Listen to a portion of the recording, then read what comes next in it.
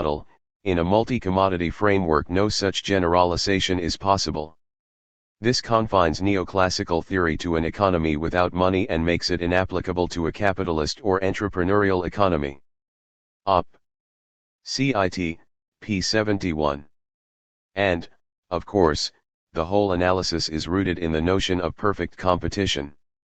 As Nicholas Calder mildly put it, if economics had been a science in the strict sense of the word, the empirical observation that most firms operate in imperfect markets would have forced economists to scrap their existing theories and to start thinking on entirely new lines. Unfortunately, economists do not feel under the same compulsion to maintain a close correspondence between theoretical hypotheses and the facts of experience.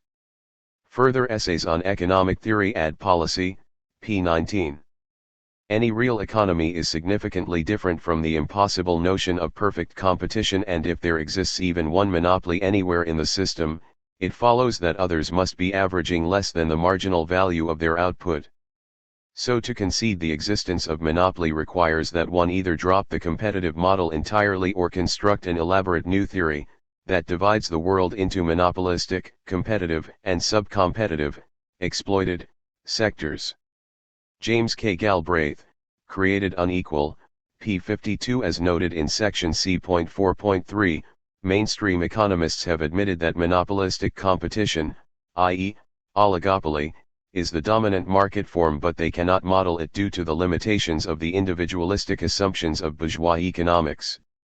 Meanwhile, while thundering against unions, the mainstream economics profession remains strangely silent on the impact of big business and pro-capitalist monopolies like patents and copyrights on distribution, and so the impact of real wages on unemployment. All this means that neither the demand for labor nor the supply of labor depends on the real wage. It follows from this that the labor market is not a true market, for the price associated with it, the wage rate, is incapable of performing any market clearing function, and thus variations in the wage rate cannot eliminate unemployment. King, Op. Cit. p. 65. As such, the conventional economic analysis of markets is unlikely to apply to the labor market, and as a result wages are highly unlikely to reflect workers' contributions to production.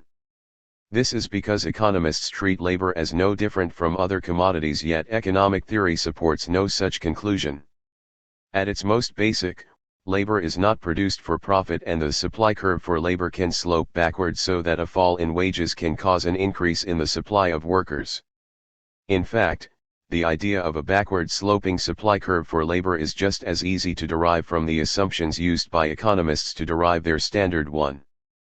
This is because workers may prefer to work less as the wage rate rises, as they will be better off even if they do not work more. Conversely, very low wage rates are likely to produce a very high supply of labor, as workers need to work more to meet their basic needs. In addition, as noted at the end of section C.1.4, economic theory itself shows that workers will not get a fair wage when they face very powerful employers unless they organize unions. Steve Keen, Debunking Economics, pages 111-2 and pages 119-23. Strong evidence that this model of the labor market can be found from the history of capitalism. Continually we see capitalists turn to the state to ensure low wages in order to ensure a steady supply of labor. This was a key aim of state intervention during the rise of capitalism, incidentally. For example, in Central and Southern Africa, mining companies tried to get locals to labor. They had little need for money, so they worked a day or two then disappeared for the rest of the week. To avoid simply introducing slavery, some colonial administrators introduced and enforced a poll tax. To earn enough to pay it, workers had to work a full week. Hugh Stretton, Op. Cit. p. 403. Much the same was imposed on British workers at the dawn of capitalism. As Stephen Margolin points out, the indiscipline of the laboring classes, or more bluntly, their laziness, was widely noted by 18th-century observers. By laziness or indiscipline, these members of the ruling class meant the situation where, as wages rose, workers chose to work less. In economic terms, A backward-bending labor supply curve is a most natural phenomenon as long as the individual worker controls the supply of labor. However, the fact that higher wages led workers to choose more leisure, was disastrous for the capitalists. Unsurprisingly, the bosses did not meekly accept the workings of the invisible hand. Their first recourse was to the law, and they utilized the legislative, police and judicial powers of the state to ensure that working-class people had to supply as many hours as the bosses demanded. What do bosses do? Pages 60 to 112, Review of Radical Political Economy, Volume 6, Number 2, pages 91 to 4.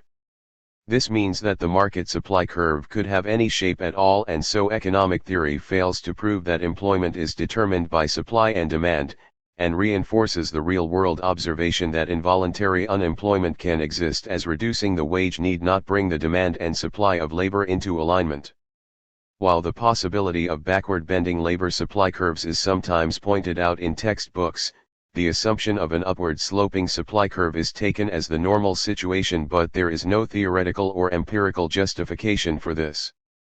Sadly for the world, this assumption is used to draw very strong conclusions by economists. The standard arguments against minimum wage legislation, trade unions, and demand management by government are all based on it. Yet, as Keene notes, such important policy positions should be based upon robust intellectual or empirical foundations, rather than the flimsy substrate of mere fancy.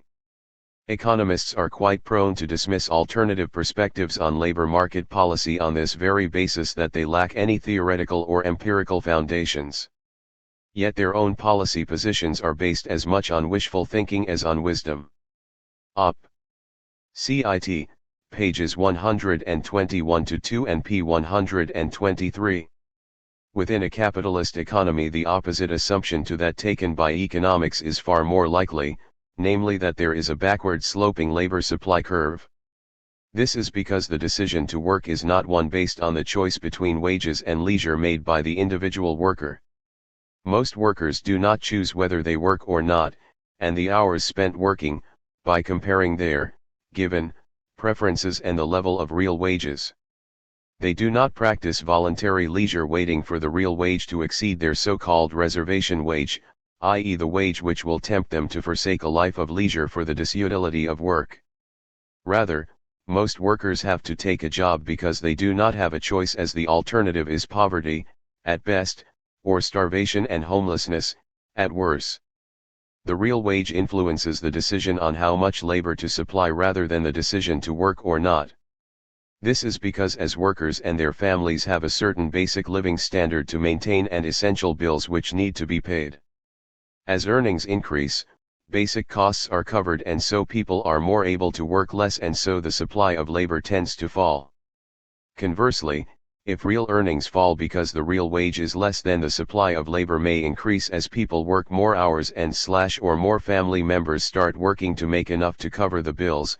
This is because, once in work, most people are obliged to accept the hours set by their bosses. This is the opposite of what happens in normal markets, where lower prices are meant to produce a decrease in the amount of the commodity supplied.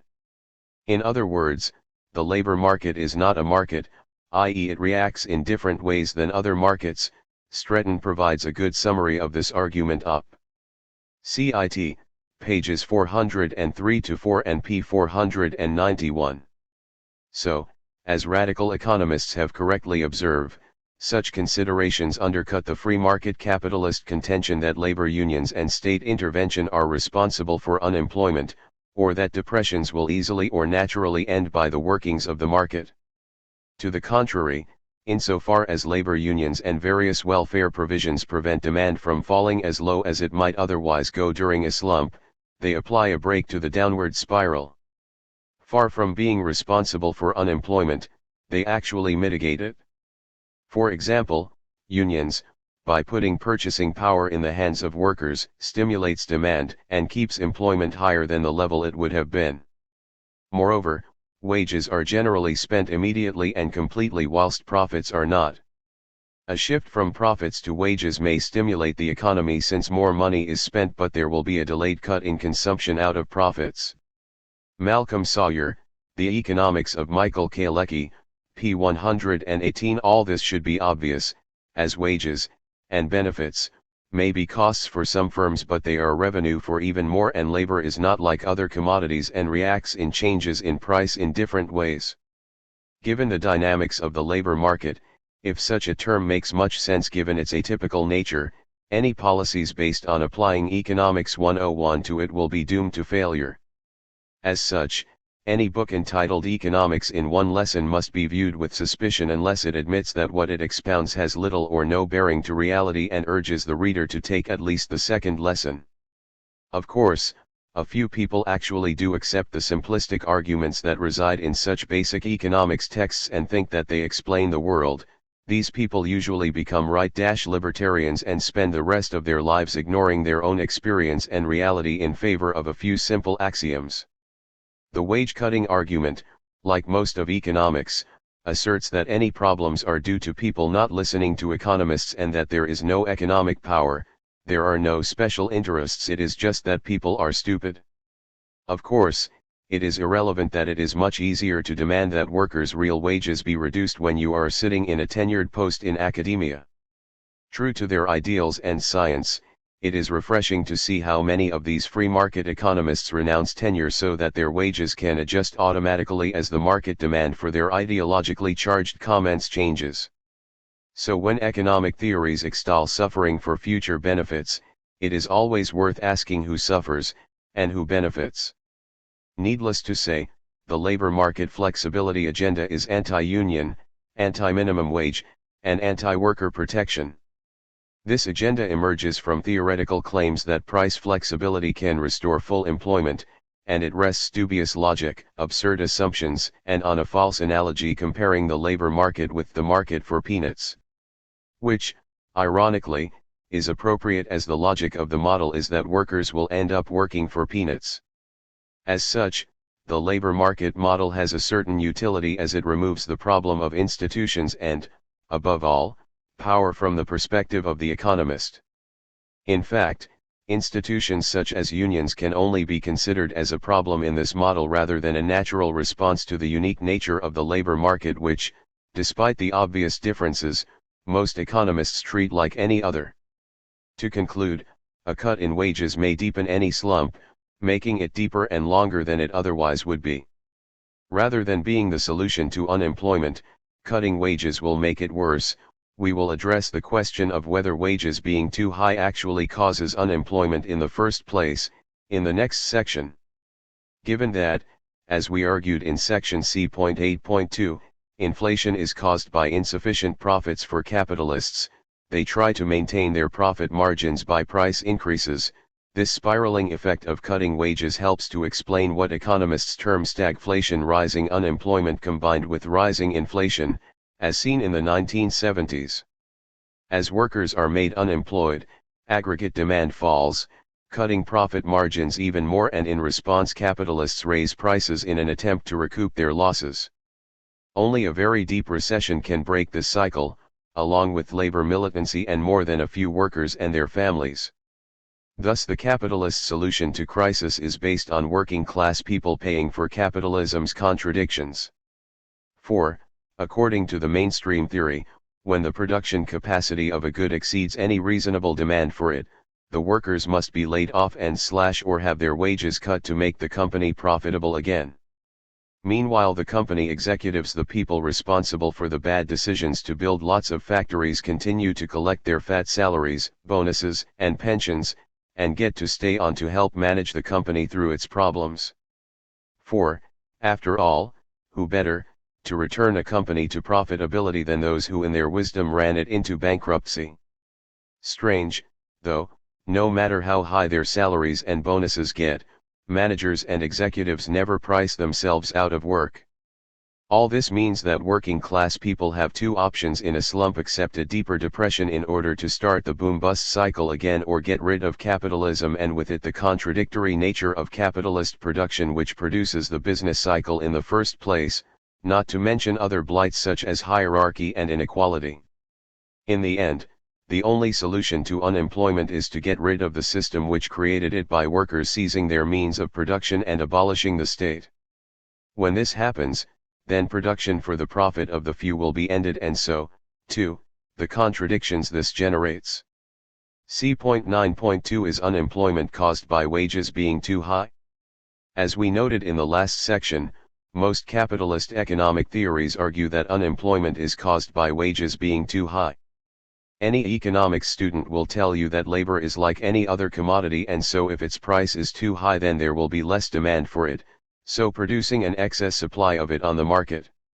Thus high wages will reduce the quantity of labor demanded and so create unemployment, a simple case of supply and demand. From this theory we would expect that areas and periods with high wages will also have high levels of unemployment. Unfortunately for the theory, this does not seem to be the case. Even worse for it, high wages are generally associated with booms rather than slumps, and this has been known to mainstream economics since at least 1939, when in March of that year the Economic Journal printed an article by Keynes about the movement of real wages during a boom, in which he evaluated the empirical analysis of two labor economists, entitled Relative Movements of Real Wages and Output. This is contained as an appendix of most modern editions of the general theory. These studies showed that when money wages are rising, real wages have usually risen too, whilst, when money wages are falling, real wages are no more likely to rise than to fall. Keynes admitted that in the general theory he was accepting, without taking care to check the facts, a widely held belief. He discussed where this belief came from, namely leading 19th-century British economist Alfred Marshall, who had produced a generalization from a 6-year period between 1880 to 86, which was not true for the subsequent business cycles of 1886 to 1914. He also quotes another leading economist, Arthur Pigou, from 1927 on how the upper halves of trade cycles have, on the whole, been associated with higher rates of real wages than the lower halves, and indicates that he provided evidence on this from 1850 to 1910, although this did not stop Pigou reverting to the Marshallian tradition during the Great Depression and blaming high unemployment on high wages. The General Theory, p. 394, p. 398 and p. 399. Keynes conceded the point, arguing that he had tried to minimize differences between his analysis and the standard perspective. He stressed that while he assumed counter-cyclical real wages, his argument did not depend on it, and given the empirical evidence provided by labor economists he accepted that real wages were pro-cyclical in nature. The reason why this is the case is obvious given the analysis in the last section. Labor does not control prices and so cannot control its own real wage. Looking at the Great Depression, it seems difficult to blame it on workers refusing to take pay cuts when by 1933 wages and salaries in U.S. manufacturing were less than half their 1929 levels and, in automobiles and steel, were under 40% of the 1929 levels. In Detroit, there had been 475,000 auto workers. By 1931 almost half has been laid off. William Lazonik, Competitive Advantage on the Shop Floor, p. 271. The notion of all-powerful unions or workers' resistance to wage cuts causing high unemployment hardly fits these facts. Peter Temin provides information on real wages in manufacturing during the Depression years. Using 1929 as the base year, weekly average real wages, i.e., earnings divided by the Consumer Price Index, fell each year to reach a low of 85.5% by 1932. Hourly real wages remained approximately constant, rising to 100.1% in 1930 and then 102.6% in 1931 before falling to 99% in 1932. The larger fall in weekly wages was due to workers having a shorter working week. The effect of shorter hours and lower wages was to decrease the income of employed workers. Thus the notion that lowering wages will increase employment seems as hard to support as the notion that wages being too high caused the Depression in the first place. Temin argues, no part of the neo-classical story is accurate. Did monetary forces cause the Great Depression? pages 139 to 40. It should be noted that the consensus of economists is that during this period the evidence seems to suggest that real wages did rise overall. This was because the prices of commodities fell faster than did the wages paid to workers. Which confirms Keynes, as he had argued that workers cannot price themselves into work as they have no control over prices. However, there is no reason to think that high real wages caused the high unemployment, as the slump itself forced producers to cut prices, not to mention wages. Rather, the slump caused the increase in real wages. Since then, economists have generally confirmed that real wages are procyclical. In fact, a great deal of empirical research has been conducted in this area, research which mostly contradicts the neoclassical assumption of an inverse relation between real wages and employment. Ferdinando Targetti, Nicholas Calder, p. 50. Nicholas Calder, one of the first Keynesians, also stressed that the notion that there is an inverse relationship between real wages and employment is contradicted by numerous empirical studies which show that, in the short period, changes in real wages are positively correlated with changes in employment and not negatively. Further essays on economic theory and policy, p. 114 FN, as Hugh Stretton summarizes in his excellent introductory text on economics. In defiance of market theory, the demand for labor tends strongly to vary with its price, not inversely to it. Wages are high when there is full employment. Wages, especially for the least skilled and lowest paid, are lowest when there is least employment. The causes chiefly run from the employment to the wages, rather than the other way. Unemployment weakens the bargaining power, worsens the job security and working conditions, and lowers the pay of those still in jobs. The lower wages do not induce employers to create more jobs. Most business firms have no reason to take on more hands if wages decline. Only empty warehouses, or the prospect of more sales, can get them to do that, and these conditions rarely coincide with falling employment and wages. The causes tend to work the other way. Unemployment lowers wages, and the lower wages do not restore the lost employment. Economics, a New Introduction, pages 401 to 2.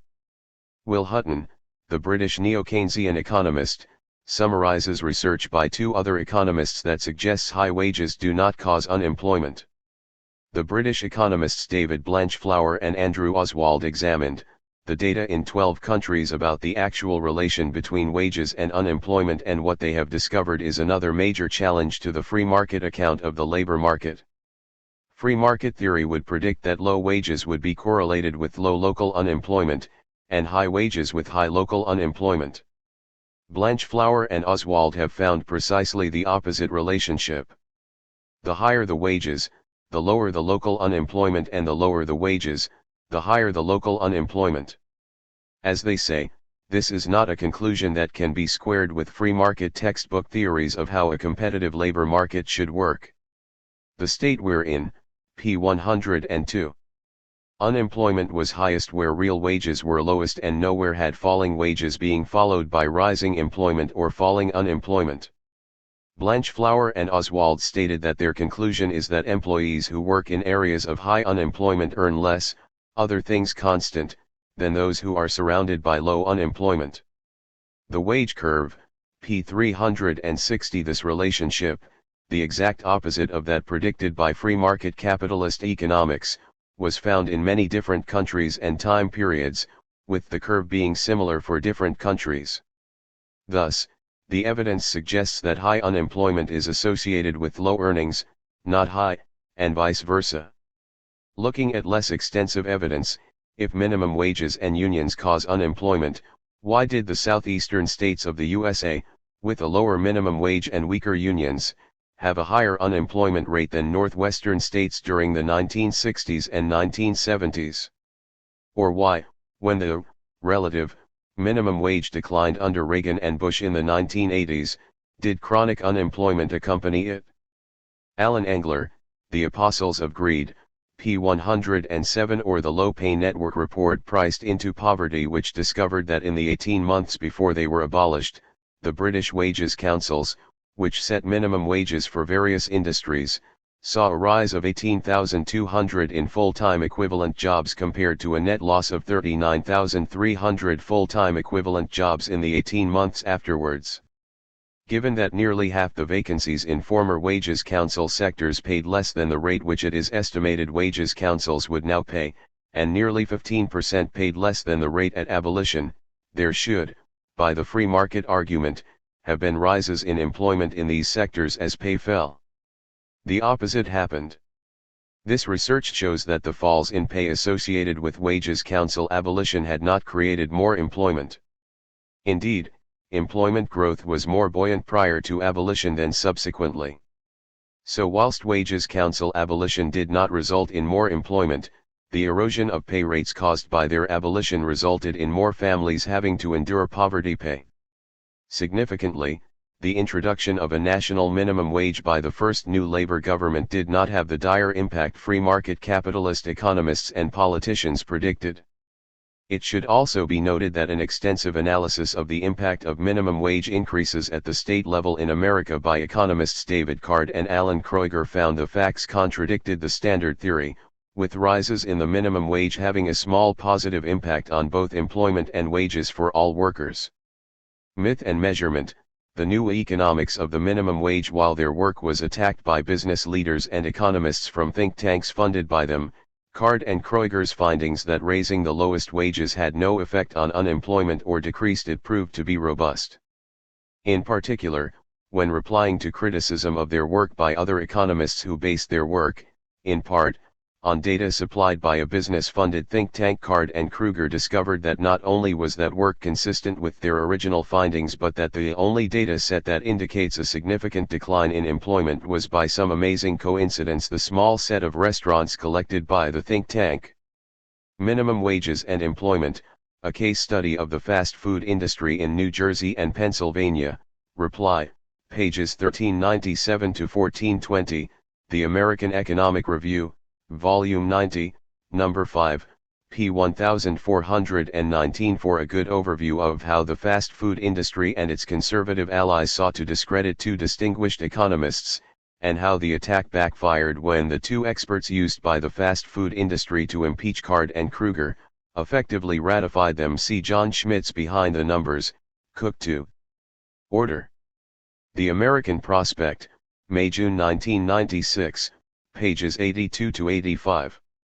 This does not mean that anarchists support the imposition of a legal minimum wage. Most anarchists do not, because it takes the responsibility for wages from unions and other working class organizations, where it belongs, and places it in the hands of the state. We mention these examples in order to highlight that the free market capitalist argument has serious flaws with it. Empirical evidence does not support the argument, the free market capitalist argument, that unemployment is caused by real wages being too high. The phenomenon that real wages tend to increase during the upward swing of the business cycle, as unemployment falls, and fall during recessions, when unemployment increases, renders the standard interpretation that real wages govern employment difficult to maintain.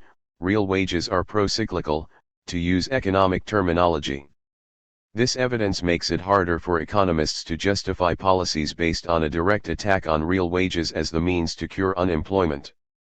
While this evidence may come as a shock to those who subscribe to the arguments put forward by those who think capitalist economics reflect the reality of that system, it fits well with the anarchist and other socialist analysis. For anarchists, unemployment is a means of disciplining labor and maintaining a suitable rate of profit, i.e., unemployment is a key means of ensuring that workers are exploited. As full employment is approached, labor's power increases, so reducing the rate of exploitation and so increasing labor's share of the value it produces, and so higher wages. Thus, from an anarchist point of view, the fact that wages are higher in areas of low unemployment is not a surprise, nor is the phenomenon of pro-cyclical real wages. After all, as we noted in section C.3, the ratio between wages and profits are, to a large degree, a product of bargaining power, and so we would expect real wages to grow in the upswing of the business cycle, fall in the slump and be high in areas of low unemployment. The evidence therefore suggests that the free market capitalist claim that unemployment is caused by unions, too high wages, and so on, is false. Indeed, by stopping capitalists appropriating more of the income created by workers, high wages maintain aggregate demand and contribute to higher employment, although, of course, high employment cannot be maintained indefinitely under wage slavery due to the rise in workers' power this implies. Rather, unemployment is a key aspect of the capitalist system and cannot be got rid of within it. The free market capitalist blame the workers' approach fails to understand the nature and dynamic of the system, given its ideological role. This is unsurprising. So high real wages for workers increases aggregate demand and reduces unemployment from the level it would be if the wage rate was cut. This is supported by most of the research into wage dynamics during the business cycle and by the wage curve of numerous countries. This suggests that the demand for labor is independent of the real wages, and so the price of labor, wages, is incapable of performing any market clearing function. The supply and demand for labor are determined by two different sets of factors. The relationship between wages and unemployment flows from the latter to the former rather than the reverse. The wage is influenced by the level of unemployment. Thus wages are not the product of a labor market which does not really exist, but rather is the product of institutions, customs, privilege, social relations, history, law, and above all power, with an admixture of ingenuity and luck. But of course power, and particularly market or monopoly power, changes with the general of demand, the rate of growth, and the rate of unemployment. In periods of high employment, the weak gain on the strong. In periods of high unemployment, the strong gain on the weak. Galbraith, Created Unequal, p. 266. This should be obvious enough. It is difficult for workers to resist wage cuts and speeds up when faced with the fear of mass unemployment. As such, higher rates of unemployment reduce labor's bargaining power vis-a-vis business, and this helps explain why wages have declined and workers have not received their share of productivity growth. Between 1970 and 1993, only the top 20% of the U.S. population increased its share of national income. Thomas I Paley, Plenty of Nothing, p. 55 and p. 58. Strangely, though, this obvious fact seems lost on most economists. In fact, if you took their arguments seriously, then you would have to conclude that depressions and recessions are the periods during which working class people do the best. This is on two levels. First, in neoclassical economics, work is considered a disutility and workers decide not to work at the market clearing real wage because they prefer leisure to working. Leisure is assumed to be intrinsically good and the wage the means by which workers are encouraged to sacrifice it. Thus high unemployment must be a good thing as it gives many more people leisure time. Second, for those in work their real wages are higher than before, so their income has risen. Alfred Marshall, for example, argued that in depressions money wages fell but not as fast as prices. A powerful friction stopped this, which established a higher standard of living among the working classes and a diminishing of the inequalities of wealth. When asked whether during a period of depression the employed working classes got more than they did before, he replied, more than they did before, on the average. Quoted by Keynes, Op. Cit. p. 396. Thus, apparently, working class people do worse in booms than in slumps and, moreover, they can resist wage cuts more in the face of mass unemployment than in periods approaching full employment. That the theory which produced these conclusions could be taken remotely seriously shows the dangers of deducing an economic ideology from a few simple axioms rather than trusting in empirical evidence and common sense derived from experience. Nor should it come as too great a surprise, as free market capitalist economics tends to ignore, or dismiss, the importance of economic power and the social context within which individuals make their choices. As Bob Black acidly put it with regards to the 1980s, it wasn't the workers who took these gains of increased productivity, not in higher wages, not in safer working conditions, and not in shorter hours. Hours of work have increased. It must be, then, that in the 80s and after workers have chosen lower wages, longer hours, and greater danger on the job. Yeah, sure. Smokestack lightning, pages 43 to 62, friendly fire, p. 61. In the real world, workers have little choice but to accept a job as they have no independent means to exist in a pure capitalist system, and so no wages means no money for buying such trivialities as food and shelter. The decision to take a job is, for most workers, a non-decision. Paid work is undertaken out of economic necessity, and so we are not in a position to refuse work because real wages are too low to be worth the effort. The welfare state reduces this pressure, which is why the right and bosses are trying to destroy it. With high unemployment, pay and conditions will worsen while hours and intensity of labor will increase, as the fear of the sack will result in increased job insecurity, and so workers will be more willing to placate their bosses by obeying and not complaining. Needless to say, empirical evidence shows that when unemployment is high, inequality rises. And when unemployment is low, inequality tends to fall. James K. Galbraith, Op. Cit. p. 148. This is unsurprising, as the wage curve suggests that it is unemployment which drives wage levels, not the other way round. This is important, as higher unemployment would therefore create higher inequality, as workers are in no position to claim back productivity increases, and so wealth would flood upwards. Then there is the issue of the backward bending supply curve of labor we discussed at the end of the last section. As the labor market is not really a market, cutting real wages will have the opposite effect on the supply of labor than its supporters claim. It is commonly found that as real wages fall, hours at work become longer and the number of workers in a family increases. This is because the labor supply curve is negatively sloped, as families need to work more, i.e., provide more labor, to make ends meet.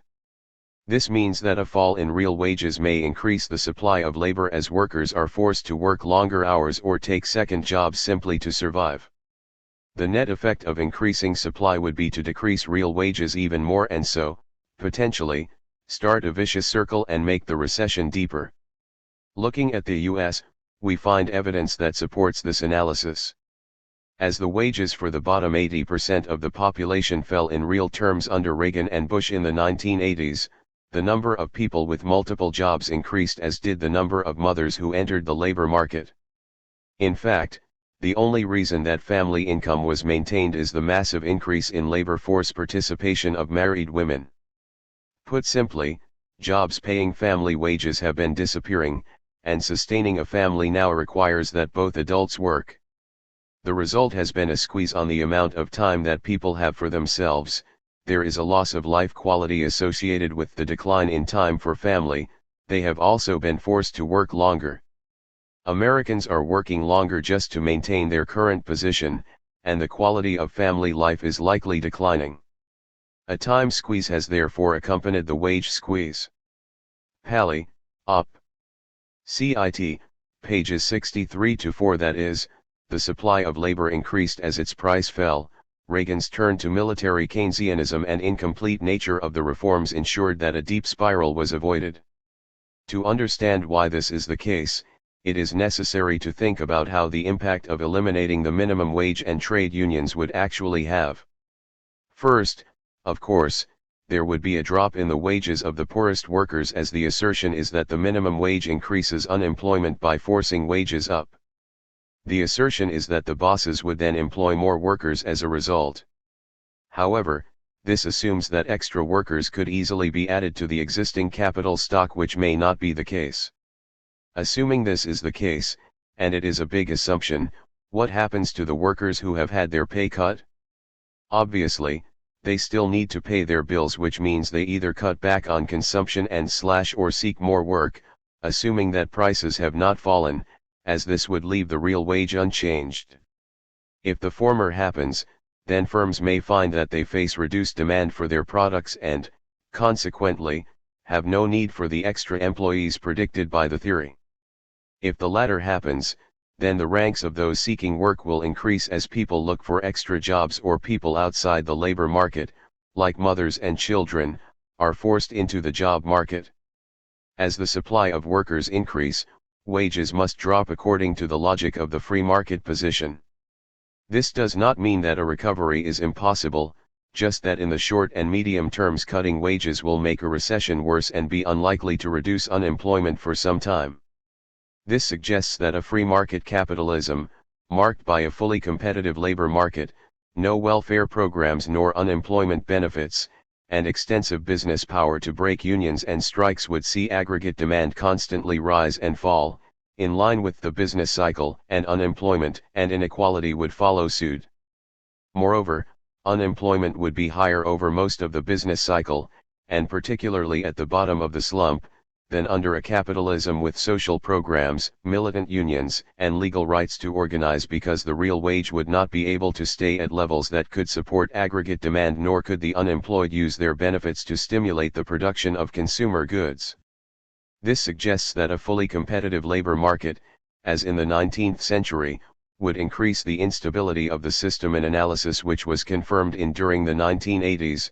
The relationship between measured inequality and economic stability was weak, but if anything it suggests that the more egalitarian countries showed a more stable pattern of growth after 1979.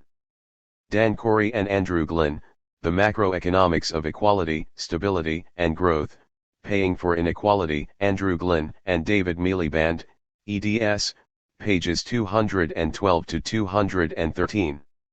So, in summary, the available evidence suggests that high wages are associated with low levels of unemployment. While this should be the expected result from any realistic analysis of the economic power which marks capitalist economies, it does not provide much support for claims that only by cutting real wages can unemployment be reduced. The free market capitalist position and one based on reality have radically different conclusions as well as political implications. Ultimately, most laissez-faire economic analysis is unpersuasive both in terms of the facts and their logic.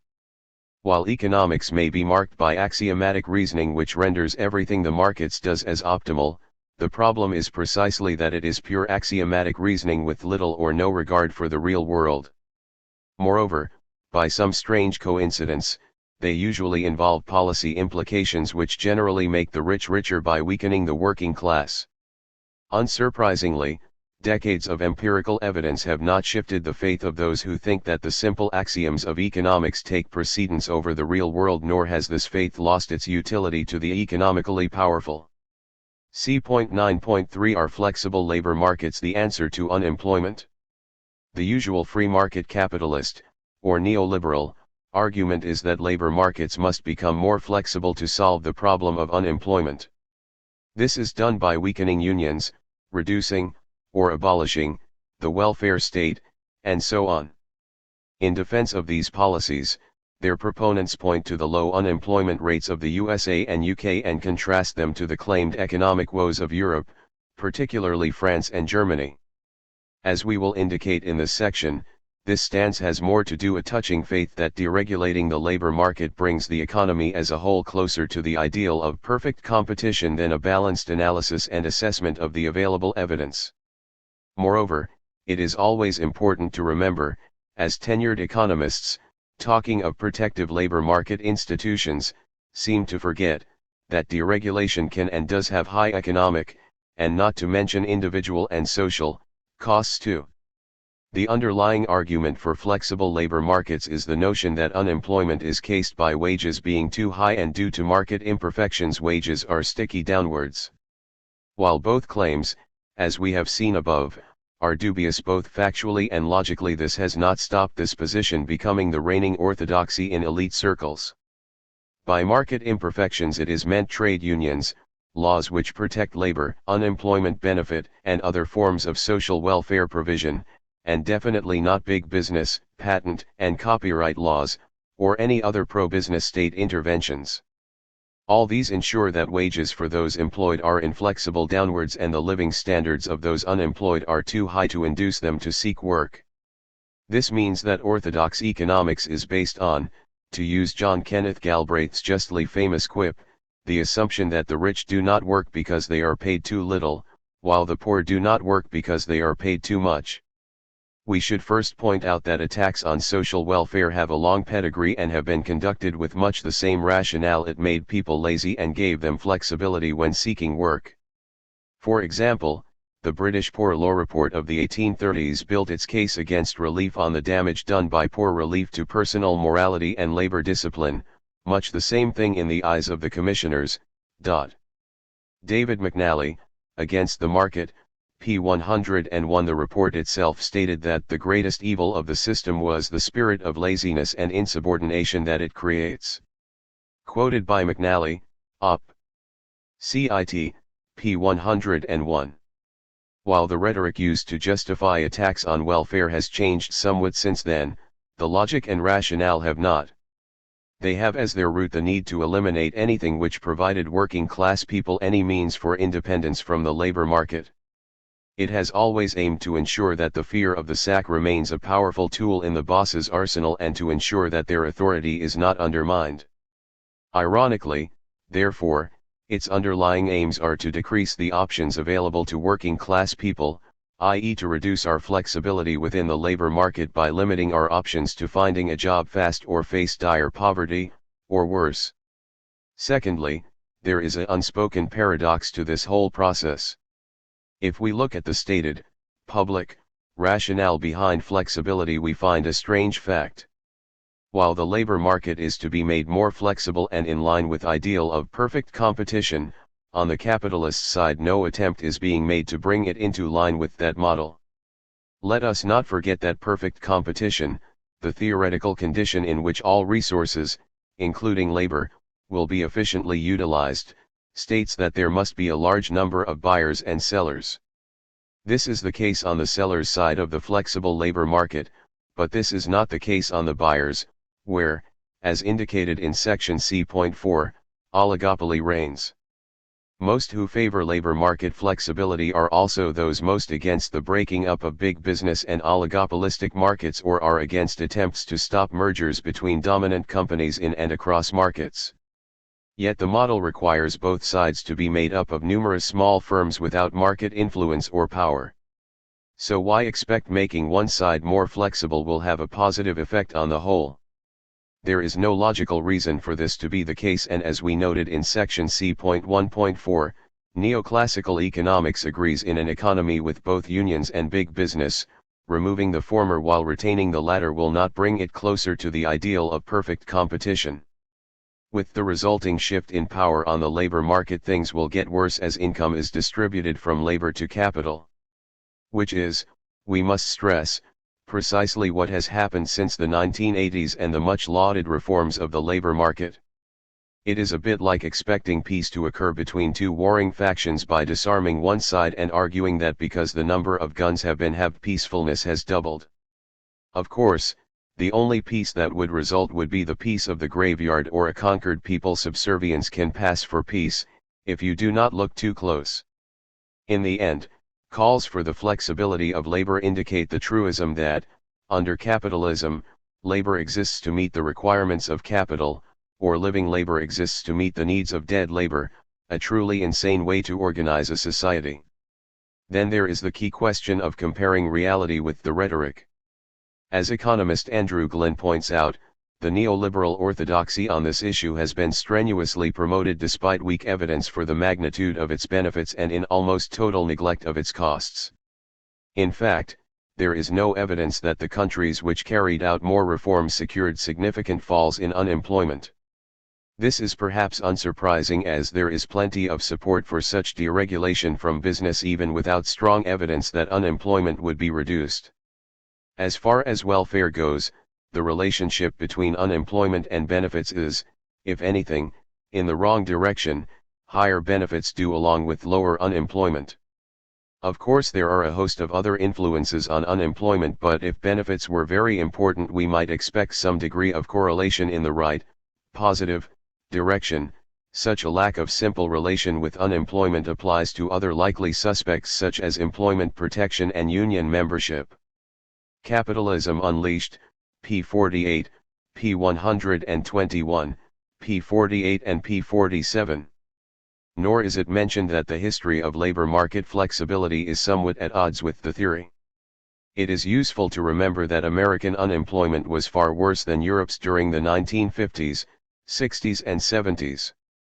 In fact, it did not get better than the European average until the second half of the 1980s. David R. Howell, Introduction, pages 3 to 34, Fighting Unemployment, David R. Howell, ed., pages 10 to 11 to summarize. It appears to be only relatively recently that the maintained greater flexibility of U.S. labor markets has apparently led to a superior performance in terms of lower unemployment, despite the fact this flexibility is no new phenomenon. Comparing, for example, the United States with the United Kingdom, in the 1960s the United States averaged 4.8%, with the United Kingdom at 1.9%, in the 1970s the United States rate rose to 6.1%, with the United Kingdom rising to 4.3%, and it was only in the 1980s that the ranking was reversed with the United States at 7.2% and the United Kingdom at 10%. Notice that this reversal of rankings in the 1980s took place despite all the best efforts of Mrs. Thatcher to create labor market flexibility. Labor market flexibility is important in explaining the level of unemployment. Why does the level of unemployment remain so persistently high in a country, Britain, where active measures have been taken to create flexibility? Keith Cowling and Roger Sugden, Beyond Capitalism, p. 9. If we look at the fraction of the labor force without a job in America, we find that in 1969 it was 3.4%, 7.3% including the underemployed, and rose to 6.1% in 1987, 16.8% including the underemployed. Using more recent data, we find that, on average, the unemployment rate was 6.2% in 1990 to 97 compared to 5% in the period 1950 to 65. In other words, labor market flexibility has not reduced unemployment levels. In fact, flexible labor markets have been associated with higher levels of unemployment. Of course, we are comparing different time periods. A lot changed between the 1960s and the 1990s, and so comparing these periods cannot be the whole answer. However, it does seem strange that the period with stronger unions, higher minimum wages and more generous welfare state should be associated with lower unemployment than the subsequent flexible period. It is possible that the rise in flexibility and the increase in unemployment may be unrelated. If we look at different countries over the same time period, we can see if flexibility actually reduces unemployment. As one British economist notes, this may not be the case. Open unemployment is, of course, lower in the US. But once we allow for all forms of non-employment such as underemployment, jobless workers who are not officially registered as such and so on, there is little difference between Europe and the US. Between 1988 and 1994, 11% of men aged 25 to 55 were not in work in France, compared with 13% in the UK, 14% in the US and 15% in Germany. Richard Laird, quoted by John Gray, False Dawn, p. 113. Also, when evaluating the unemployment records of a country, other factors than the official rate given by the government must be taken into account. Firstly, different governments have different definitions of what counts as unemployment. As an example, the USA has a more restrictive definition of who is unemployed than Germany. For example, in 2005 Germany's unemployment rate was officially 11.2%. However, using the US definition it was only around 9%, 7% in what was formerly West Germany. The official figure was higher as it included people, such as those involuntarily working part-time, as being unemployed who are counted as being employed in the USA. America, in the same year, had an unemployment rate of around 5%. So comparing unadjusted unemployment figures will give a radically different picture of the problem than using standardized ones. Sadly, far too often business reporting in newspapers fail to do this. In addition, all estimates of America's unemployment record must take into account its incarceration rates. The prison population is not counted as part of the labor force and so is excluded when calculating unemployment figures. This is particularly significant as those in prison are disproportionately from demographic groups with very high unemployment rates, and so it is likely that a substantial portion of these people would be unemployed if they were not in jail. If America and the UK did not have the huge surge in prison population since the 1980s neoliberal reforms, the unemployment rate in both countries would be significantly higher. In the late 1990s, for example, more than 1 million extra people would be seeking work if the U.S. penal policies resembled those of any other Western nation. John Gray, Op. Cit. p. 113. England and Wales, unsurprisingly, tops the prison league table for Western Europe. In 2005, 145 per 100,000 of their population was incarcerated. In comparison, France had a rate of 88 while Germany had one of 97. This would, obviously, reduce the numbers of those seeking work on the labor market and, consequently, reduce the unemployment statistics. While the UK is praised for its flexible labor market in the 2000s, many forget the price which was paid to achieve it, and even more fail to realize that the figures hide a somewhat different reality. It is therefore essential to remember Britain's actual economic performance during Thatcher's rule rather than the economically correct narrative we have inherited from the media and economic experts. When Thatcher came to office in 1979, she did so promising to end the mass unemployment experienced under Labour, which had doubled between 1974 and 1979. Unemployment then tripled in her first term, rising to over 3 million in 1982, for the first time since the 1930s, representing 1 in 8 people. This was due in large part to the application of monetarist dogma, making the recession far worse than it had to be. Unemployment remained at record levels throughout the 1980s, only dropping to below its 1979 level in 1997 when New Labour took office. It gets worse. Faced with unemployment rising to well over 10%, Thatcher's regime did what any respectable government would: it cooked the books. It changed how unemployment was recorded in order to artificially lower the official unemployment records. It also should be stressed that the UK unemployment figures do not take into account the Thatcherite policy of shunting as many people as possible off the unemployment rolls and onto sickness and incapacity benefits during the 1980s and 1990s. In some countries, like the UK and the Netherlands, many of the unemployed found their way onto sickness benefit. Across the UK, for example, there was a strong positive correlation between numbers on sickness benefits and the local unemployment rate. Glynn, Op. Cit. p. 107. Once these hidden people are included, the unemployment figures of Britain are similar to those countries, such as France and Germany, who are more honest in recording who is and is not unemployed. 18 years of high unemployment and a massive explosion in those on incapacity benefits is hardly an advert for the benefits of flexible labor market. However, a very deep recession, double-figure unemployment for most of the decade, defeats for key strikes and unions plus continued high unemployment for nearly 2 decades had an impact on the labor movement. It made people willing to put up with anything in order to remain in work. Hence Thatcher's economic miracle: the working class finally knew its place in the social hierarchy. Thus, if a politician is elected who is hailed by the right as a new Thatcher, i.e., seeking to reform the economy, which is economically correct speak for using the state to break working class militancy, then there are some preconditions required before they force their populations down the road to private serfdom.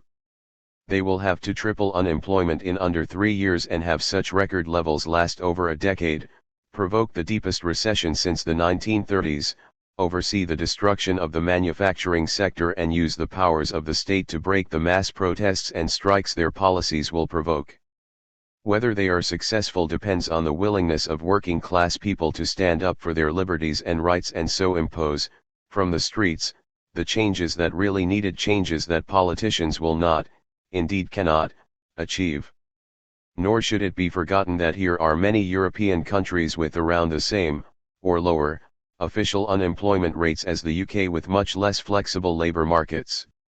Taking the period 1983 to 1995, we find that around 30% of the population of OECD Europe lived in countries with average unemployment rates lower than the USA and around 70% in countries with lower unemployment than Canada, whose wages are only slightly less flexible than the USA. Furthermore, the European countries with the lowest unemployment rates were not noted for their labor market flexibility: Austria 3.7%, Norway 4.1%, Portugal 6.4%, Sweden 3.9%, and Switzerland 1.7%. Britain, which probably had the most flexible labor market, had an average unemployment rate higher than half of Europe. And the unemployment rate of Germany is heavily influenced by areas which were formerly in East Germany. Looking at the former West German regions only, unemployment between 1983 and 1995 was 6.3%, compared to 6.6% in the USA, and 9.8% in the UK. This did not change subsequently. There are many regulated European countries with lower unemployment than the USA. In 2002, 10 of 18 European countries had lower unemployment rates. Thus, often overlooked in the 1990s in the rush to embrace market fundamentalism and to applaud the American model, was the fact that several European countries with strong welfare states consistently reported unemployment rates well below that of the United States.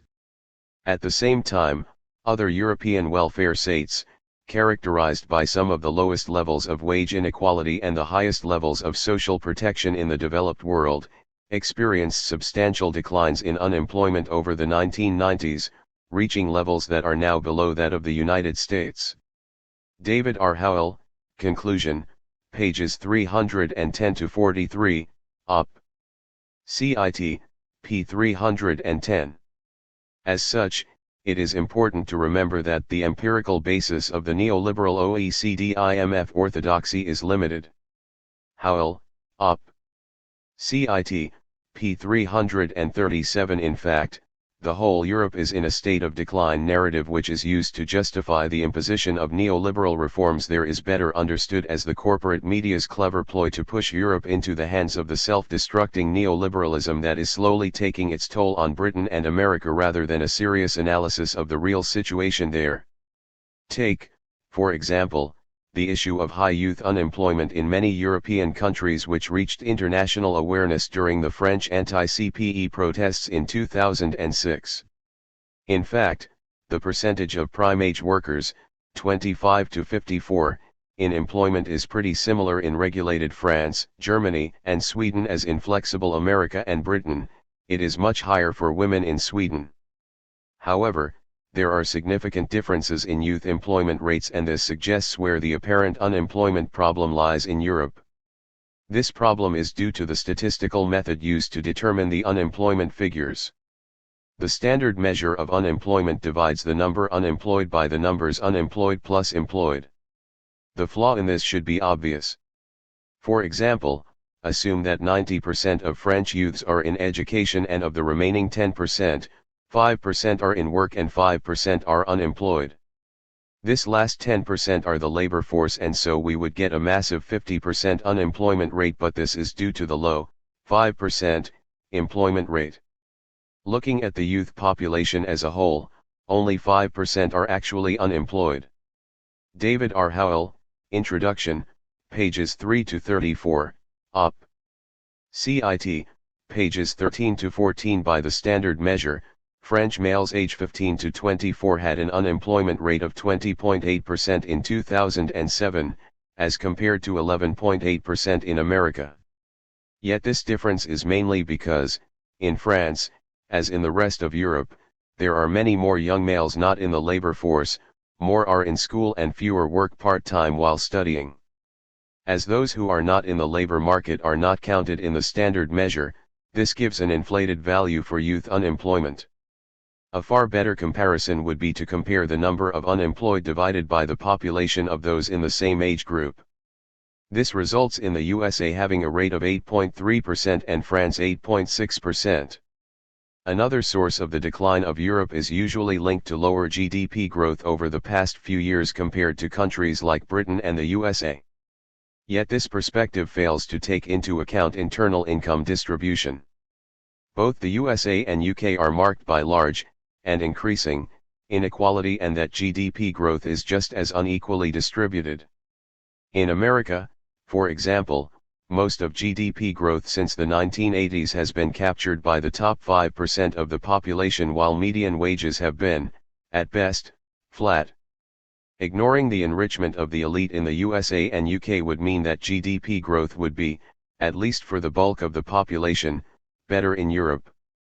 This means that while Europe may have grown more slowly, it benefits more than just the ruling class. Then there are such factors as poverty and social mobility. Rates of poverty are much worse in the neoliberal countries, while social mobility has fallen in the US and UK since the 1980s. There are less poor people in Europe, and they stay in poverty for shorter periods of time compared to America and Britain. Moreover, comparing Europe's income or GDP per person to the US fails to take into account the fact that Europeans work far less than Americans or British people. So while France may have lagged America in per capita income in 2007, $30,693 to $43,144, it cannot be said that working class people are automatically worse off, as French workers have a significantly shorter working week and substantially more holidays. Less hours at work and longer holidays may impact negatively on GDP, but only an idiot would say that this means the economy is worse, never mind the quality of life. Economists, it should be remembered, cannot say that one person is worse off than another if she has less income due to working fewer hours. So GDP per capita may be higher in the US, but only because American workers work more hours and not because they are more productive. Like other Europeans, the French have decided to work less and enjoy it more. So it is important to remember that GDP is not synonymous with well-being, and that inequality can produce misleading per capita income comparisons. A far better indicator of economic welfare is productivity. It is understandable that this is not used as a measure when comparing America to Europe, as it is as high, or higher, in France and other Western European countries as it is in the US, and much higher than in the UK, where low wages and long hours boost the figure. And it should be remembered that rising productivity in the US has not been reflecting in rising wages since 1980. The gains of productivity, in other words, have been accumulated by the boss class and not by the hard-working American people, whose working week has steadily increased during that period. Moreover, France created more private sector jobs, plus 10% between 1996 and 2002, according to the OECD, than the UK, plus 6%, or the US, plus 5%. Ironically, given the praise it receives for being a neoliberal model, the UK economy barely created any net employment in the private sector between 2002 and 2007. Unemployment had dropped, but that was due to increased state spending, which led to a large rise in public sector jobs. Then there is the fact that some European countries have listened to the neoliberal orthodoxy and reformed their markets, but to little success. So it should be noted that there has in fact already been a very considerable liberalization and reform in Europe, both in product and labor markets. In fact, during the 1990s, Germany and Italy reformed their labor markets roughly 10 times as much as the USA. The point is that reforms should have boosted productivity growth in Europe, but they did not. If regulation was the fundamental problem, some positive impact on labor productivity growth should have come already from the very substantial deregulation already undertaken. Deregulation should have contributed to an acceleration in productivity growth in Europe, whereas actually productivity growth declines. It is hard to see how regulation, which was declining, could be the source of Europe's slowdown. Glynn, Op. Cit. p. 144. So, perhaps, flexibility is not the solution to unemployment some claim it is. After all, the lack of a welfare state in the 19th century did not stop mass unemployment nor long depressions occurring. Indeed, a strong case can be made, and has been by left-wing economists, that the higher open unemployment in Europe has a lot less to do with rigid structures and pampered citizens than it does with the fiscal and monetary austerity produced by the excessively tight monetary policies of the European Central Bank plus the requirements of the Maastricht Treaty and the Growth and Stability Pact, which aims to reduce demand expansion, i.e. wage rises, under the name of price stability, i.e. the usual mantra of fighting inflation by lowering wage increases. So, in the face of tight monetary policy imposed first by the German Bundesbank and then by the European Central Bank, it has been essential to keep wages moderate and budget deficits limited. With domestic demand severely constrained, many European countries experiences particularly poor employment growth in the mid-1990s. David R. Howell, Conclusion, Op. Cit. p. 337. This has been essentially imposed by the EU bureaucrats onto the European population, and as these policies, like the EU itself, has the support of most of Europe's ruling class, such an explanation is off the political agenda. So if flexibility does not result in lower unemployment, just what is it good for? The net results of American labor market flexibility were summarized by head the U.S. Federal Reserve Alan Greenspan in 1997. He was discussing the late 1990s boom, which was, in fact, the product of the dot-com bubble rather than the dawn of a new era so many claimed at the time. He explained why unemployment managed to fall below the standard narrow rate without inflation increasing. In his words, increases in hourly compensation have continued to fall far short of what they would have been had historical relationships between compensation gains and the degree of labor market tightness held. As I see it, heightened job insecurity explains a significant part of the restraint on compensation and the consequent muted price inflation. The continued reluctance of workers to leave their jobs to seek other employment as the labor market has tightened provides further evidence of such concern, as does the tendency toward longer labor union contracts. The low level of work stoppages of recent years also attests to concern about job security.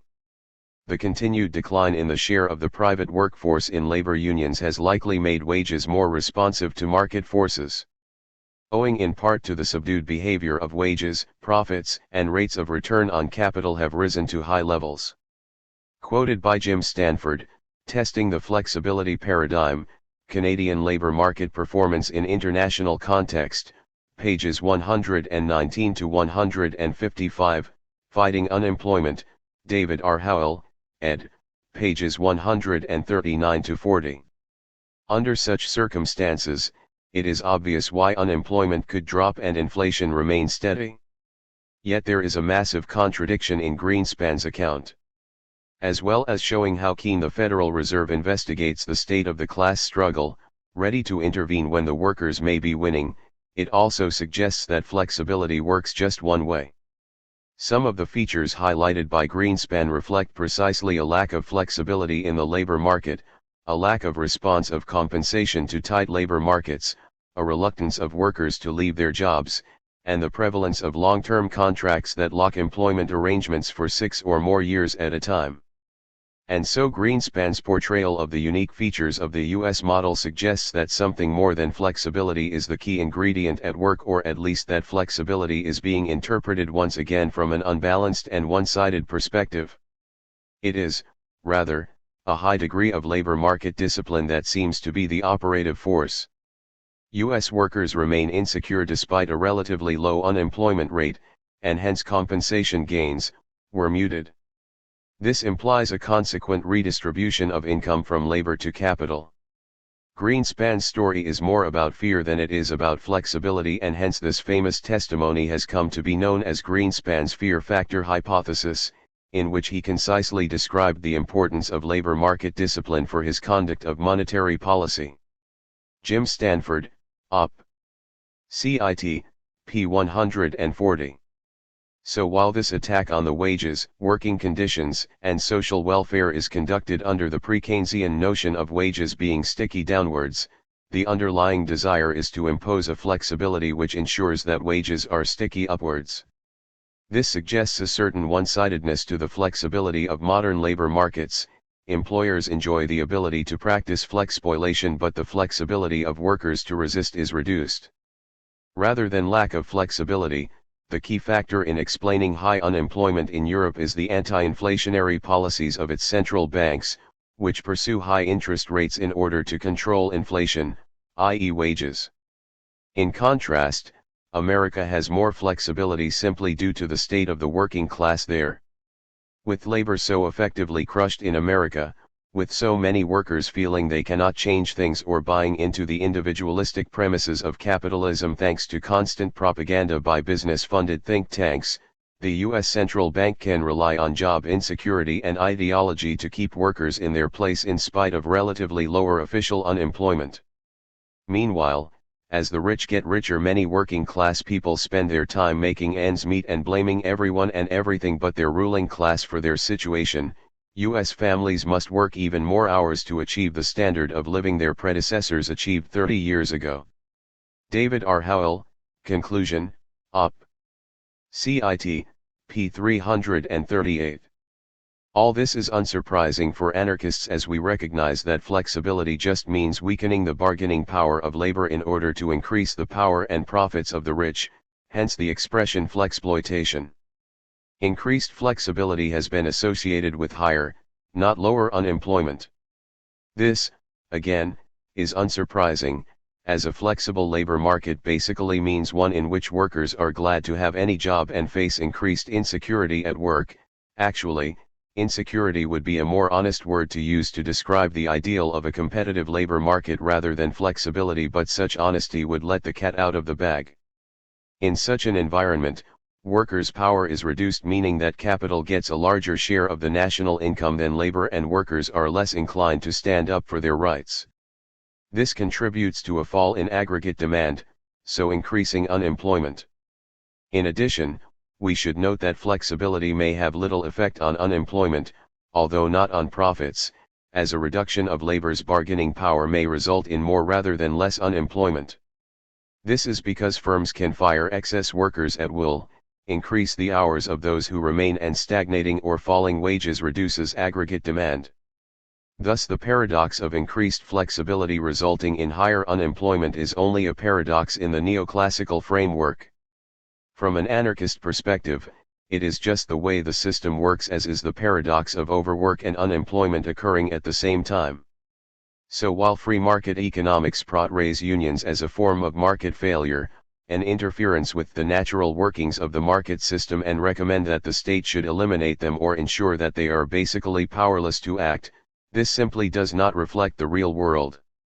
Any real economy is marked by the economic power of big business, in itself, according to neoclassical economics, a distortion of the market. Unless workers organize, then they are in a weak position and will be even more exploited by their economic masters.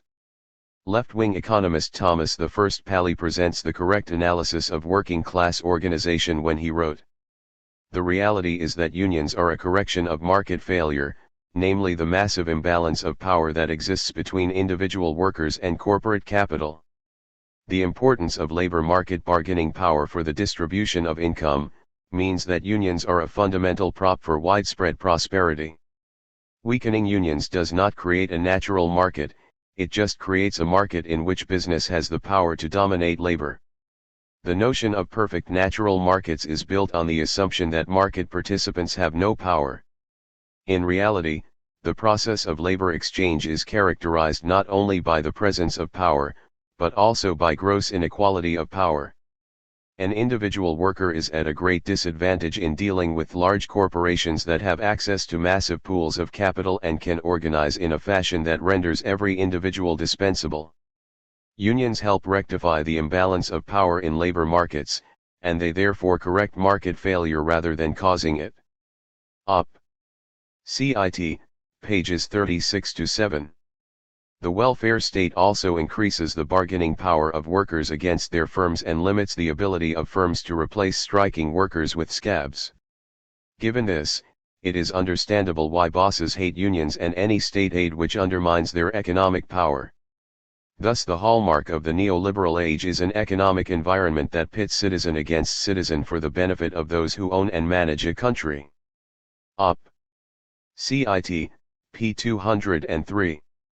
And we must add that whenever governments have attempted to make the labor market fully competitive, it has either been the product of dictatorship, e.g. Chile under Pinochet, or occurred at the same time as increased centralization of state power and increased powers for the police and employers, e.g. Britain under Thatcher, Reagan in the USA. This is the agenda which is proscribed for Western Europe.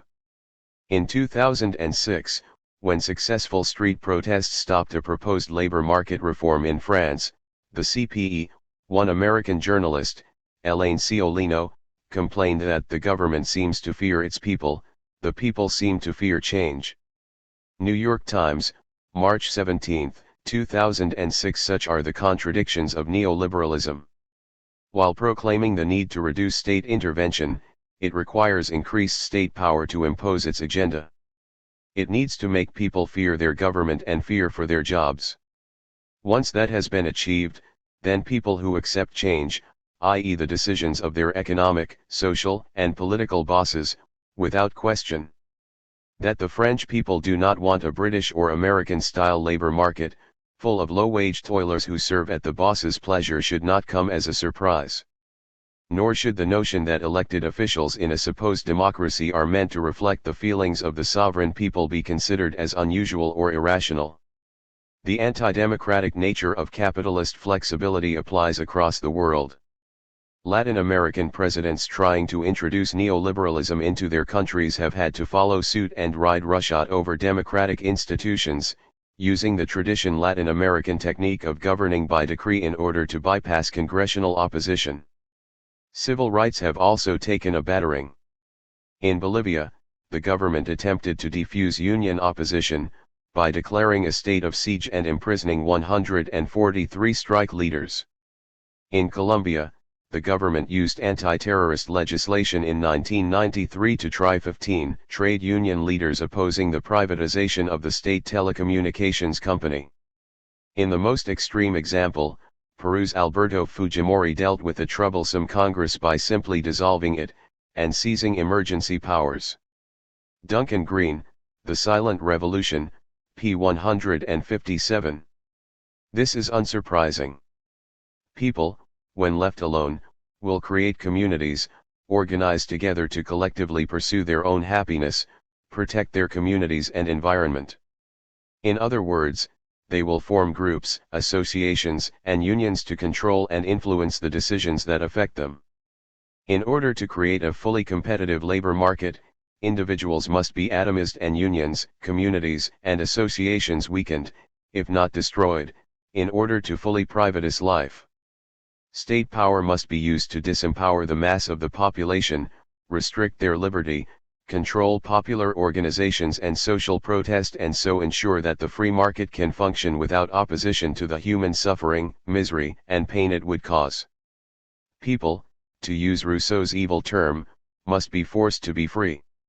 And, unfortunately for neoliberalism, the countries that tried to reform their labor market still suffered from high unemployment, plus increased social inequality and poverty, and were still subject to the booms and slumps of the business cycle. Of course, bosses and the elite are hardly going to present their desire for higher profits and more power in those terms. Hence the need to appear concerned about the fate of the unemployed. As such, it is significant, of course, that right-wing economists only seem to become concerned over unemployment when trade unions are organizing or politicians are thinking of introducing or raising the minimum wage. Then they will talk about how these will raise unemployment and harm workers, particularly those from ethnic minorities. Given that bosses always oppose such policies, we must conclude that they are, in fact, seeking a situation where there is full employment, and finding willing workers is hard to do. This seems, to say the least, an unlikely situation. If bosses were convinced that, for example, raising the minimum wage would increase unemployment rather than their wages bill, they would be supporting it wholeheartedly, as it would allow them to pressurize their workers into laboring longer and harder to remain in employment.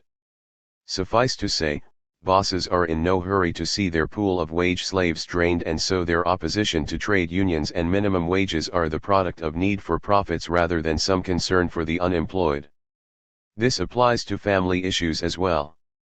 In its support for free markets, you can get a taste of the schizophrenic nature of the conservative right's approach to family values. On the one hand, they complain that families do not spend enough time together as they are under financial pressure, and this results both parents going out to work and working longer hours. Families will also suffer because businesses do not have to offer paid maternity leave, paid time off, flexitime, paid holidays, or other things that benefit them. However, the right cannot bring themselves to advocate unions and strike action by workers, or state intervention, to achieve this. Ironically, their support for free market capitalism and individualism undermines their support for family values.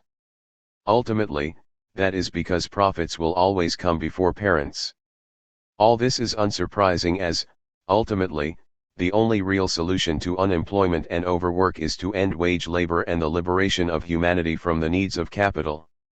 Anarchists argue that an economy should exist to serve people rather than people existing to serve the economy as under capitalism. This explains why capitalism has always been marked by a focus on what the economy wants or what is best for the economy, as having a capitalist economy always results in profit being placed over people.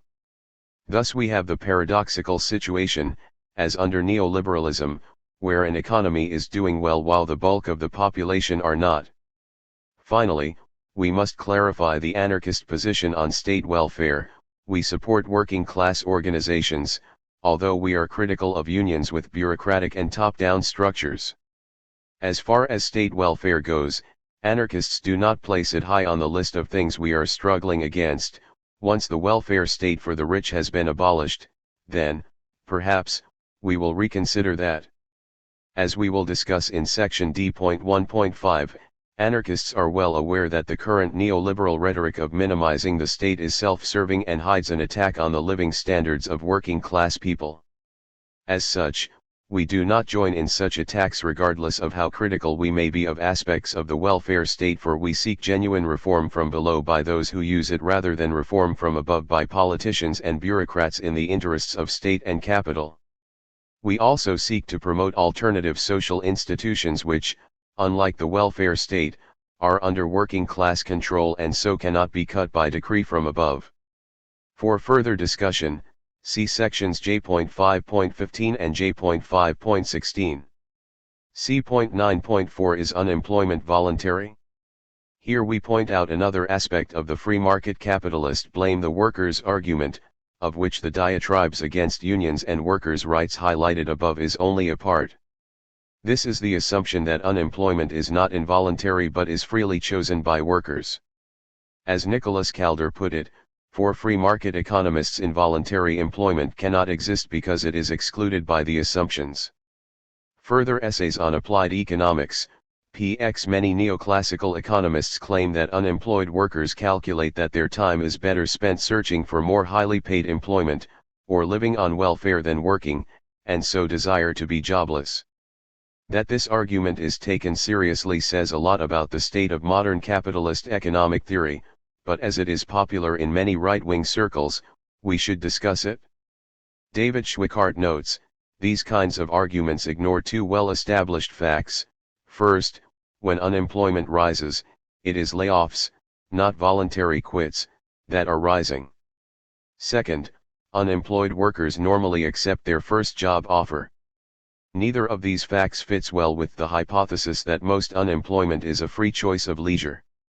Against capitalism, p. 108 When a company fires a number of its workers, it can hardly be said that the sacked workers have calculated that their time is better spent looking for a new job. They have no option. Of course, there are numerous jobs advertised in the media. Does this not prove that capitalism always provides jobs for those who want them? Hardly, as the number of jobs advertised must have some correspondence to the number of unemployed and the required skills and those available.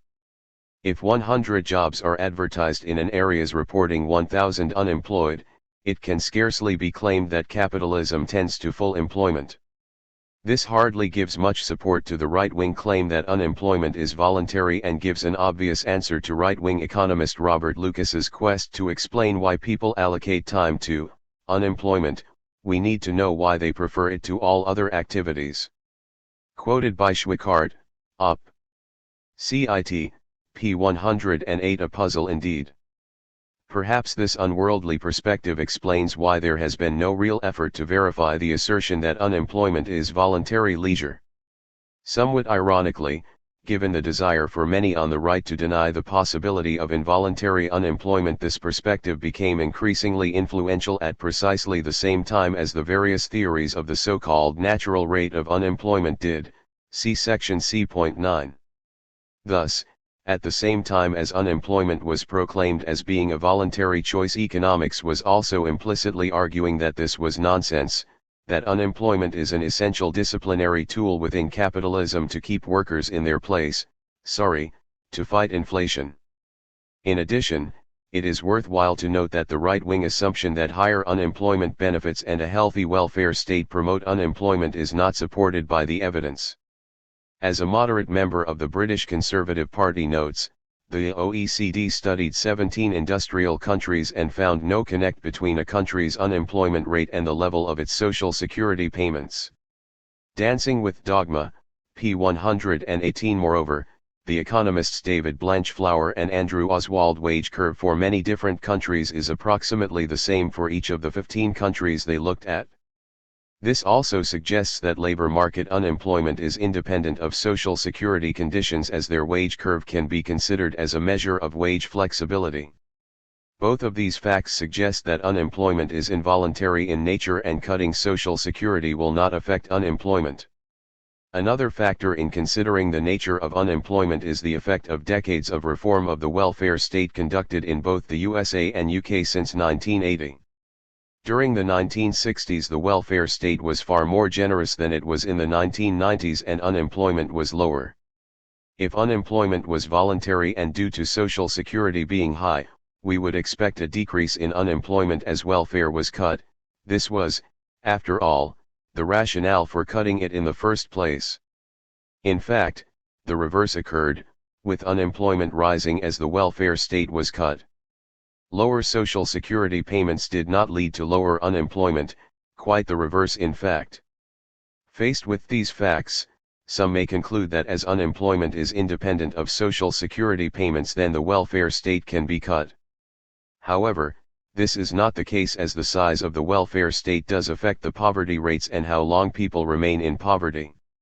In the USA, the poverty rate was 11.7% in 1979 and rose to 13% in 1988, and continued to rise to 15.1% in 1993. The net effect of cutting the welfare state was to help increase poverty. Similarly, in the UK during the same period, to quote the ex-Thatcherite John Gray, there was the growth of an underclass. The percentage of British, non-pensioner, households that are wholly workless, that is, none of whose members is active in the productive economy, increased from 6.5% in 1975 to 16.4% in 1985 and 19.1% in 1994. Between 1992 and 1997 there was a 15% increase in unemployed lone parents. This dramatic growth of an underclass occurred as a direct consequence of neoliberal welfare reforms, particularly as they affected housing. False dawn, p. 30. This is the opposite of the predictions of right-wing theories and rhetoric. As Gray correctly argues, the message of the American and other new right has always been that poverty and the underclass are products of the disincentive effects of welfare, not the free market. He goes on to note that it has never squared with the experience of the countries of continental Europe, where levels of welfare provision are far more comprehensive than those of the United States, have long coexisted with the absence of anything resembling an American-style underclass. It does not touch at virtually any point the experience of other Anglo-Saxon countries.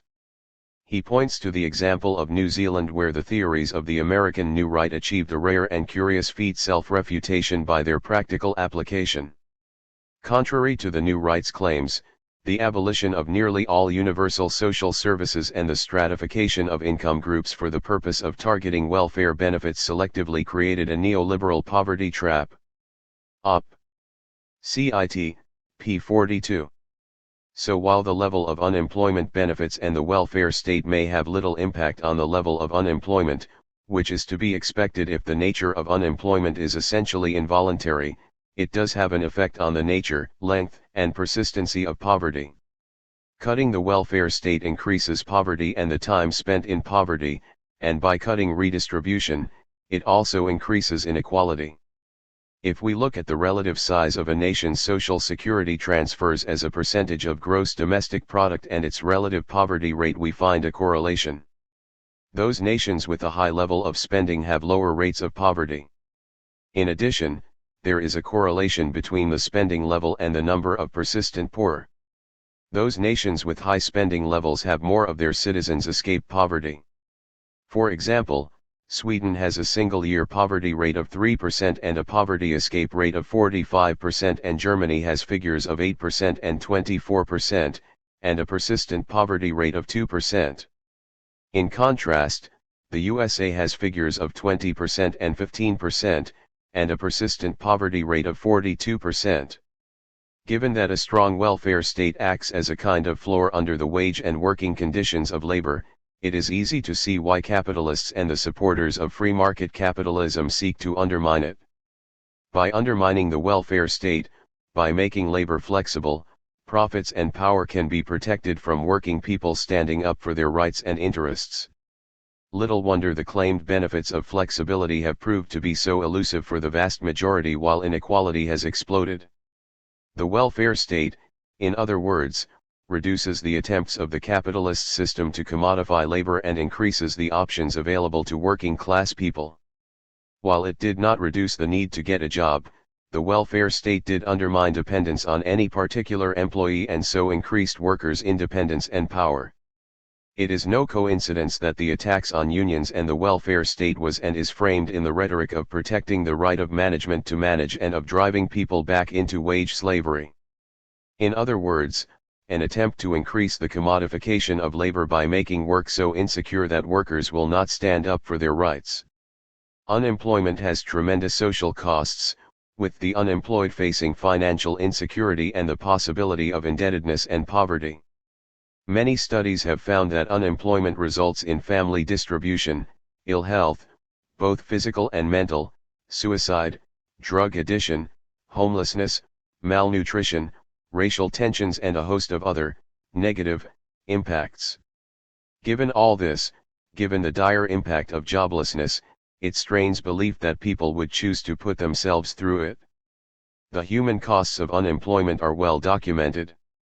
There is a stable correlation between rates of unemployment and the rates of mental hospital admissions. There is a connection between unemployment and juvenile and young adult crime. The effects on an individual's self-respect and the wider implications for their community and society are massive.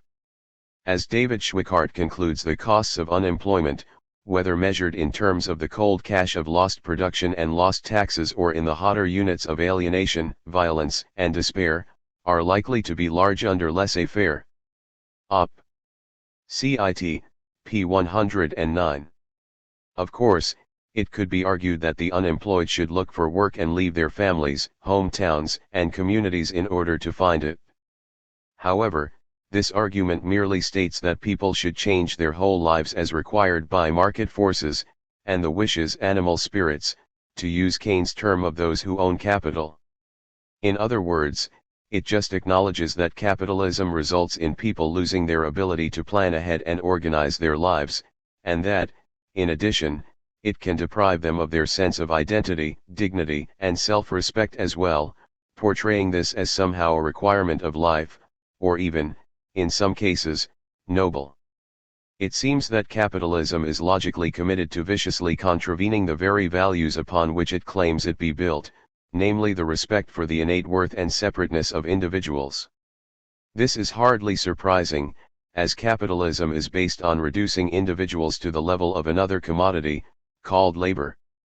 To requote Karl Polanyi, in human terms, such a postulate of a labor market implied for the worker extreme instability of earnings, utter absence of professional standards, abject readiness to be shoved and pushed about indiscriminately, complete dependence on the whims of the market.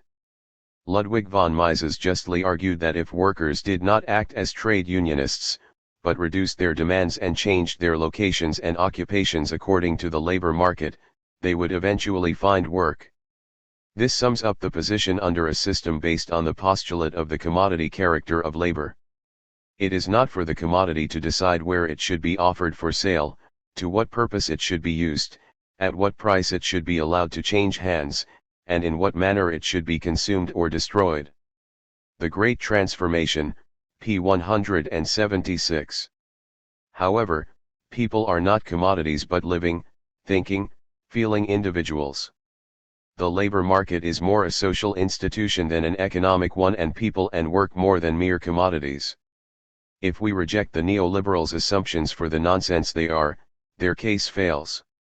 Capitalism, ultimately, cannot provide full employment simply because labor is not a commodity, and as we discussed in section C.7, this revolt against commodification is a key part of understanding the business cycle and so unemployment.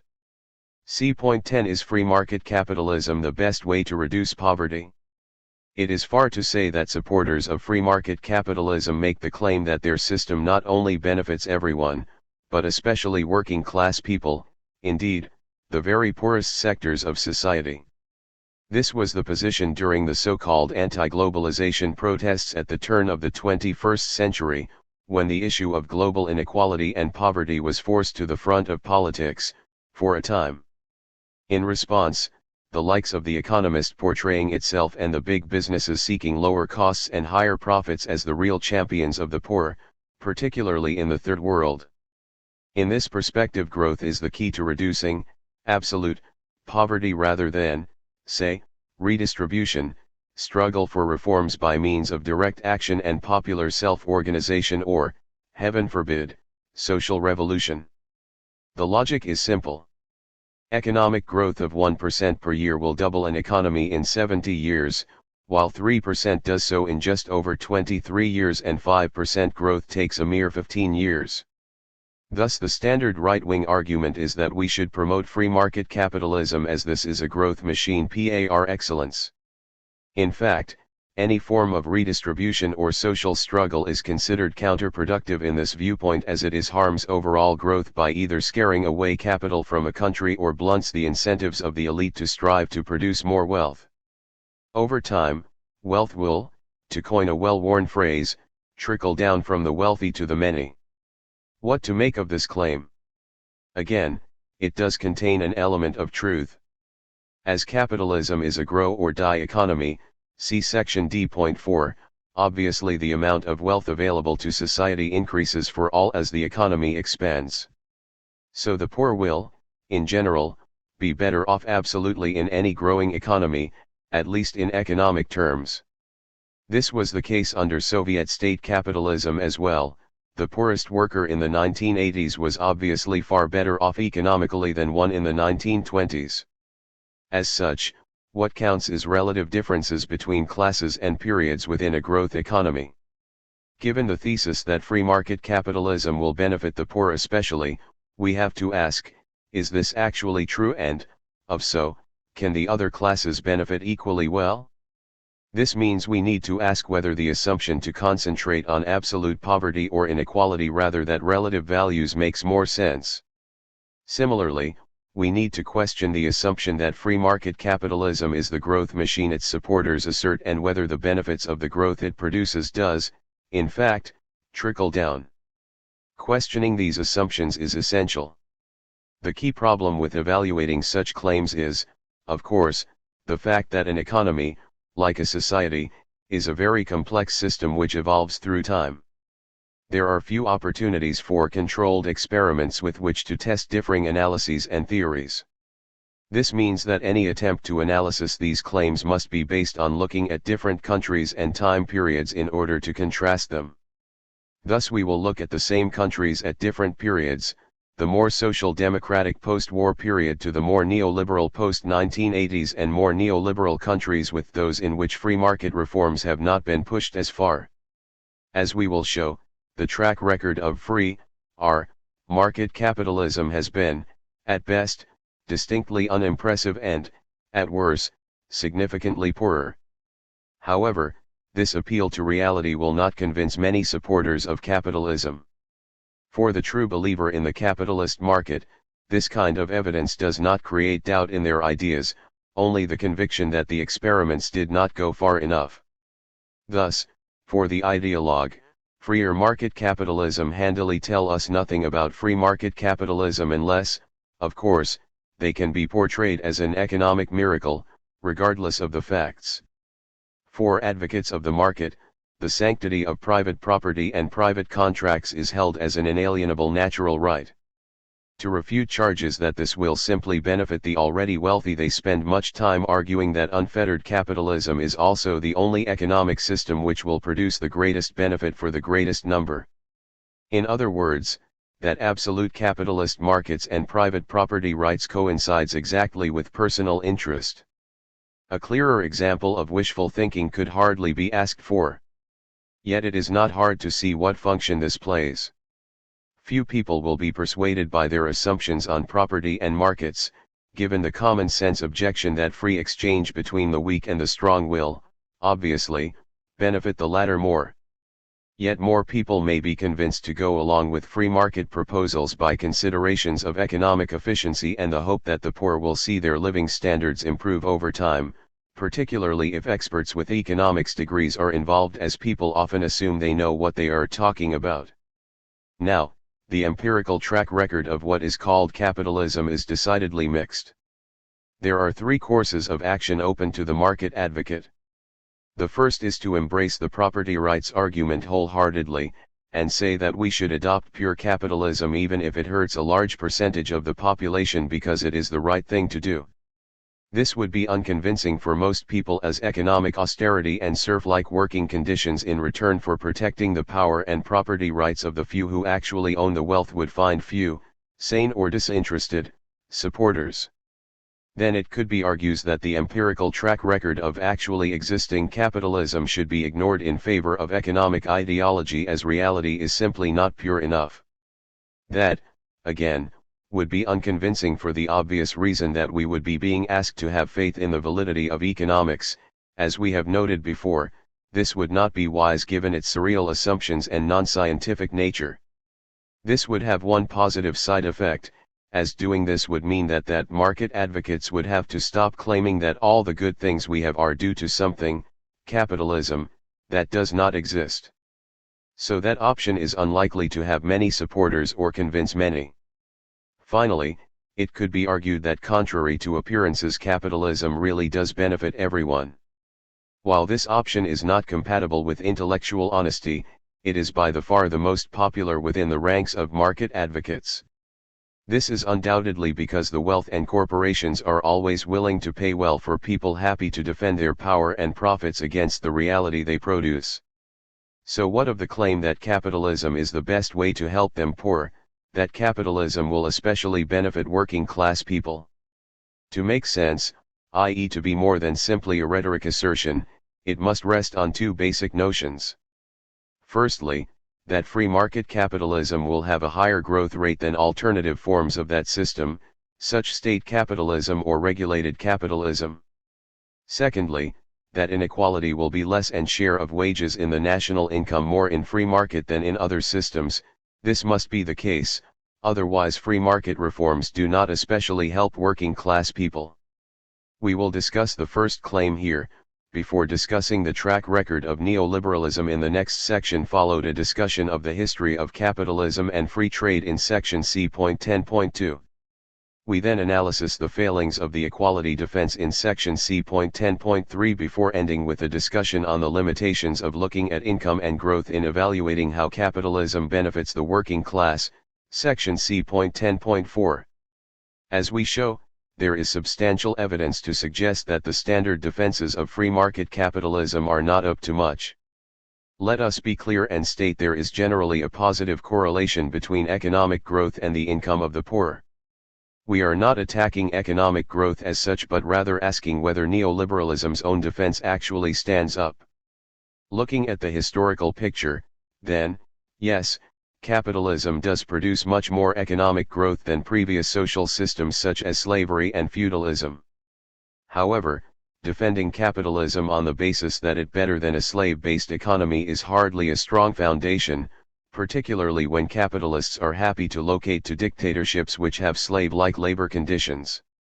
The more substantive argument is based on the assumption that free market capitalism produces faster economic growth than other forms of that system, and that growth of the economic pie is more important than how it is distributed.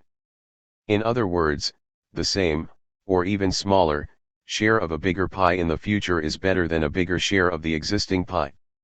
This means we need to look at the economic performance of capitalist economies, comparing the neoliberal ones to regulated social democratic ones.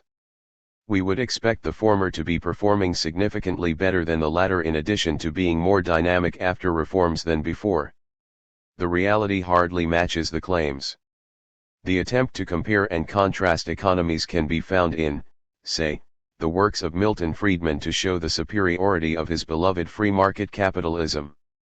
However, as economist Thomas Baylock notes, to prove that socialistic policies had crippled Britain's economic growth since 1945, Friedman began by misrepresenting the size of the public sector. He chooses a ratio which, though irrelevant, gives spurious support to his thesis. Equally, Friedman compares post-war Britain to post-war Japan and West Germany, conveniently failing to note that both hardly had minimal states. For example, West Germany had approximately the same level of state spending as the UK, and Japan had the social planning of its Ministry of Industry and Trade.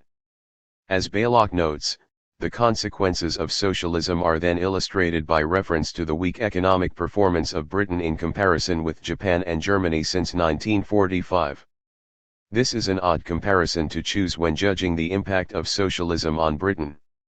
Surely what we need is to compare the British performance during a period of sustained boom under Friedmanism, e.g. in the period 1900 to 13, with the record under socialism, say 1945-75. However, to do that would mean noting that the average annual rate of growth per head of GNP between 1900 and 1913 was a mere 0.2%, compared to 2.2% between 1948 and 1975. Even taking other starting dates, such as the slump year 1893, produces a smaller rate of growth than the post-war period. The Irrelevance of Conventional Economics, p. 181. Nor do things get better when we look at the Friedman-influenced Thatcher government, which turned the UK into a poster child for neoliberalism.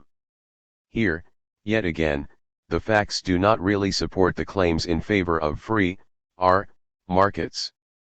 As Ian Gilmore, a moderate Conservative MP at the time, points out, during the Thatcher years growth was lower than in any period of similar length since the war. He notes the vast discrepancy between what the Thatcherites claimed for their policies and what actually happened. Unsurprisingly, there was an unparalleled rise in poverty, as relative poverty grew significantly during the 1980s, from a nearly a tenth in 1979 to nearly a fifth in 1987. In 1979, the poorest fifth had just under 10% of post-tax income and the richest fifth had 37%. 10 years later, this had fallen to 7% and risen to 43%, the rich got rich, and the poor got poorer. Not only did the poor not share in the limited growth that took place between 1979 and 1990, the poor were relatively poorer than they had been on 1979. Dancing with Dogma, pages 83-4, p. 87, p. 142, p. 138 and p. 172. We will return to this issue in section C.10.3. Things did not get any better in the 1990s.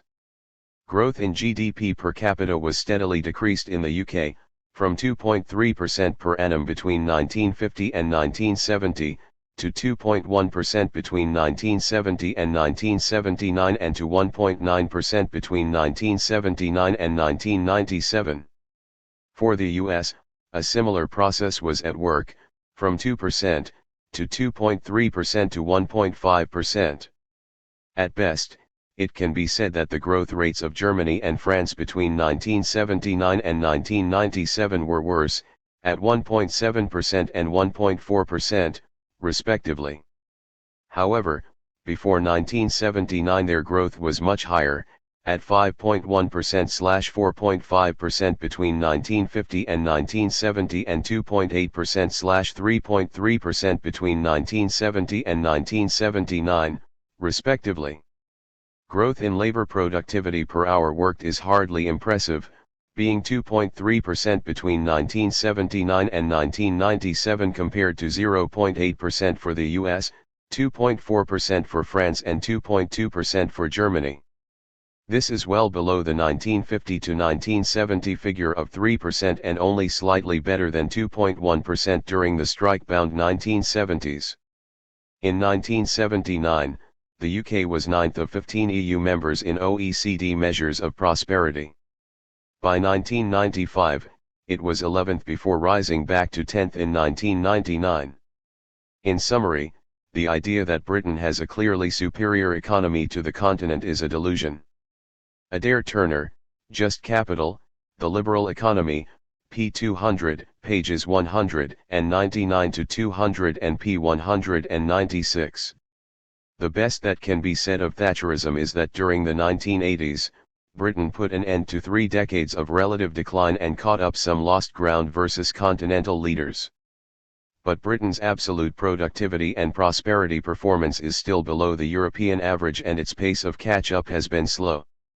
Combine this with longer working hours compared to the rest of Europe, we have a situation in the UK where too many companies relying on low wages and a flexible labour market to remain competitive, rather than on investment in capital equipment and technique. Looking at the historical picture, it should be stressed that the UK has been in decline since the 1880s, when it remained the only developed nation to embrace free trade, and that between the 1950s and 1970s, the absolute growth rates per capita compared well with the interwar years and with the period of British leadership in the 19th century. This lack of success for neoliberal reforms can also be seen in New Zealand. The economic results of its liberalisation project were just as poor. Between 1984 to 98 per capita income grew only about 5.4%, or 0.4% per annum, well below the EU average and one of the lowest rates of increase among the OECD countries. Turner, Op.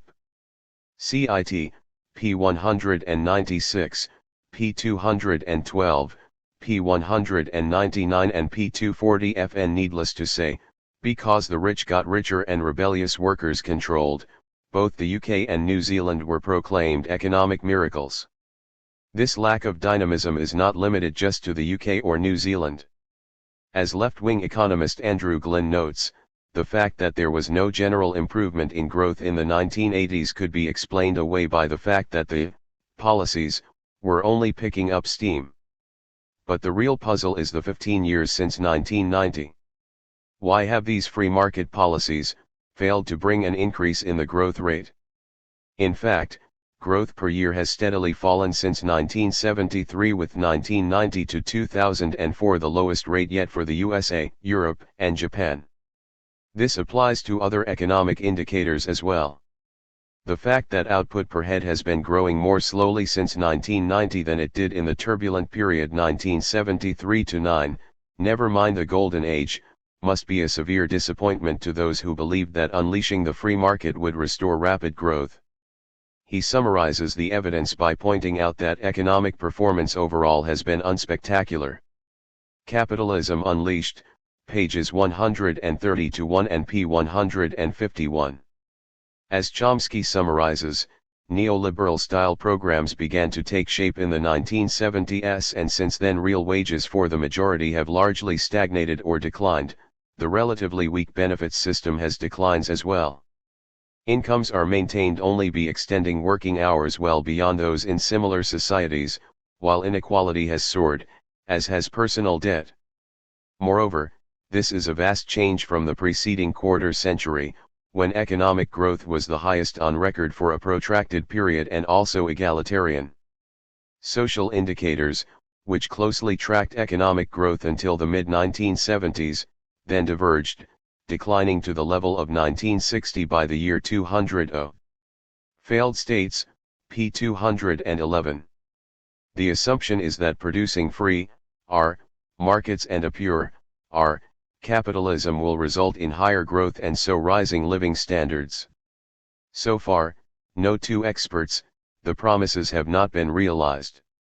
As trade and financial markets have been flung open, incomes have risen not faster, but slower. Equality among nations has not improved, with many of the poorest nations suffering an absolute decline in incomes. Within nations, inequality seems to have worsened, the trend towards more inequality. In the 2 decades after 1980, overall income growth slowed dramatically. For example, the rich countries saw annual per capita income growth fall from 4.8%, 1965 to 80, to 1.4%, 1980 to 95. Medium countries saw a fall from 3.8% to 3.1%, excluding China, this was 3.2% to 0.6% as China rose from 4.1% to 8.6%. For the poorest nations, there was a rise from 1.4% to 2%, but this becomes 1.2% to 0.1% when India is excluded. India saw a rise from 1.5% to 3.2%. In fact, income dropped by -0.4% a year between 1980 and 1995 for the least developed countries. It had risen 0.4% a year between 1965 and 1980. In more advanced countries, income growth was lower in the 1990s than in the 1980s. Over the entire post-1980 period, it was substantially below that of the 1960s and 1970s. In America, for example, annual growth of per capita income has dropped from 2.3% between 1960 to 79, to 1.5% between 1979 and 1989 and 1% between 1989 and 1996. Per capita income growth up to 1998 was 1.4% per year, still less than the 1.6% between 1973 and 1980 and 1980s, and about half the growth over the 1960 to 1973 period. Given that income equality improved during the 1960s and 1970s, before worsening after 1980 for most countries, particularly the USA, this means that even these most increases flowed overwhelming to those at the top of the income hierarchy. In America, the working hours for a middle-class family has increased by 10.4% between 1979 and 1997. In other words, working-class people are working more for less. In most advanced nations, there has not been a sizable increase in poverty, the exceptions being the USA and the United Kingdom, where poverty grew, respectively, by 2.4 and 5.4 percentage points between 1979 and 1991. Jeff Foe and Larry Michel, Inequality and the Global Economy, pages 93 to 111, Will Hutton and Anthony Giddens, eds, On the Edge, pages 93 to 4, p96, p97, p98, p101, p102 and p100. This lack of rise in growth is a definite feature of neoliberalism. The promises of the free market capitalism have not borne fruit. Growth did not accelerate. It slowed down. During the 1960s, the average rate of growth of world GDP per capita was 3.5% per annum. The average rate of growth of world GDP per capita was 2.1% per annum during the 1970s, 1.3% per annum during the 1980s and 1% per annum during the 1990s. This growth was more volatile compared with the past, particularly in the developing world. The growth was also unevenly distributed across countries. Economic inequalities have increased in the late 20th century as the income gap between rich and poor countries, between rich and the poor in the world's population, as also between rich and poor people within countries, has widened. The ratio of GDP per capita in the richest country to GDP per capita in the poorest country of the world rose from 35:1 in 1950 to 42:1 in 1970 and 62:1 in 1990. The ratio of GDP per capita in the 20 richest countries to GDP per capita in the poorest 20 countries of the world rose from 54:1 during 1960 to 62 to 121:1 during 2000 to 2002. The income gap between people has also widened over time. The ratio of the average GNP per capita in the richest quintile of the world's population to the poorest quintile in the world's population rose from 31:1 in 1965 to 60:1 in 1990 and 74:1 in 1997. Income distribution within countries also worsened. Between 1975 and 2000, the share of the richest 1% in gross income rose from 8% to 17% in the US, from 8.8% to 13.3% in Canada and from 6.1% to 13% in the UK. Deepak Nayar, Globalization, History and Development, A Tale of Two Centuries, pages 137 to 159, Cambridge Journal of Economics, Volume 30, Number 1, pages 153 to 4 and p. 154. In fact, between 1950 and 1973 there was a vastly superior economic performance compared to what came before and what came after. If laissez-faire capitalism would benefit everyone more than really existing capitalism, the growth rate would be higher during the later period, which more closely approximated laissez-faire. It is not. As such, we should always remember that if anything is proclaimed an economic miracle, it is unlikely to actually be so, at least for the working class.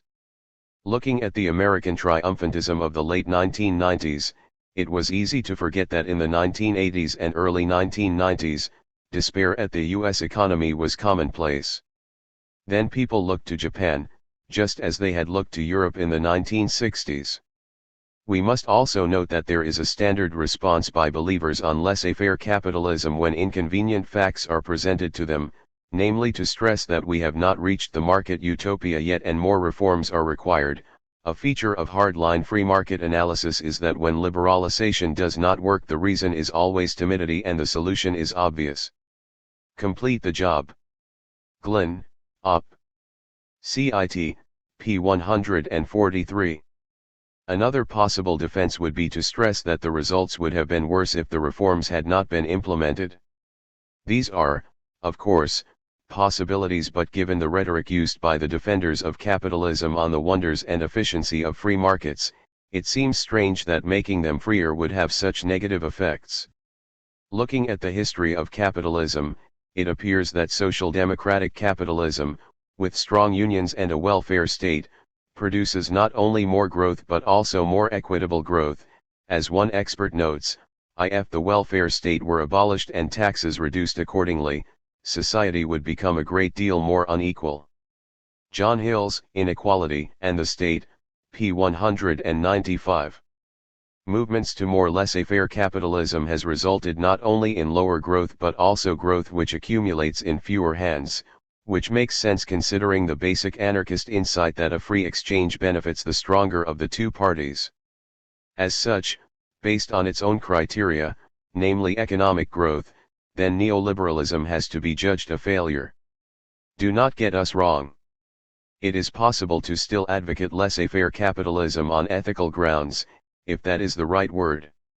It is simply doubtful that it will produce the boost in economic growth, or employment, that its advocates suggest. It may do, of course, as actually existing capitalism is still far from the pure system of the textbooks, but it is significant that movements towards the ideal have produced less growth along with greater inequality and relative poverty. This is not to suggest that anarchists support social democratic capitalism rather than more laissez-faire forms. Far from it, we seek to end all forms of that system. However, it is significant that the more equal forms of capitalism based on strong and militant unions produced better results than free, market forms. This suggests that the standard right-wing argument that collective organizing and fighting to keep an increased share of the wealth we produce harms the overall economy and so harmful in the long run are deeply flawed. Instead, it is the lack of any struggle for equality and freedom that is correlated with bad overall economic performance. Of course, Such struggles are a pain for the capitalist class. Rather than produce a road to serfdom, social democracy created the full employment environment which produced a rebellious population. The move towards free markets was a response to this social struggle, an attempt to enserf the population which has proven to be somewhat successful. As such, Kalecki's 1940s prediction we quoted in section B.4.4 has been proven correct. The ruling class would prefer social peace, i.e. obedience, rather than higher growth, particularly if they get to monopolize most of the gains of that lower growth. Finally, we should note that there is a slight irony to see right-wingers saying that pure capitalism would benefit the poor especially. This is because they usually reject the idea that aggregate economic statistics are a meaningful concept or that the government should collate such data. This is a particular feature of the Austrian school of economics. As such, it would be near impossible to determine if living standards had improved any faster than under the current system. Given the history of actually existing capitalism, it is probably wise that many market advocates do so. Moreover, any subjective evaluation, such as asking people, which resulted in a negative response would be dismissed out of hand as envy. Ironically, for an ideology which says it bases itself on subjective evaluations, economists are always ready to ignore any which conflict with their ideas. Needless to say, even if it could be proven beyond doubt that pure capitalism did not help the poor but rather enriched the wealthy, then almost all free market capitalists would not change their ideas. This is because, for them, the outcomes of the market are hallowed, and if they result in increased poverty, then so be it. It just shows that the poor are lazy and not worth higher incomes. That they sometimes utilize the rhetoric of social concern simply shows that most people still have concern and solidarity for their fellows, a concern which capitalism has not managed to totally remove, much to the chagrin of the likes of von Hayek. See Chapter 11 of Alan Hayworth's Anti-Libertarianism for a short but relevant discussion of this.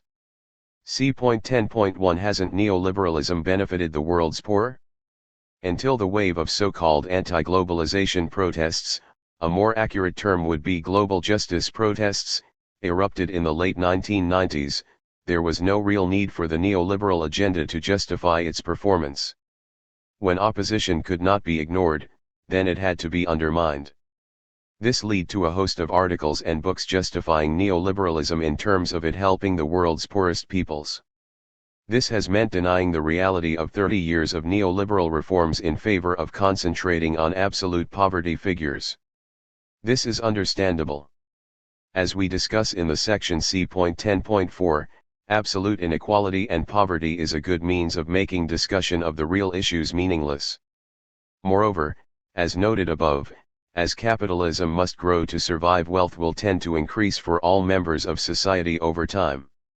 The real question is whether free markets increase or reduce growth rates and how they impact on relative levels of poverty and inequality.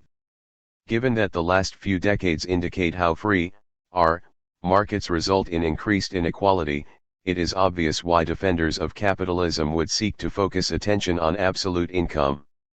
While denied by some, inequality has risen under globalization. Those who deny it usually do so because the doctrines of the powerful are at stake. Some, in spite of the evidence, are that worldwide economic inequality has fallen thanks to global capitalism. At the forefront of such claims is The Economist magazine, which played its usual role of ideological cheerleader for the ruling class. Discussing global economic inequality, the magazine argued that the claim that inequality has risen is false. Ironically, their own article refutes its own conclusions as it presented a graph which showed an upward relationship between economic growth from 1980 to 2000 and original income level for a large group of countries. This means that global economic inequality has increased as they admit. This means that the poor are falling behind, and that cross-country inequality is getting worse. More or less equal, The Economist, March 11, 2004. However, this conclusion is ideologically incorrect, and so something must be done to achieve the correct position in order to defend capitalism against the anti-capitalist bias of reality. They did this by adding another chart which weights each point by population. This showed that two of the largest countries of their group, China and India, grew among the fastest. Using this data they make the claim that inequality has, in fact, fallen under neoliberalism. Once you look at individuals rather than countries, then the claim can be made that worldwide inequality has been falling under free market capitalism. While an impressive piece of ideological obfuscation, the argument ignores changes within countries. The article states that average incomes in India and China are going up extremely rapidly, but not every person receives the average. The average hides a lot. For example, 9 homeless people have an average income of £0, but add a multi-millionaire and the average income of the 10 people is in the millions. On average, at the end of a game of poker everyone has the same amount of money they started with. As such, to ignore the fact that inequality increased dramatically both countries during the 1990s is disgraceful when trying to evaluate whether poverty has actually decreased or not. And it should be obvious that if inequality is increasing within a country, then it must also be increasing internationally as well. Significantly, where governments adopted the neoliberal Washington Consensus, the poor have benefited less from growth. Joseph E. Stiglitz, Globalization and Its Discontents, p. 79. The mantra that economic growth is so wonderful is hard to justify when the benefits of that growth are being enjoyed by a small proportion of the people, and the burdens of growth, such as rising job insecurity, loss of benefits, wage stagnation and decline for the majority of workers, declining public services, loss of local communities and so forth, are being borne by so many. Which does seem to be the case under neoliberalism, which, undoubtedly, explains why it is portrayed so positively in the business press. To be fair, the article does note the slow and declining incomes in the past 20 years in sub-Saharan Africa, but rest assured, the magazine stresses, this area suffers not from globalization, but from lack of it. This means that this area can be ignored when evaluating the results of neoliberalism. Yet this is unconvincing, as these nations are hardly isolated from the rest of the world. As they are suffering from debt and Western-imposed structural adjustment programs, it seems illogical to ignore them unless it is a way to improve neoliberalism's outcomes by evading its greatest failures. Then there is the comparison being made. The Economist looks solely at the years 1980 to 2000, yet surely the right comparison would be between this period and the 20 years before 1980. Once that is done, it becomes clear why the magazine failed to do so. For economic growth and almost all of the other indicators, the last 20 years have shown a very clear decline in progress as compared with the previous 2 decades. While it is commonly believed that the shift towards globalization has been a success, at least regarding growth, in fact the progress achieved in the 2 decades of globalization has been considerably less than the progress in the period from 1960 to 1980. For low and middle-income countries, performance is much worse than the period from 1960 to 1980. Summing up the evidence on per capita income growth, countries at every level of per capita GDP performed worse on average in the period of globalization than in the period from 1960 to 1980. Mark Weisbrot, Dean Baker, Edgar Creve, and Judy Chen, The Scorecard on Globalization 1980 to 2000, 20 years of diminished progress. In fact, the poorest group went from a per capita GDP growth rate of 1.9% annually in 1960 to 80, to a decline of 0.5% per year, 1980 to 2000. For the middle group, which includes mostly poor countries, there was a sharp decline from an annual per capita growth rate of 3.6% to just less than 1%. Over a 20-year period, this represents the difference between doubling income per person, versus increasing it by just 21%. Up. CIT. Nor should we forget that there is a gallery of nations whose economies soured shortly after their leaders were lauded by the global policy elite for pursuing sound economic fundamentals.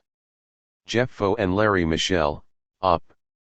CIT, p. 94. This process of proclaiming the success of neoliberalism before it implodes started with the original neoliberal experiment, namely Pinochet's Chile, whose economy imploded just after Milton Friedman proclaimed it an economic miracle, see section C.11.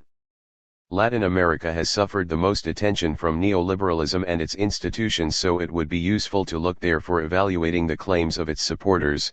The IMF talks with pride about the progress that Latin America made in market reforms. Stiglitz, Op. Cit. p. 79. Rather than success story, there has been a long period of economic failure. For the prior 20 years, 1980 to 1999, the region grew by only 11%, in per capita terms, over the whole period. This is the worst 20-year growth performance for more than a century, even including the years of the Great Depression. By comparison, for the 2 decades from 1960 to 1979, Latin America experienced per capita GDP growth of 80%. In fact, using the 1960 to 1979 period as a baseline, the quarter century for 1980 to 2004 is dismal. Annual growth in GDP per capita registers a mere 0.5%, as opposed to 3% over the previous period. Countries that are now considered relatively successful are not doing very well compared to past performance. For example, Mexico registers 0.8% annual per capita growth for 1980 to 2004, as compared with 3.3% for 1960 to 79. For Brazil, which had one of the fastest growing economies in the world, per capita growth is only 0.8% annually for 1980 to 2004, as compared with 4.9% for 1960, 79. For Latin America as a whole, real per capita growth was 3% in the 1960s, 2.9% in the 1970s, minus 0.3% in the 1980s and 1.4% in the 1990s. This means that for 1980 to 1999, the region's per capita GDP grew at an annual rate of only 0.5%, a cumulative total of 11% for the 2 decades. By comparison, from 1960 to 1979, per capita growth was 3%, or 80% for these 2 decades. Mark Weisbrot and David Resnick, Another Lost Decade, Latin America's growth failure continues into the 21st century. Looking at Mexico, for example, since NAFTA, per capita GDP growth in Mexico has averaged less than 1% annually. This is an extremely poor growth record for a developing country. Successful developing countries, such as South Korea and Taiwan, have managed to sustain per capita GDP growth rates that have averaged more than 4% since the 60s. In fact, Mexico managed to sustain a per capita GDP growth rate of more than 4% in the period from 1960 to 1980, when it was following a path of import substitution. But, then, neither South Korea nor Taiwan followed the dictates of neoliberalism. Overall, it is important to stress that neoliberalism has failed its own test. Economic growth over the last 20 years, the period during which neoliberalism policies have been put into place, has been dramatically reduced. To assume that the World Bank and the IMF have brought growth-enhancing policies to their client countries goes against the overwhelming weight of the evidence over the last 2 decades. In short, there is no region of the world that the bank or fund can point to as having succeeded through adopting the policies that they promote, or in many cases, impose upon borrowing countries. Mark Weisbrot, Dean Baker, Robert Neyman, and Hila Nita, growth may be good for the poor, but are IMF and World Bank policies good for growth? As Chomsky summarizes, the periods of fastest and prolonged growth have not coincided with phases of extensive liberalization. In fact, neoliberal reforms have been accompanied by much slower rates of growth and reduced progress on social indicators. There are exceptions to the general tendency. High growth rates were recorded among those who ignored the rules, and with tremendous inequality and other severe side effects in China and India. Growth rates have, in fact, fell by over half compared to the preceding period of statist policies, particularly when measured per capita. Op. Cit.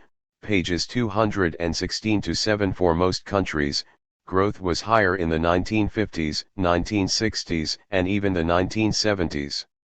This suggests that neoliberalism fails even its own tests, as noted by one economist who compared the reality of successful development to the neoliberal myth. The poor growth records of developing countries over the last 2 decades suggest this line of defense, i.e., it brings higher growth, is simply untenable. The plain fact is that the neoliberal policy reforms have not been able to deliver their central promise, namely, economic growth. Ha-Joon Chang, Kicking Away the Ladder, p. 128. Then there is the issue of what the magazine fails to mention. For a start, it excludes the ex-Stalinist regimes in Eastern Europe. This is understandable for obvious reasons. If these nations were included, then their rising inequality and poverty since they became part of the global market would have to be mentioned, and this would make its defense of neoliberalism much harder, as would the fact life expectancies fell to third world levels. As economist Joseph Stiglitz points out, the neoliberal reforms brought the ex-Stalinist countries unprecedented poverty. In 1989, only 2% of Russians lived in poverty. By the late 1998 that number had soared to 23.8%, using the $2 a day standard. More than 40% had less than $4 a day. Other post-Stalinist countries have seen comparable, if not worse, increases in poverty. Overall, this reform package has entailed one of the largest increases in poverty in history.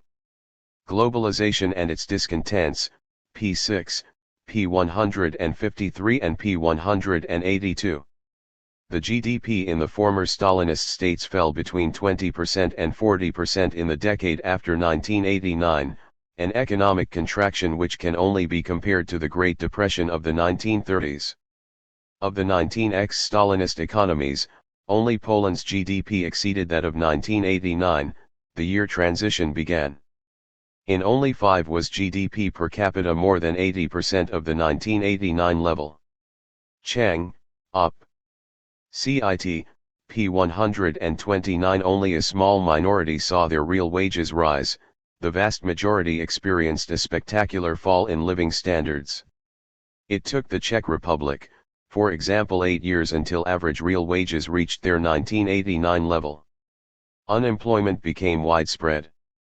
In 2005, Slovakia had 27% of its under 25s are unemployed, while in Poland 39% of under 25s were without a job, the highest figure in Europe, and 17% of the population were below the poverty line. Overall, between 1985 and 2000, growth in GDP per capita was negative in 17 transition countries, while the incidence of poverty increased in most countries of Latin America, the Caribbean and Sub-Saharan Africa during the 1980s and the 1990s.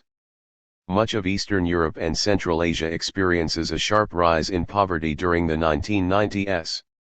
East, Southwest, and South Asia did experience a steady decline in the incidence of poverty, but most of this improvement is accounted for by changes in just 2 countries, with large populations, China and India. Deepak Nayar, Op. Cit.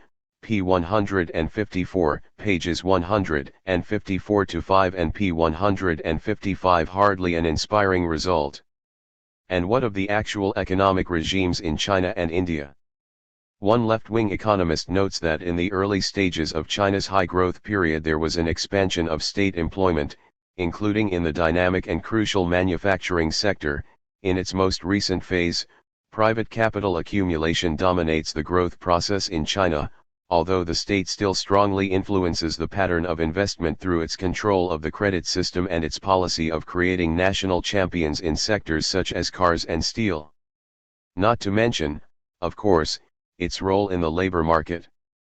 There is no freedom to organize. The country is, in effect, one big workplace, and the state bosses do not tolerate freedom of association, assembly, and speech any more than any other company.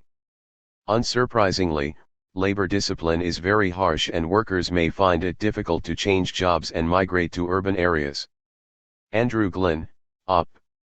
Cit. p. 87 and p. 94.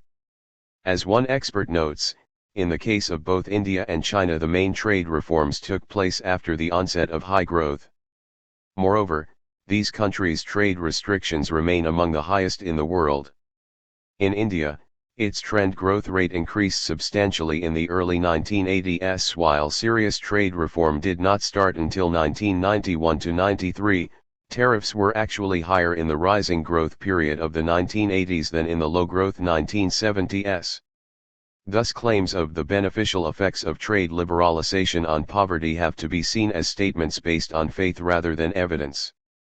Danny Roderick, Comments on Trade, Growth, and Poverty by D. Dollar and A. Kriess Chomsky notes, there is a deliberate policy which muddles export orientation with neoliberalism, so that if a billion Chinese experience high growth under export-orientated policies that radically violate neoliberal principles, the increase in average global growth rates can be hailed as a triumph of the principles that are violated. Op. Cit. p. 217. It should also be mentioned that both these states avoided the 1980s debt crisis by avoiding Western banks in the 1970s. They also maintain capital controls, so that hot money cannot flow freely in and out, and have large state sectors. At least The Economist itself notes that neither country is an exemplar of free market capitalism, far from it. That says it all about the defenders of free market capitalism. They defend their ideas by pointing to countries which do not apply them. It should be stressed that this praise for the free market using regimes which hardly meet the criteria has a long history. This has included both Japan and the East Asian Tigers in the 1970s and 1980s, as the spectacular growth of these countries is fundamentally due to activist industrial, trade and technology policies, ITT, by the state. Chang, Op. Cit. p. 49. As an expert on these economies notes, the legend is not fully consistent with the way the governments have in practice behaved, namely adopting over a long period of time a much more aggressive, dirigistic set of industrial policies than free trading principles would justify. In fact, their governments were deeply committed to increasing and sustaining high levels of investment and to steering its composition. He bemoans the assumption that only those features of economic policy consistent with neoclassical principles could have contributed to good economic performance, and so explanations for such accordingly ignore non-neoclassical features. Robert Wade, What Can Economics Learn from East Asian Success? Pages 68 to 79, Annals of the American Academy of Political and Social Science, Volume 505, pages 70 to 1. p. 72 and p. 68. This analysis was proved right when, ironically, the praise turned to attack when the 1997 crisis erupted and all the features previously ignored or denied were brought onto the central stage to explain the slump.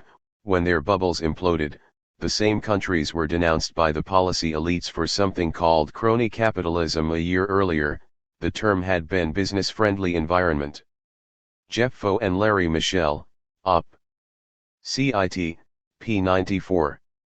As Robert Wade noted, the perception shifted from Miracle Asia to Asian crony state capitalism almost overnight, a term used to convey a told-you-so moral about the dangers of government intervention. From Miracle to Cronyism, Explaining the Great Asian Slump, pages 673 to 706, Cambridge Journal of Economics, Volume 22, Number 6, p. 699 and p. 700. Ironically, Japan's 1990s woes and the 1997 crisis both occurred after those states liberalized their economies, as recommended by, of course, economists and the IMF. Unsurprisingly, we discover Milton Friedman pointing, in 2002, to the dramatic success of the market-orientated policies of the East Asian Tigers as if they gave support to his ideological position of laissez-faire capitalism. Op. Cit. p. 9. Then there is the issue of economic liberty as such. Milton Friedman stated in 2002 that the limited increase in economic freedom has changed the face of China, strikingly confirming our faith in the power of free markets. Op. Cit. pages 8-9. Faith is the right word, as only the faithful could fare to note that there is no free market in China, as it does not have basic freedoms for labor. How much economic freedom is there for workers under a brutal dictatorship?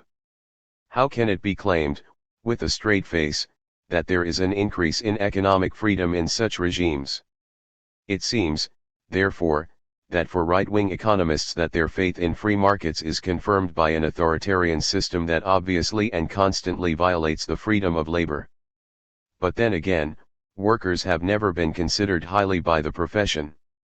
What has always counted is the freedom of the boss and, consequently, a regime that secures that is always praised, and we discuss in section C.11, Friedman has a track record in this. The selectivity of the supporters of free market capitalists is truly staggering. Take, as an example, globalization and anti-globalization protests.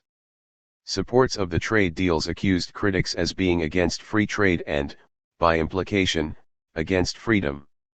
Yet the deals they supported were based on accepting the current labor standards across the world. This means accepting the labor conditions of states, usually dictatorships, which habitually deny a free market, even a capitalist one, to its workers, all in the name of the free market. Which makes the free market supporters of neoliberalism utter hypocrites. They are happy to accept a free market in which the denial of freedom of workers to form unions is an intrinsic part. It also suggests that the much attacked critics of trade deals who demand that basic standards of freedom for workers be incorporated into them are those who truly support free trade and the free market.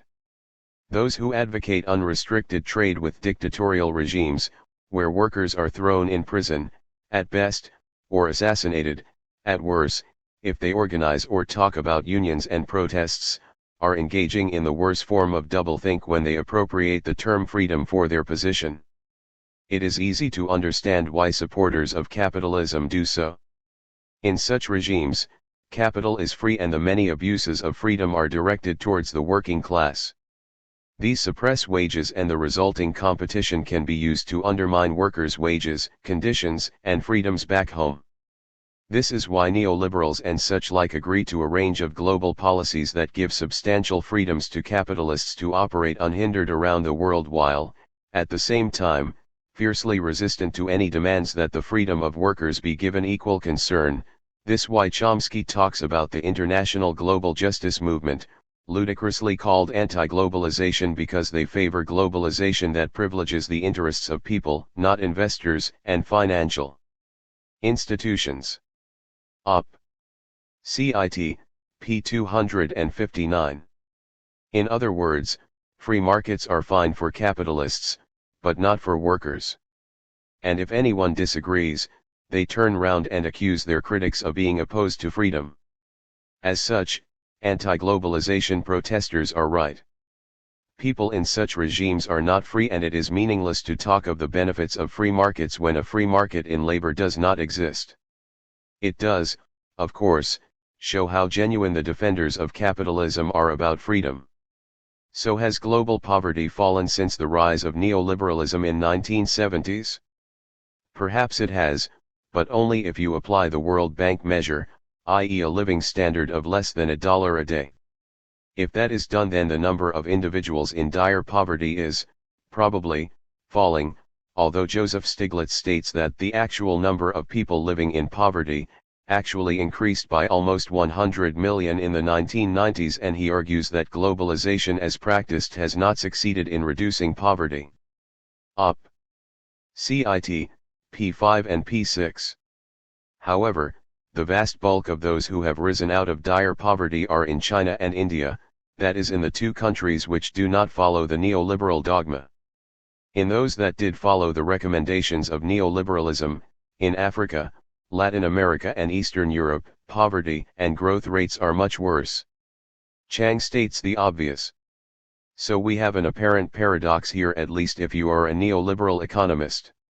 All countries, but especially developing countries, grew much faster when they used bad policies during the 1960 to 1980 period than when they used good ones during the following 2 decades. Now, the interesting thing is that these bad policies are basically those that the NDC's now developed countries had pursued when they were developing countries themselves. Given this, we can only conclude that, in recommending the allegedly good policies, the NDCs are in effect kicking away the ladder by which they have climbed to the top. Op.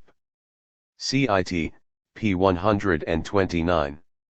Hardly a glowing recommendation for the prescriptions favored by The Economist and other supporters of free market capitalism.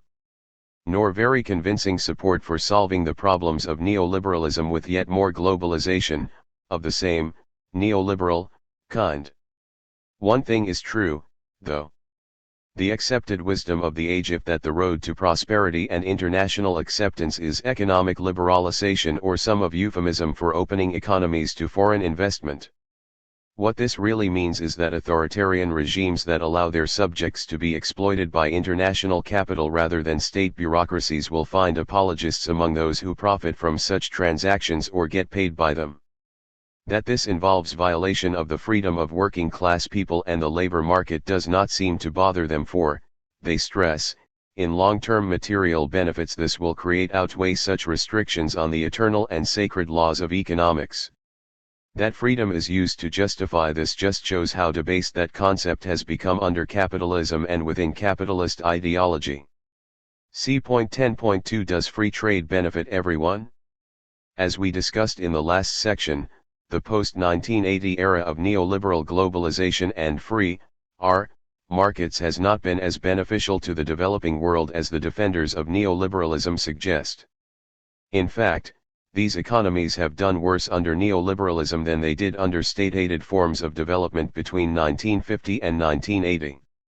The only exceptions post-1980 have been those states which have rejected the dogmas of neoliberalism and used the state to foster economic development rather than rely on free trade.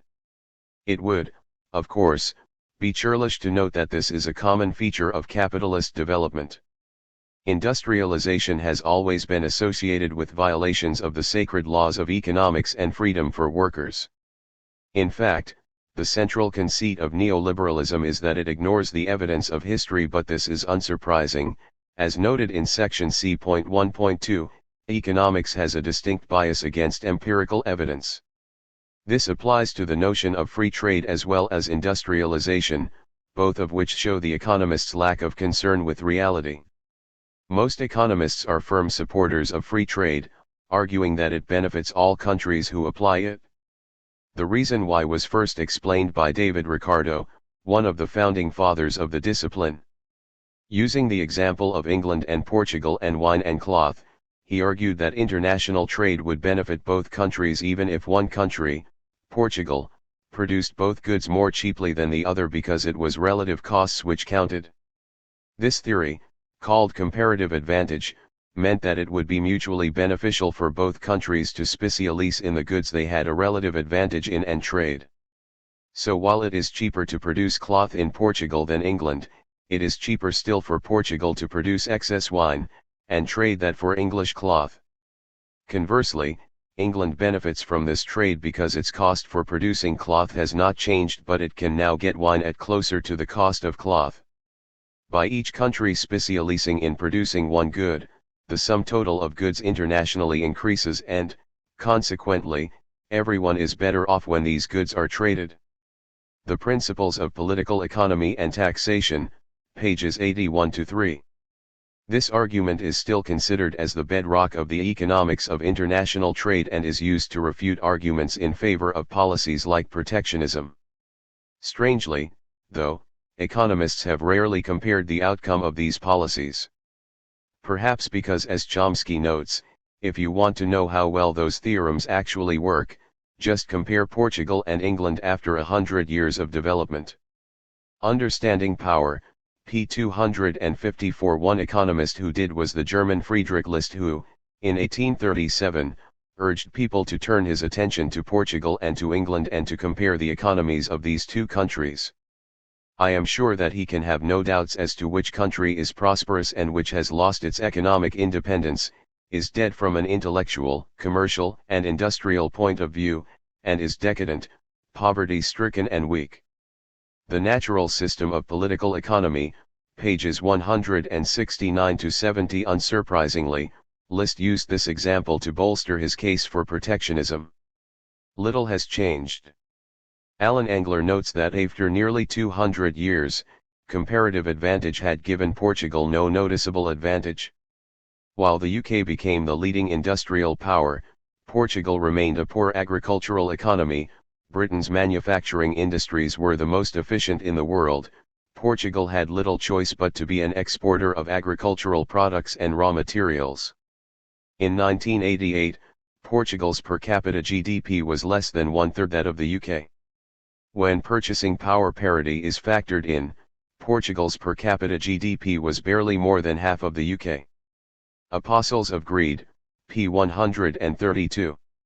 Nor should we forget that free trade takes the economic agent as the country. Unlike an individual, a nation is divided by classes and marked by inequalities of wealth, power, and influence. Thus, while free trade may increase the sum total of wealth in a specific country, it does not guarantee that its benefits or losses will be distributed equally between social classes, never mind individuals. Thus, capitalists may favor free trade at specific times because it weakens the bargaining power of labor, so allowing them to reap more income at the workers' expense, as producers and consumers. Taking the example of the so-called free trade agreements of the 1990s, there was no reason to believe that benefits of such trade may accrue to all within a given state, nor that the costs will be afflicted on all classes. Subsequent developments confirmed such a perspective, with the working class suffering the costs of corporate-led globalization while the ruling class gained the benefits. Not that such developments bothered most economists too much, of course. Equally, while the total amount of goods may be increased by countries pursuing their comparative advantage, it does not automatically follow that trade between them will distribute the benefits equally either between the countries or within them. As with exchange between classes, trade between countries is subject to economic power, and so free trade can easily lead to the enrichment of one at the expense of the other. This means that the economically powerful will tend to support free trade as they will reap more from it. Therefore, the argument for free trade cannot be abstracted from its impact or the interests it serves, as Joan Robinson pointed out. When Ricardo set out the case against protection, he was supporting British economic interests. Free trade ruined Portuguese industry.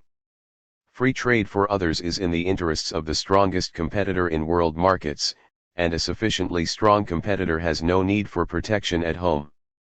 Free trade doctrine, in practice, is a more subtle form of mercantilism. When Britain was the workshop of the world, universal free trade suited her interests. When, with the aid of protection, rival industries developed in Germany and the United States, she was still able to preserve free trade for her own exports in the empire.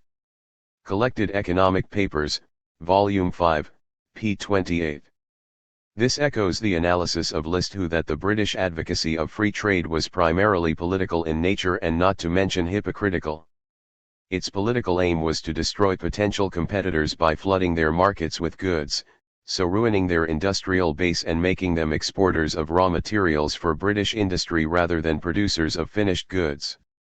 He argued that a study of the true consequences of free trade provide the key to England's commercial policy from that day to this. The English have always been cosmopolitans and philanthropists in theory, but always monopolists in practice. Op. Cit.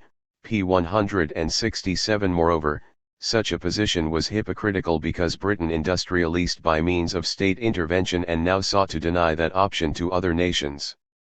List advocated that the state should protect infant industries until such time as they could survive international competition. Once industrialized, the state could then withdraw. He did not deny that free trade may benefit agricultural exporters, but only at the expense of industrial development and spillover benefits it generates for the economy as a whole.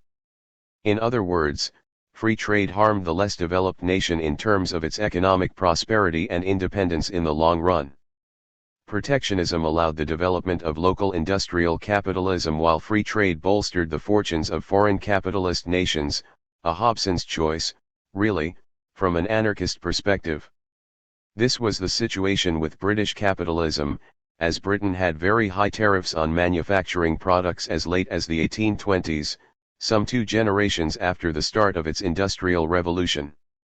Measures other than tariff protection were also deployed, such as banning imports from competitors.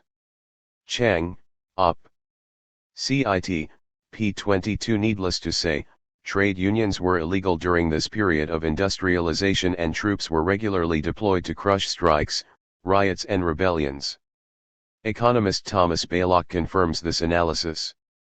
The fact is that Britain's economic growth forged ahead of its European competitors while it was exploiting an effective monopoly of the steam engine, from 1780 to 1840.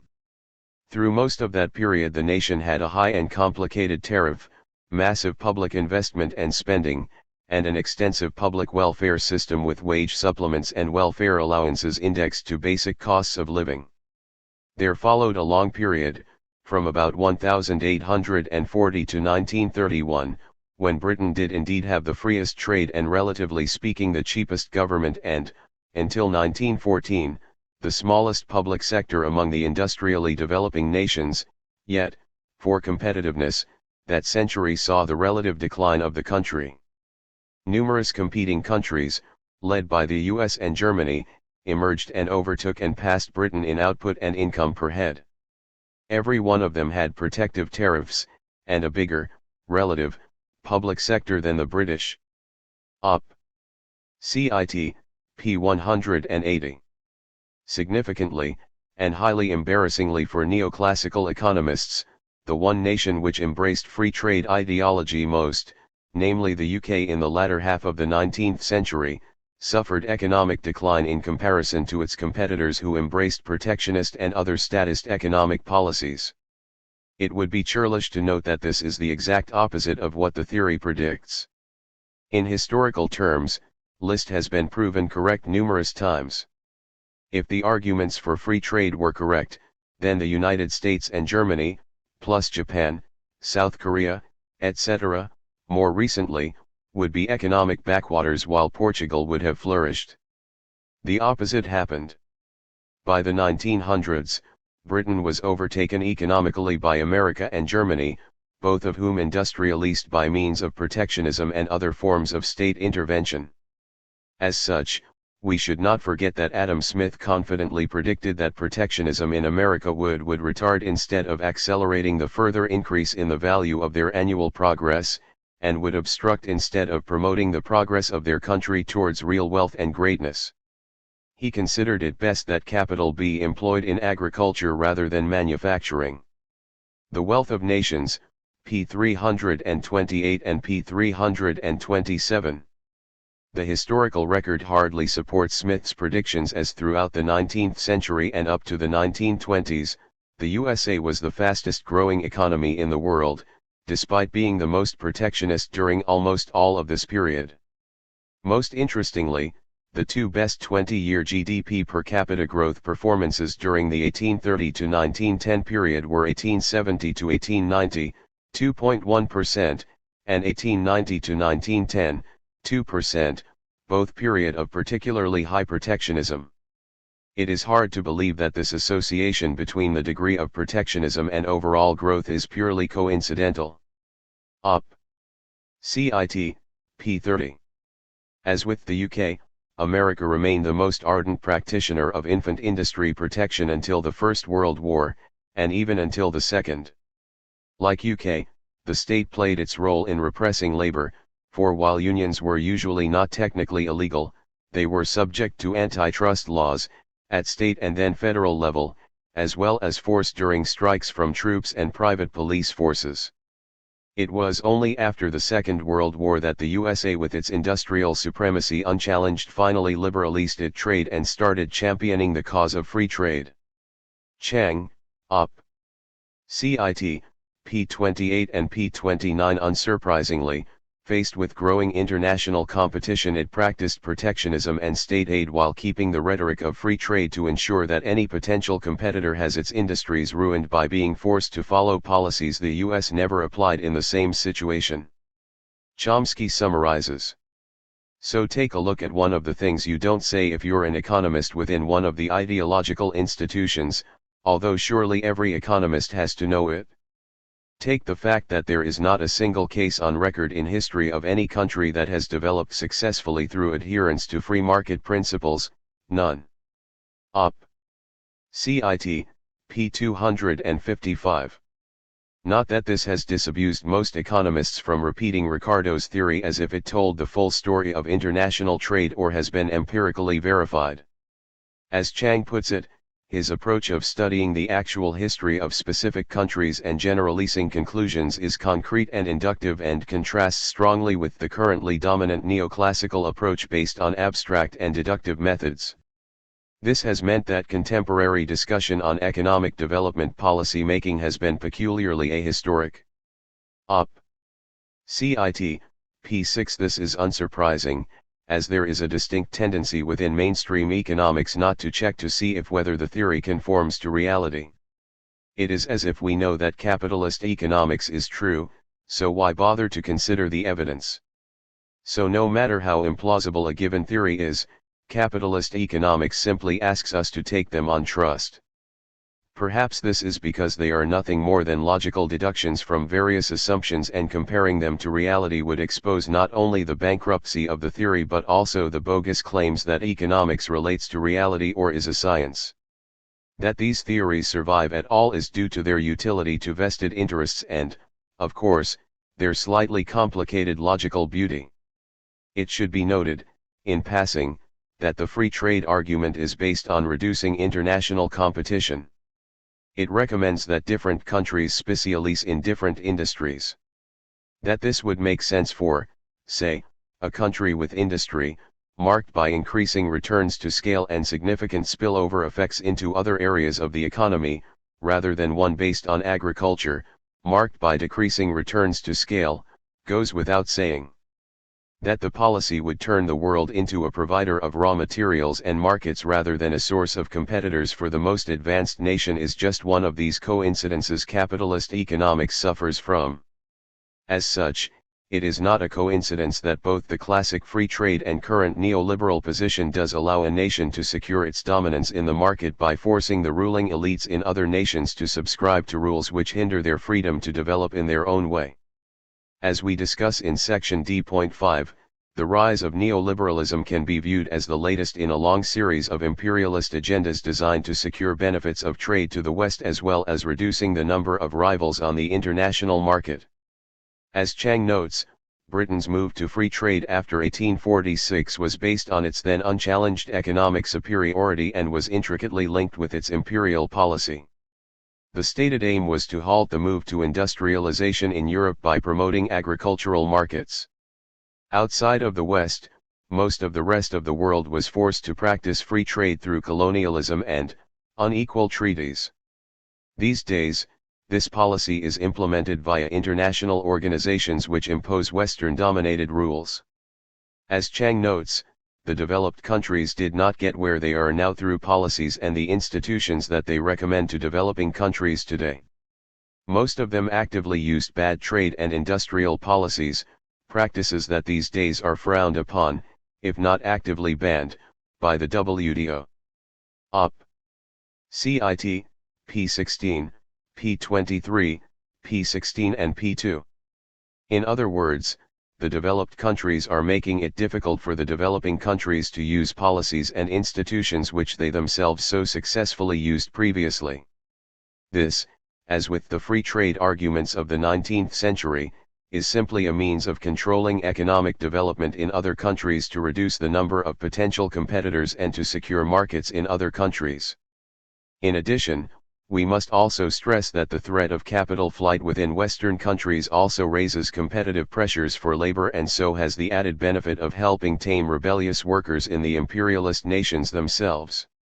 These factors help explain the continued support for free trade theory in economic circles in spite of the lack of empirical evidence in its favor. But then again, given that most economists cannot understand how one class exploits another by means of exchange within a national market due to its economic power, it would be surprising if they could see it within international markets. To generalize, it appears that under capitalism there are two main options for a country.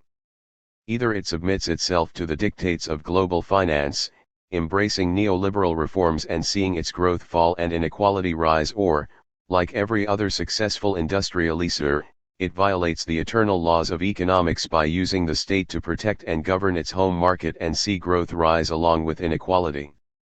As Chang notes, Looking at the historical record, a consistent pattern emerges, in which all the catching up economies use activist industrial, trade and technology, ITT, policies, to promote economic development. He stresses it was the UK and the USA, the supposed homes of free trade policy, which used tariff protection most aggressively. The former implemented the kinds of ITT policies that became famous for their use in Japan, Korea, and Taiwan. Op. CIT, pages 125-6, p59 and pages 60-1. In addition, another aspect of this process involves repressing the working class so that we pay the costs for industrial leasing.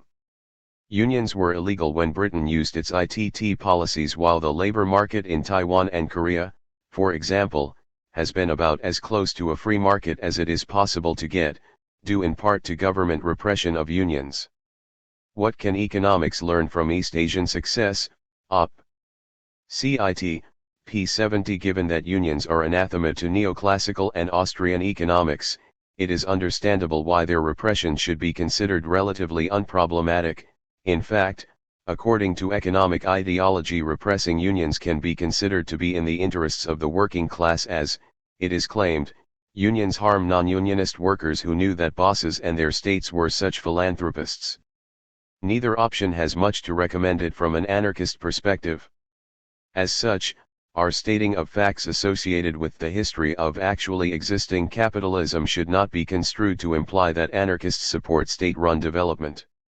Far from it.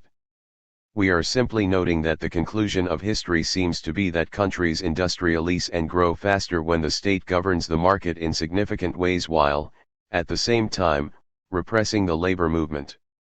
This is unsurprising, for as we discuss in section D.1, this process of state intervention is part and parcel of capitalism and, as noted in section F.8, has always been a feature of its rise in the first place. To use Marx's expression, a process of primitive accumulation has always been required to create capitalism. This does not mean, just to state the obvious, that anarchists support protectionism against free trade. In a class system, the former will tend to benefit local capitalists while the latter will benefit foreign ones.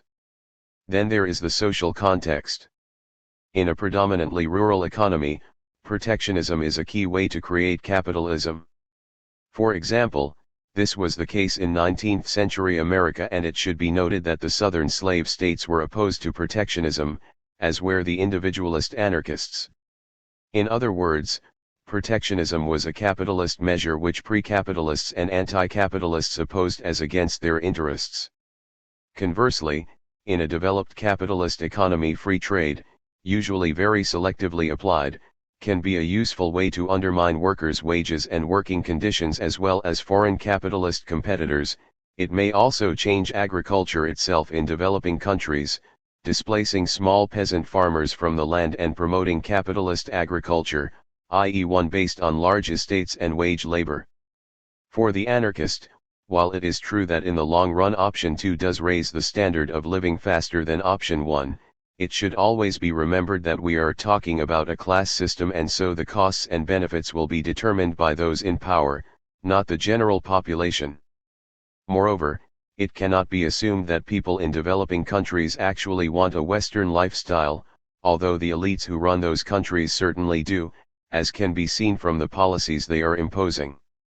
As Bookchin once noted, as Westerners, we tend to assume out of hand that they want or need the same kind of technologies and commodities that capitalism produced in America and Europe. With the removal of imperialism's mailed fist, a new perspective could open for the Third World. Post-scarcity anarchism, pages 156-7. Suffice to say, there are other means to achieve development, assuming that is desired, based on working class control of industry. Given this, the only genuine solution for developing countries would be to get rid of their class systems and create a society where working people take control of their own fates, i.e. anarchism. Hence we find Proudhon, for example, stating he opposed the free traders because they favor interest, while they demand the abolition of tariffs.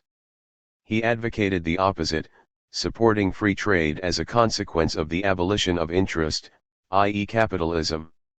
Thus the issue of free trade cannot be separated from the kind of society practicing it nor from the creation of a free society.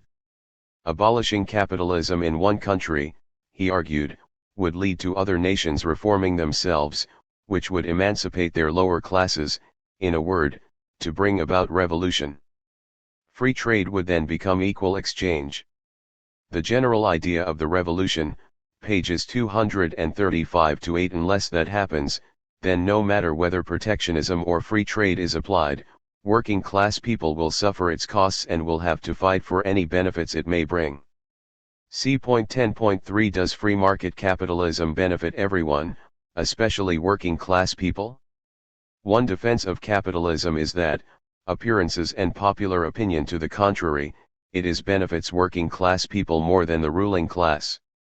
This argument can be found in right liberal economist Milton Friedman's defense of capitalism, in which he addresses the claim that the extension and development of capitalism has meant increased inequality. Not so, he states. Among the Western countries alone, he argues, inequality appears to be less, in any meaningful sense, the more highly capitalist the country is. With respect to changes over time, the economic progress achieved in the capitalist countries has been accompanied by a drastic diminution in inequality. In fact, a free society, i.e. capitalism, in fact tends towards greater material equality than any other yet tried. Thus, according to Friedman, a striking fact, contrary to popular conception, is that capitalism leads to less inequality than alternative systems of organization, and that the development of capitalism has greatly lessened the extent of inequality. Comparisons over space and time alike confirm this. Capitalism and Freedom, p. 168, pages 169-70, p. 195 and p. 169. Friedman makes other claims to the superiority of capitalism. Thus he states that not only do non-capitalist societies tend to have wider inequality than capitalist, even as measured by annual income, in such systems inequality tends to be permanent, whereas capitalism undermines status and introduces social mobility. Like most right-wingers, he stresses the importance of social mobility and argues that a society with little change in position would be the more unequal society. Finally, he states that one of the most striking facts which run counter to people's expectations has to do with the source of income. The more capitalistic a country is, the smaller the fraction of income for the use of what is generally regarded as capital, and the larger the fraction paid for human services. Op. Cit. Pages 171-2, p. 171 and pages 168-9. Friedman, as he regularly did, failed to present any evidence to support his claims or any of his striking facts, so it is hard to evaluate the truthfulness of any of his specific assertions. One possible way of doing so would be to consider the actual performance of specific countries before and after 1980. That year is significant as this marked the assumption of office of Thatcher in the UK and Reagan in the US, both of whom were heavily influenced by Friedman and other supporters of free market capitalism. If his claims were true, then we would expect decreases in equality, social mobility, and the share of human services before 1980, the period of social Keynesian policies, and increases in all three after. Sadly for Friedman, and us, the facts are counter to his assertions. Equality, mobility, and share of income for human services all decreased post-1980.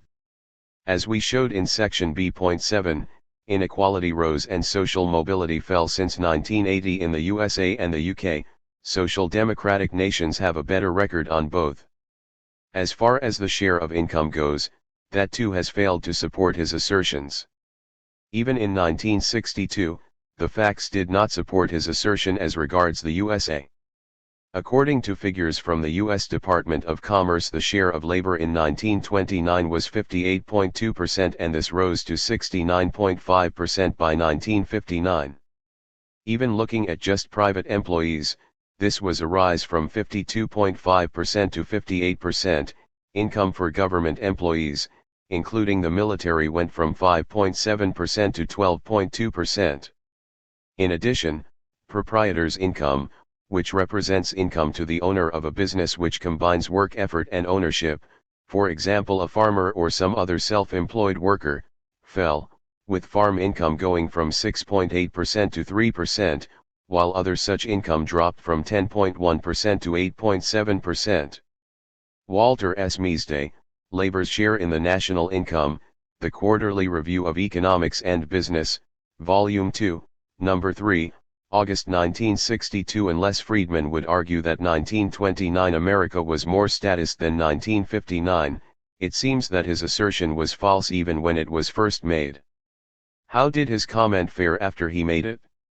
Looking at the period after 1959, there was continuing increase in labor share in the national income, peaking in the 1970s before steadily dropping over the following decades. It dropped to below 1948 levels in 1983 and stayed there. Alan B. Kruger, Measuring Labor's Share, The American Economic Review, Volume 89, Number 2, May 1999. Since then the downward trend has continued. It would be churlish to note that the 1970s saw the rise of influence of Friedman's ideas in both countries and that they were applied in the early 1980s. There are problems with using labor share. For example, it moves with the business cycle, rising in recessions and falling in booms. In addition, there can be other forms of labor compensation as well as wages. Looking at total compensation to labor, this amounts to around 70% of total U.S. income between 1950 and 2000, although this, too, peaked in the 1970s before falling. Kruger, Op. Cit. However, this labor income can be problematic. For example, employer-provided health care is considered as non-wage compensation, so it is possible for rising health care costs to be reflected in rising labor compensation, yet this hardly amounts to a rising labor share as the net gain would be zero. Then there is the question of government employees and welfare benefits, which, of course, are considered labor income. Unfortunately, Friedman provides no clue as to which statistics he is referring to, so we do not know whether to include total compensation or not in evaluating his claims. One group of economists have taken the issue of government transfers into account. Since 1979, there has been an increased share of capital income, such as rent, dividends, interest payments, and capital gains, and a corresponding smaller share earned as wages and salaries. Most families receive little or no capital income, but it is a very important source of income to the top 1% and especially the top 0.1%, who receive more than a third of all capital income. In 1959, total labor income was 73.5% while capital income was 13.3% of market-based income, personal income less government transfers. By 1979, these were 75.8% and 15.1%, respectively. The increases for both are due to a fall in proprietors' income from 13.3% to 9.1%. By 2000, capital income had risen to 19.1% while labor's share had fallen to 71.8%, proprietors' income remained the same. This shift away from labor income and toward capital income is unique in the post-war period and is partly responsible for the ongoing growth of inequality since 1979. Lawrence Michel, Jared Bernstein, and Sylvia Allegretto, The State of Working America 2006/7, p. 76 and p. 79. It should be noted that Friedman repeated the standard economist, and right-wing, argument that a better way to increase wages than unions or struggle is to make workers more productive. That lifts everyone's standard of living. At least it used to. Between 1945 and 1980, worker wages did, indeed, track productivity increases. This was also the high period of union density in America. After 1980, that link was broken. By a strange coincidence, this was the Friedman-inspired Reagan effectively legalized and encouraged union busting. Since then, productivity increases are going almost entirely to the top tenth of the population, while median incomes have stagnated. Without unions and robust worker bargaining power, productivity increases have not been doing much for workers. Not that people like Friedman actually mentioned that rather significant fact. Then there is the issue of human services itself. This is not the same as labor income at all, as it includes, for example, management pay. As we indicated in section C.3, this labor income is better thought of as capital income, as that specific labor is rooted in the control of capital. That this is the case can be seen by the numerous defenses of exploding CEO pay by right-wing think tanks, journals, and economists, as well as the lack of concern about the inflationary nature of such massive pay rises, particularly when contrasted to the response over very slight increases in workers' pay. This means that labor income could remain constant while CEO salaries explode and worker wages stagnant or even fall, as is the case in both the US and UK since 1980. In such circumstances, looking at human services becomes misleading, as returns to capital are listed as labor simply because they are in the form of bosses' pay. Equally, CEO perks and bonuses would be included as labor non-wage compensation. To see what this means, we must use an example. Take a country with 100 people with a combined income of £10,000. The average income would be £100 each. Taking a labor/capital split of 70/30ths, we get an income of labor of £7,000 and an income to capital of £3,000.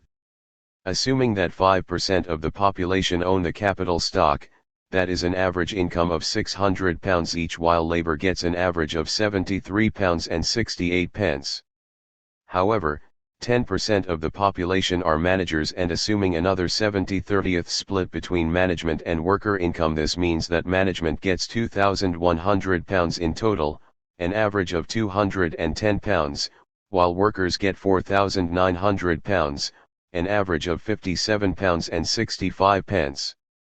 This means that the owners of capital get 6 times the national average income, managers just over twice that amount, and workers just over half the average. In other words, a national statistic of 70% labor income hides the reality that workers, who make up 85% of the population, actually get less than half the income, 49%. Capital income, although less, is distributed to fewer people and so causes massive inequality. 15% of the population get an average income of £340, nearly 6 times more than the average for the remaining 85%, while the upper 5% get over 10 times. If the share of management in labor income rises to 35%, then workers' wages fall and inequality rises, while labor income remains constant at 70%. Management's average income rises to £363.33, while workers' falls to £53.53. It should be stressed this example underestimates inequality in capitalist economies, particularly ones which had the misfortune to apply Friedman's ideas. Looking further afield, this pattern has been repeated everywhere free market capitalism has been imposed. In Chile, equality and labor's share increased during the 1960s and early 1970s, only for both to plummet under Pinochet's Friedman-inspired neoliberal regime. See section C.11 for the grim details of economic liberty there. In Thatcher's Britain, inequality rose while labor share and social mobility fell. Between 1978 and 1990, the share of wages and salaries in household income in the UK fell from 65.8% to 57.4%. The share for capital income, rent, interest, and dividends, more than doubled, from 4.9% to 10%. Unsurprisingly, this rise directly contributed to the increase in overall inequality.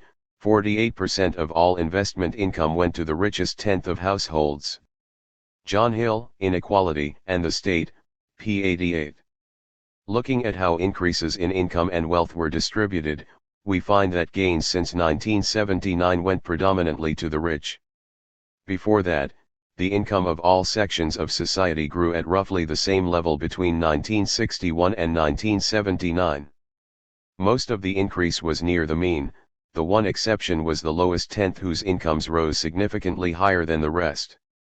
This meant that over the 1960s and 1970s as a whole all income groups benefited from rising incomes, the lowest rising fastest. After 1978 the pattern broke down and incomes for the highest tenth rose by 60 to 68% while at the medium it grew by about 30% between 1979 and 1994/5. The lower down the income distribution, the lower the growth.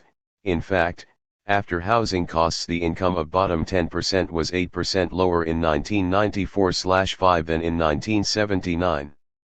As in America during the same period a fence turned into stairs as the nearer to the bottom the slower income grew, the nearer the top the faster income grew, i.e. roughly equal growth turned into growth which increased as income increased. See section B.7.1.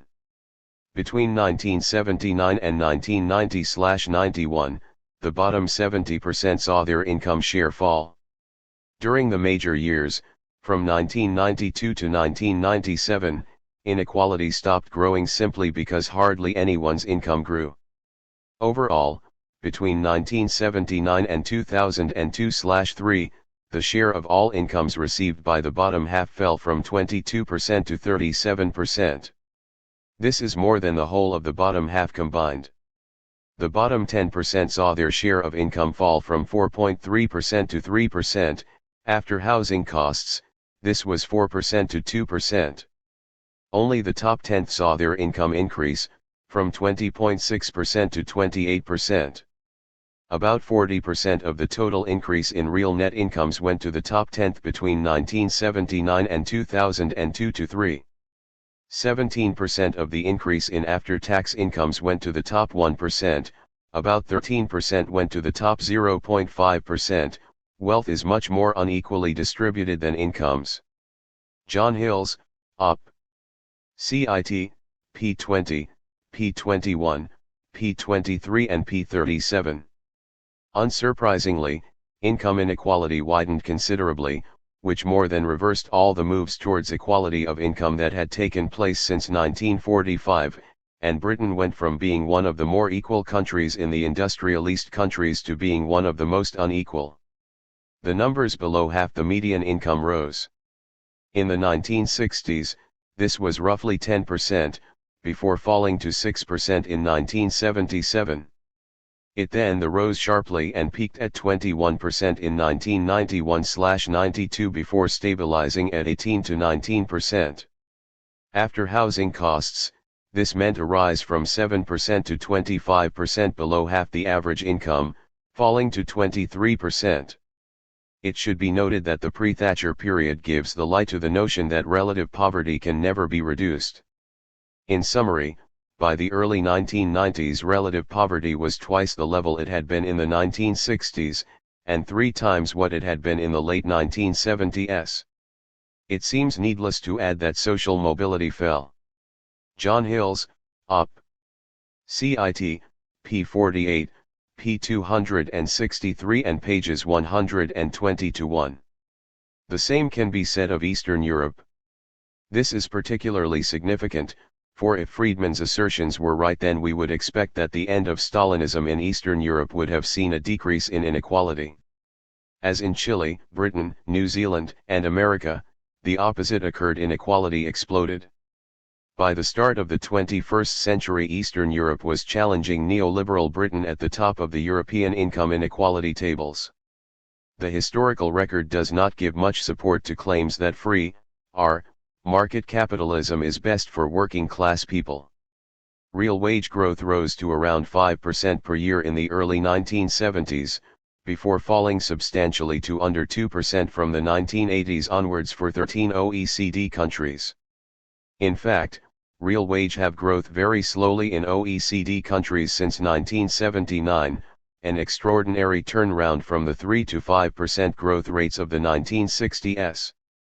In the US, the median wage was actually less in 2003 than in 1979. Average wages actually declined until 1995, then they increased somewhat so that the average growth rate for the 1990s was less than 0.5% a year. Europe and Japan have done only a little better, with growth of around 1% per year. This is unsurprising, given the rise in returns to capital after 1979, for real wages do not automatically grow as fast as labor productivity. The general increase in the share of profits pulls real wage growth behind productivity growth. Within the labor force, inequality has risen. Wage differentials are considerably higher in the UK/US group than in Europe and have grown faster. Real wages for the top 10% grew by 27.2% between 1979 and 2003, compared to 10.2% in the middle. Real wages for the bottom 10% did not grow. In Europe, real wages grew at the bottom at a similar rate to the average.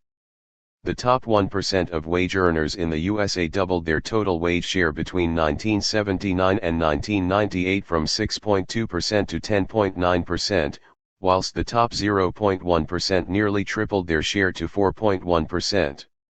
Almost all of the increase in the top 10% went to the top 5%, and about 2/3 to the top 1%. In France, the share of the top 1% remained the same. Overall, labor's position tended to be more eroded in the more free market economies like the USA and UK than in European economies where social protection including trade unionism was already stronger. Andrew Glynn, Op. Cit. p6 p116, p117, p118 and p127. Looking at inequality and poverty, the conclusion is that liberalization of markets tend to bring greater inequality. In fact, the rise in the UK was strongest in the 1980s, the Thatcher period, while New Zealand saw as big an increase in inequality as the UK. The USA maintained its position as the most unequal country, with inequality increasing in both decades. In summary, the increase in inequality has been noticeably greater in the inegalitarian liberal economies than in Northern Europe. Moreover, liberal countries have larger proportions of their populations in poverty than European ones. Unsurprisingly, New Zealand and the UK, both poster childs for neoliberalism, had the biggest increases in numbers in poverty between the mid-1980s and 2000. In the mid-1990s, 20 to 25% of workers in the UK, Canada, and USA were earning less than 65% of median earnings, compared to 5 to 8% in Scandinavia and Belgium. This rise in income inequality tend to reproduce themselves through the generations. There is far less social mobility in the USA than in Scandinavia, Germany, and Canada, and there has been a severe decline in social mobility in the UK after the Friedman-inspired Thatcherism of the 1980s and 1990s. Unsurprisingly, there has been a rise in the importance of property incomes, with the ratio of property income to labor income rising from 15% in the USA in 1979 to 18% in 2002. In France it went from 7% to 12% and is around 8% in Norway and Finland. Op. Cit. p167, p168, p169, p171, p169, p173, p174 and p170. Needless to say, given the lack of evidence presented when Friedman first published his book in 1962, the 40th anniversary edition was equally fact-free. Given that 40 years is more than enough time to evaluate his claims, particularly given that approximately halfway through this period, Friedman's ideas became increasingly influential and applied, in varying degrees in many countries, particularly in the UK under Thatcher and the US under Reagan. Friedman does not mention the developments in equality, mobility, or labor share in 2002, simply making the general statement that he was enormously gratified by how well the book has withstood time. Except, of course, where reality utterly contradicted it. This applies not only to his claims on equality, income shares, and poverty, but also the fundamental basis of his monetarist dogma, namely the aim to control the behavior of the stock of money by means of a legislated rule instructing the monetary authority to achieve a specified rates of growth in the stock of money. Op. Cit. p9 and p54. As we indicated in section C.8, the devastating results of applying this centerpiece of his ideology means that it hardly withstood time by any stretch of the imagination. In other words, we have a case of self-refutation that has few equals. To conclude, as defenses of capitalism based on equality are unlikely to survive contact with reality, the notion that the system is really the best friend of the working person and the poor needs to be defended by other means. This is where the growth argument we debunked in the last two sections comes in. Neither has much basis in reality. Of course, the usual excuse should be noted.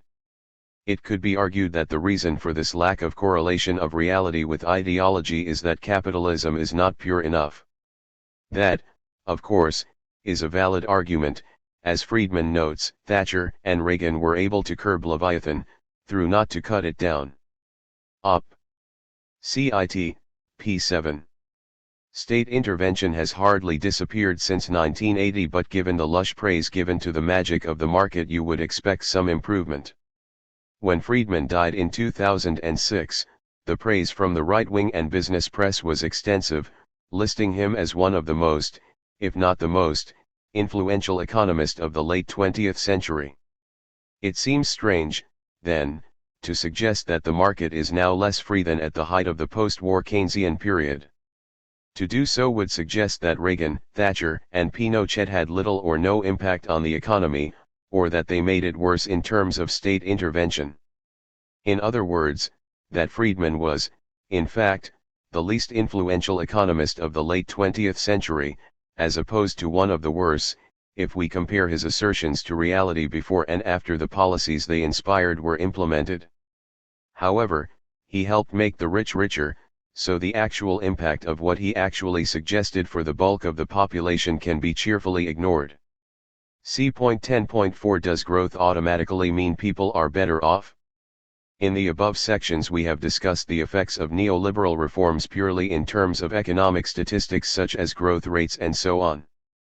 This means we have critiqued capitalism in its own terms, in terms of its supporters' own arguments in its favor. As shown, in terms of equality, social mobility, and growth, the rise of free, market capitalism has not been all its supporters have asserted. Rather than produce more equality, less poverty, and increased growth, the opposite has occurred. Where some progress on these areas have occurred, such as in Asia, the countries have not embraced the neoliberal model. However, there is a deeper critique to be made of the notion that capitalism benefits everyone, especially the poor. This relates to the quality of life, rather than the quantity of money available. This is an extremely important aspect to the question of whether free market capitalism will result in everyone being better off. The typical capitalist tendency is to consider quantitative values as being the most important consideration. Hence the concern over economic growth, profit levels, and so on, which dominate discussions on modern life. However, as E.P. Thompson makes clear, this ignores important aspects of human life. Simple points must be made. It is quite possible for statistical averages and human experiences to run in opposite directions. A per capita increase in quantitative factors may take place at the same time as a great qualitative disturbance in people's way of life, traditional relationships, and sanctions. People may consume more goods and become less happy or less free at the same time. For example, real wages may have advanced, but at the cost of longer hours and greater intensity of labor. In statistical terms, this reveals an upward curve. To the families concerned it might feel like immiseration. Thus it is perfectly possible to have an improvement in average material standards. At the same time as intensified exploitation, greater insecurity, and increasing human misery, most people can be better off than their forerunners had been 50 years before, but they had suffered and continued to suffer this improvement as a catastrophic experience. The Making of the English Working Class, p. 231. Thompson was specifically referring to the experience of the British Industrial Revolution on the working class, but his analysis is of general note. Its relevance goes far beyond evaluating past or current industrialization processes. This means that concentrating on, say, Absolute poverty or income growth, as defenders of neoliberalism do, means to ignore the quality of life which this increased income is associated with. For example, a peasant farmer who has to leave his farm for employment in a factory may consider having bosses dictating his every move, an increased working day and intensity of work more significant than, say, a net increase in his income. That this farmer may have been driven off his farm as a result of neoliberal or other reforms is another factor which has to be taken into account. If, to suggest another possibility, health and safety regulations reduce work speeds, then national output will be reduced just as unions will stop firms making their workers labor more intensely for longer. However, increased output at the expense of those who do the work is not unproblematic, i.e. real wages may increase but at the cost of longer hours, less safety, and greater intensity of labor. Another obvious example would be the family where the husband gets downsized from a good manufacturing job. He may get a lower paying service industry job, which forces his wife, and perhaps children, to get a job in order to make ends meet. Family income may increase slightly as a result, but at a heavy cost to the family and their way of life. Therefore the standard of living in the abstract may have increased, but, for the people in question, they would feel that it had deteriorated considerably. As such, economic growth need not imply rising standards of living in terms if the quality of life decreases as incomes rise. This is, in part, because if the economy worked as neoclassical theory demanded, then people would go to work not knowing how much they would be paid, how long they would be employed for or, indeed, whether they had a job at all when they got there. If they rented their home, they would not even know whether they had a home to come back to.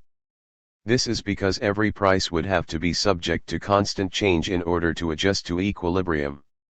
Insecurity, in other words, is at the heart of the economy, and this is hardly productive of community or family values, and other expressions used in the rhetoric of the right while they promote an economic system which, in practice, undermines them in the name of profit. In other words, while a society may become materially better off over time, it becomes worse off in terms of real wealth, that is, those things which make life worth living.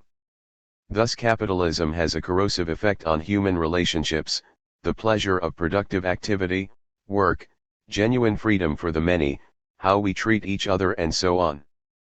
The corrosive effects of economics are not limited simply to the workplace but seep into all other aspects of your life. Even assuming that free market capitalism could generate high growth rates, and that assumption is not borne out in the real world, this is not the end of the matter. How the growth is distributed is also important. The benefits of growth may accumulate to the few rather than the many. Per capita and average increases may hide a less pleasant reality for those at the bottom of the social hierarchy. An obvious example would be a society in which there is massive inequality, where a few are extremely rich and the vast majority are struggling to make ends meet. Such a society could have decent growth rates and per capita and average income may grow. However, if such growth is concentrated at the top, in the hands of the already wealthy, the reality is that economic growth does not benefit the many as the statistics suggest. As such, it is important to stress that average growth may not result in a bettering for all sections of a society. In fact, there are plenty of instances in which the poor, and the majority of the population have been left behind in the era of globalization even where per capita income has grown. This is not limited to just developing countries. 2 episodes like this occurred in the United States, with data showing that the per capita income of the poor falling from 1979 to 84, and 1989 to 94, while per capita income rose. Overall, the U.S. has seen its median wage and real wages for the bottom 20th of its populations fall between 1973 and 1997, while per capita income in the U.S. has risen by 70%. For the median wage and bottom quintile wage to actually fall during this same period is an economic change of momentous proportions, from the point of view of the majority of Americans. Mark Weisbrot, Dean Baker, Robert Naiman, and Gila Nita, growth may be good for the poor, but are IMF and World Bank policies good for growth? This is a classic example of society with substantial inequality seeing the benefits of growth accrue to the already rich. To state the obvious, how the benefits of growth are distributed cannot be ignored. In addition, consumerism may not lead to the happiness or the better society which many economists imply to be its results. If consumerism is an attempt to fill an empty life, it is clearly doomed to failure. If capitalism results in an alienated, isolated existence, consuming more will hardly change that. The problem lies within the individual and the society within which they live. Hence, quantitative increases in goods and services may not lead to anyone benefiting in any meaningful way. Similarly, there is the issue of the quality of the production and consumption produced by economic growth. Values like GDP do not tell us much in terms of what was produced and its social and environmental impact. Thus high growth rates could be achieved by the state expanding its armed forces and weaponry, i.e. throwing money to arms corporations, while letting society go to rot, as under Reagan. Then there is awkward fact that negative social developments, such as pollution and rising crime, can contribute to a rising value for GDP. This happens because the costs of cleaning up, say, an oil spill involves market transactions and so gets added to the GDP for an economy. As such, the notion of growth as such is good should be rejected in favor of a critical approach to the issue which asks growth for what and for whom. As Chomsky puts it, many indigenous people apparently do not see any reason why their lives, societies, and cultures should be disrupted or destroyed so that New Yorkers can sit in SUVs in traffic gridlock. Failed states, p. 259. Under capitalism, much productivity is accounted for by economic activity that is best described as wasteful, military spending, expanding police and prison bureaucracies, the spiraling cost of privatized healthcare, suburban sprawl, the fast food industry and its inevitable ill effects on health, cleaning up pollution, specifying and defending intellectual and other property rights, treating the illnesses caused by overwork, insecurity and stress, and so on. As Alexander Berkman once noted, capitalism spawns many forms of work and productive activity which only make sense within that system and could be automatically done away with in a sane society. What is anarchism? Pages 223-5. Equally, productivity and living standards can stand at odds with each other. For example, if a country has a lower working week and take longer holidays, these would clearly depress GDP. This is the case with America and France. With approximately equal productivity, the latter spends less time in work and more time off. Yet it takes a capitalist ideologue to say that such a country is worse off as a nation for all that time people spend enjoying themselves. These issues are important to remember when listening to free market gurus discussing economic growth from their gated communities, insulated from the surrounding deterioration of society and nature caused by the workings of capitalism. In other words, quality is often more important than quantity. This leads to the important idea that some, even many, of the requirements for a truly human life cannot be found on any market, no matter how free it may be. Equally, a free market can lead to unfree people as they driven to submit themselves to the authority of bosses due to economic pressures and the threat of unemployment. So it can be said that laissez-faire capitalism will benefit all, especially the poor, only in the sense that all can potentially benefit as an economy increases in size. Of course, the mantra that economic growth is so wonderful is hard to justify when the benefits of that growth are being enjoyed by a small proportion of the people and the burdens of growth, such as rising job insecurity, loss of benefits, wage stagnation and decline for the majority of workers, declining public services, loss of local communities and so forth, are being borne by so many, as is the case with the more to freer markets from the 1980s. If we look at actually existing capitalism, we can start to draw some conclusions about whether a pure laissez-faire capitalism will actually benefit working people. The United States has a small public sector by international standards, and in many ways it is the closest large industrial nation to the unknown ideal of pure capitalism. It is also interesting to note that it is also number one, or close to it, in the following areas. Richard Duboff, Accumulation and Power, pages 183-4. Lowest level of job security for workers, with greatest chance of being dismissed without notice or reason. Greatest chance for a worker to become unemployed without adequate unemployment and medical insurance. Less leisure time for workers, such as holiday time. One of the most lopsided income distribution profiles. Lowest ratio of female to male earnings, in 1987 64% of the male wage. Highest incidence of poverty in the industrial world. Among the worst rankings of all advanced industrial nations for pollutant emissions into the air. Highest murder rates. Worst ranking for life expectancy and infant mortality. It seems strange that the more laissez-faire system has the worst job security, least leisure time, highest poverty and inequality if laissez-faire will especially benefit the poor or working people. In fact, we find the more free market the regime, the worse it is for the workers. Americans have longer hours and shorter holidays than Western Europeans, and more people live in poverty. 22% of American children grow up in poverty, which means that it ranks 22nd out of the 23 industrialist nations, ahead of only Mexico and behind all 15 of the pre-2004 EU countries. According to a 2007 United Nations report, the worst places to be a child are in neoliberal societies such as the UK and USA. The UK was bottom, at number 21, one below the US. The UNICEF report dealt with the condition of children in advanced capitalist countries and found that both the UK and US are way down the list on education, health, poverty, and well-being. While UNICEF preferred to state that this is because of a dog-eat-dog society, it is hardly a coincidence that these two societies have most embraced the principles of neoliberalism and have repeatedly attacked the labor movement, civil society in general, as well as the welfare state in the interests of capital. In contrast, the social democratic Northern European countries which have best results.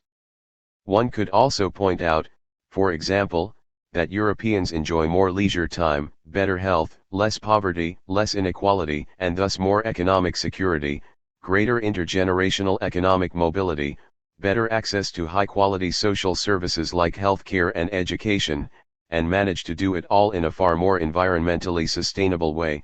Europe generates about half the CO2 emissions for the same level of GDP, compared to the US or the UK. A definite case of what is good for the economy, profits, is bad for people. To state the obvious, an economy and the people in that economy are not identical. The former can be doing well, but not the latter, particularly if inequality is skewing distribution of any rising incomes. So while the economy may be doing well, its median, participant, and below, may see very little of it. Of course, defenders of laissez-faire capitalism will point out that the United States, like the UK and any other real country, is far from being laissez-faire. This is true, yet it seems strange that the further an economy moves from that ideal, the better conditions get for those who, it is claimed, will especially benefit from it. As such, non-believers in pure capitalism have cause for dissent, although for the typical market advocate such comparisons tell us littler unless they happen to bolster their case than actually existing capitalism can be used as an example. Ultimately, the real issue is to do with quality of life and relative changes. Yet the argument that capitalism helps the poorest most via high economic growth is rooted in comparing free market capitalism with historical example, i.e. in the notion of absolute inequality rather than relative inequality and poverty. Thus poverty, economic, cultural, and social, in, say, America can be dismissed simply on the grounds that poor people in 2005 have more and better goods than those in 1905.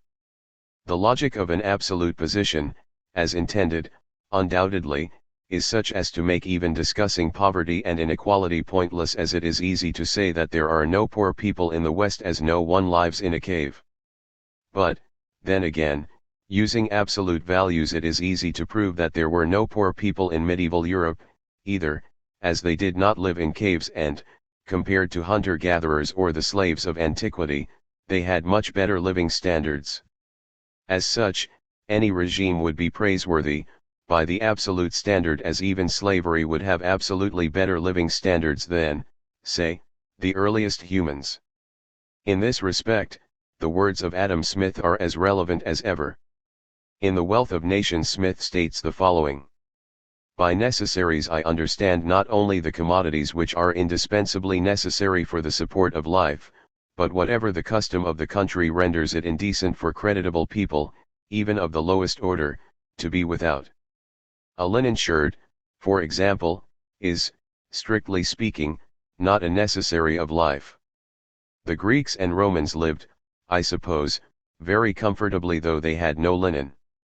But in the present times, through the greater part of Europe, a creditable day laborer would be ashamed to appear in public without a linen shirt, the want of which would be supposed to denote that disgraceful degree of poverty which, it is presumed, nobody can well fall into without extreme bad conduct. Under necessaries, therefore, I comprehend not only those things which nature, but those things which the established rules of decency have rendered necessary to the lowest rank of people." Book 5, Chapter 2, Article 4. As usual, Adam Smith is right while his erstwhile ideological followers are wrong. They may object, noting that strictly speaking Smith was talking of necessaries rather than poverty. However, his concept of necessaries implies a definition of poverty, and this is obviously based not on some unchanging biological concept of subsistence but on whatever the custom of the country or the established rules of decency consider necessary. Marx made the same point his later works, when he distanced himself from his earlier notion that capitalism resulted in absolute impoverishment. As he put it in Volume 1 of Capital, the number and extent of the workers' so-called necessary requirements, as also the manner and extent they are satisfied, are themselves products of history, and depend therefore to a great extent on the level of civilization attained by a country. In contrast, therefore, with the case of other commodities, the determination of the value of labor power contains a historical and moral element. p. 275.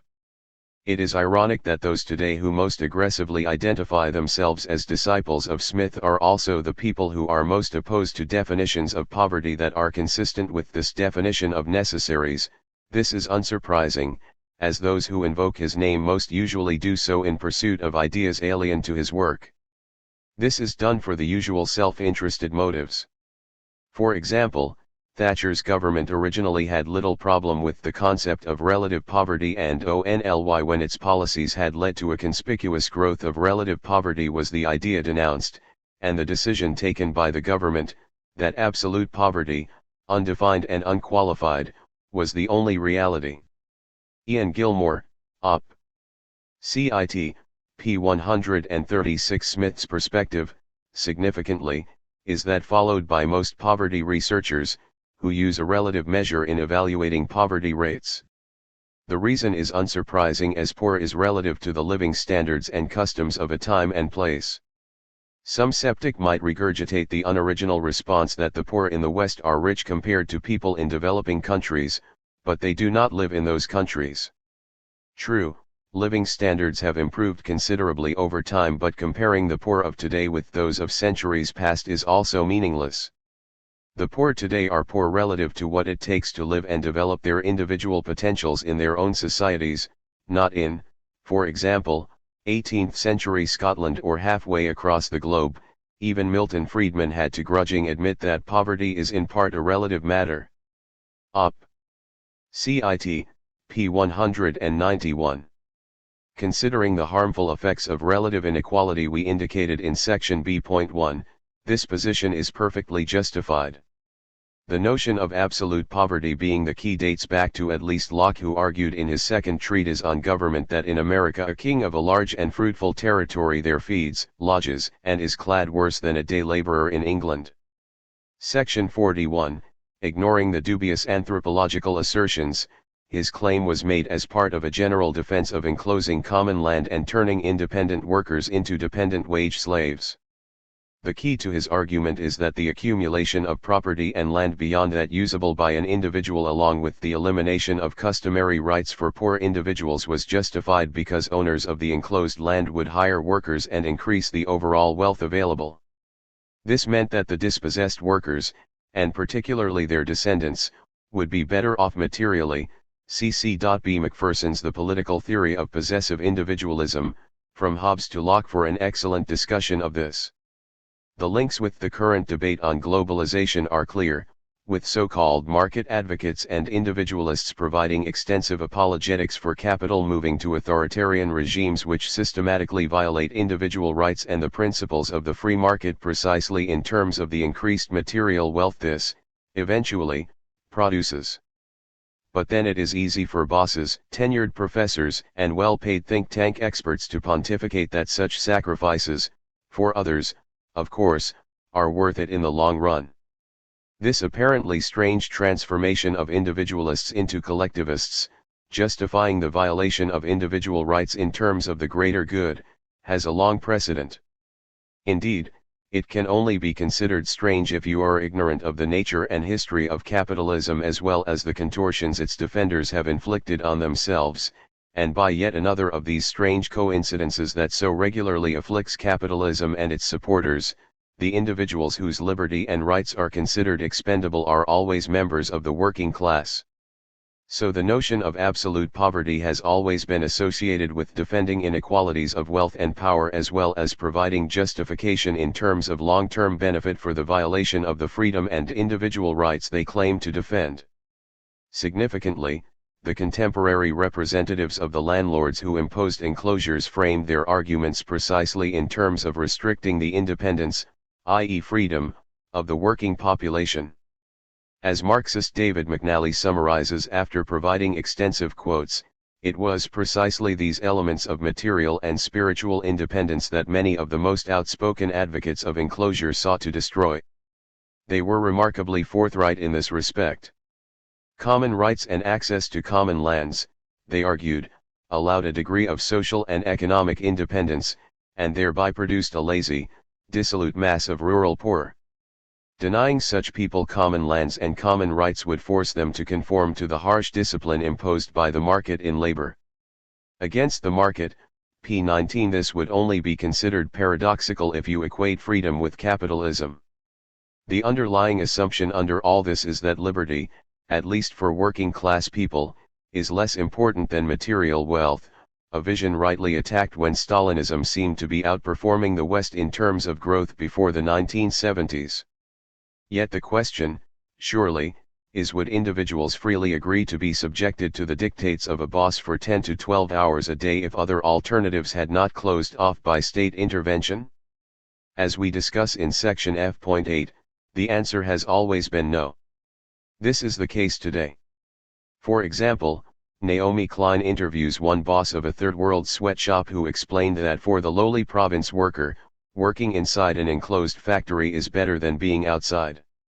One of his workers rebutted this, stating our rights are being trampled, and that he said that because he has not experienced working in a factory and the conditions inside. Another noted that of course he would say that we prefer this work, it is beneficial to him, but not to us. Another states the obvious, but we are landless, so we have no choice but to work in the economic zone even though it is very hard and the situation is unfair. Quoted by Klein, no logo, p. 220 and p. 221. It should noted that the boss has, of course, the backing of a great many economists, including many moderately left-wing ones, who argue that sweatshops are better than no jobs and that these countries cannot afford basic workers' rights, as these are class societies. It means that their ruling class cannot afford to give their workers the beneficial aspects of a free market, namely the right to organize and associate freely. It is amazing how quickly an economist or right liberal will proclaim that a society cannot expect the luxury of a free market, at least for the working class, and how these individualists will proclaim that the little people must suffer in order for the greater good to be achieved. As for the regimes within these factories, Klein notes that they are extremely authoritarian. The largest free trade zone in the Philippines is a miniature military state inside a democracy, and the management is military style, the supervisors often abusive. As would be expected, no questioning of authority is expected or permitted, and in some strikes are officially illegal, rather than unofficially banned. Op. Cit.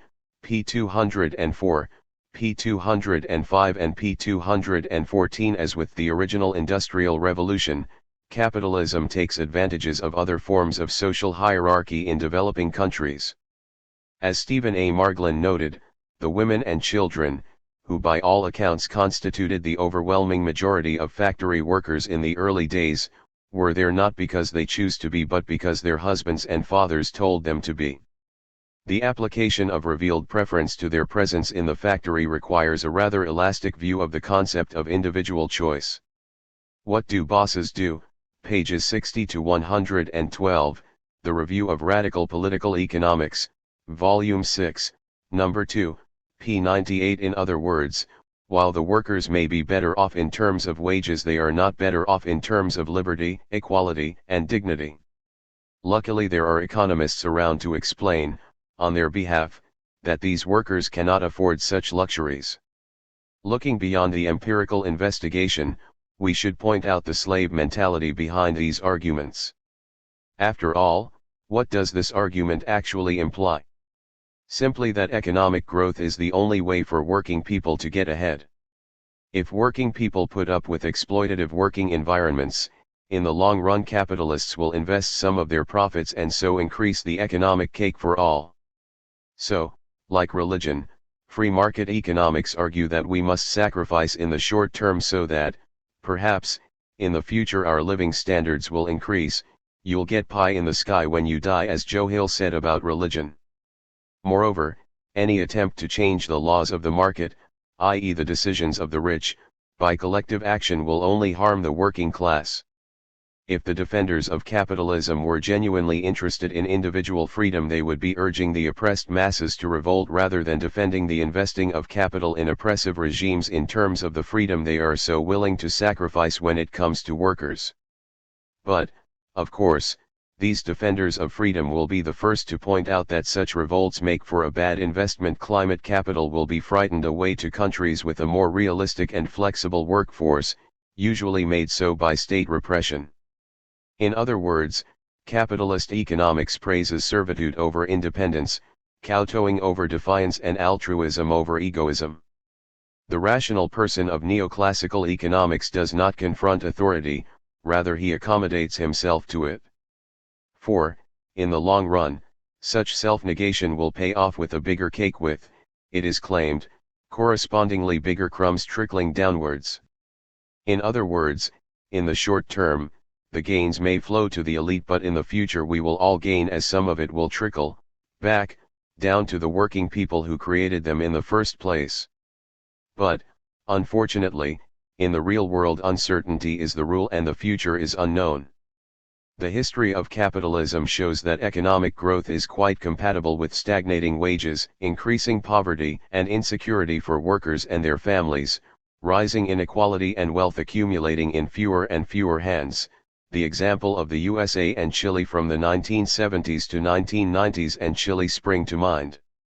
And, of course, even if workers kowtow to bosses, the bosses may just move production elsewhere anyway, as tens of thousands of downsized workers across the West can testify.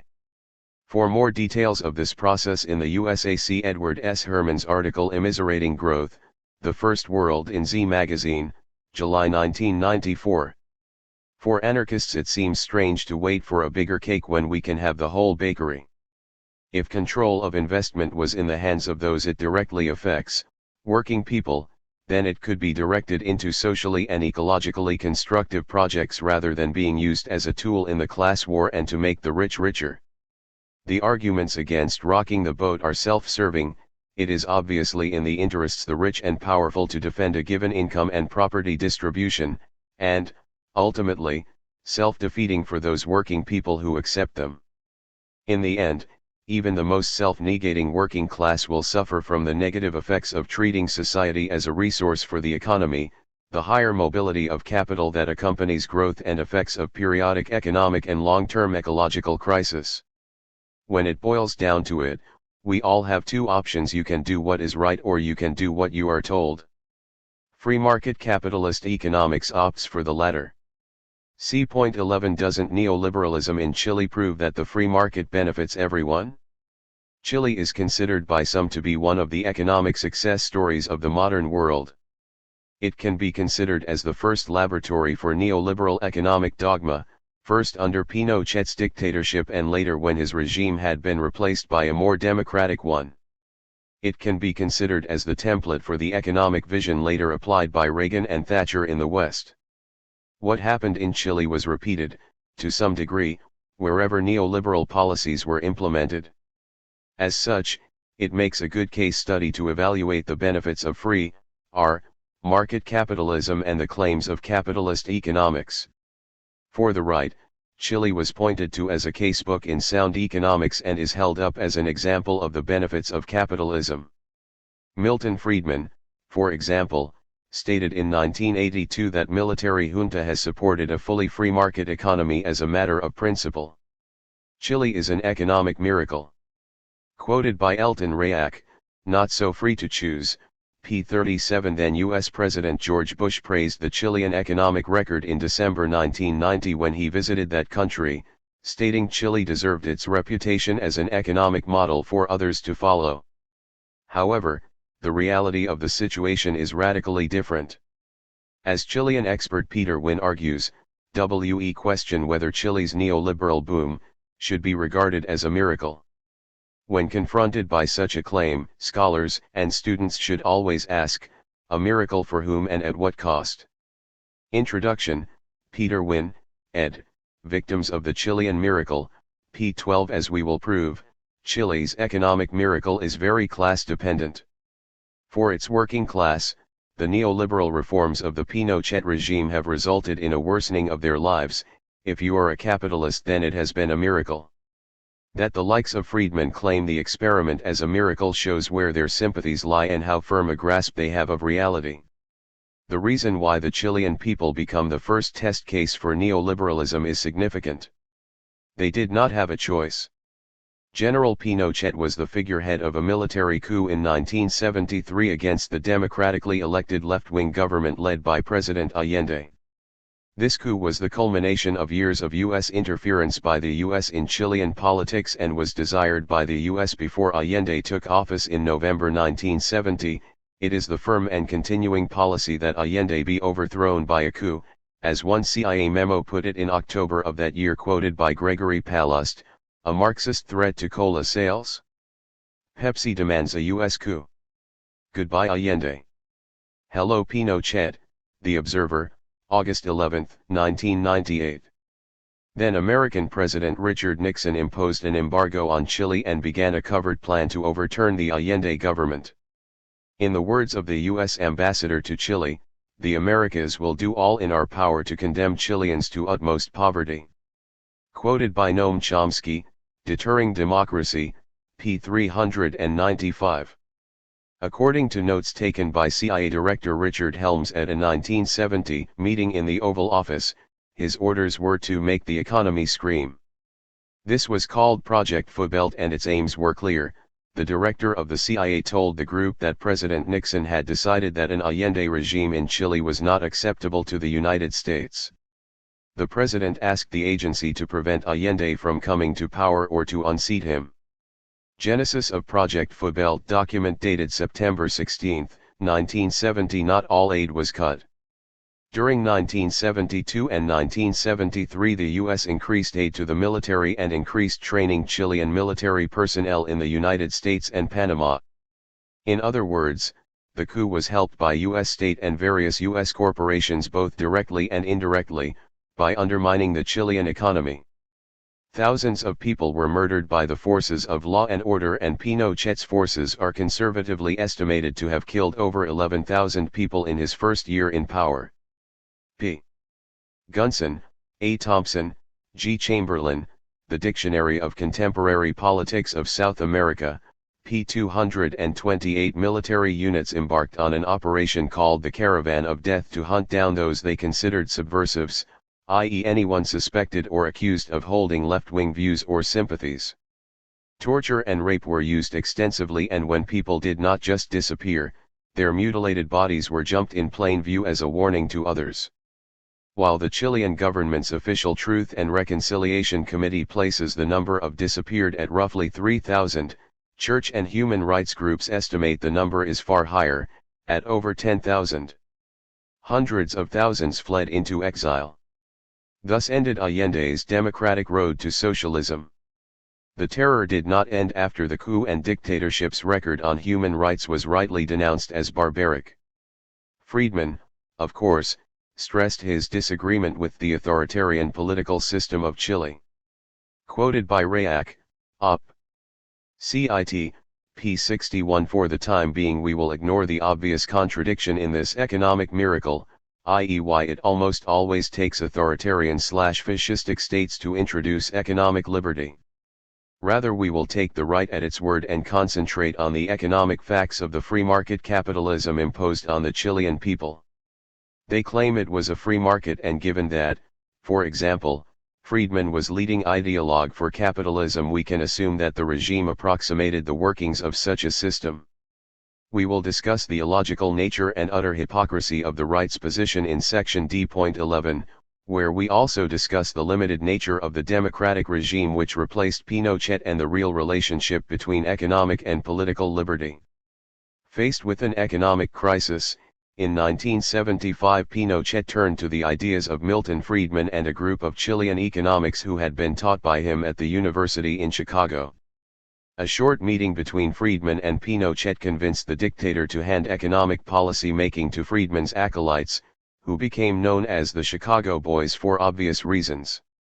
These were free market economists, working on a belief in the efficiency and fairness of the free market and who desired to put the laws of supply and demand back to work. They set out to reduce the role of the state in terms of regulation and social welfare, as these, they argued, had restricted Chile's growth by reducing competition, lowering growth, artificially increasing wages, and leading to inflation. The ultimate goal, Pinochet once said, was to make Chile not a nation of proletarians, but a nation of entrepreneurs. Quoted by Thomas E. Skidmore and Peter H. Smith, Modern Latin America, p. 137. The role of the Chicago Boys cannot be understated. They had a close relationship with the military from 1972, and according to one expert had a key role in the coup. In August of 1972 a group of 10 economists under the leadership of de Castro began to work on the formulation of an economic program that would replace Allende's one. In fact, the existence of the plan was essential to any attempt on the part of the armed forces to overthrow Allende, as the Chilean armed forces did not have any economic plan of their own.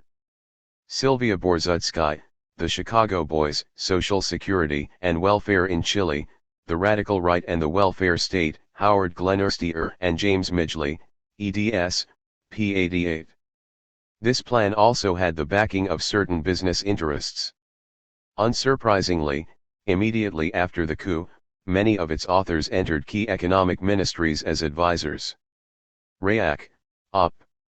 Cit. p. 52. It is also interesting to note that according to the report of the United States Senate on covert actions in Chile, the activities of these economists were financed by the Central Intelligence Agency, CIA. Borzutski, Op. Cit. p. 89. Obviously some forms of state intervention were more acceptable than others. April 1975 saw the Chicago Boys assume what was in effect dictatorial control over economic policy. The monetarists were now in a commanding position to put in place Friedman's recommendations, and they didn't hesitate. The actual results of the free market policies introduced by the dictatorship were far less than the miracle claimed by Friedman and a host of other right-wingers. The initial effects of introducing free market policies was a shock-induced depression which resulted in GDP dropping by 12.9%. Year shock treatment was imposed saw the GDP fall by 12.9%, Latin America saw a 3.8% rise, real wages fell to 64.9% of their 1970 level and unemployment rising to 20%. Even Pinochet had to concede that the social cost of the shock treatment was greater than he expected. Rayak, Op. Cit. p. 56, p. 41 and p. 57. For Friedman, his only concern with the plan was whether it would be pushed long enough and hard enough.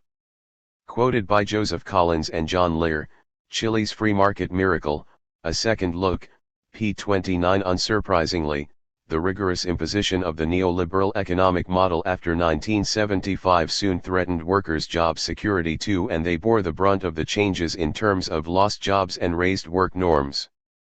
Wynne, No Miracle for Us, Peter Wynne, ed. Op. Cit. p. 131. After the Depression of 1975, the economic started to grow again. This is the source of claim of an economic miracle. Friedman, for example, used 1976 as his baseline, so excluding the Depression year of 1975, which his recommended shock treatment deepened.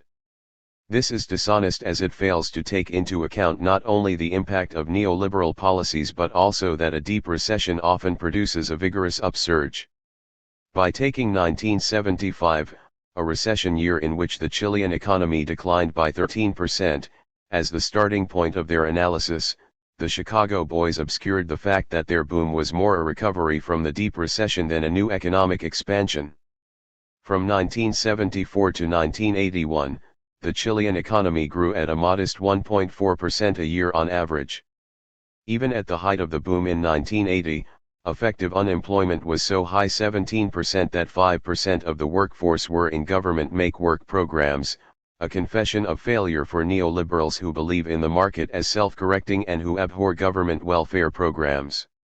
Nor did the Chicago boys call attention to the extreme concentration of capital, precipitous fall in real wages and negative redistribution of income that their policies promoted, or their disincentives to productive investment. Peter Wynne, The Pinochet Era, Op. Cit. pages 28-9. Between 1975 and 1982, the regime implemented numerous economic reforms based on the suggestions of the Chicago boys and their intellectual gurus Friedman and von Hayek. They privatized numerous state-owned industries and resources and, as would be expected, the privatizations were carried out in such a way as to profit the wealthy. The denationalization process, notes Rayak, was carried out under conditions that were extremely advantageous for the new owners. The enterprises were sold at sharply undervalued prices. Only large conglomerates could afford them, so capital became even more concentrated. Op. Cit. p. 67. When it privatized its interests in the forestry processing plants in the country, the government followed the privatization of other areas of the economy and they were sold at a discount, according to one estimate, at least 20% or below their value.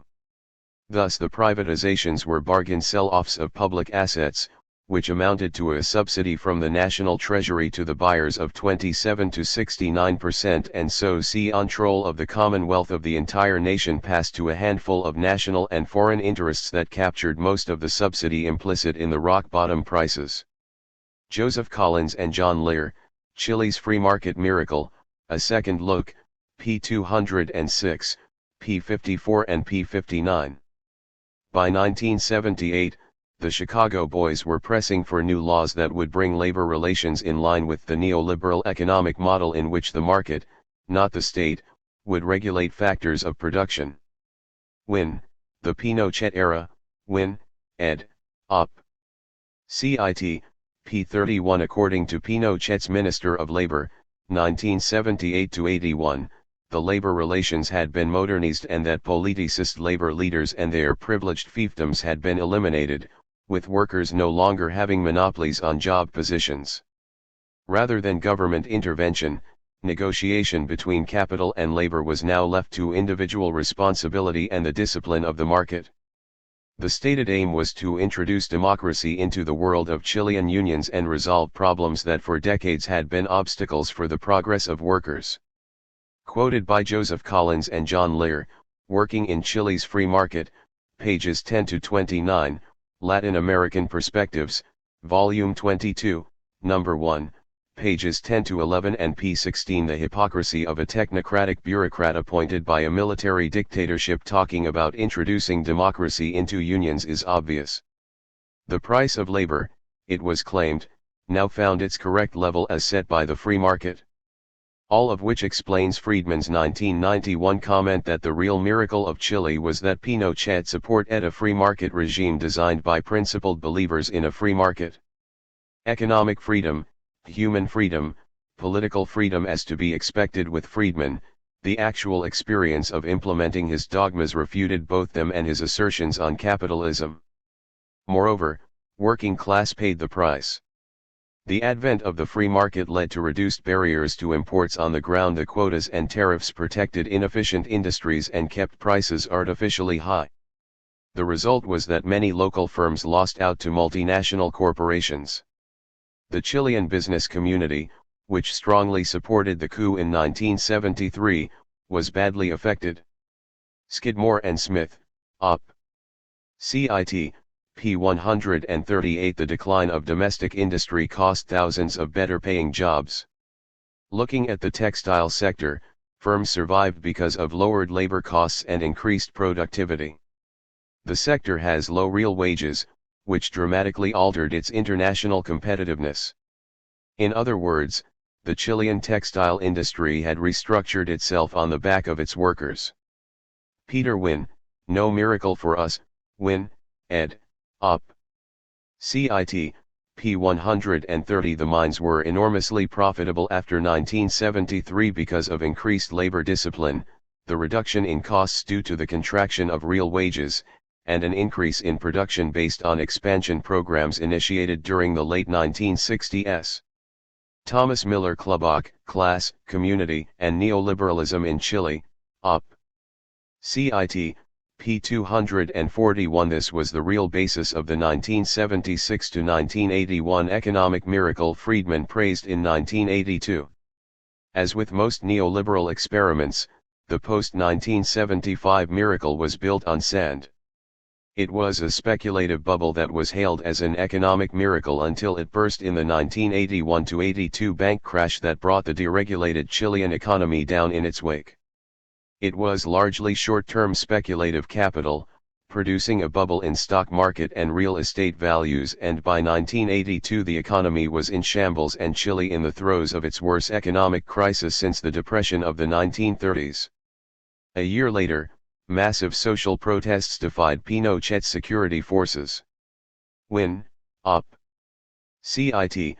p. 38. Thus the bottom fell out of the economy and Chile's GDP fell 14% in 1 year. In the textile industry alone, an estimated 35 to 45% of companies failed. Collins and Lear, Op. Cit. p. 15. So after 7 years of free, market capitalism, Chile faced yet another economic crisis which, in terms of unemployment and falling GDP, was even greater than that experienced during the terrible shock treatment of 1975. Real wages dropped sharply, falling in 1983 to 14% below what they had been in 1970. Bankruptcies skyrocketed, as did foreign debt and unemployment. Rayak, Op. Cit. p. 69. Chile's GNP fell by more than 15%, while its real disposable GNP declined by 19%. The industrial sector contracted by more than 21% and construction by more than 23%. Bankruptcies tripled. It was a crisis comparable to the Great Depression of the 1930s, which affected Chile more severely than any other country in the world.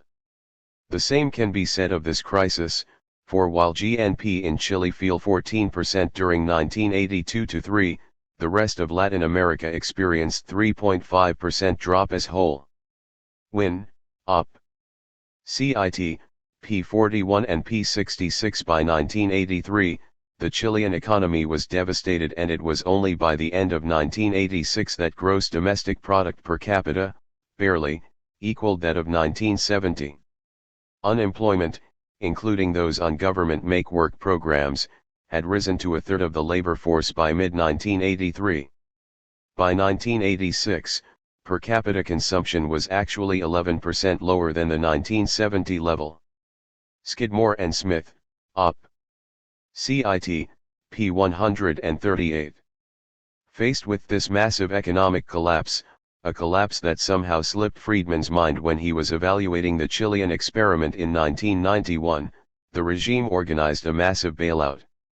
The Chicago boys resisted this measure, arguing with dogmatic arrogance that there was no need for government intervention or policy changes because they believed in the self-correcting mechanisms of the market would resolve any economic problem. However, they were applying a simplistic textbook version of the economy to a complex reality which was spectacularly different from their assumptions.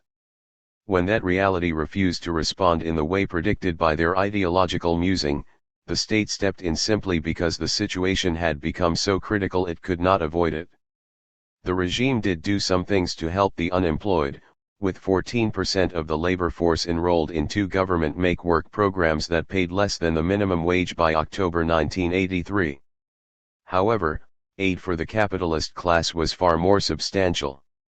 The IMF offered loans to Chile to help it out of mess its economic policies had helped create, but under strict conditions, such as making the Chilean public responsible for paying the billions in foreign loans contracted by private banks and firms. The total bailout cost 3% of Chile's GNP for 3 years, a cost which was passed on to the population. This socialization of private debts were both striking and unequal. This follows the usual pattern of free market capitalism: market discipline for the working class, state aid for the elite. During the miracle, the economic gains had been privatized. During the crash, the burden for repayment was socialized. In fact, the regime's intervention into the economy was so extensive that, with understandable irony, critics lampooned the Chicago road to socialism. Win, Op. Cit. p. 66 and p. 40. Significantly, of the 19 banks that the government had privatized, all but 5 failed. These, along with the other bankrupt firms, fell back into government hands, a fact the regime sought to downplay by failing to classify them as public companies. Once the debts had been assumed by the public, their assets were sold to private interests. Significantly, the one bank that had not been privatized and the other publicly owned companies survived the crisis in relatively good shape, and almost all of them were turning a profit, generating for the government in profits and taxes 25% of its total revenues. Thus the public companies that had escaped the Chicago boys' privatizations, enabled a financially strapped government to resuscitate the failed private banks and companies. Collins and Lear, Chile's Free Market Miracle, A Second Look, pages 51-2. Needless to say, the recovery, like the illusionary boom, was paid for by the working class. The 1982 crash meant that something had to give, and the Chicago boys decided that it would be wages. Wages, they explained, should be allowed to find their natural level. An 1982 decree transferred much of the burden of recovery and profitability to workers and became central to Chile's economic recovery throughout the rest of the decade. Collins and Lear, Op. Cit. p. 20 and p. 19. For the miners, between late 1973 and May 1983, real average wages dropped by 32.6% and workers' benefits were reduced. For example, the free medical attention and health care that had been won in the 1920s were dropped. Thomas Miller Klubach, Class, Community, and Neoliberalism in Chile, Win, ed.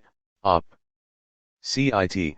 p. 217. As Peter Wynne summarizes, Chile's workers, who had paid the social costs of the illusory neoliberal miracle, now paid as well the highest price for the errors of their nation's military rulers and Chicago boy technocrats and the imprudence of their country's capitalists.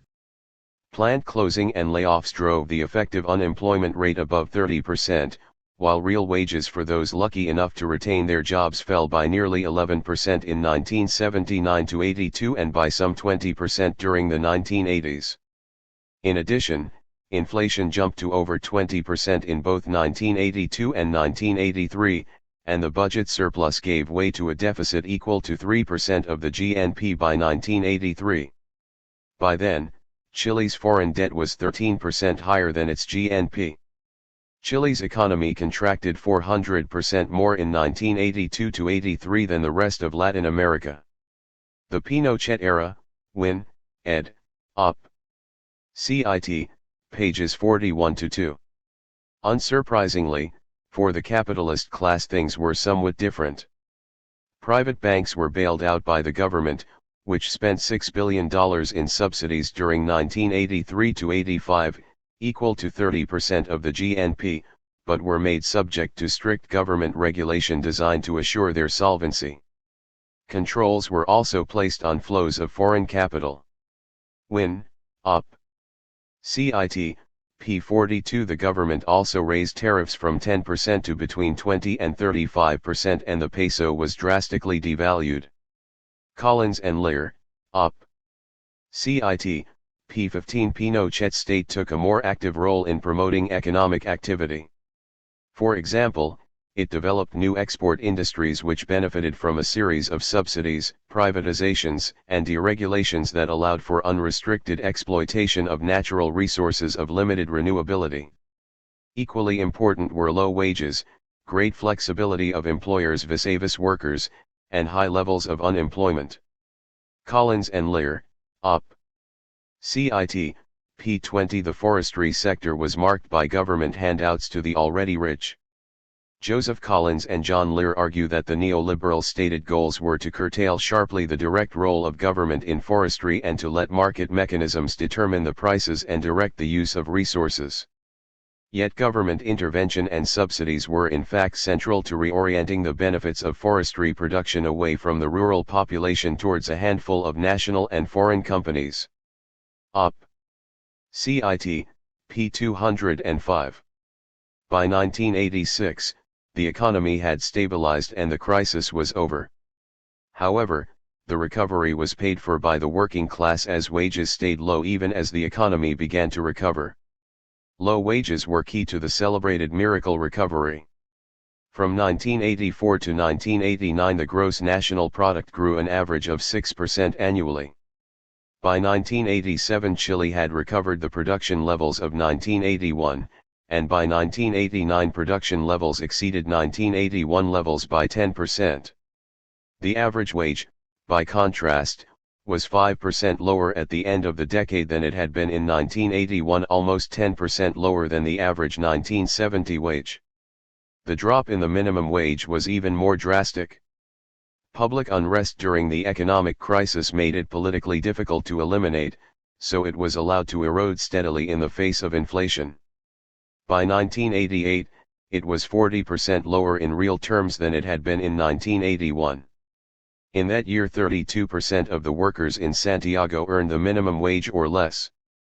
Thus, recovery and expansion after 1985 depended on two ingredients that are unsustainable over the long term and in a democratic society, namely an intensified exploitation of the labor force and the unregulated exploitation of non-renewable natural resources such as native forests and fishing areas, which amounted to a one-time subsidy to domestic conglomerates and multinationals. Collins and Lear, op. CIT, op. CIT, p83, p84 and p35. In summary, the experiment has been an economic disaster. Rayak, op. CIT, p72. C.11.1 Who benefited from Chile's economic miracle? Given that Chile was hardly an economic miracle, the question arises why it was termed so by people like Friedman. To answer that question, we need to ask who actually benefited from the neoliberalism Pinochet imposed. To do this, we need to recognize that capitalism is a class system and these classes have different interests. We would expect any policies which benefit the ruling elite to be classed as an economic miracle regardless of how adversely they affect the general population, and vice versa. In the case of Chile, this is precisely what happened.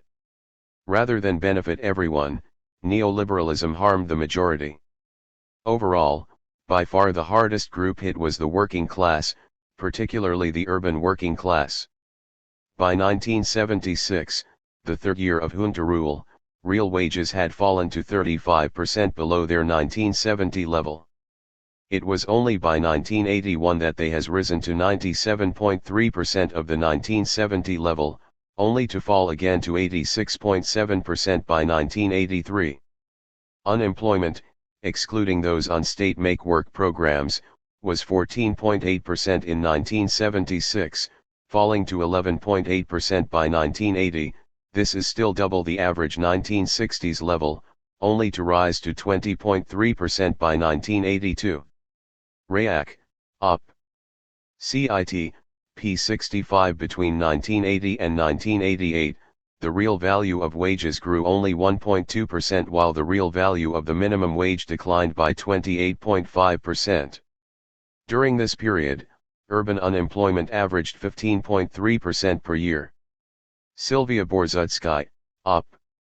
CIT, p96. Even by 1989 the unemployment rate was still at 10%, the rate in 1970 was 5.7%, and the real wage was still 8% lower than in 1970. Between 1975 and 1989, unemployment averaged 16.7%. In other words, after nearly 15 years of free market capitalism, real wages had still not exceeded their 1970 levels and unemployment was still higher. As would be expected in such circumstances, the share of wages in national income fell from 42.7% in 1970 to 33.9% in 1993. Given that high unemployment is often attributed by the right to strong unions and other labor market imperfections, these figures are doubly significant as the Chilean regime, as noted above, reformed the labor market to improve its competitiveness. After 1982, stagnant wages and the unequal distribution of income severely curtailed buying power for most Chileans, who would not recover 1970 consumption levels until 1989. Collins and Lear, Op. CIT, p25. By 1988, the average real wage had returned to 1980 levels, but it was still well below 1970 levels.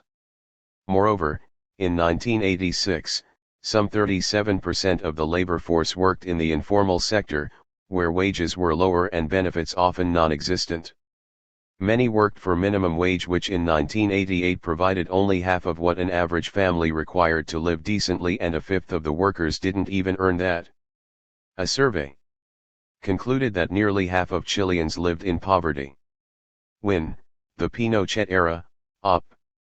CIT, p48. This was far more in absolute and relative terms than at any time in the preceding 3 decades. Collins and Lear, working in Chile's free market, Op. CIT, p26. Per capita consumption fell by 23% from 1972 to 87. The proportion of the population below the poverty line, the minimum income required for basic food and housing, increased from 20% to 44.4% between 1970 and 1987. Per capita healthcare spending was more than halved from 1973 to 1985, setting off explosive growth in poverty-related diseases such as typhoid, diabetes, and viral hepatitis. On the other hand, while consumption for the poorest 20% of the population of Santiago dropped by 30%, it rose by 15% for the richest 20%. Noam Chomsky, Year 501, pages 190 to 191. The percentage of Chileans without adequate housing increased from 27 to 40% between 1972 and 1988, despite the claims of the government that it would solve homelessness via market-friendly policies. So after 2 decades of neoliberalism, the Chilean worker can look forward to a job that offers little stability and low wages, usually a temporary one or one in the informal economy. Much of the growth in jobs after the 1982 to 1983 crash came in economic sectors characterized by seasonal employment, and are notorious for their low pay, long hours, and high turnover. In 1989, over 30% of jobs were in the formal sector in the Santiago metropolitan area, with incomes less than half the average of those in the formal sector. For those with jobs, the work pace intensified and the workday lengthened. Many Chileans worked far longer than the legal maximum work week of 48 hours without being paid for the extra hours. Even free market celebrants admit that extra unpaid hours remain a serious problem in 1989. In fact, it is commonly assumed that employees work overtime without pay or else, and, unsurprisingly, the pattern resembles the European production systems of the mid-19th century. Collins and Lear, Op. Cit. p. 22 pages 22-3, p. 23, p. 24 and p. 25. Unsurprisingly, as in neoliberal America, wages have become divorced from productivity growth. Even in the 1990s, there is evidence that productivity growth outpaced real wage growth by as much as a ratio 3:1 in 1993 and 5:1 in 1997. Volker Frank, Politics Without Policy, Op. Cit. p. 73. Similar comments are possible in regards to the privatized pension system, regarded by many right-wingers as a success and a model for other countries. However, on closer inspection this system shows its weaknesses. Indeed, it can be argued that the system is only a success for those companies making extensive profits from it. Administration costs of the Chilean system are almost 30% of revenues, compared to 1% for the U.S. Social Security system. Doug Henwood, Wall Street, p. 305. For working people, it is a disaster. According to SAFP, the government agency which regulates the system, 96% of the known workforce were enrolled in February 1995, but 43.4% of these were not adding to their funds. Perhaps as many as 60% do not contribute regularly. Given the nature of the labor market, this is unsurprising. Unfortunately, regular contributions are required to receive full benefits. Critics argue that only 20% of contributors will actually receive good pensions. Workers need to find money for health care as their remuneration has been reduced to the wage, ending most benefits that workers had gained over the years before the coup. Moreover, the privatization of such social services as health care and retirement security has meant the costs were now taken entirely from employee earnings. Unsurprisingly, longer workdays and a stepped-up pace of work increased the likelihood of accidents and illness. From 1982 to 1985 the number of reported workplace accidents almost doubled. Public health experts estimate, however, that over 3/4 of workplace accidents went unreported, in part because over half of the workforce is without any kind of accident insurance. Collins and Lear, Op. Cit. p. 20 and p. 25. It is interesting to note that when this program was introduced, the armed forces and police were allowed to keep their own generous public plans. If the plans are as good as their supporters claim, you would think that those introducing them would have joined them. Obviously what was good enough for the masses were not suitable for the rulers and the holders of the guns they depended upon. Given the subsequent fate of that scheme, it is understandable that the ruling elite and its minions did not want middlemen to make money off their savings and did not trust their pensions to the fluctuations of the stock market. Their subjects, however, were less lucky. All in all, Chile's privatized social security system transferred worker savings in the form of social security contributions from the public to the private sector, making them available to the country's economic groups for investment. Given the oligopolistic concentration of wealth and corporate control under Pinochet, this meant handing the forced savings of workers over to Chile's most powerful capitalists. That is, to shore up capital markets through its transfer of worker savings to Chile's business elites. When, the Pinochet era, Op.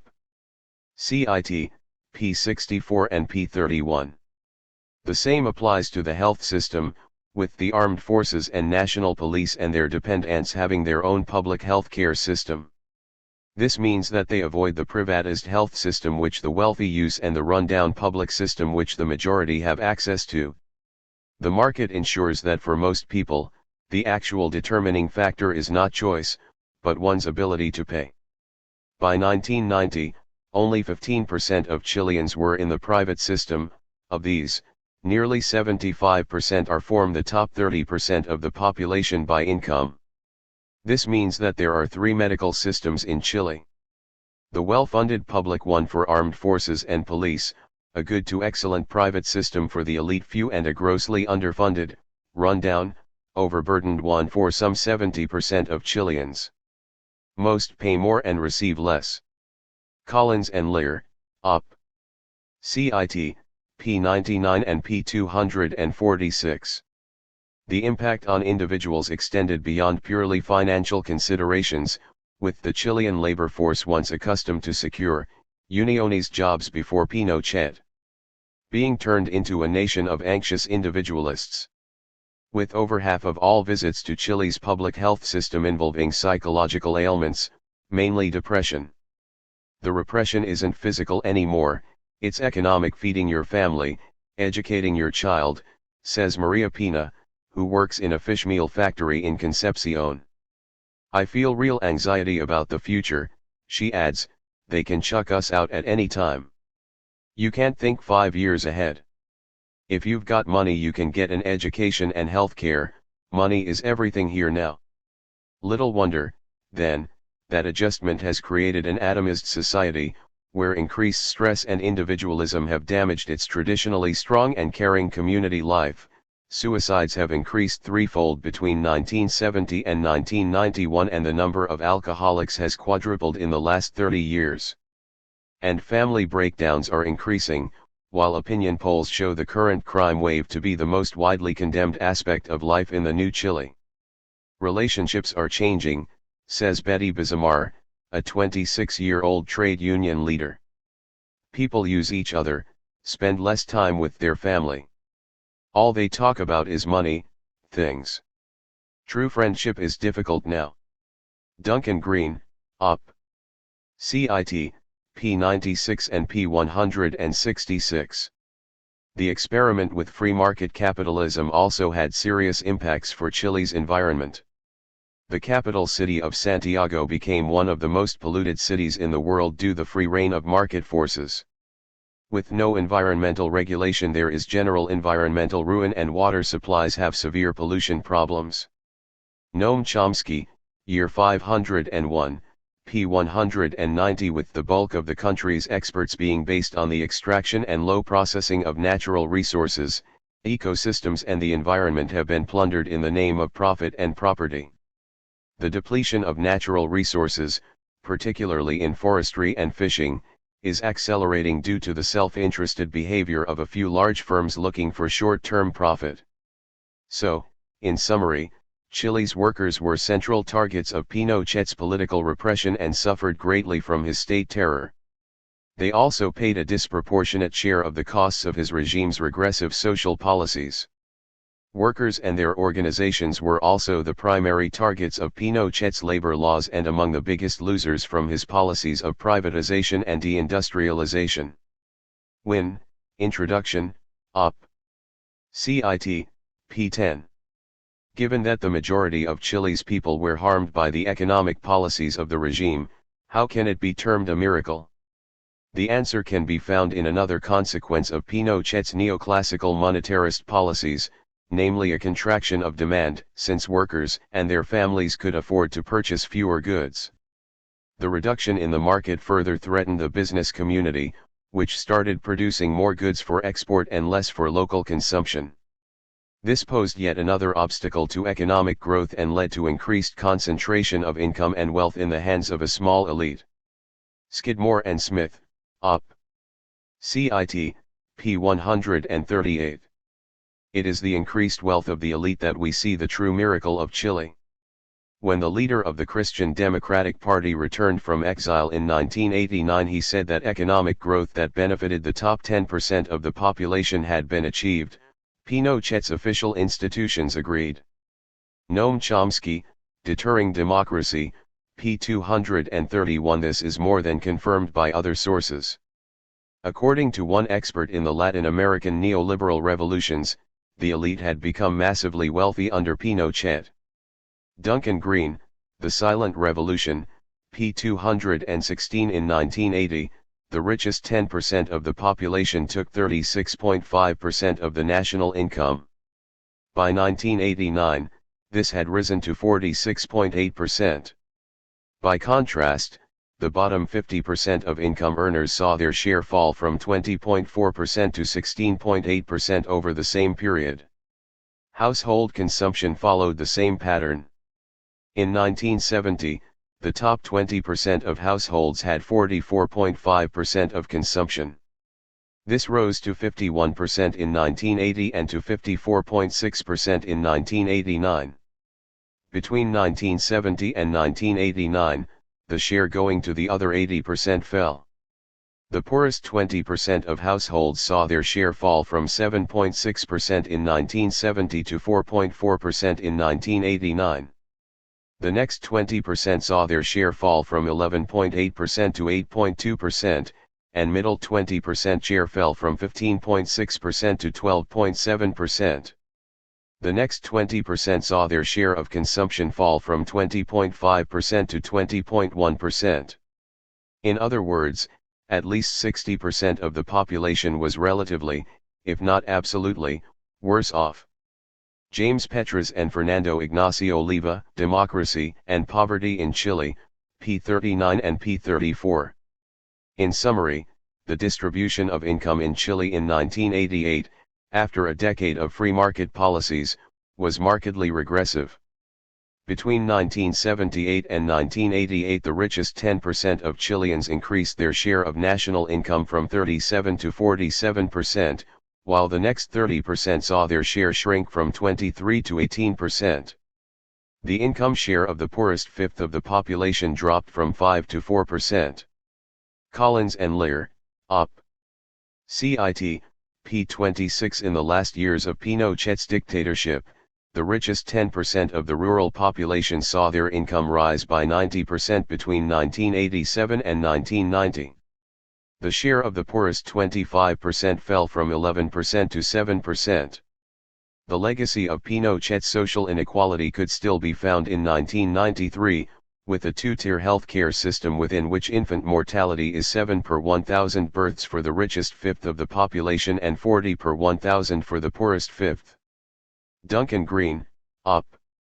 Cit.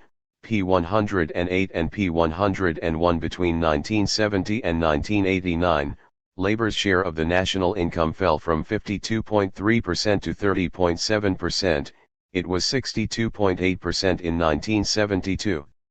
Real wages in 1987 were still 81.2% of their 1980-1 level. Petras and Leiva, op. Cit. p. 34, p. 25 and p. 170. Thus Chile has been a miracle for the capitalist class, with its successes being enjoyed primarily, and in many areas, exclusively, by the economic and political elites. In any society shot through with enormous inequalities in wealth and income, the market works to concentrate wealth and income. There has been a clear trend toward more concentrated control over economic resources. Economic concentration is now greater than at any other time in Chile's history, with multinational corporations reaping rich rewards from Chile's free market policies. Not surprisingly, they enthusiastically applaud the model and push to implant it everywhere. Ultimately, it is unconscionable to consider any economic and social project successful when the percentage of those impoverished more than doubled. Collins and Lear, Chile's Free Market Miracle, A Second Look, p. 252 and p. 253. Thus the wealth created by the Chilean economy during the Pinochet years did not trickle down to the working class, as claimed would happen by free market capitalist dogma, but instead accumulated in the hands of the rich. As in the UK and the USA, with the application of trickle-down economics, there was a vast skewing of income distribution in favor of the already rich. That is, there has been a trickle up, or rather, a flood upwards. Which is hardly surprising, as exchanges between the strong and weak will favor the former, which is why anarchists support working class organization and collective action to make us stronger than the capitalists, and why Pinochet repressed them. Overall, in 1972, Chile was the second most equal country in Latin America. By 2002 it was the second most unequal country in the region. When, the Pinochet era, op. Cit. p. 56. Significantly, this refutes Friedman's 1962 assertion that capitalism leads to less inequality. Inequality appears to be less, the more highly capitalist the country is. Capitalism and Freedom, p. 169. As with other countries which applied Friedman's ideas, such as the UK and US, inequality soared in Chile. Ironically, in this as in so many cases, implementing his ideas refuted his own assertions. There are two conclusions which can be drawn. Firstly, that Chile is now less capitalist after applying Friedman's dogmas. Secondly, that Friedman did not know what he was talking about. The second option seems the most likely, although for some defenders of the faith Chile's neoliberal experiment may not have been pure enough. However, this kind of assertion will only convince the true believer. See point 11.2. What about Chile's economic growth and low inflation? Given the actual results of the experiment, there are only two areas left to claim an economic miracle. These are combating inflation and increasing economic growth. Neither can be said to be miraculous. As far as inflation goes, the Pinochet regime did reduce it, eventually. At the time of the CIA-backed coup it was around 500%, given that the US undermined the Chilean economy make the economy scream.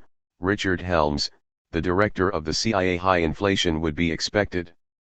By 1982 it was 10%, and between 1983 to 1987, it fluctuated between 20 and 31%. It took 8 years for the Chicago boys to control inflation and, significantly, this involved the failure of several stabilization programs at an elevated social cost. In other words, the stabilization programs they prescribed not only were not miraculous, they were not successful. When, the Pinochet era, Op. Cit. p. 63. In reality, inflation was not controlled by means of Friedman's monetarism but rather by state repression, as left-wing Keynesian Nicholas Calder points out. The rate of growth of the money supply was reduced from 570% in 1973, to 130% in 1977. But this did not succeed in moderating the growth of the money GNP or of the rise in prices, because lo and behold, no sooner did they succeed in moderating the growth of the money supply down, than the velocity of circulation shot up, and inflation was greater with a lower rate of growth of the money supply. They have managed to bring down the rate of growth of prices. And how? By the method well tried by fascist dictatorships. It is a kind of incomes policy. It is a prohibition of wage increases with concentration camps for those who disobey and, of course, the prohibition of trade union activity and so on. And so it was not monetarism that brought the Chilean inflation down. It was based on methods which bypassed the price mechanism. The economic consequences of Mrs. Thatcher, p. 45. Inflation was controlled by means of state repression and high unemployment, a combination of the incomes policy of Hitler and Mussolini and Karl Marx, i.e., Friedman's natural rate of unemployment we debunked in section C.9. In other words, monetarism and free market capitalism did not reduce inflation, as was the case with Thatcher and Reagan was well. Which leaves growth, the only line of defense possible for the claim of a Chilean miracle. As we discussed in section C.10, the right argue that relative shares of wealth are not important, it is the absolute level which counts. While the share of the economic pie may have dropped for most Chileans, the right argue that the high economic growth of the economy meant that they were receiving a smaller share of a bigger pie. We will ignore the well-documented facts that the level of inequality, rather than absolute levels of standards of living, has most effect on the health of a population, and that ill health is inversely correlated with income, i.e. the poor have worse health than the rich. We will also ignore other issues related to the distribution of wealth, and so power, in a society, such as the free market reinforcing and increasing inequalities via free exchange between strong and weak parties, as the terms of any exchange will be skewed in favor of the stronger party, an analysis which the Chilean experience provides extensive evidence for with its competitive and flexible labor market. In other words, growth without equality can have damaging effects which are not, and cannot be, indicated in growth figures. So we will consider the claim that the Pinochet regime's record on growth makes it a miracle, as nothing else could.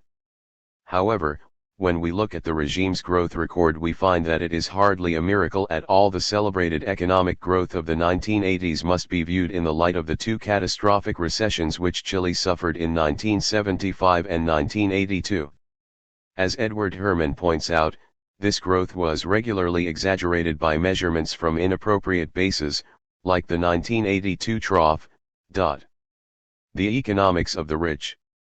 This point is essential to understand the actual nature of Chile's miracle growth. For example, supporters of the miracle pointed to the period 1978 to 1981, when the economy grew at 6.6% a year, or the post-1982 to 84 recession upswing. However, this is a case of lies, damn lies, and statistics, as it does not take into account the catching up an economy goes through as it leaves a recession.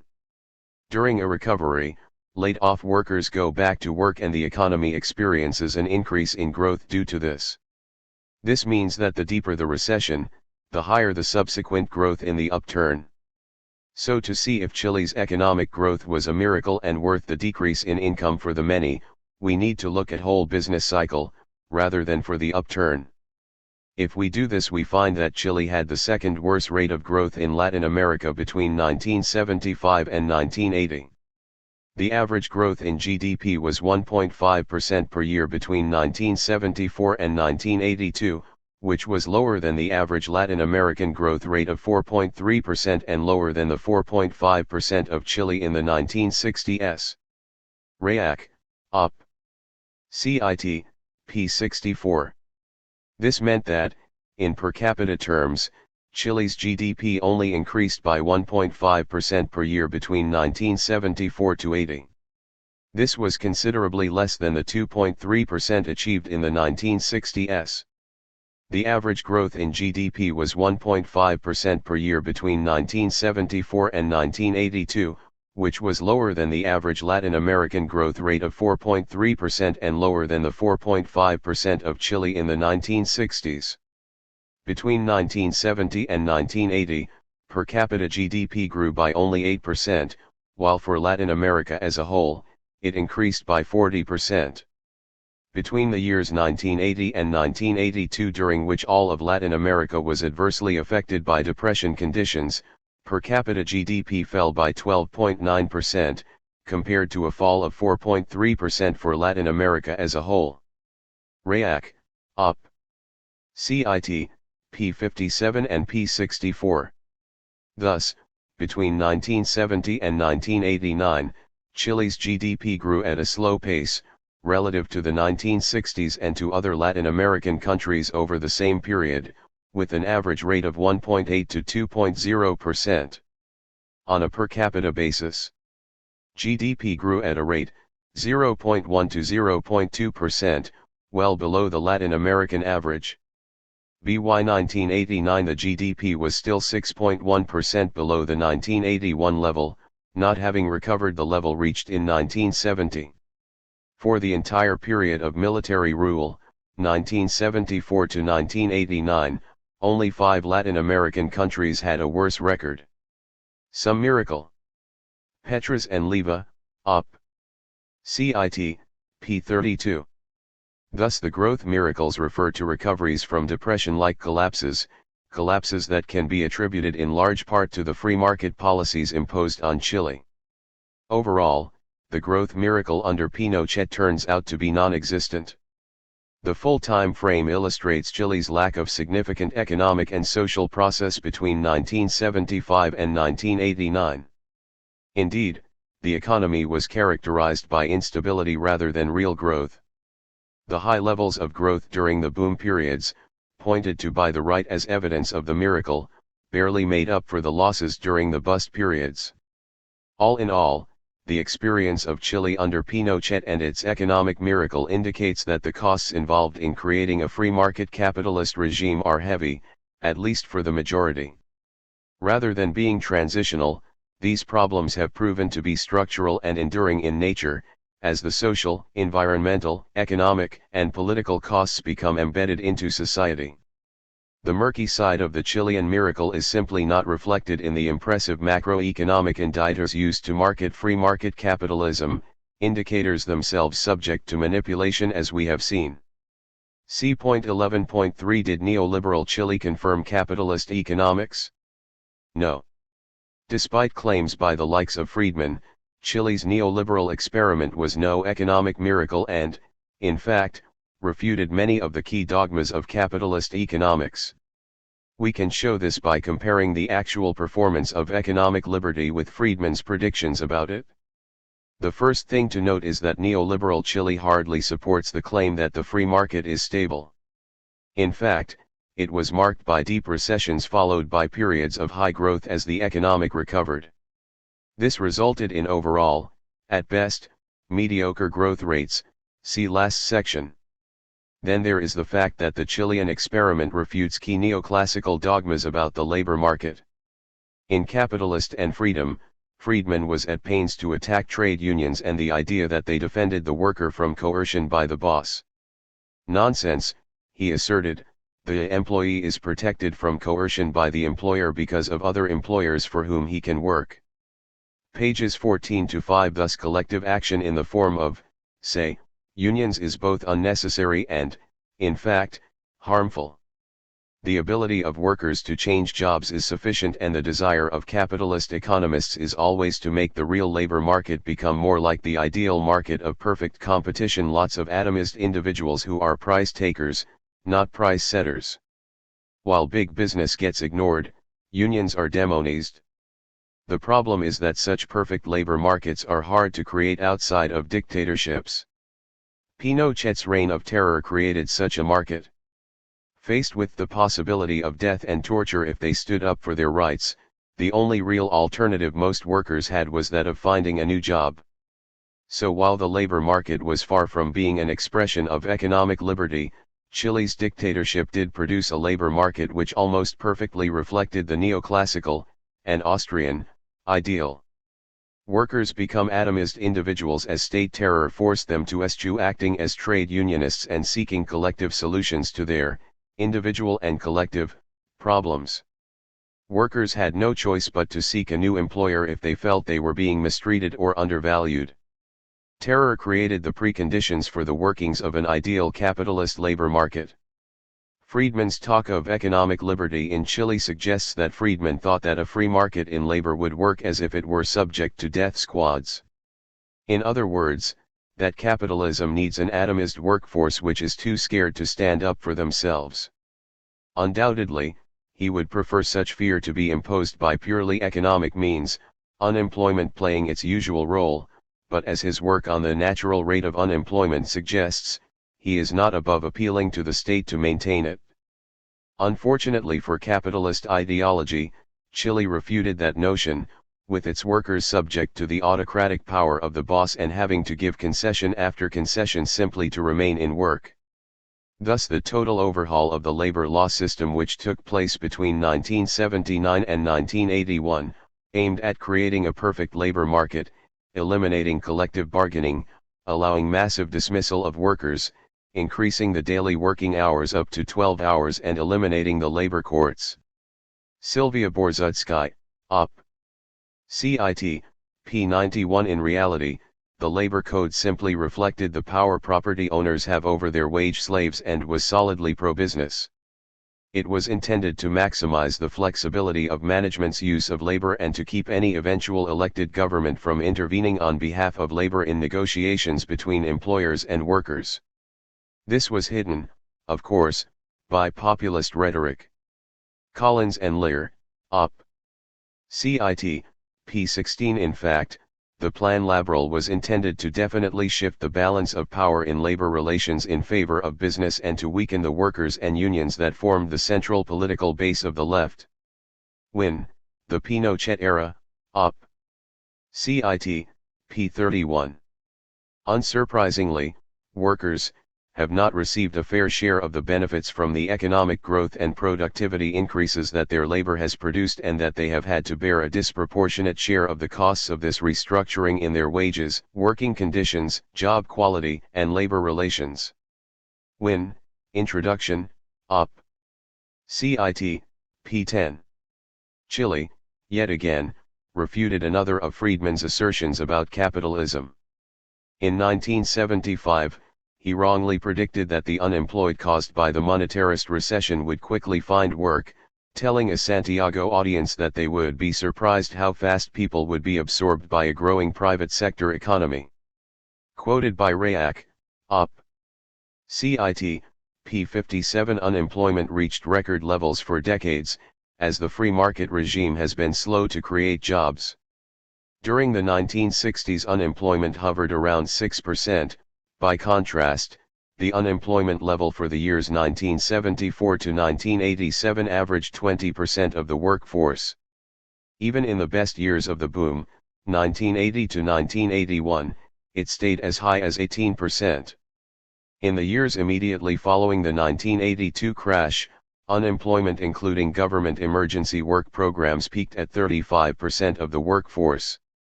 Unsurprisingly, the most important rationalization made by Chilean industry was the lowering of labor costs. This was accomplished through massive layoffs, intensifying the work of remaining workers, and pushing wage levels well below historic levels. This was aided by unemployment levels which officially averaged 20% from 1974 to 1987. Chronic high levels of unemployment afforded employers considerable leverage in setting working conditions and wage levels. Not surprisingly, workers who managed to hold onto their jobs were willing to make repeated concessions to employers, and in order to get jobs, employees often submitted to onerous terms.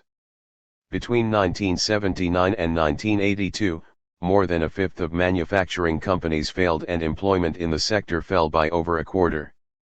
In the decade before 1981, out of every 26 workers, 13 became unemployed, 5 joined the urban informal sector and 8 were on a government emergency employment program.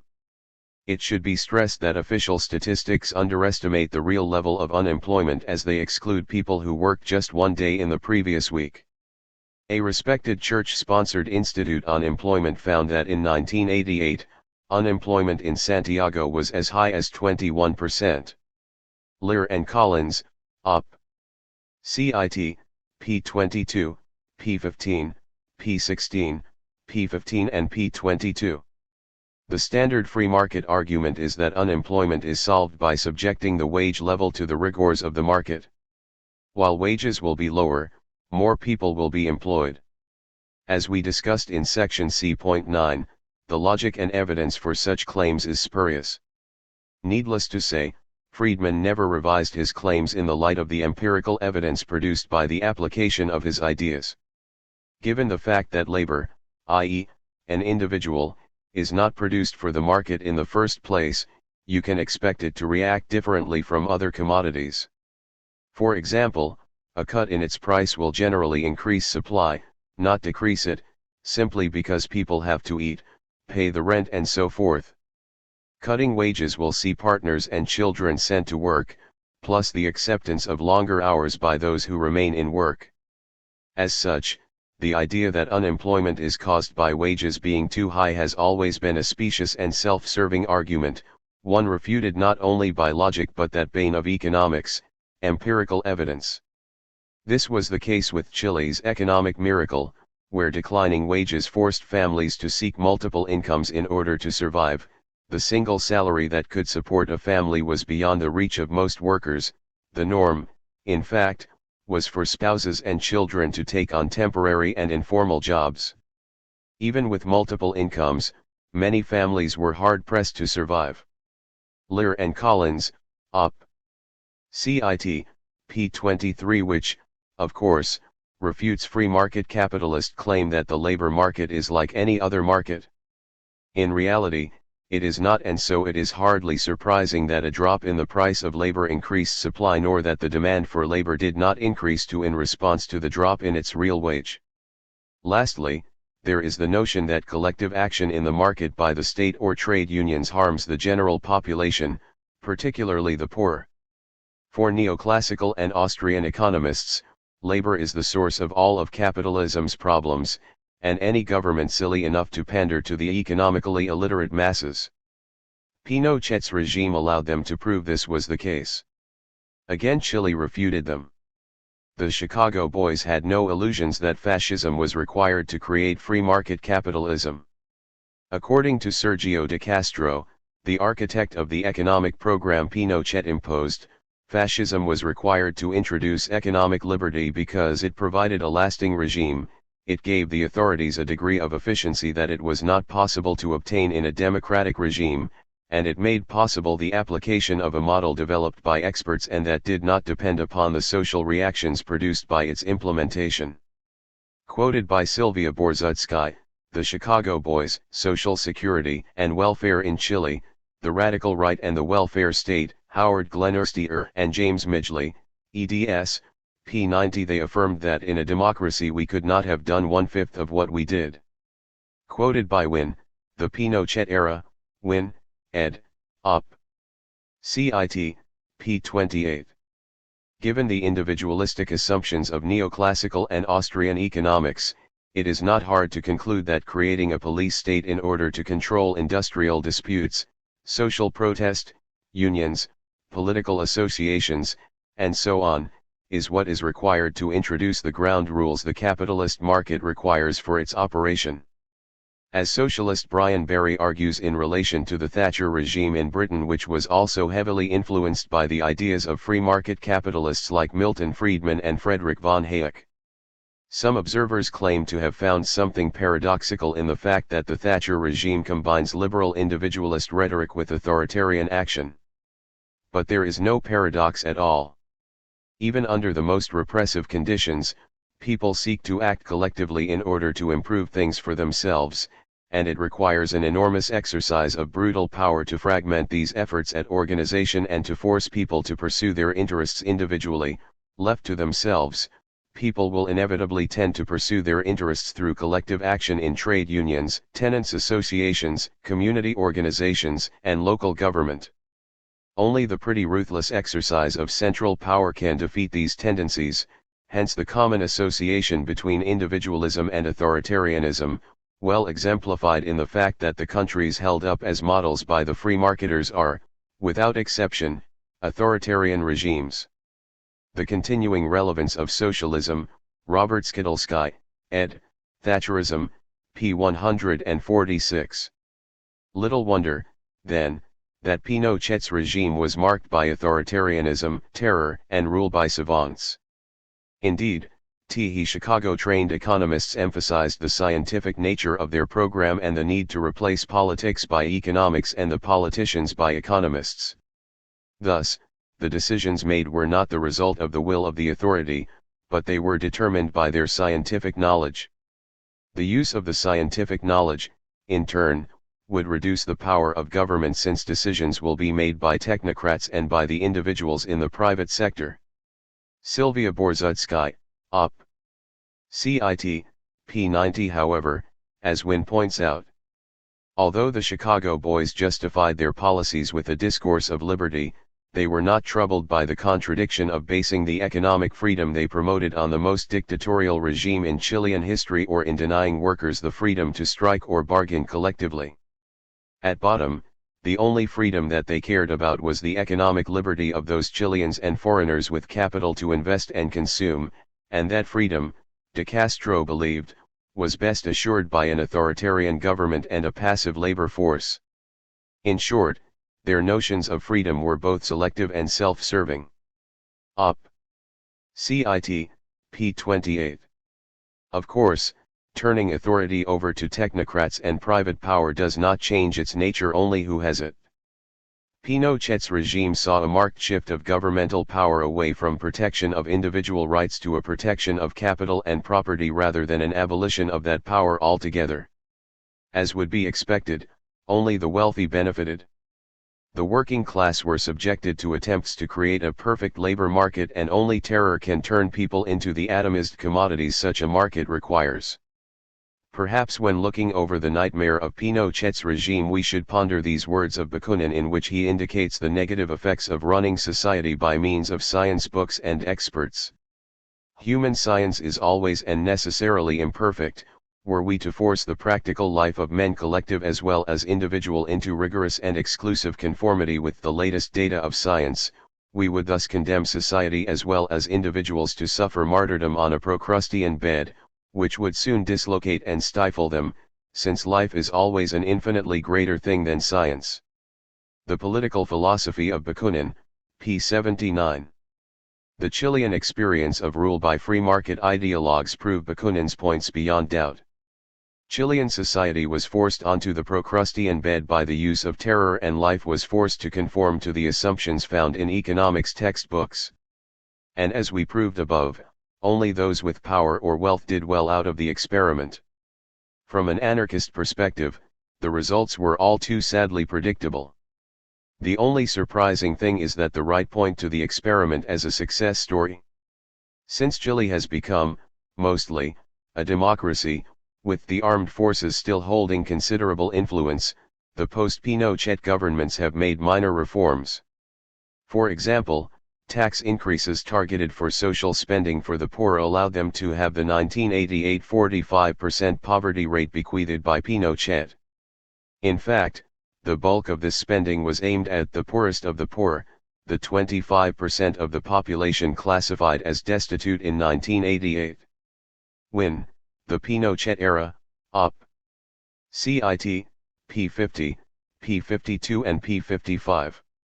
However, while this curtailed absolute poverty, they did not reduce inequality. From 1990 to 1996 the share of the national income of the poorest 20% of the population stagnated beneath 4%, while that of the richest 20% inched up from 56% to 57%, the distribution of income was one of the most unequal in the world. In Latin America, only Brazil was worse. Paul W. Drake, Forward, Win, ed. Op. Cit. p. 11. The new government raised the minimum wage in 1990 by 17% in real terms, with another rise of approximately 15% 2 years later. This had a significant on income, as a substantial number of the Chilean labor force receives wages and salaries that are only slightly above the minimum wage. Volker Frank, Politics Without Policy, Win, ed. Op. Cit. p. 73 and p. 76. In stark contrast to the claims of neoclassical economics, the rise in the minimum wage did not increase unemployment. In fact, it dropped to 4.4%, in 1992, the lowest since the early 1970s. Overall, increased social spending on health, education, and poverty relief has occurred since the end of the dictatorship and has lifted over 1 million Chileans out of poverty between 1987 and 1992. The poverty rate has dropped from 44.6% in 1987 to 23.2% in 1996, although this is still higher than in 1970. However, inequality is still a major problem, as are other legacies from the Pinochet era, such as the nature of the labor market, income insecurity, family separations, alcoholism, and so on.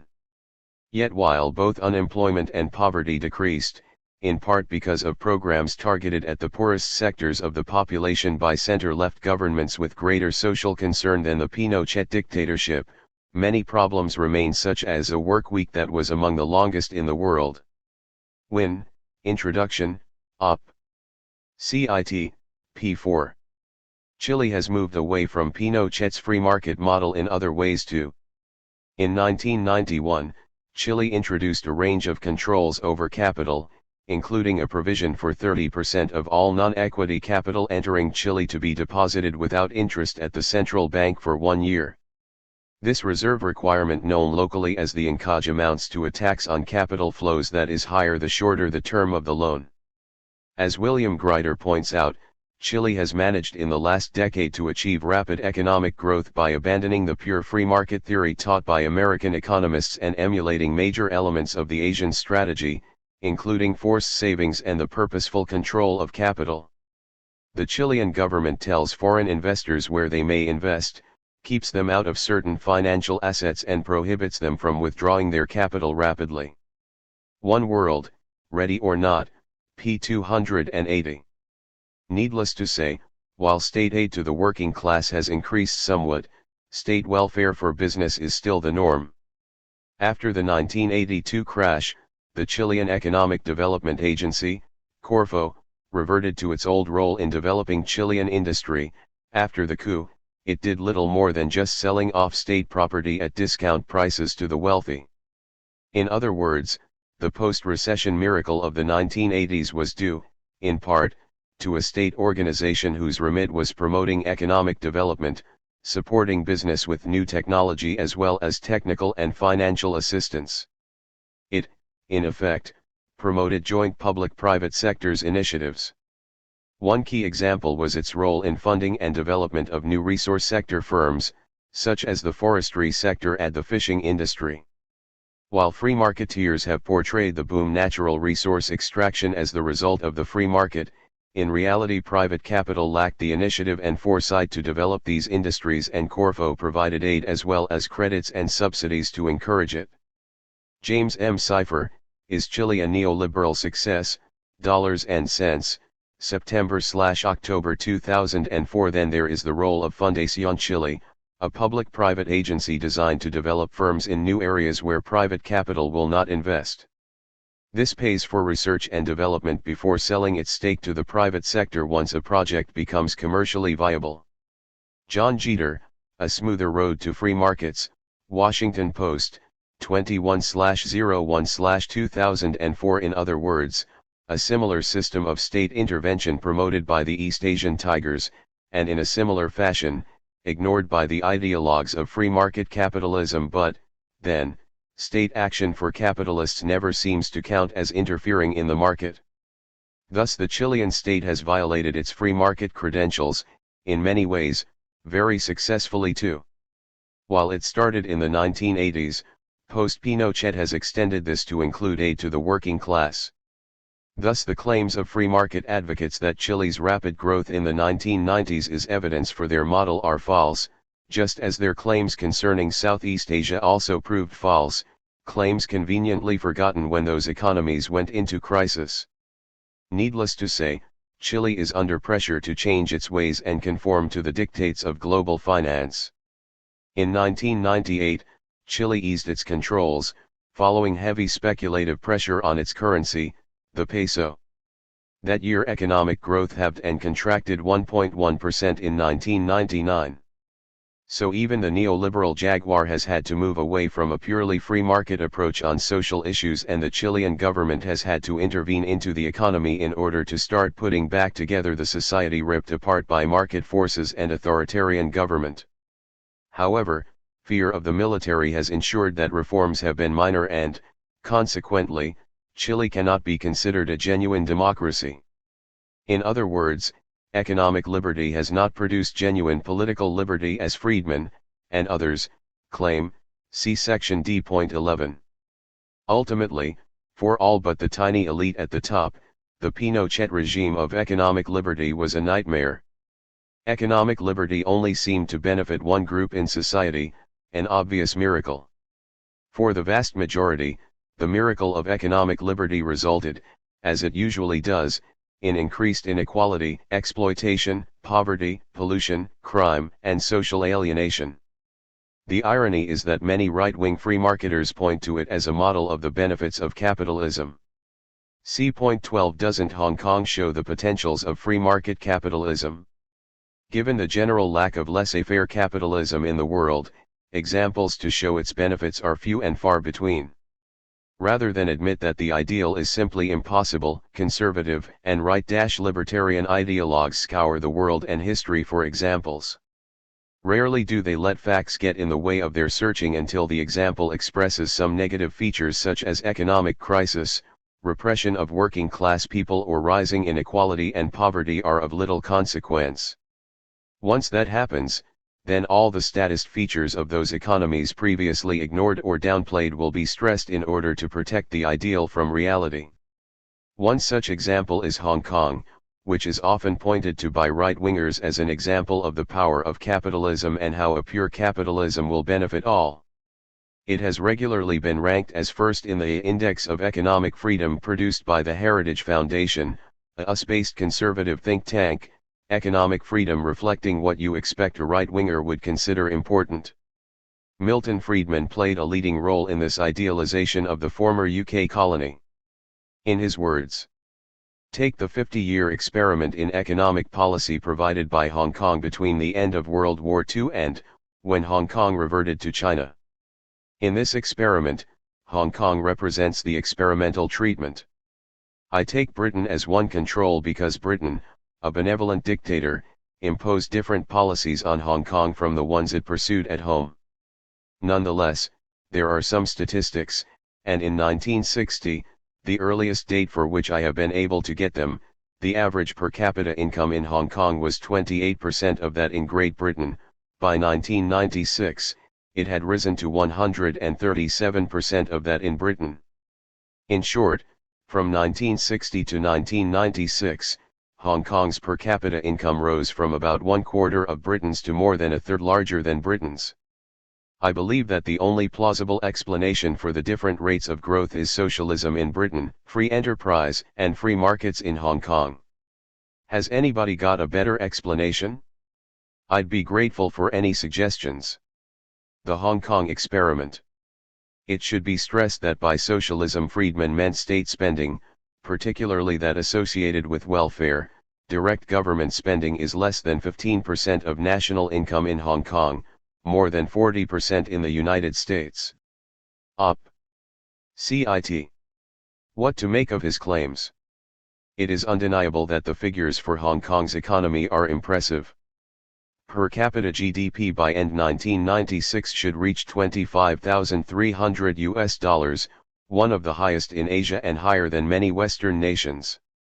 Enviable tax rate 16.5% corporate profits tax, 15% salaries tax. In the first 5 years of the 1990s, Hong Kong's economy grew at a tremendous rate. Nominal per capita income and GDP levels, where inflation is not factored in, almost doubled. Even accounting for inflation, growth was brisk. The average annual growth rate in real terms of total GDP in the 10 years to 1995 was 6%, or growing by 4.6% in 1995.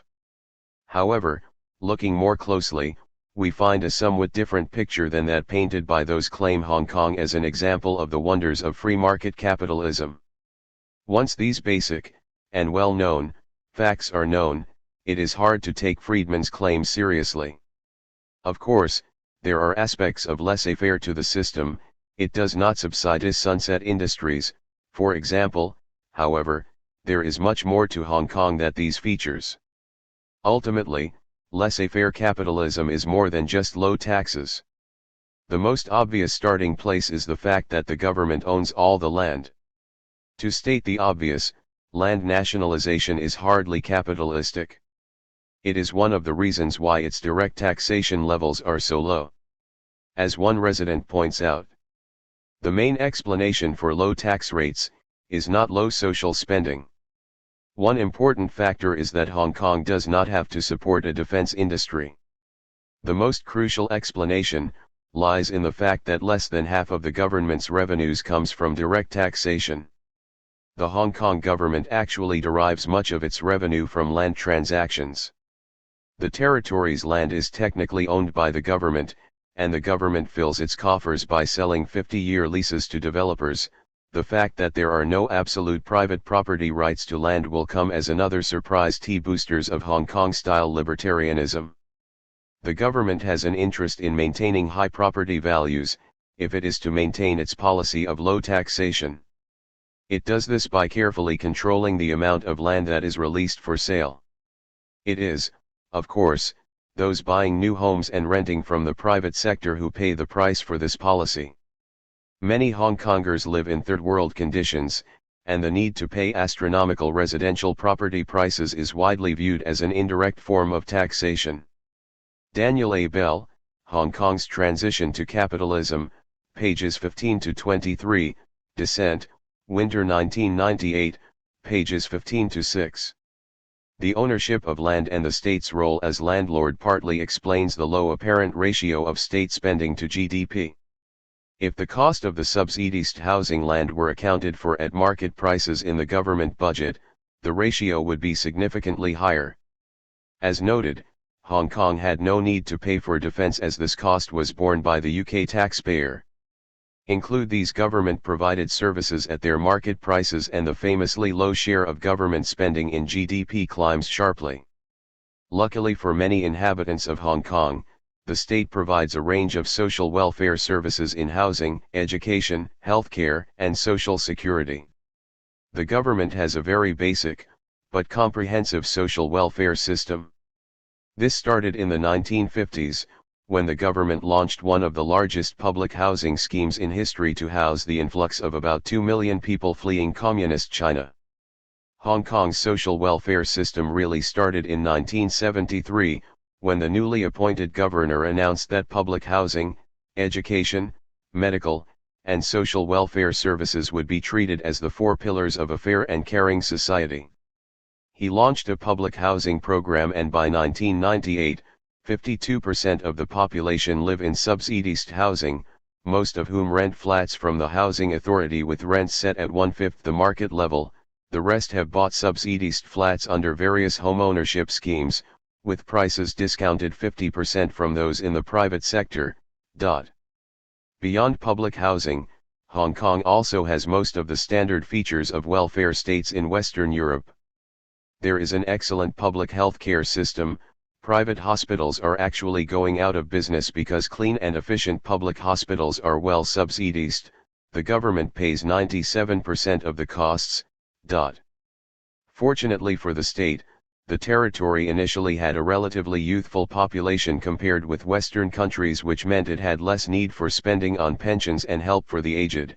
This advantage is declining as the population ages. In addition, the large majority of primary schools and secondary schools are either free or heavily subsidized, and the territory's tertiary institutions all receive most of their funds from the public coffers. Bell, Op. Cit. Pages 16-7 and p17. We can be sure that when conservatives and right-libertarians use Hong Kong as a model, they are not referring to these aspects of the regime. Given this, Hong Kong has deviated from the myth of a laissez-faire economy, with the government limiting itself to the role of the night watchman, as it is a welfare state. In 1995-6, it spent 47% of its public expenditure on social services, only slightly less than the United Kingdom. Between 1992 and 1998, welfare spending increased at a real rate of at least 10% annually. Bell, Op. Cit. p16. Without doubt, two experts note, the development of public housing in Hong Kong has contributed greatly to the social well-being of the territory. Overall, social welfare is the third largest state expenditure, after education and health. Simon X. B. Zhao and L. Zand, Economic Growth and Income Inequality in Hong Kong, Trends and Explanations, pages 74-103, China, an International Journal, Volume 3, Number 1, p95 and p97. Hong Kong spent 11.6% of its GDP on welfare spending in 2004, for example. Moreover, this state intervention is not limited to just social welfare provision. Hong Kong has an affordable public transport system in which the government has substantial equity in most transport systems and grants franchises and monopolized routes. So, as well as being the monopoly owner of land and the largest landlord, the state imposes rent controls, operates 3 railways, and regulates transport services and public utilities as monopoly franchises. It subsidizes education, healthcare, welfare, and charity. It has also took over the ownership and management of several banks in the 1980s to prevent a general bank run. Overall, since the 1960s, the Hong Kong government's involvement in everyday life has increased steadily and now reaches into many vital areas of socio-economic development. Ming K. Chan, The Legacy of the British Administration of Hong Kong, A View from Hong Kong, pages 567-582, The China Quarterly, number 151, p. 575 and p. 574. It also intervened massively in the stock market during the 1997 Asian crisis. Strangely, Friedman failed to note any of these developments nor point to the lack of competition in many areas of the domestic economy and the high returns given to competition-free utility companies.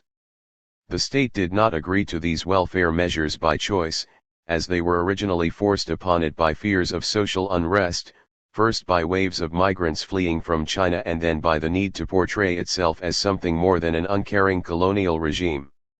However, the other form of intervention it pursued was by choice, namely the collusion between the state and business elites. As one expert notes, the executive-led administrative non-party state was heavily influenced by the business community with the composition of various government advisory boards, committees, and the three councils reflecting this as business interests had an overwhelming voice in the consultation machinery, about 70% of the total membership. This is accurately described as a bureaucratic cum corporatist state with the interests of government and the private sector dominating those of the community. Overall, the government and private sector share common interests and have close links. Maycam Ng, Political Economy and Urban Planning, Progress in Planning, P. Diamond and B. H. Masson, eds, Volume 51, Part 1, P11 and P84. Sizable fortunes will be made when there are interlocking arrangements between the local oligarchies and the state. Another commentator notes that the myth of Hong Kong's laissez-faire regime has been disproved in academic debates more than a decade ago and points to the hypocrisy of laissez-faire colonialism, which is marked by a government which is actively involved, fully engaged, and often interventionist, whether by design or necessity. He notes that the most damaging legacy of colonial rule was the blatantly pro-business bias in the government's decision-making. There has been collusion between the colonial officialdom and the British economic elites. Indeed, the colonial regime has been at fault for its subservience to business interests as manifested in its unwillingness until very recently, not because of laissez-faire but from its pro-business bias, to legislate against cartels and monopolies and to regulate economic activities in the interests of labor, consumers, and the environment. In other words, free trade and free enterprise with an open market did not always mean fair trade and equal opportunity. The regime intervened to favor British and big business interests at the expense of both fair play and of a level playing field for all economic players regardless of class or race.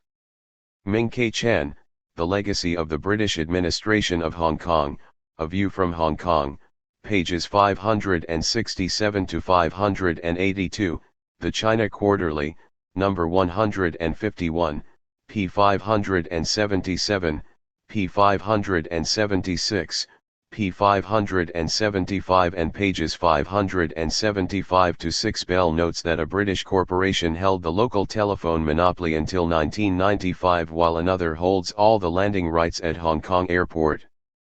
Op. Cit. p. 21.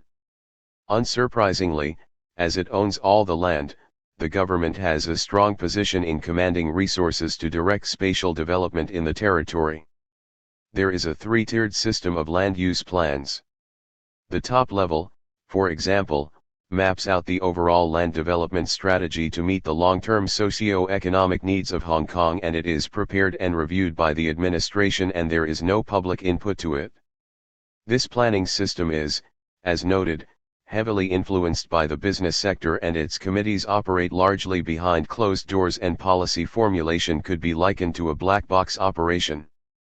Traditionally, Ng notes, the closed-door and Hong Kong-centered urban planning system had served to maintain economic dynamism in the colony. With democratization introduced in the 1980s, the planning system is forced to be more open and to serve not just economic interests. Maycam Ng, Op. Cit. p11, p39, p37 and p13. As Chan stresses, the colonial government has continuously played a direct and crucial role as a very significant economic participant. Besides its control of valuable resources, the regime's command of the relevant legal, political and social institutions and processes also indirectly shapes economic behavior and societal development. Op. Cit. p. 574. Overall, as Bell notes, one cannot help but notice the large gap between this reality and the myth of an open and competitive market where only talent and luck determine the economic winners. Op. Cit. P16 as an expert in the Asian tiger economies summarizes. To conclude, that Hong Kong is close to a free market economy is misleading. Not only is the economy managed from outside the formal institutions of government by the informal coalition of peak private economic organizations, but government itself also has available some unusual instruments for influencing industrial activity. It owns all the land. It controls rents in part of the public housing market and supplies subsidized public housing to roughly half the population, thereby helping to keep down the cost of labor. And its ability to increase or decrease the flow of immigrants from China also gives it a way of affecting labor costs. Robert Wade, Governing the Market, p. 332. This means that the Hong Kong system of laissez-faire is marked by the state having close ties with the major banks and trading companies, which, in turn, are closely linked to the lifetime expatriates who largely run the government. This provides a point of concentration to conduct negotiations in line with an implicit development strategy. Therefore, it is pretty clear that Hong Kong does not really show the benefits of free market capitalism. Wade indicates that we can consider Hong Kong as a special case or as a less successful variant of the authoritarian capitalist state. Op. Cit. p. 333. There are other explanations for Hong Kong's high growth rates than simply capitalism. Firstly, Hong Kong is a city-state and cities have a higher economic growth rate than regions, which are held back by large rural areas. This is because the agricultural sector rarely achieves high economic growth rates, and so in its absence a high growth rate is easier to achieve. Secondly, there is Hong Kong's location and its corresponding role as an entrepot economy. Wade notes that its economic growth is a function of its service role in a wider regional economy, as entrepot trader, regional headquarters for multinational companies, and refuge for nervous money. Op. Cit. p. 331 being between China and the rest of the world means its traders could act as a middleman, earning income from the markup they could impose on good going through the territory. This is why Hong Kong is often referred to as an entrepot economy, a place that imports, stores, and re-exports goods. In other words, Hong Kong made a lot of its money because many Chinese exports and imports went through it and its traders marked up the prices. It should be obvious if most of Western Europe's goods went through, say, Liverpool, that city would have a very good economic performance regardless of other factors. This option is hardly available to most cities, never mind countries. Then there is the issue of state ownership of land. As Maycam NG reports, monopoly ownership of all land by the state sets the context for super profits by government and finance capital generally. Op. Cit. p. 13. Unsurprisingly, most government land is sold to just 3 real estate developers who sit on huge tracts of land, drop feeding apartments onto the market so as to maintain high property prices. Between 1992 and 1996, for example, prices increased fourfold and profits doubled. The heads of 2 of the property firms were on the list of the world's 10 richest men in 1998. Meanwhile, potential new entrants to the market are restricted by the huge cost of paying land conversion premiums that are the bedrock of government revenues. This is a cozy arrangement between the government and major developers. Daniel A. Bell, Op. Cit. p. 16. The role as headquarters for companies and as a financial center also plays a part. It means an essential part of its success is that it gets surplus value produced elsewhere in the world. Handling other people's money is a surefire way of getting rich, and this will have a nice impact on per capita income figures, as will selling goods produced in sweatshops in dictatorships like China.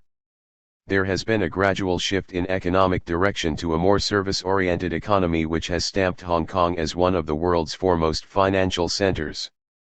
This highly developed sector is served by some 565 banks and deposit-taking companies from over 40 countries, including 85 of the world's top 100 in terms of assets. In addition, it is the eighth largest stock market in the world, in terms of capitalization, and the second largest in Asia. By 1995, Hong Kong was the world's 10th largest exporter of services, with the industry embracing everything from accounting and legal services, insurance and maritime to telecommunications and media. The contribution of the services sectors as a whole to GDP increased from 60% in 1970 to 83% in 1994. Meanwhile, manufacturing industry has moved to low-wage countries such as southern China. By the end of the 1970s, Hong Kong's manufacturing base was less competitive, facing increasing costs in land and labor. In other words, workers were starting to benefit from economic growth, and so capital moved elsewhere. The economic reforms introduced by Deng Xiaoping in southern China in 1978 were important, as this allowed capital access to labor living under a dictatorship. Just as American capitalists invested heavily in Nazi Germany, labor rights were null, profits were high. It is estimated about 42,000 enterprises in the province have Hong Kong participation, and 4 million workers, 9 times larger than the territory's own manufacturing workforce, are now directly or indirectly employed by Hong Kong companies. In the late 1980s, Hong Kong trading and manufacturing companies began to expand further afield than just southern China. By the mid-1990s they were operating across Asia, in Eastern Europe and Central America.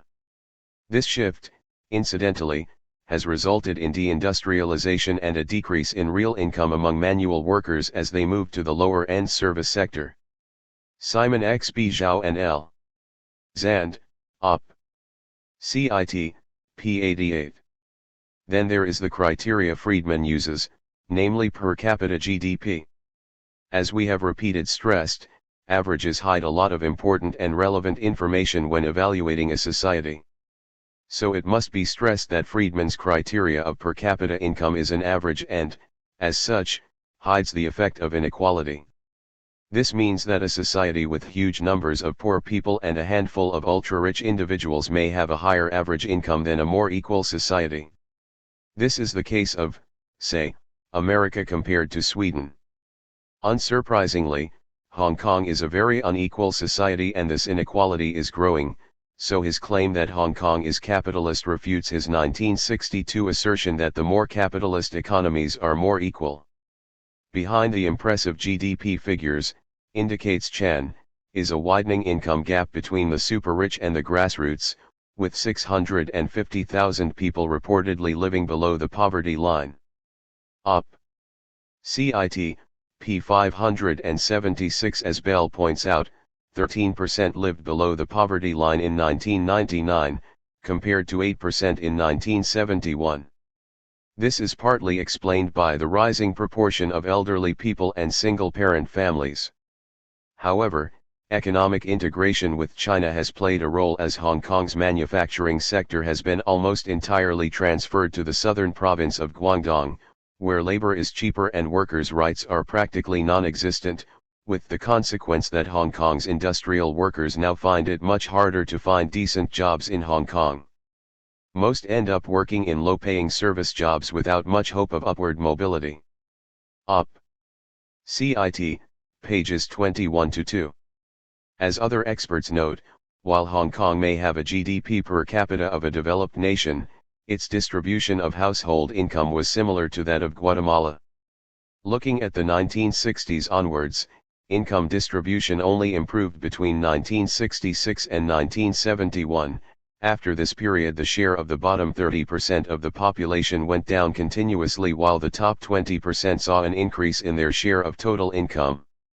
In fact, from the 1980s, the top 20% of households managed to account for over 50% of the total income.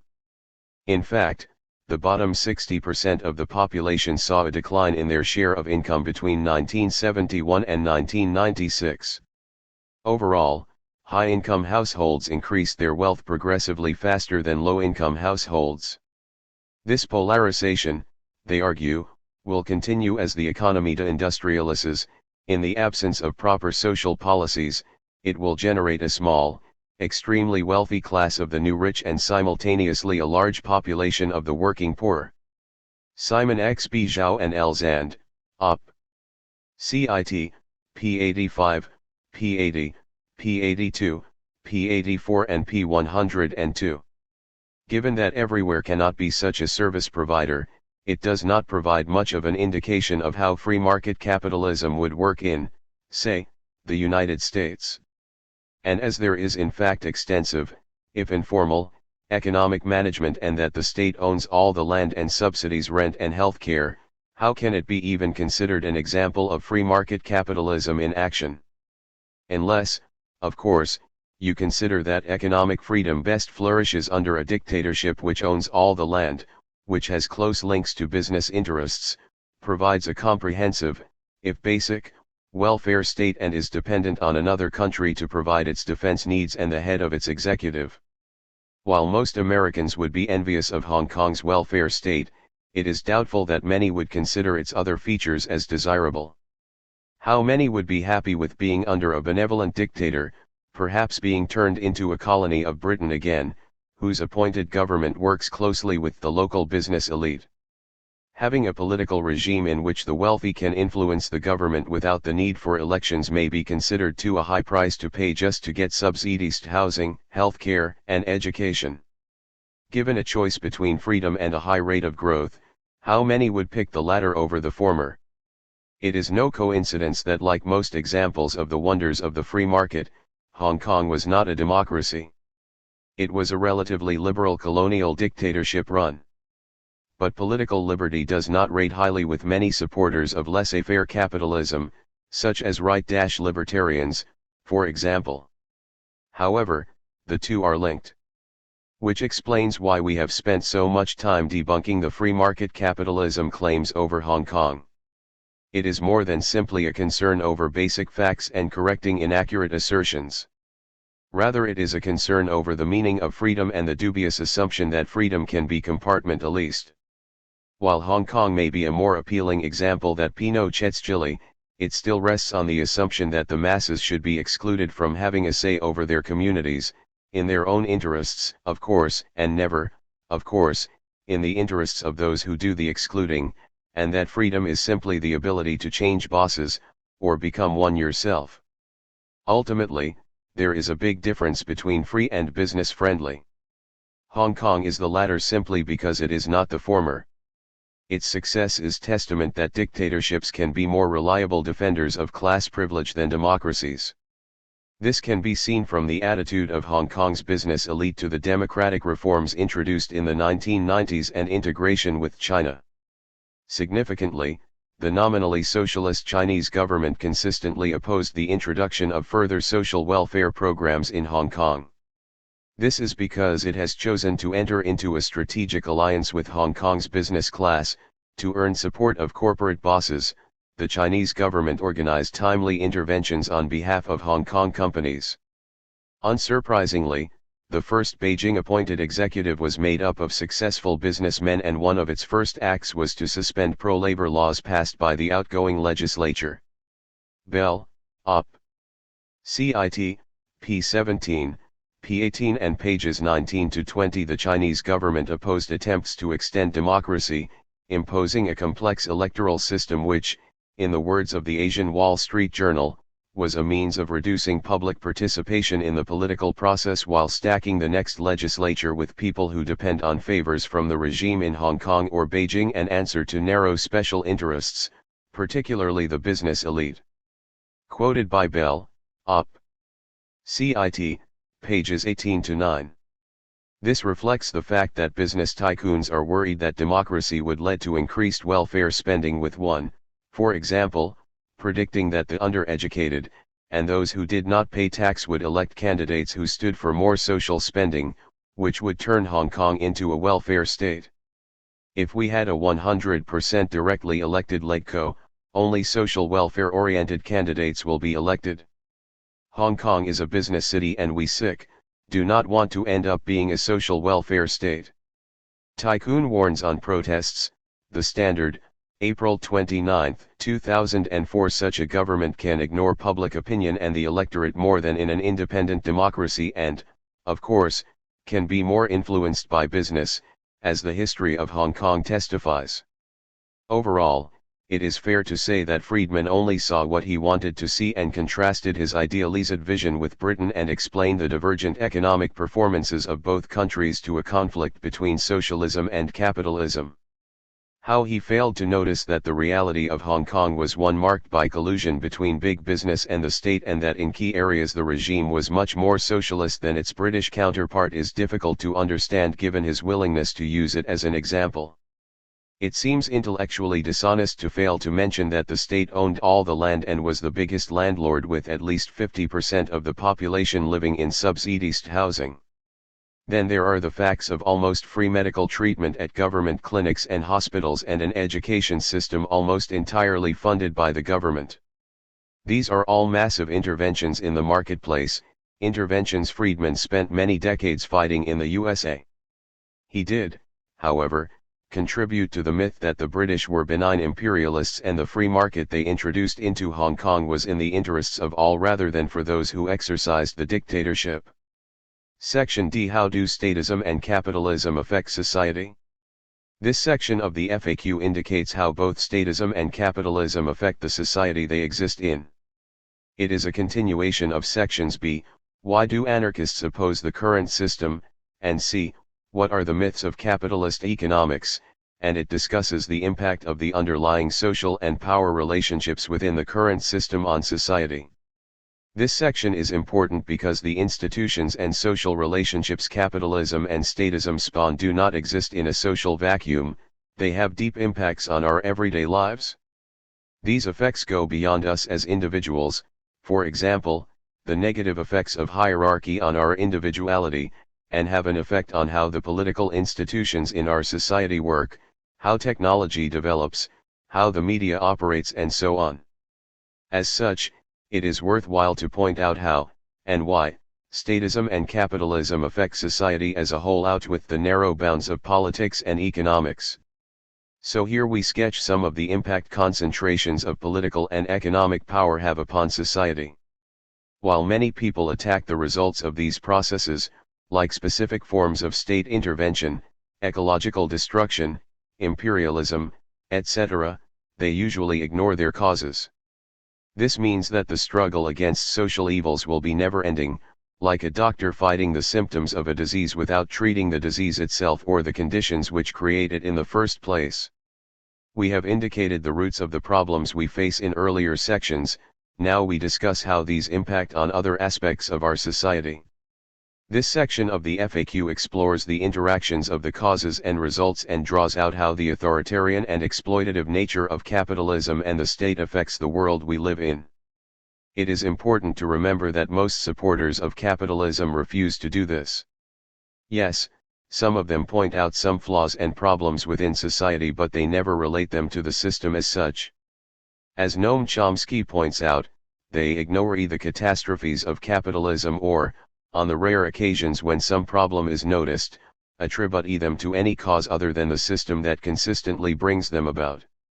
Deterring democracy, p. 232. Thus we have people, say, attacking imperialist adventures while, at the same time, supporting the capitalist system which drives it. Or opposing state intervention in the name of freedom while supporting an economic system which by its working forces the state to intervene simply to keep it going and society together. The contradictions multiple, simply because the symptoms are addressed, never the roots of the problems.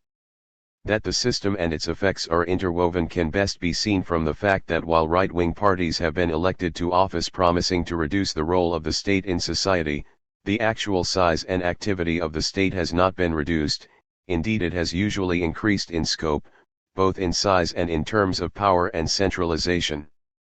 This is unsurprising, as free market implies strong, and centralized, state. The freedom of management to manage means that the freedom of workers to resist authoritarian management structures must be weakened by state action. Thus, ironically, state intervention within society will continue to be needed in order to ensure that society survives the rigors of market forces and that elite power and privilege are protected from the masses.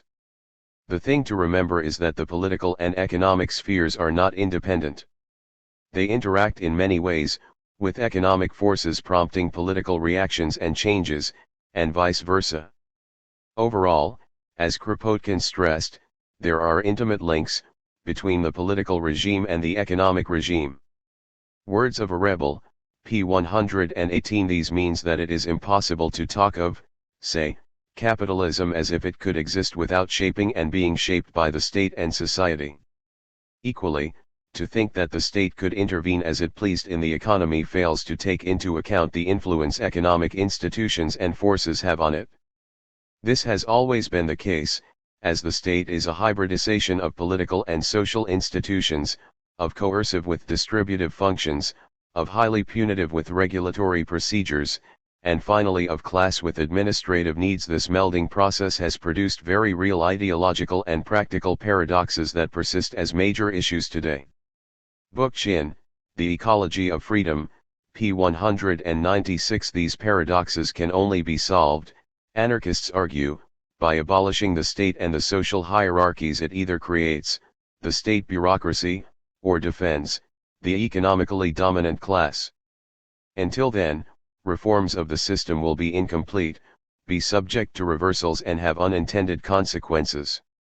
These links and interaction between statism and capitalism are to be expected due to their similar nature. As anarchists have long argued, at root they are based on the same hierarchical principle. Proudhon, for example, regarded the capitalist principle and the governmental principle as one and the same principle.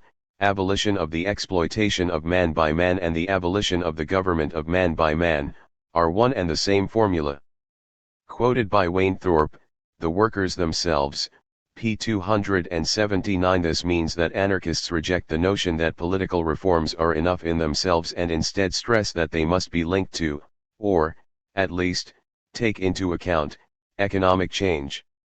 This means, for example, while we oppose specific imperialist wars and occupation, we recognize that they will reoccur until such time as the economic forces which generate them are abolished.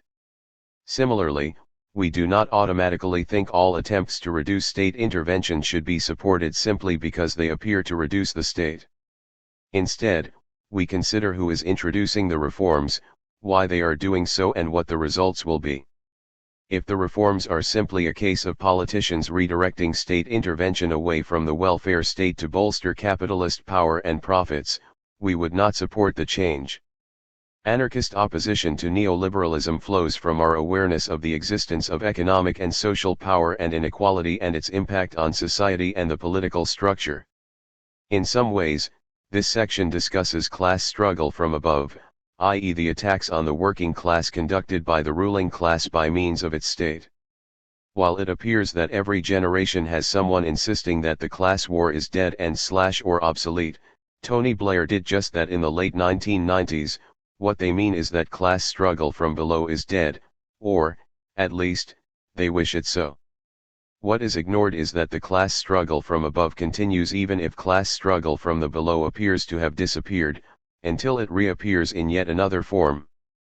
This should be unsurprising as any ruling class will be seeking to extend its profits, powers, and privileges, a task aided immensely by the reduced pressure from below associated with periods of apparent social calm, Blair's activities in office being a striking confirmation of this. Ultimately, while you may seek to ignore capitalism and the state, neither will ignore you.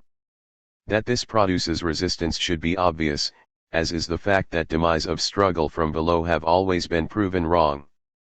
By necessity, this section will not, indeed, cannot, cover all aspects of how statism and capitalism interact to shape both the society we live in and ourselves as individuals. We will simply sketch the forces at work in certain important aspects of the current system and how anarchists view them.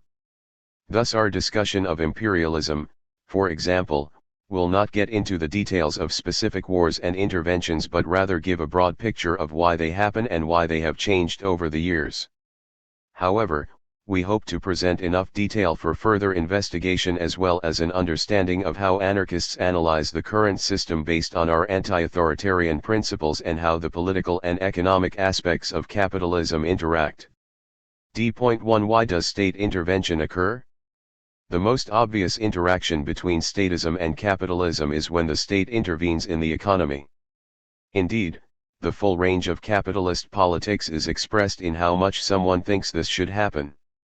At one extreme, there are the right-wing liberals, sometimes mistakenly called libertarians, who seek to reduce the state to a defender of private property rights. At the other, there are those who seek the state to assume full ownership and control of the economy, i.e. state capitalists who are usually mistakenly called socialists. In practice, the level of state intervention lies between these two extremes, moving back and forth along the spectrum as necessity requires. For anarchists, capitalism as an economy requires state intervention.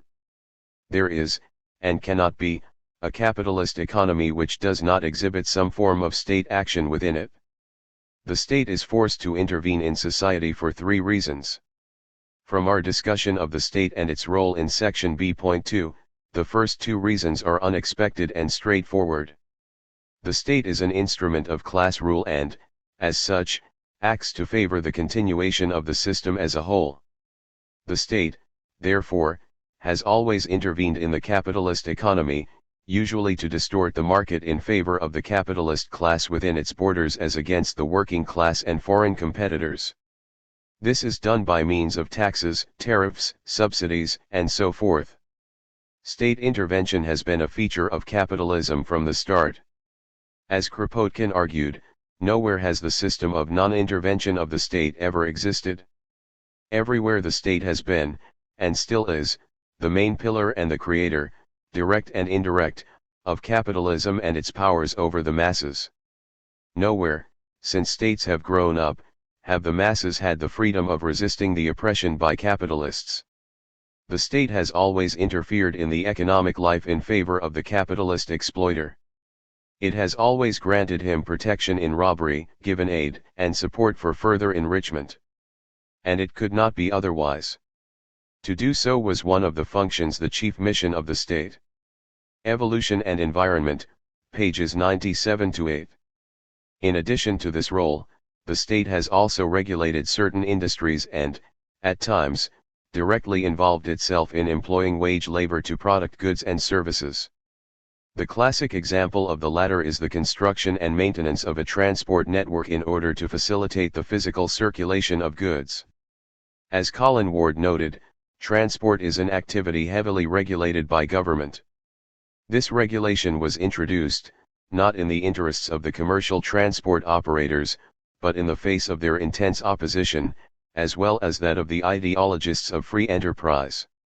He gives the example of the railways, which were built at a time when it was believed that market forces would reward the good and useful and eliminate the bad or socially useless. However, it was found necessary as early as 1840 for the government's Board of Trade to regulate and supervise them, simply for the protection of the public. Freedom to Go, p. 7 and pages 7-8. This sort of intervention was to ensure that no one capitalist or group of capitalists had a virtual monopoly over the others which would allow them to charge excessive prices. Thus the need to bolster capital as a whole may involve regulating or expropriating certain capitalists and sections of that class. Also, state ownership was and is a key means of rationalizing production methods, either directly by state ownership or indirectly by paying for research and development. That certain sections of the ruling class may seek advantages over others by control of the state is, likewise, a truism. All in all, the idea that capitalism is a system without state intervention is a myth. The rich use the state to bolster their wealth and power, as would be expected. Yet even if such a thing as a truly laissez-faire capitalist state were possible, it would still be protecting capitalist property rights and the hierarchical social relations these produce against those subject to them. This means, as Kropotkin stressed, it has never practiced the idea of laissez-faire. In fact, while all governments have given the capitalists and monopolists full liberty to enrich themselves with the underpaid labor of working men and women, they have never, nowhere given the working people the liberty of opposing that exploitation. Never has any government applied the leave things alone principle to the exploited masses. It reserved it for the exploiters only. Op. Cit. p. 96. As such, Under pure free market capitalism, state intervention would still exist, but it would be limited to repressing the working class. See section D.1.4 for more discussion. Then there is the last reason, namely counteracting the destructive effects of capitalism itself. As Chomsky puts it, in a predatory capitalist economy, state intervention would be an absolute necessity to preserve human existence and to prevent the destruction of the physical environment. I speak optimistically. Social protection is therefore a minimal necessity to constrain the irrational and destructive workings of the classical free market. Chomsky on Anarchism, p. 111. This kind of intervention is required simply because government cannot want society to break up, for it would mean that it and the dominant class would be deprived of sources of exploitation, nor can it leave society to maintain itself without official intervention, for then people would soon realize that government serves only to defend property owners, and they would hasten to rid themselves of both. Malatesta, Anarchy, p. 25. So while many ideologues of capitalism thunder against state intervention, for the benefit of the masses, the fact is that capitalism itself produces the need for such intervention. The abstractly individualistic theory on which capitalism is based, everyone for themselves, results in a high degree of statism, since the economic system itself contains no means to combat its own socially destructive workings. The state must also intervene in the economy, not only to protect the interests of the ruling class but also to protect society from the atomizing and destructive impact of capitalism. Moreover, capitalism has an inherent tendency toward periodic recessions or depressions, and the attempt to prevent them has become part of the state's function. However, since preventing them is impossible, they are built into the system. See section C.7. In practice, the state can only try to postpone them and ameliorate their severity. Let's begin with the need for social intervention. Capitalism is based on turning both labor and land into commodities.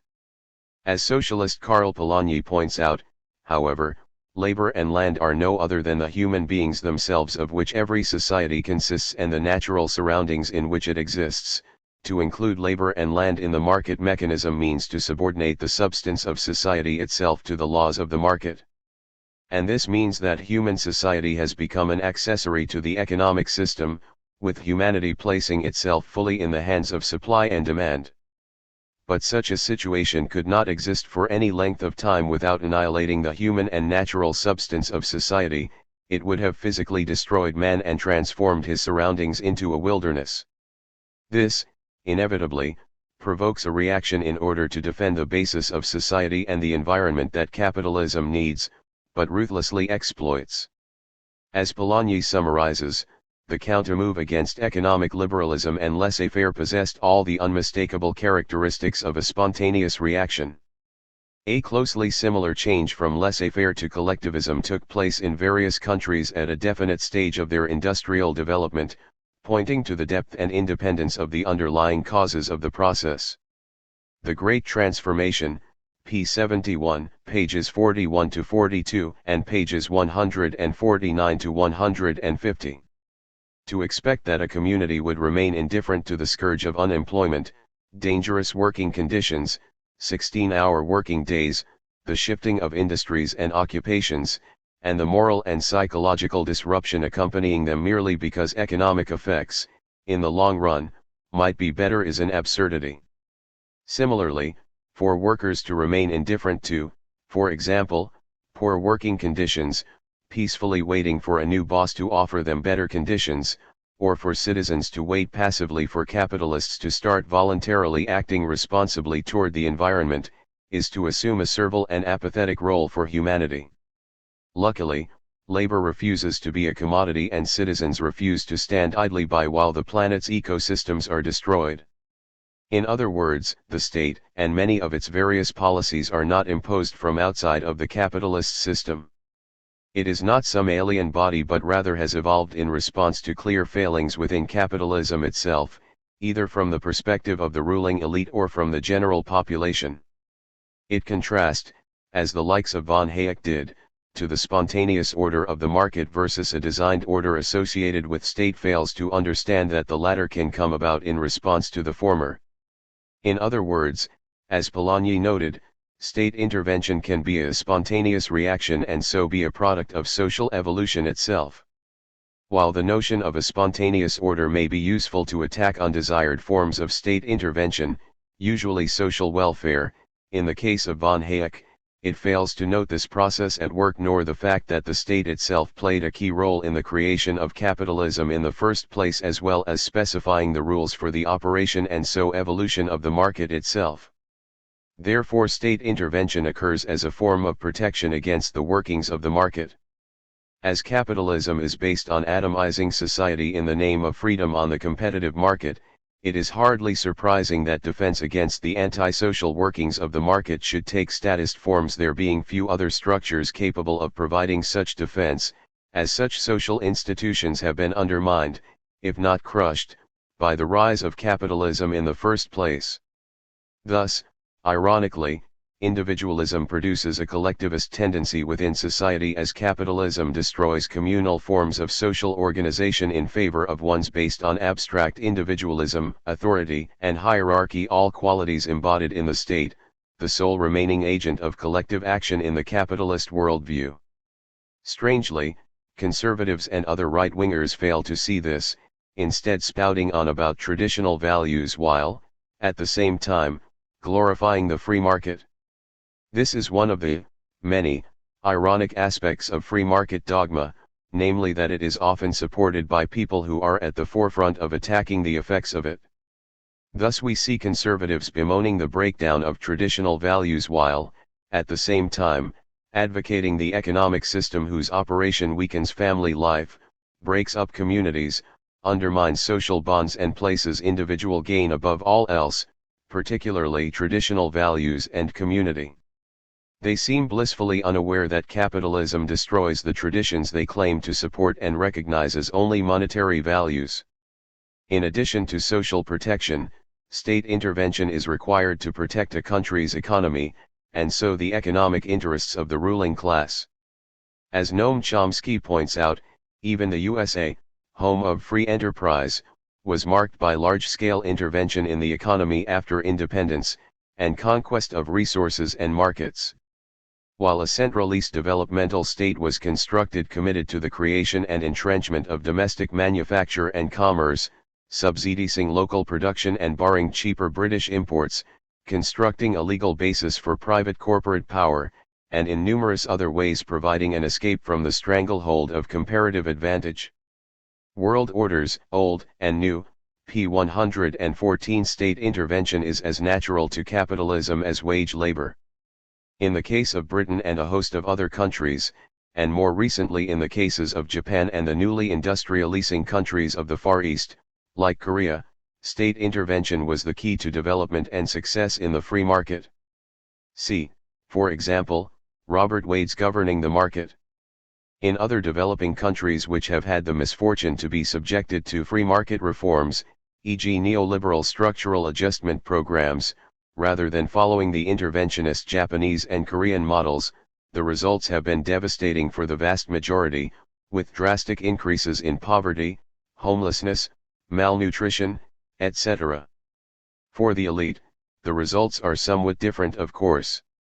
In the 19th century, states only turned to laissez-faire once they could benefit from it and had a strong enough economy to survive it.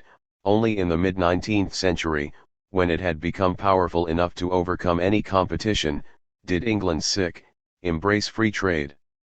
Chomsky, Op. Cit. p. 115. Before this, protectionism and other methods were used to nurture economic development.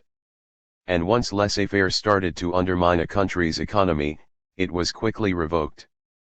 For example, protectionism is often used to protect a fragile economy, and militarism has always been a favorite way for the ruling elite to help the economy, as is still the case, for example, in the Pentagon system in the USA, see section D.8.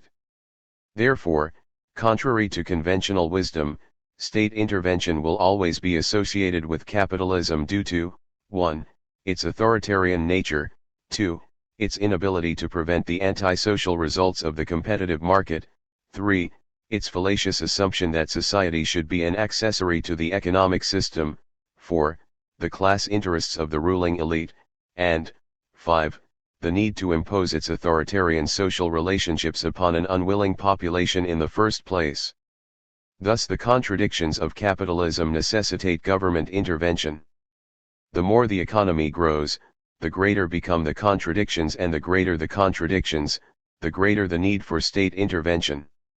The development of capitalism as a system provides ample empirical support for this theoretical assessment. Part of the problem is that the assumption that pure capitalism does not need the state is shared by both Marxists and supporters of capitalism.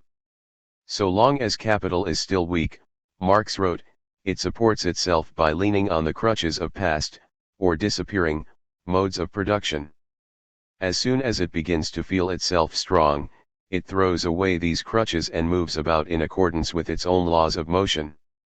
But as soon as it begins to feel itself as a hindrance to further development and is recognized as such, it adapts forms of behavior through the harnessing of competition which seemingly indicate its absolute rule but actually point to its decay and dissolution.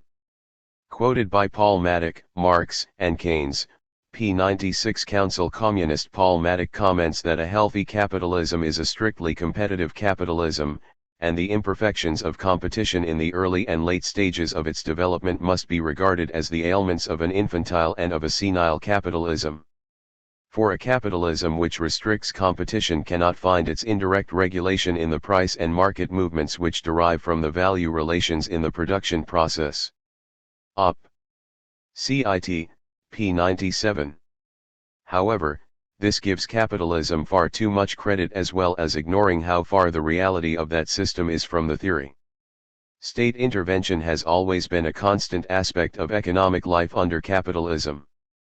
Its limited attempts at laissez-faire have always been failures, resulting in a return to its statist roots. The process of selective laissez-faire and collectivism has been as much a feature of capitalism in the past as it is now. Indeed, as Noam Chomsky argues, what is called capitalism is basically a system of corporate mercantilism, with huge and largely unaccountable private tyrannies exercising vast control over the economy, political systems, and social and cultural life, operating in close cooperation with powerful states that intervene massively in the domestic economy and international society. That is dramatically true of the United States, contrary to much illusion. The rich and privileged are no more willing to face market discipline than they have been in the past, though they consider it just fine for the general population. Marxism, Anarchism, and Alternative Futures, p. 784. As Kropotkin put it. What, then, is the use of taking, with Marx, about the primitive accumulation as if this push given to capitalists were a thing of the past? In short, nowhere has the system of non-intervention of the state ever existed.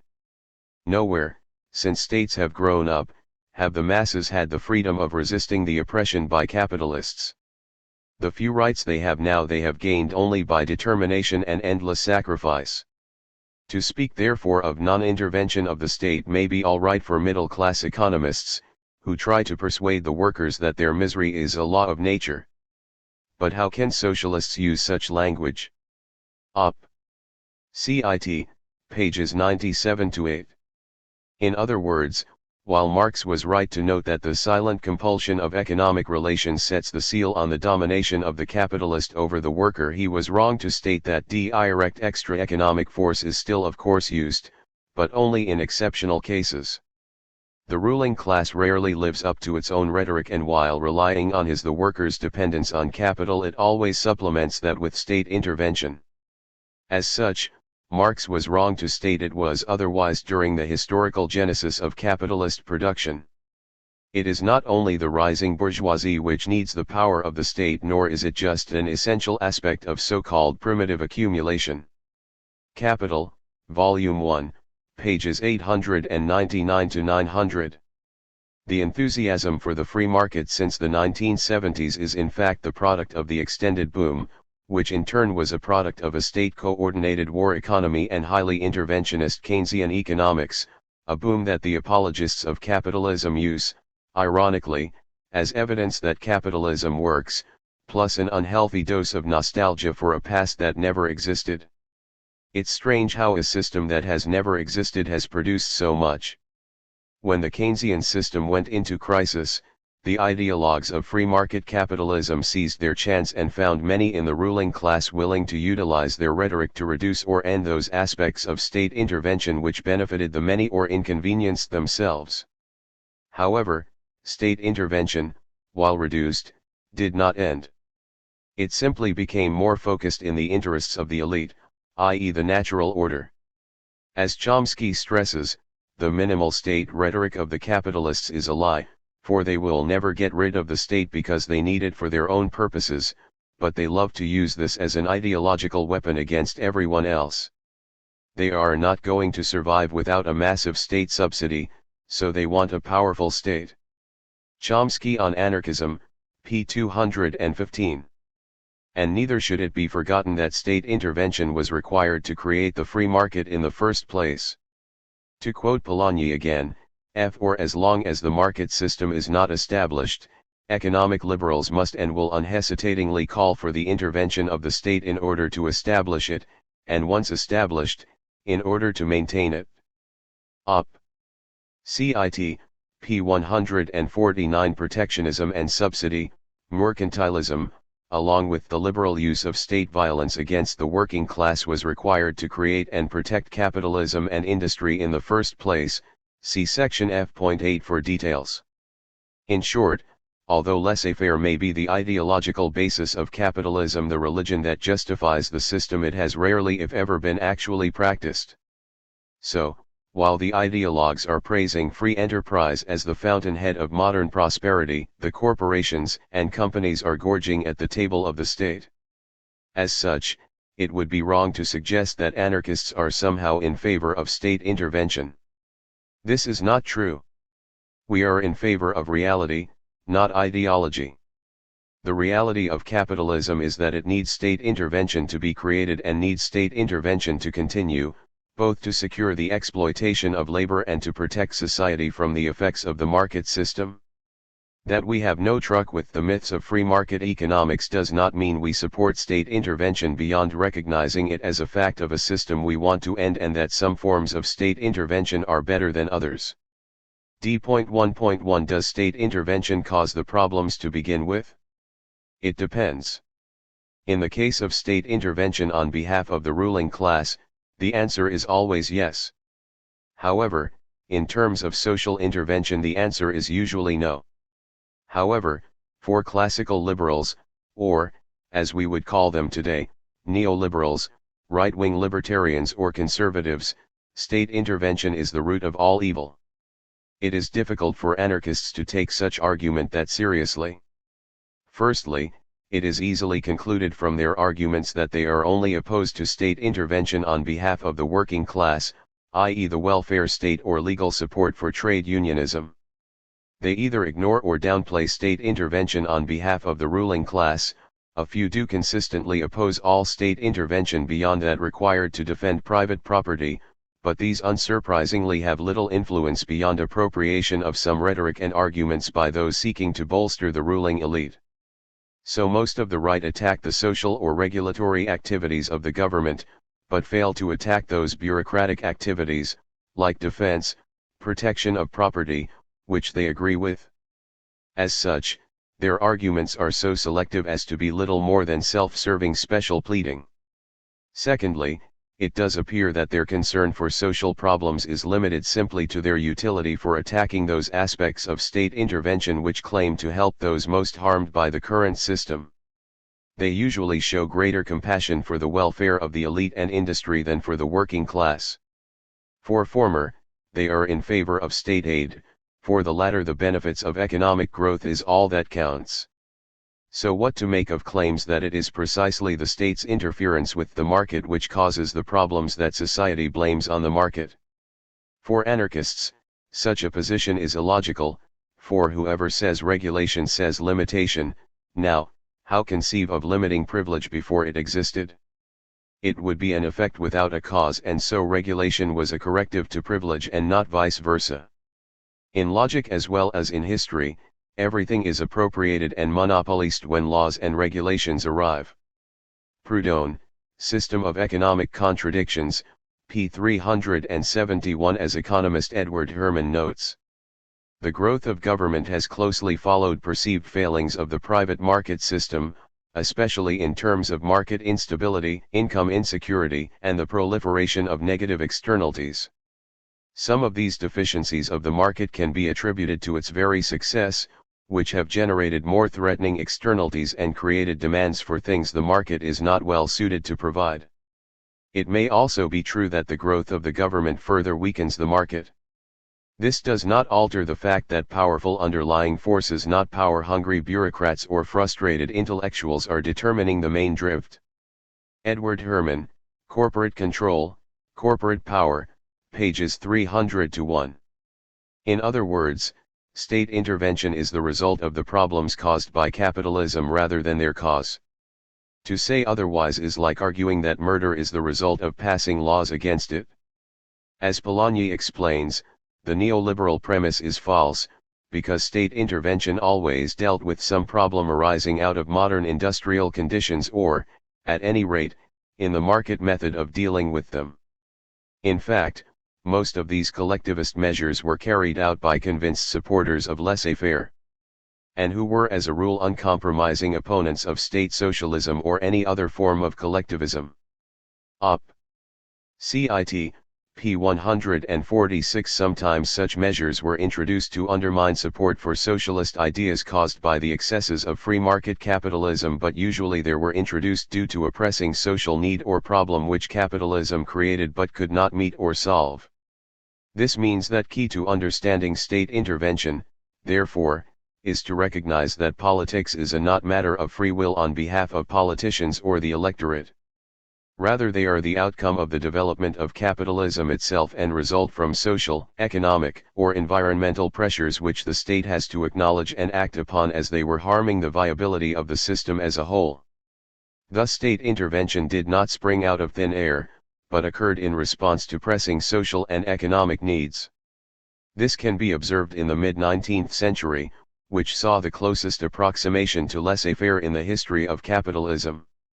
As Takis Fotopoulos argues, the attempt to establish pure economic liberalism, in the sense of free trade, a competitive labor market and the gold standard, did not last more than 40 years, and by the 1870s and 1880s, protectionist legislation was back. It was also significant that all major capitalist powers passed through a period of free trade and laissez-faire, followed by a period of anti-liberal legislation.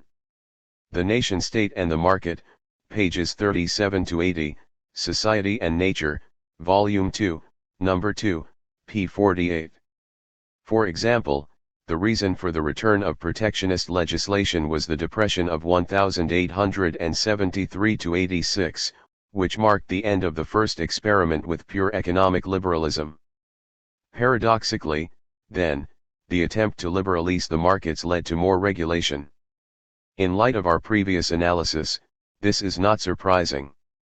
Neither the owners of the country nor the politicians desired to see society destroyed, the result to which unhindered laissez-faire leads. Apologists of capitalism overlook the fact that at the beginning of the Depression, Europe had been in the heyday of free trade. Polanyi, Op. Cit. p. 216. State intervention came about in response to the social disruptions resulting from laissez-faire. It did not cause them. Similarly, it is a fallacy to state, as Ludwig von Mises did, that as long as unemployment benefit is paid, unemployment must exist. Quoted by Polanyi, Op. Cit. p. 283. The statement is not only ahistoric but ignores the existence of the involuntary unemployment. The purer capitalism of the 19th century regularly experienced periods of economic crisis and mass unemployment. Even such a die-hard exponent of the minimal state as Milton Friedman recognized involuntary unemployment existed. The growth of government transfer payments in the form of unemployment insurance, food stamps, welfare, social security, and so on, has reduced drastically the suffering associated with involuntary unemployment. Most laid-off workers may enjoy nearly as high an income when unemployed as when employed. At the very least, he need not be so desperate to find another job as his counterpart in the 1930s. He can afford to be choosy and to wait until he is either recalled or a more attractive job turns up. Quoted by Elton Rayak, "Not so free to choose," p. 130. Which, ironically, contradicts Friedman's own claims as regards the welfare state. In an attempt to show that being unemployed is not as bad as people believe, Friedman glaringly contradicts two of his main theses: 1. That the worker is free to choose, and 2. That no government social programs have achieved the results promised by its proponents. As Rayak notes, by admitting the existence of involuntary unemployment, Friedman is, in essence, denying that the market protects the worker's freedom to choose. In addition, since those social programs have made it possible for the worker to be choosy in seeking employment, to that extent the welfare state has increased his freedom. Op. Cit.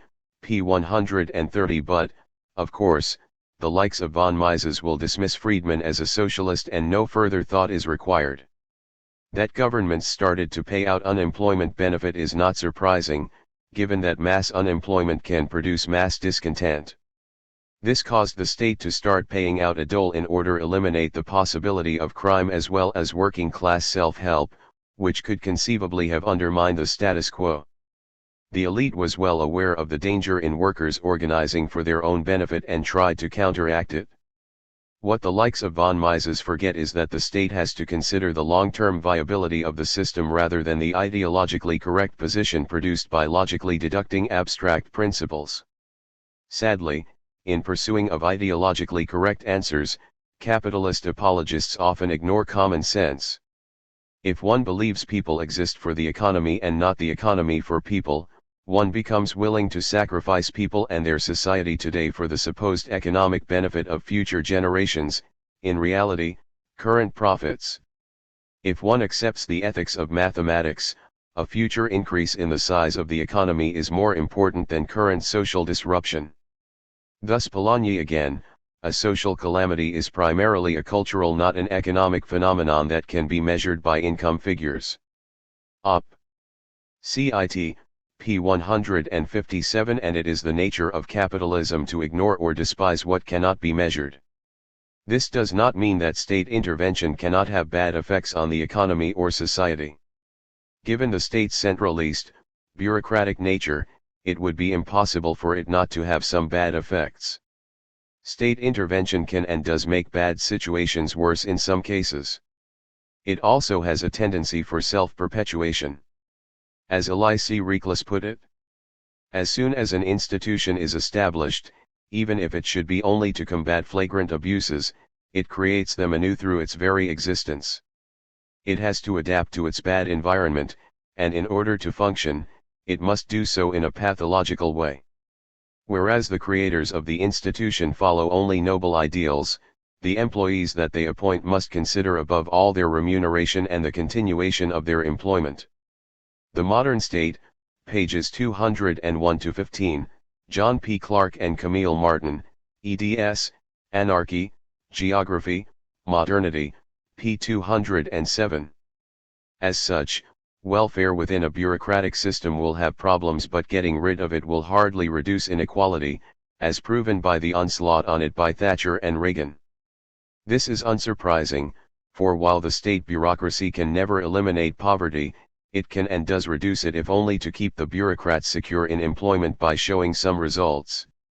Moreover, as Malatesta notes, the practical evidence is that whatever governments do is always motivated by the desire to dominate, and is always geared to defending, extending, and perpetuating its privileges and those of the class of which it is both the representative and defender. Anarchy, p. 24. In such circumstances, it would be amazing that state intervention did not have negative effects. However, to criticize those negative effects while ignoring or downplaying the far worse social problems which produced the intervention in the first place is both staggeringly illogical and deeply hypocritical. As we discuss later, in section D.1.5, the anarchist approach to reforms and state intervention is based on this awareness. D.1.2 Is state intervention the result of democracy? No. Social and economic intervention by the modern state began long before universal suffrage became widespread. While this intervention was usually in the interests of the capitalist class, it was sometimes done explicitly in the name of the general welfare and the public interest. Needless to say, while the former usually goes unmentioned by defenders of capitalism, the latter is denounced and attacked as violations of the natural order, often in terms of the sinister-sounding collectivist measures. That democracy is not the root cause for the state's interference in the market is easily seen from the fact that non-democratic capitalist states presided over by defenders of free market capitalism have done so. For example, in Britain, acts of state intervention were introduced when property and sexual restrictions on voting rights still existed. More recently, taking Pinochet's neoliberal dictatorship in Chile, we find that the state, as would be expected, often intervened on behalf of private and foreign business interests. Given the history of capitalism, this is to be expected. However, the state also practiced social intervention at times, partly to diffuse popular disaffection with the economic realities the system generated, disaffection that state oppression could not control, and partly to counteract the negative effects of its own dogmas. As such, free market ideologues are reluctant to acknowledge that even the Pinochet government intervened in many cases in the marketplace in last-minute attempts to offset the havoc wreaked by its free market policies, low-income housing, air quality, public health, etc. Joseph Collins and John Lear, Chile's Free Market Miracle, A Second Look, p. 254. The notion that it is democracy which causes politicians to promise the electorate state action in return for office is based on a naive viewpoint of representative democracy. The centralist and hierarchical nature of representative democracy means that the population at large has little real control over politicians, who are far more influenced by big business, business lobby groups, and the state bureaucracy. This means that truly popular and democratic pressures are limited within the capitalist state and the interests of elites are far more decisive in explaining state actions. Obviously, anarchists are well aware that the state does say it intervenes to protect the interests of the general public, not the elite. While much of this is often rhetoric to hide policies which, in reality, benefit corporate interests far more than the general public, it cannot be denied that such intervention does exist, to some degree. However, even here the evidence supports the anarchist claim that the state is an instrument of class rule, not a representative of the general interest. This is because such reforms have, in general, been few and far between compared to those laws which benefit the few. Moreover, historically when politicians have made legal changes favoring the general public rather than the elite, they have done so only after intense social pressure from below. For examples, the state only passed pro-union laws only when the alternative was disruptive industrial conflict. In the US, the federal government, at best, ignored or, at worst, actively suppressed labor unions during the 19th century. It was only when mine workers were able to shut down the anthracite coal fields for months in 1902, threatening disruption of heating supplies around the country, that Teddy Roosevelt supported union demands for binding arbitration to raise wages. He was the first president in American history to intervene in a strike in a positive manner on behalf of workers. This can be seen from the New Deal and related measures of limited state intervention to stimulate economic recovery during the Great Depression. These were motivated by more material reasons than democracy. Thus Takis Fotopoulos argues that the fact that business confidence was at its lowest could go a long way in explaining the much more tolerant attitude of those controlling production towards measures encroaching on their economic power and profits. In fact, it was only when and as long as state interventionism had the approval of those actually controlling production that it was successful. The nation-state and the market, Op. Cit. p. 55. As anarchist Sam Dolgoff notes, the New Deal in America, and similar policies elsewhere, was introduced, in part, because the whole system of human exploitation was threatened. The political state saved itself, and all that was essential to capitalism, doing what private enterprise could not do. Concessions were made to the workers, the farmers, the middle class, while the private capitalists were deprived of some of their power. The American labor movement, pages 25 to 6. Much the same can be said of the post-war Keynesianism consensus, which combined state aid to the capitalist class with social reforms. These reforms were rarely the result of generous politicians but rather the product of social pressures from below and the needs of the system as a whole. For example, the extensive reforms made by the 1945 Labour government in the UK was the direct result of ruling class fear, not socialism. As Quinton Hogg, a Conservative MP, put it in the House of Parliament in 1943, "If you do not give the people social reforms, they are going to give you revolution." Memories of the near revolutions across Europe after the First World War were obviously in many minds, on both sides. Needless to say, when the ruling class considered a specific reform to be against its interests, it will be abolished or restricted. An example of this can be seen in the 1934 Wagner Act in the USA, which gave U.S. labor its first and last political victory. The act was passed due to the upsurge in wildcat strikes, factory occupations, and successful union organizing drives which were spreading throughout the country. Its purpose was specifically to calm this struggle in order to preserve labor peace. The act made it legal for unions to organize, but this placed labor struggles within the boundaries of legal procedures and so meant that they could be more easily controlled. In addition, this concession was a form of appeasement whose effect was to make those involved in union actions less likely to start questioning the fundamental basis of the capitalist system. Once the fear of a militant labor movement had passed, the Wagner Act was undermined and made powerless by new laws, laws which made illegal the tactics which forced the politicians to pass the law in the first place and increased the powers of bosses over workers. The same can be said of other countries. The pattern is clear. It is always the case that things need to change on the ground first and then the law acknowledges the changes. Any state intervention on behalf of the general public or workers have all followed people and workers organizing and fighting for their rights. If labor or social peace exists because of too little organizing and protesting or because of lack of strength in the workplace by unions, politicians will feel no real pressure to change the law and, consequently, refuse to. As Malatesta put it, the only limit to the oppression of government is that power with which the people show themselves capable of opposing it. When the people meekly submit to the law, or their protests are feeble and confined to words, the government studies its own interests and ignores the needs of the people. When the protests are lively, insistent, threatening, the government gives way or resorts to repression. Enrico Malatesta, His Life and Ideas, p. 196. Needless to say, the implication of classical liberal ideology that popular democracy is a threat to capitalism is the root of the fallacy that democracy leads to state intervention. The notion that by limiting the franchise the rich will make laws which benefit all says more about the classical liberals' touching faith in the altruism of the rich than it does about their understanding of human nature, the realities of both state and capitalism and their grasp of history.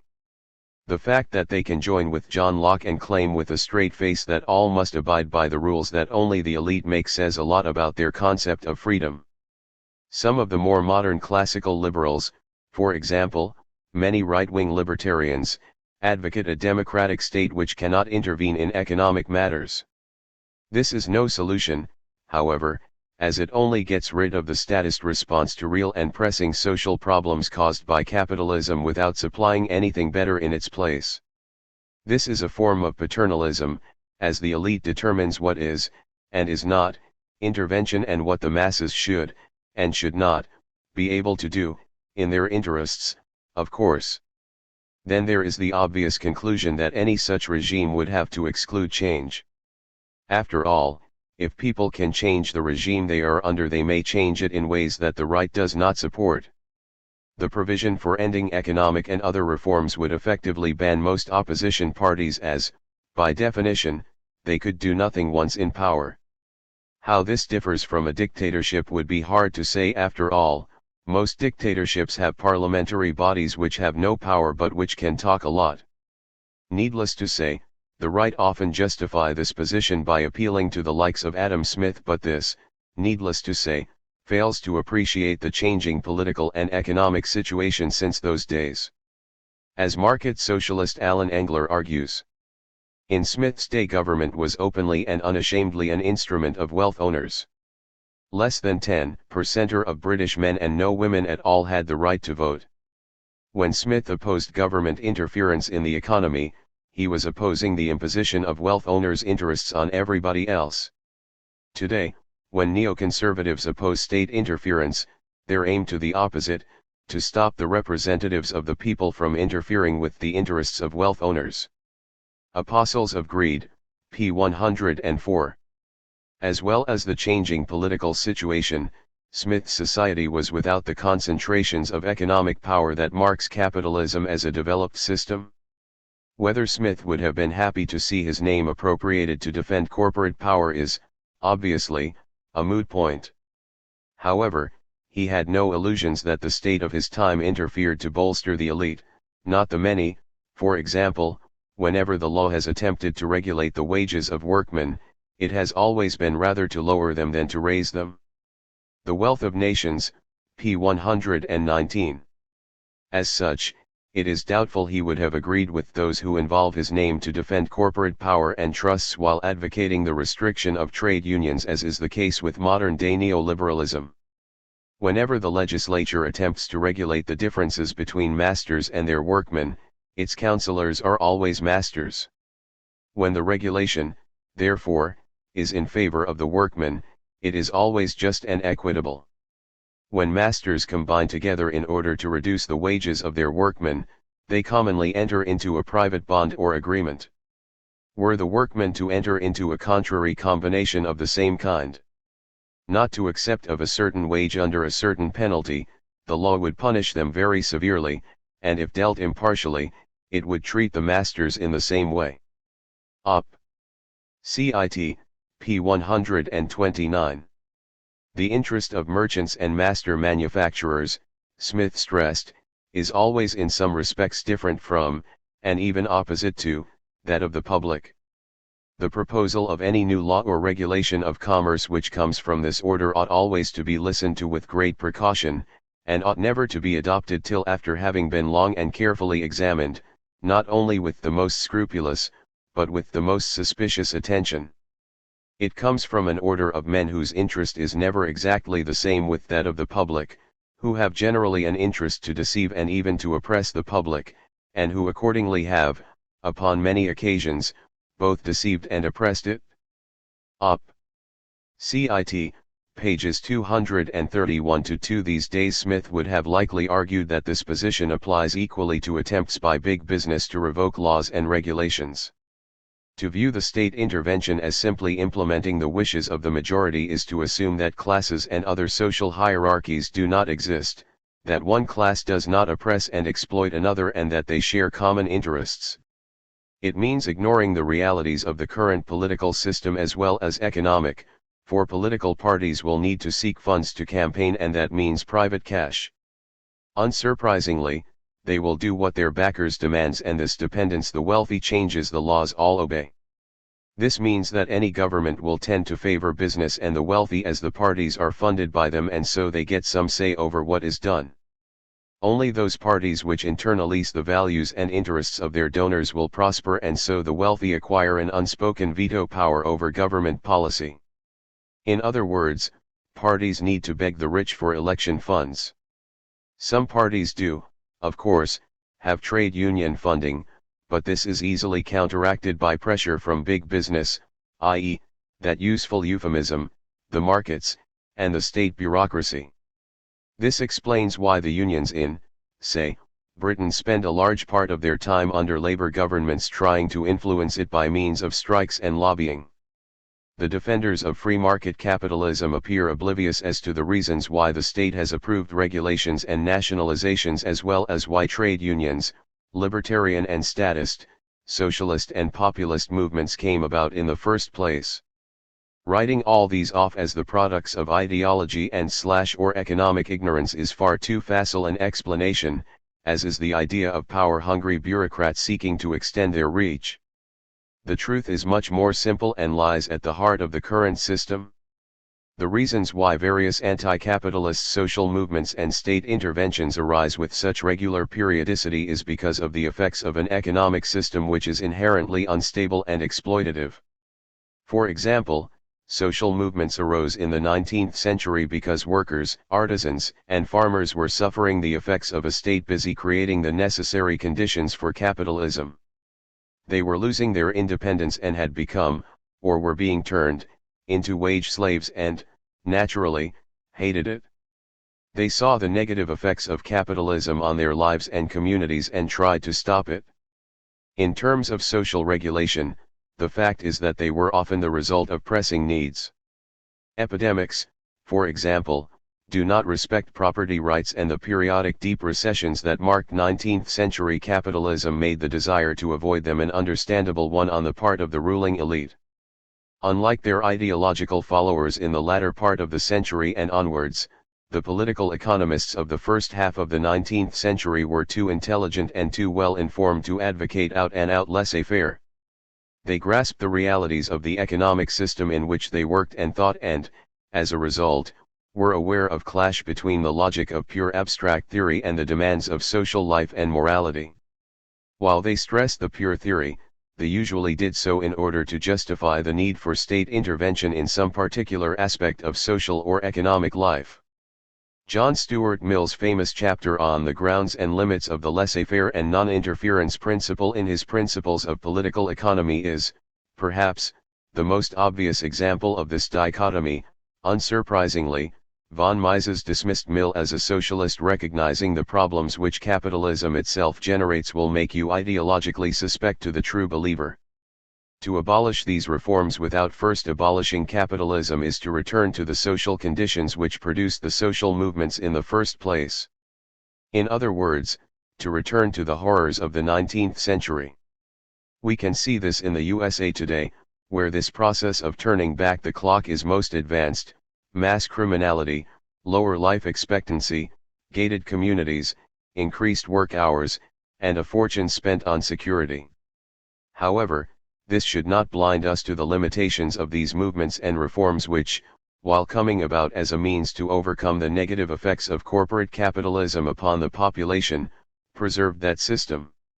In terms of successful popular reform movements, the policies they lead to were, usually, the minimum standard agreed upon by the capitalists themselves to offset social unrest. Unsurprisingly, most opponents of state intervention are equally opposed to popular movements and the pressures they subject the state to. However, trying to weaken, or even get rid of, the social movements which have helped reform capitalism ironically helps bolster the power and centralization of the state. This is because to get rid of working class organizations means eliminating a key counterbalance to the might of the state. Atomist individuals not only cannot fight capitalist exploitation and oppression, they also cannot fight and restrict the might of the state nor attempt to influence it even a fraction of what the wealthy elite can via the stock market and management investment decisions. As such, von Hayek's assertion that it is inexcusable to pretend that the pressure which can be brought by the large firms or corporation is comparable to that of the organization of labor is right, but in the exact opposite way he intended. Law, Legislation, and Liberty, Volume 3, p. 89. Outside the imagination of conservatives and right-wing liberals, big business has much greater influence than trade unions on government policy. See section D.2 for some details. While trade union and other forms of popular action are more visible than elite pressures, it does not mean that the form does not exist or less influential. Quite the reverse. The latter may be more noticeable, true, but is only because it has to be in order to be effective and because the former is so prevalent. The reality of the situation can be seen from looking at the U.S., a political system where union influence is minimal while business influence and lobbying is large-scale, and has been since the 1980s. A poll of popular attitudes about the 2005 U.S. budget revealed that popular attitudes are virtually the inverse of policy. In general, there is a dramatic divide between public opinion and public policy, but public opinion has little impact on state officials.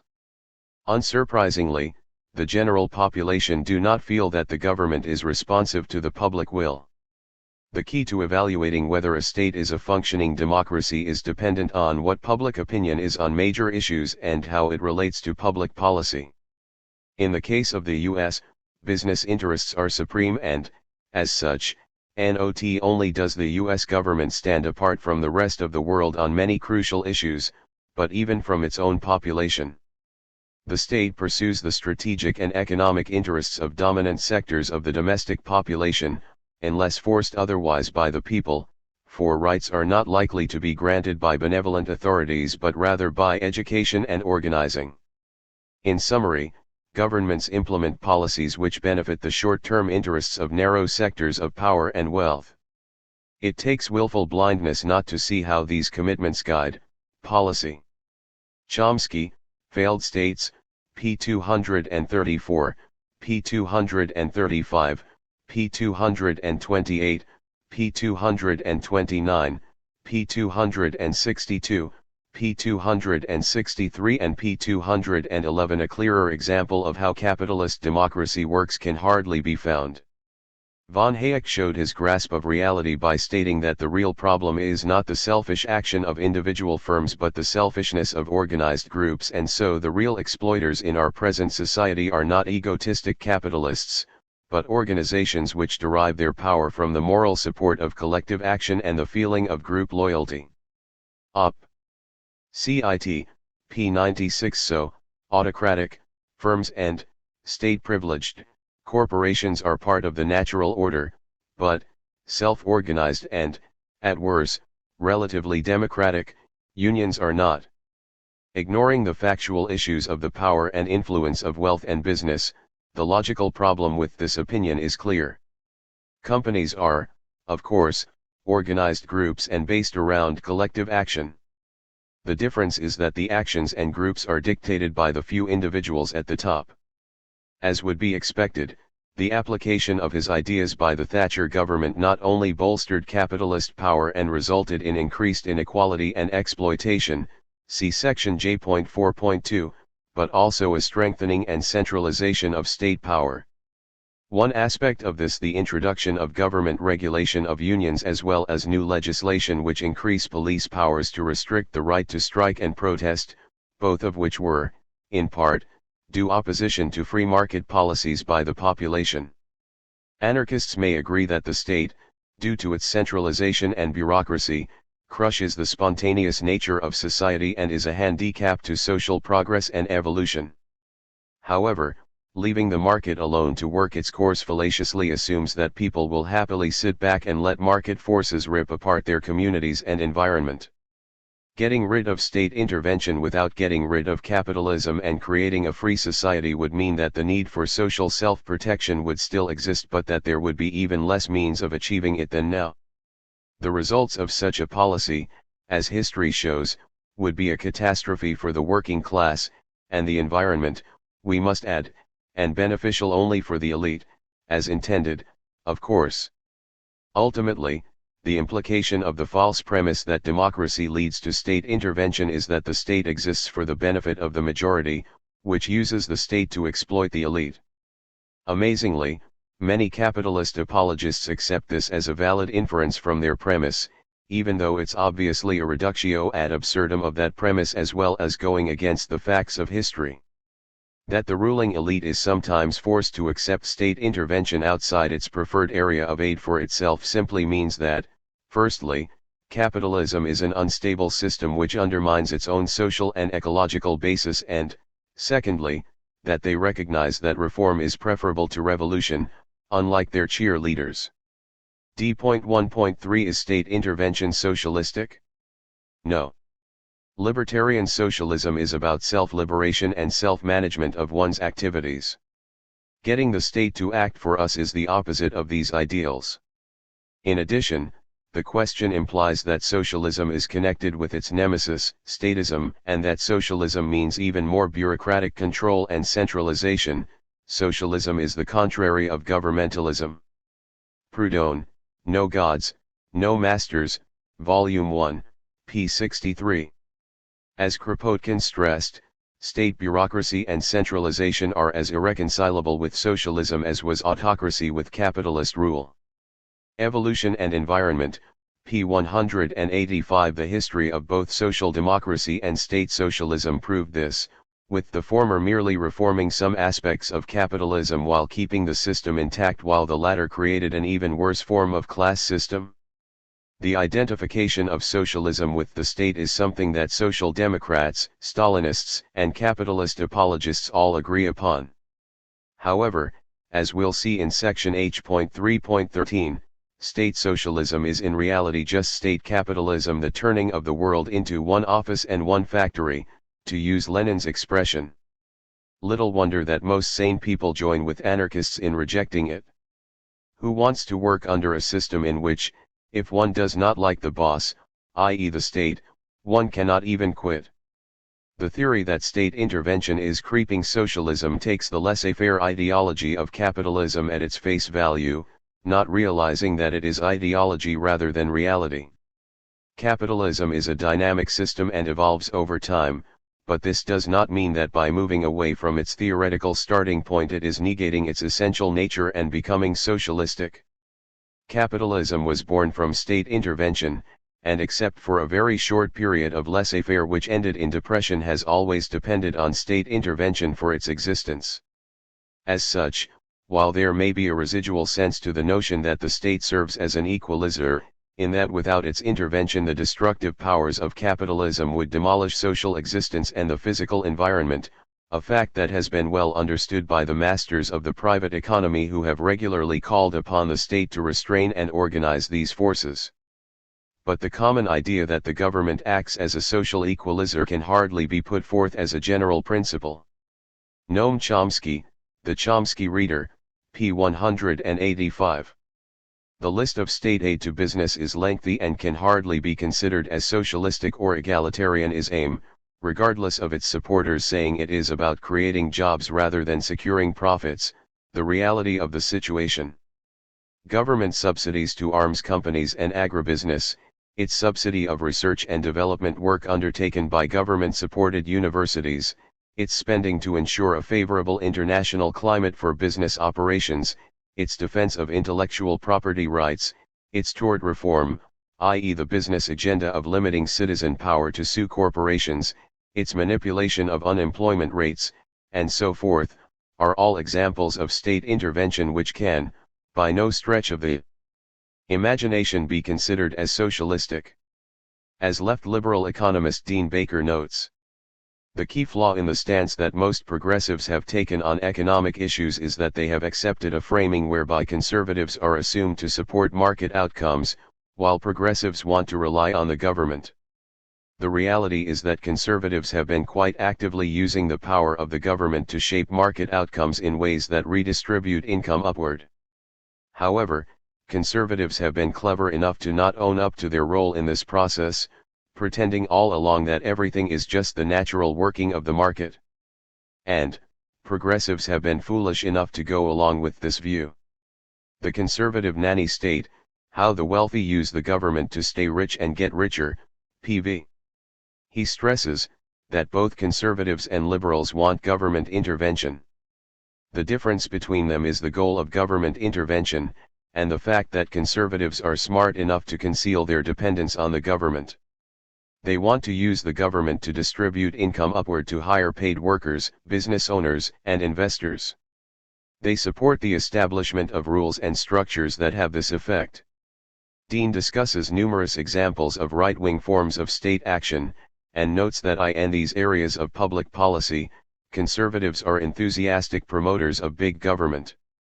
They are happy to have the government intervene into the inner workings of the economy to make sure that money flows in the direction they like upward.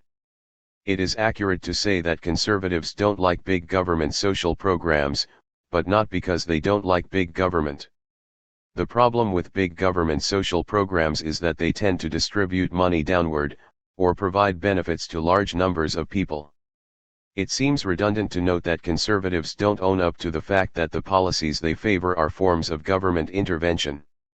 Conservatives do their best to portray the forms of government intervention that they favor, for example, patent and copyright protection, as simply part of the natural order of things. Op. Cit. P1 and P2. This, it should be stressed, is unexpected. As we explained in section B.2, the state is an instrument of minority rule. As such, it strains belief that state intervention would be socialist in nature. After all, if the state is an agent of a self-interesting ruling class, then its laws are inevitably biased in its favor. The ultimate purpose of the state and its laws are the protection of private property, and so the form of law is a class weapon while its content is the protection of class interests. They are inseparable. So the state and its institutions can challenge the use of authority by other institutions, such as cruel parents, greedy landlords, brutal bosses, violent criminals, as well as promoting desirable social activities, such as public works, disaster relief, communications and transport systems, poor relief, education and broadcasting. Anarchists argue, though, the state remains primarily oppressive and its main function is in fact to hold down the people, to limit freedom, and that all the benevolent functions of the state can be exercised and often have been exercised by voluntary associations. Moreover, the essential function of the state is to maintain the existing inequality and so cannot redistribute wealth fairly because it is the main agency of the unfair distribution. This is because it is the political expression of the economic structure. That it is the representative of the people who own or control the wealth of the community and the oppressor of the people who do the work which creates wealth. Walters, About Anarchism, p. 36 and p. 37. The claim that state intervention is socialist also ignores the realities of power concentration under capitalism. Real socialism equalizes power by redistributing it to the people, but, as Noam Chomsky points out, in a highly inegalitarian society, it is most unlikely that government programs will be equalizers. Rather, it is to be expected that they will be designed and manipulated by private power for their own benefits, and to a significant degree the expectation is fulfilled. It is not very likely that matters could be otherwise in the absence of mass popular organizations that are prepared to struggle for their rights and interests. Op. Cit. p. 184. The notion that welfare equals socialism is nonsense, although it can reduce poverty and economic inequality somewhat. As Colin Ward notes, when socialists have achieved power, they have produced nothing more than a monopoly capitalism with a veneer of social welfare as a substitute for social justice. Anarchy in Action, p. 18.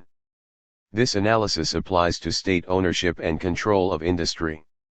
Britain, for example, saw the nationalization of roughly 20% of the economy by the 1945 Labour government.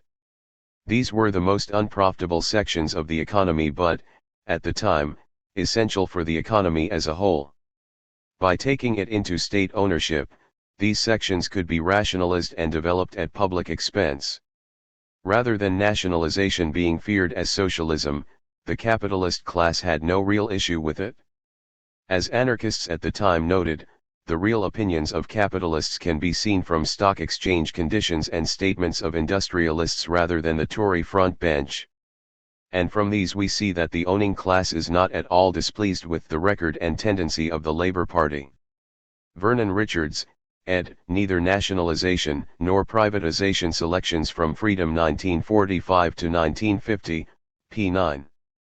Moreover, the example of nationalist industries is a good indicator of the non-socialist nature of state intervention. Nationalization meant replacing the capitalist bureaucrat with a state one, with little real improvement for those subjected to the new regime. At the height of the British Labour Party's post-war nationalizations, anarchists were pointing out its anti-socialist nature. Nationalization was really consolidating the old individual capitalist class into a new and efficient class of managers to run state capitalism by installing the really creative industrialists in dictatorial managerial positions. Vernon Richards, ed. Op. Cit.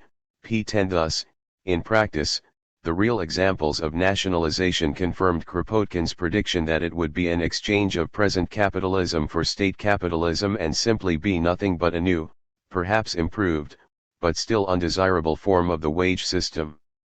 Evolution and Environment, p. 193 and p. 171. The nationalist industries were expected, of course, to make a profit, partly for repaying the generous compensation plus interest to the former owners of the mainly bankrupt industries that the Labour government had taken over.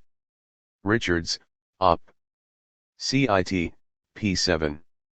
Ultimately, state ownership at local or national level is hardly socialistic in principle or in practice. As Kropotkin stressed, no reasonable man or woman will expect that municipal socialism, any more than cooperation, could solve to any extent the social problem. This was because it was self-evident that the capitalists will not let themselves be expropriated without opposing resistance. They may favor municipal or state enterprise for a time, but the moment they see that it really begins to reduce the number of paupers, or gives them regular employment, and consequently threatens to reduce the profits of the exploiters, they will soon put an end to it. Act for yourselves, p. 94 and p. 95. The rise of monetarism in the 1970s and the subsequent enthronement of the natural rate of unemployment thesis proves this argument. While state intervention is hardly socialistic, what can be said is that the positive feature of welfare legislation is that, contrary to the capitalist ethic, it is a testament to human solidarity. The negative feature is precisely that it is an arm of the state. Colin Ward, Talking Anarchy, p. 79. For anarchists, while we are certainly in full sympathy with all that is being done to widen the attributes of city life and to introduce communistic conceptions into it, but it is only through a social revolution, made by the workers themselves, that the present exploitation of labor by capital can be altered. Kropotkin, Op. Cit. pages 95-6. As British anarchists stressed during the first post-war Labour government, the fact that the alternative, under capitalism, is destitution and the sharper anomalies of poverty, does not make the liberal socialistic alternative a sound proposition. The only rational insurance against the evils of poverty and industrialism and old age under the wages system is the abolition of poverty and the wages system, and the transformation of industrialism to serve human ends instead of grinding up human beings. Vernon Richards, ed., World War Cold War, p. 347. In reality, rather than genuine socialism, we had reformists operating capitalism while trying to give it a socialist gloss. Op. Cit. p. 353. The fact is that the ruling class oppose those forms of state intervention which aim, at least in rhetoric, to help working class people. This does not make such reforms socialistic. The much more substantial state intervention for the elite and business are simply part of the natural order and go unmentioned. That this amounts to a welfare state for the wealthy or socialism for the rich is, of course, one of the great unspeakable truths of capitalism. D.1.4 Is laissez-faire capitalism actually without state intervention? The underlying assumption in the neoliberal and conservative attacks against state intervention is the assumption that their minimal state is without it. The reality of the situation is, of course, different. Even the minimal state of the ideologues' dreams intervenes on behalf of the ruling class in order to defend capitalist power and the property and property rights this flows from. This means that the laissez-faire position is a form of state intervention as well. State neutrality considered as simply enforcing property rights, the minimal state, instantly raises the question of whose conception of property rights, popular ones or capitalist ones. Unsurprisingly, the capitalist state enforces capitalist notions of property. In other words, it sanctions and supports economic inequality and the privileges and power of those who own property and, of course, the social relationships such a system generates. Yet by defending capitalist property, the state can hardly remain neutral with regards to ownership and the power it generates. In other words, the neutral state has to intervene to defend the authority of the boss or landlord over the workers they exploit and oppress. It is not a public body defending some mythical public interest but rather a defender of class society and the socio-economic relationships such a system creates. Political power, therefore, reflects and defends economic and social power. As Kropotkin argued, the major portion of laws have but one object: to protect private property, i.e. wealth acquired by the exploitation of man by man. Their aim is to open to capital fresh fields for exploitation, and to sanction the new forms which that exploitation continually assumes, as capital swallows up another branch of human activity. They exist to keep up the machinery of government which serves to secure to capital the exploitation and monopoly of wealth produced. This means that all modern states all serve one god: capital, all have but one object: to facilitate the exploitation of the worker by the capitalist. Anarchism, p. 210. Given that the capitalist market is marked by inequalities of power, any legal framework will defend that power. The state simply allows the interaction between parties to determine the norms of conduct in any contract.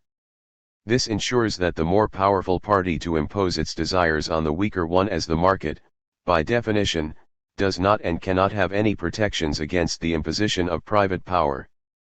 The state, or legal code, by enforcing the norms agreed to by the exchange, is just as much a form of state intervention as more obvious forms of state action. In other words, the state's monopoly of power and coercion is used to enforce the contracts reached between the powerful and powerless. As such contracts will hardly be neutral, the state cannot be a neutral arbiter when presiding over capitalism.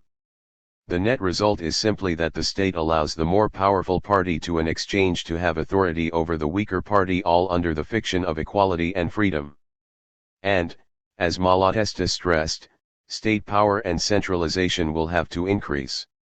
Liberalism is in theory a kind of anarchy without socialism, and therefore is simply a lie, for freedom is not possible without equality, and real anarchy cannot exist without solidarity, without socialism. The criticism liberals direct at government consists of wanting to deprive it of some of its functions and to call upon the capitalists to fight it out among themselves, but it cannot attack the repressive functions which are of its essence, for with the gendarme the property owner could not exist. Indeed, the government's powers of repression must perforce increase as free competition results in more discord and inequality. Anarchy, p. 46. His comments were more than confirmed by the rise of neoliberalism nearly a century later, which combined the free market with a strong state marked by more extensive centralization and police powers. This is unsurprising, as laissez-faire capitalism, being unable to solve its celebrated problem of the harmony of interests, is forced to impose laws, if only provisional ones, and abdicates in its turn before this new authority that is incompatible with the practice of liberty. Proudhon, quoted by Alan Ritter, the political thought of Pierre-Joseph Proudhon, p. 122. Thus capitalism always has to rely on the state, on political coercion, if only the minimal state, to assure its survival. The capitalist market has to, in other words, resort to the coercion it claims to avoid once people start to question its shortcomings. Of course, this coercion need not be monopolized in the form of state police and armed forces. It has been enforced successfully by private police forces and security guards, but it does not change the fact that force is required to maintain capitalist property, power, and property rights.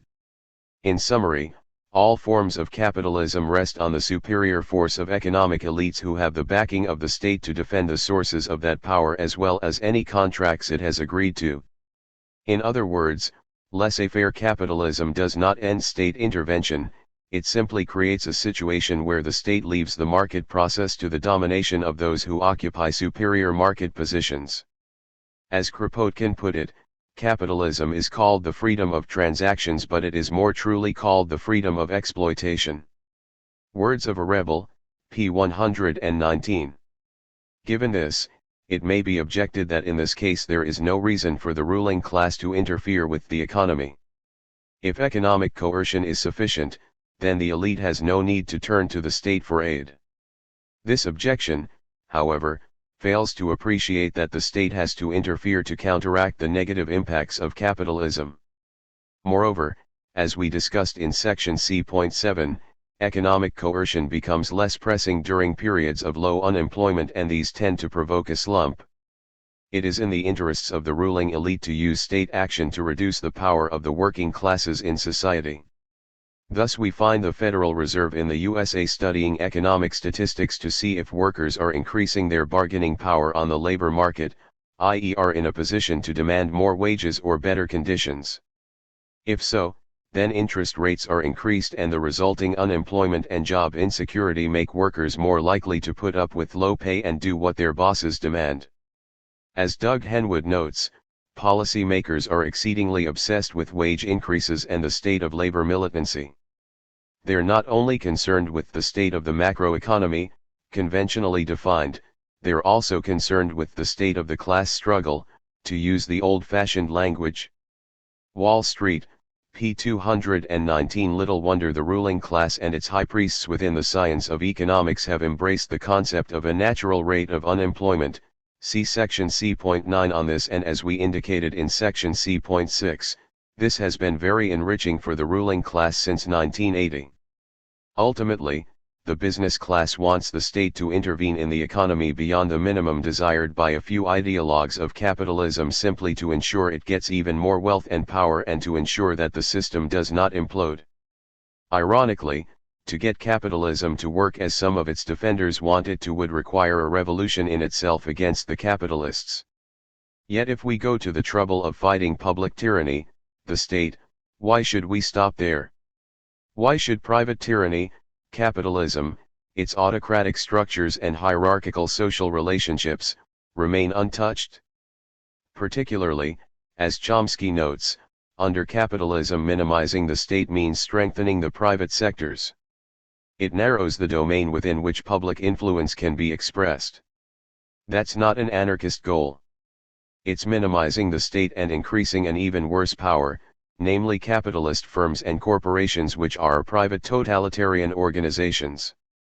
Chomsky on Anarchism, p. 214 and p. 213. In other words, if a government privatizes some government function, it is not substituting a market for a bureaucracy.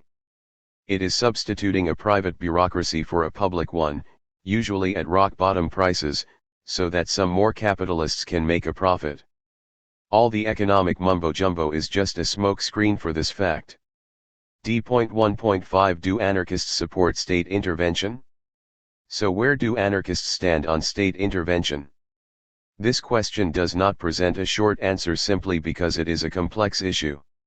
On the one hand, as Proudhon stressed, the state exists to maintain order in society by consecrating and sanctifying obedience of the citizens to the state, subordination of the poor to the rich, of the common people to the upper class, of the worker to the idler. The general idea of the revolution, p. 243. In such circumstances, appealing to the state makes little sense. On the other hand, the modern state does do some good things, to varying degrees. As a result of past popular struggles, there is a basic welfare system in some countries which does help the poorest sections of society.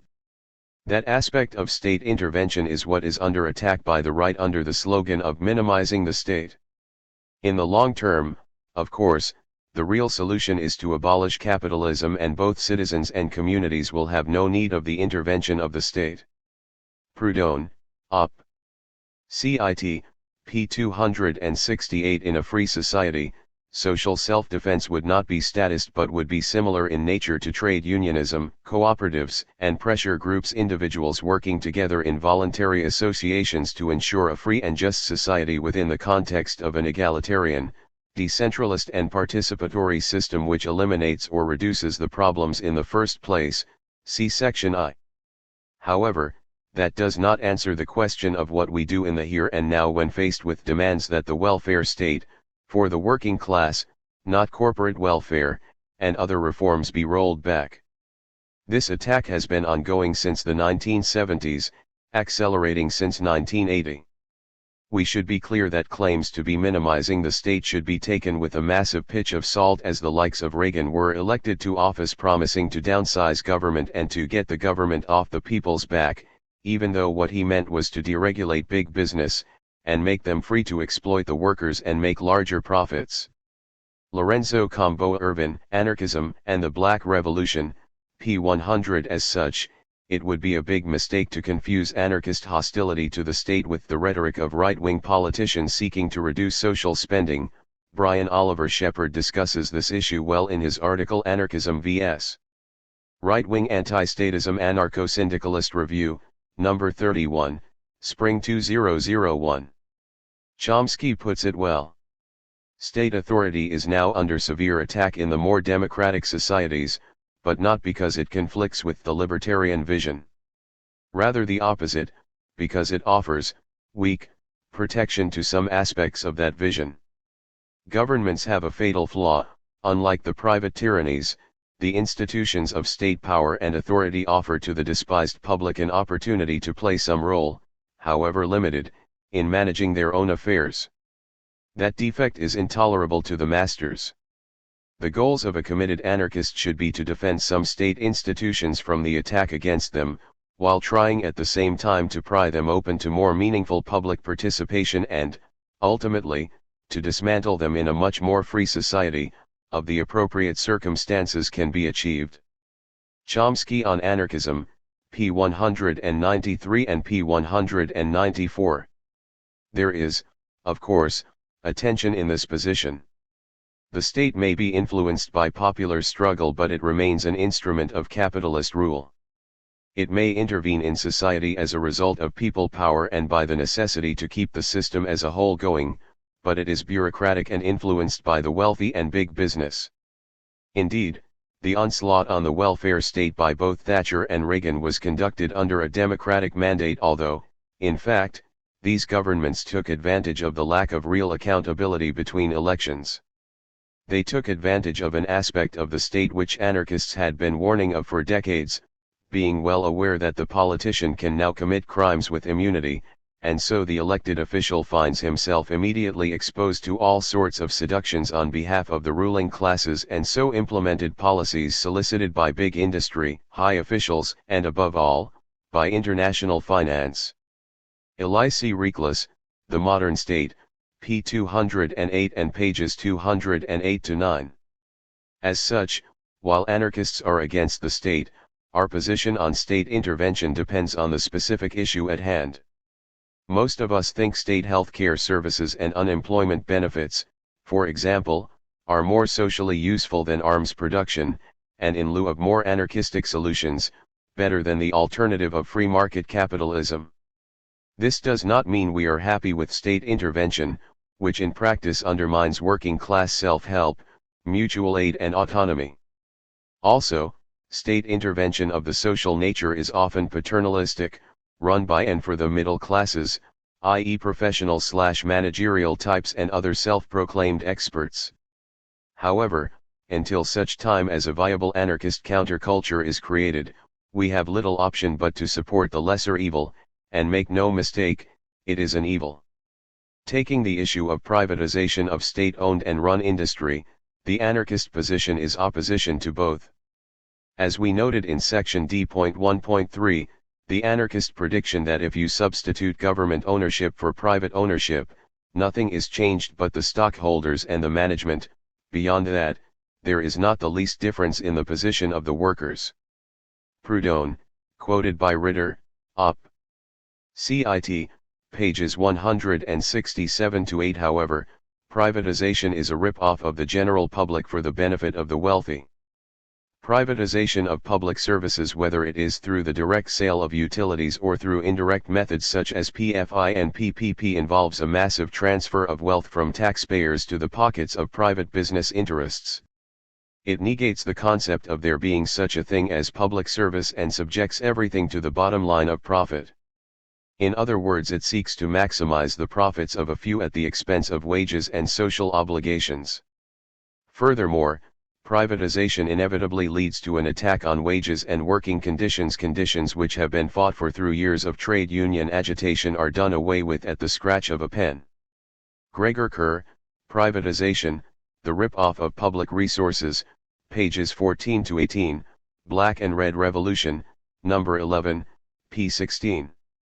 In response to such reforms, anarchists propose an alternatives to both options. Anarchists aim not at state ownership but to transfer all that is needed for production, from the hands of the individual capitalists into those of the communities of producers and consumers. Kropotkin, Environment and Evolution, pages 169 to 70. In other words, while in today's world public sector has come to mean government, it is only if public sector can be made to mean people's ownership in a real sense that the call for public ownership can be a truly radical one. Kerr, Op. Cit. p18. This is based on a common-sense conclusion from the analysis of the state as an instrument of the ruling class. While anarchists oppose the privatization of state assets and services for the reasons discussed above, we do not call, as some on the left do, for the nationalization of services as a solution to problems. We'd be expecting the same politicians who are busily implementing the neoliberal agenda to now take on the role of workers' protectors. It is important to point out that the nationalize it or take it into public ownership slogan is far too often spun out by people on the left without their taking into account that there is a massive difference between state control/ownership and workers' control/ownership. We all know that even if the revenues were still in state ownership, spending it on housing the homeless or reducing hospital waiting lists would not top the agenda of the government. Put simply, state ownership does not equal workers' ownership. We are sold the lie that the resource is public property. The reality, however, is that far from being in the ownership of the public, ordinary people have no direct say in the allocation of these resources. Just as working class people are consistently alienated from the product of their labor, this selling of the idea of public ownership over which the public have no real say leads to an increase in apathy and a sense of helplessness among ordinary people. It is much more likely that the political establishment who control the purse strings supposedly in the public interest will actually spend revenues generated from these public assets on measures that will have the long-term effect of reinforcing rather than alleviating social division. Public policy consistently results in an increase in the gap between the well-off and the poor. Kerr, Opt. Cit. pages 16 to 7 and p17. Thus an anarchist approach to this issue would be to reject both privatization and nationalization in favor of socialization, i.e. placing nationalist firms under workers' self-management. In the terms of public utilities, such as water and power suppliers, they could be self-managed by their workers in association with municipal cooperatives based on one member, one vote, which would be a much better alternative than privatizing what is obviously a natural monopoly, which, as experience shows, simply facilitates the fleecing of the public for massive private profit. Christie and Meltzer state the obvious. It is true that government takes over the control of certain necessary social functions. It does not follow that only the state could assume such control. The postmen are civil servants only because the state makes them such. The railways were not always run by the state, they belonged to the capitalists and do once more, at least in the UK, and could as easily have been run by the railway workers.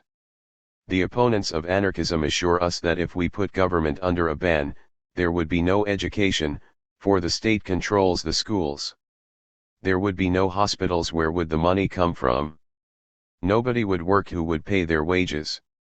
But in reality, not the state, but the people provide what the people have. If the people do not provide for themselves, the state cannot help them. It only appears to do so because it is in control. Those who have power may apportion work or regulate the standard of living, but this is part of the attack upon the people, not something undertaken on their behalf. The Floodgates of Anarchy, p. 148 to 149. Much the same can be said of other aspects of state intervention. For example, if we look at state education or welfare, an anarchist solution could be to press for workers' control by all the people involved in an institution, in other words, the extension of the principle of freedom from the economic to the political side of the health and education system. Nicholas Walters, About Anarchism, p. 76. The aim is to create new forms of organization for the social functions that the state fulfills through the bureaucracy. Colin Ward, Anarchy in Action, p. 19. This means that anarchists, as part of the wider socialist, labor, and social movements, seek to counterbalance as much as we can the centralistic, Bureaucratic ambitions of social democracy. Kropotkin, Act for Yourselves, p. 120. This applies both to the organization and tactics of popular movements as well as the proposed reforms and how they are implemented. In terms of social reforms, anarchists stress that it cannot be left in the hands of politicians, i.e. the agents of the ruling class. It should be obvious that if you let the ruling class decide, on the basis of their own needs and priorities, which reforms to introduce, you can guess which ones will be implemented. If the state establishes what is and is not a reform, then it will implement those which it favors in a manner which benefits itself and the capitalist class. Such top-down liberalization will only increase the power and freedom of the capitalist class and make capitalist and statist exploitation more efficient. It will not undermine the restrictions on liberty for the many which ensure the profits, property, and power of the few in the first place. That is, there will be minor changes around the edges of the state system in order to give more freedom to landlords and employers to lord it over their tenants and workers. This can be seen from the experience of neoliberalism across the world. This means that the decision of what aspects of statism to dismantle first should never be handed over to politicians and bureaucrats who are inevitably agents of the capitalist class. It should be decided from below and guided by an overall strategy of dismantling capitalism as a system. That means that any reforms should be aimed at those forms of state intervention which bolster the profits and power of the ruling class and long before addressing those laws which are aimed at making exploitation and oppression tolerable for the working class. If this is not done, then any reforms will be directed by the representatives of the business class and, consequently, aim to cut social programs people actually need while leaving welfare for the rich in place. As such, anarchists argue that pressure from below is required to prioritize reforms based on genuine need rather than the interests of capital. For example, in the UK this would involve, say, urging the privatization of the royal family before even thinking about reforming the National Health Service or fighting for the state to get off the backs of the unions trying to deregulate business. The key is that people reject a naive appeal to the legislators and high officials, waiting for salvation through their deliberations and decrees. In reality, freedom does not come begging, but rather must be conquered. Reclus, Op. Cit. p. 210. This is not done, then the results will simply confirm Voltairine declares insight. Nearly all laws which were originally framed with the intention of benefiting workers, have either turned into weapons in their enemies' hands, or become dead letters unless the workers through their organizations have directly enforced their observance. So that in the end, it is direct action that has to be relied on anyway. The Voltairine Declare reader, p. 59. A classic example of the former are the antitrust laws in America, originally aimed at breaking the power of capitalist monopoly but were soon turned against labor unions and strikers. Declare's second point is a truism and, obviously, means that anarchists aim to strengthen popular organizations and create mass movements which use direct action to defend their rights. Just because there are laws protecting workers, for example, there is no guarantee that they will be enforced unless workers themselves are strong enough to make sure the bosses comply with the law.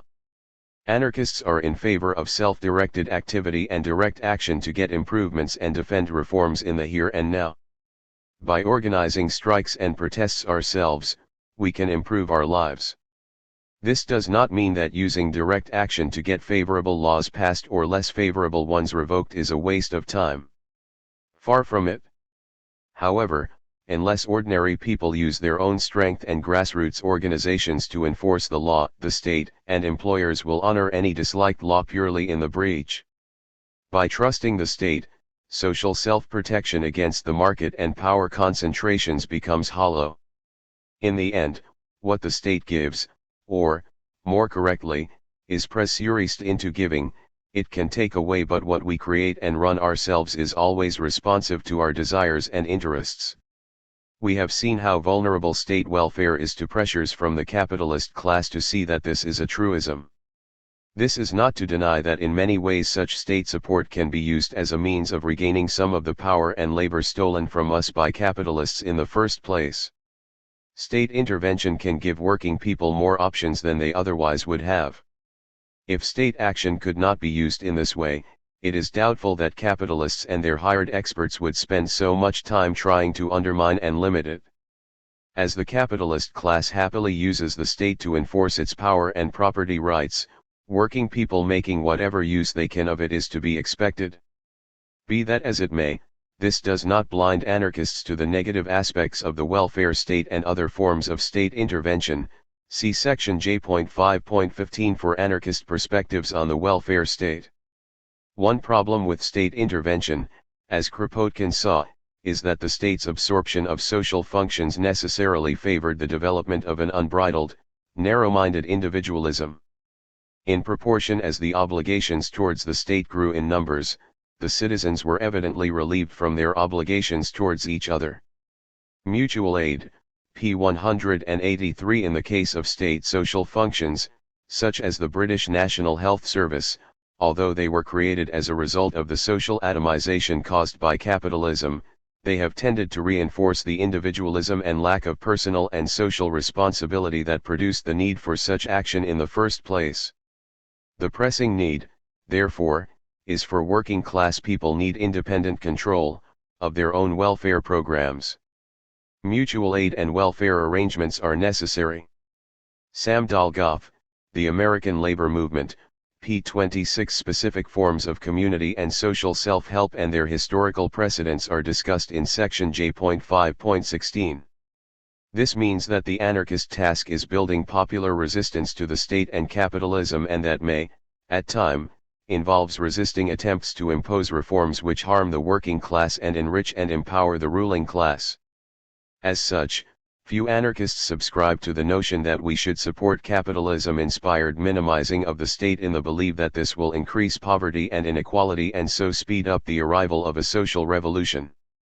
However, such a position fails to appreciate that social change is only possible when the hope for a better future has not been completely destroyed. Like many others, I have believed in my youth that as social conditions became worse, those who suffered so much would come to realize the deeper causes of their poverty and suffering. I have since been convinced that such a belief is a dangerous illusion. There is a pitch of material and spiritual degradation from which a man can no longer rise. Those who have been born into misery and never knew a better state are rarely able to resist and revolt. Certainly the old slogan, "the worse the better," was based on an erroneous assumption. Like that other slogan, "all or nothing," which made many radical oppose any improvement in the lot of the workers, even when the workers demanded it, on the ground that it would distract the mind of the proletariat, and turn it away from the road which leads to social emancipation. It is contrary to all the experience of history and of psychology. People who are not prepared to fight for the betterment of their living conditions are not likely to fight for social emancipation. Slogans of this kind are like a cancer in the revolutionary movement. Rudolf Rocker, London Years, pages 25-6. The anarchist position is, therefore, a practical one based on the specific situation rather than a simplistic application of what is ideologically correct.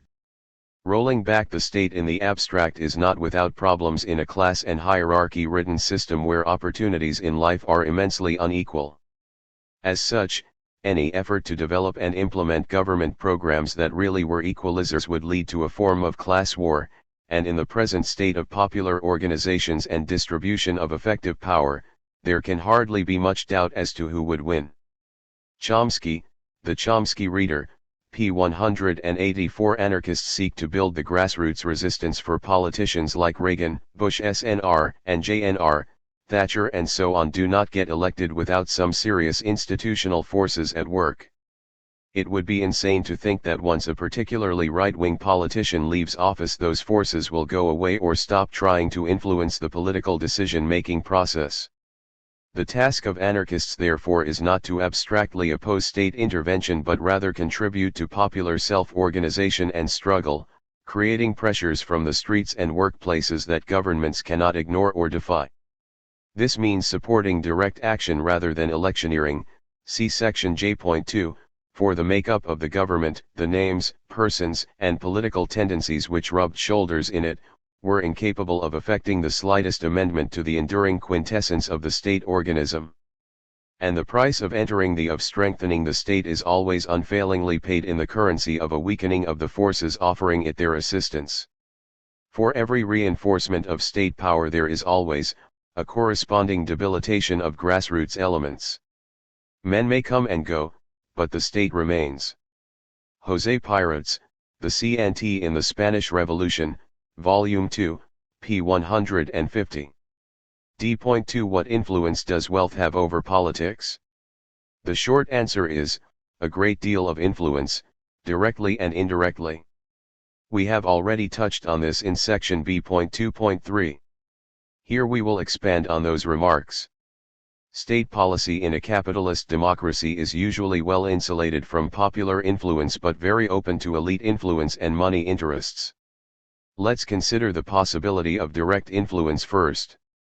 It's obvious that elections cost money and that only the rich and corporations can realistically afford to take part in a major way. Even union donations to political parties cannot effectively compete with those from the business classes. For example, in the 1972 U.S. presidential elections, of the $500 million spent, only about $13 million came from trade unions.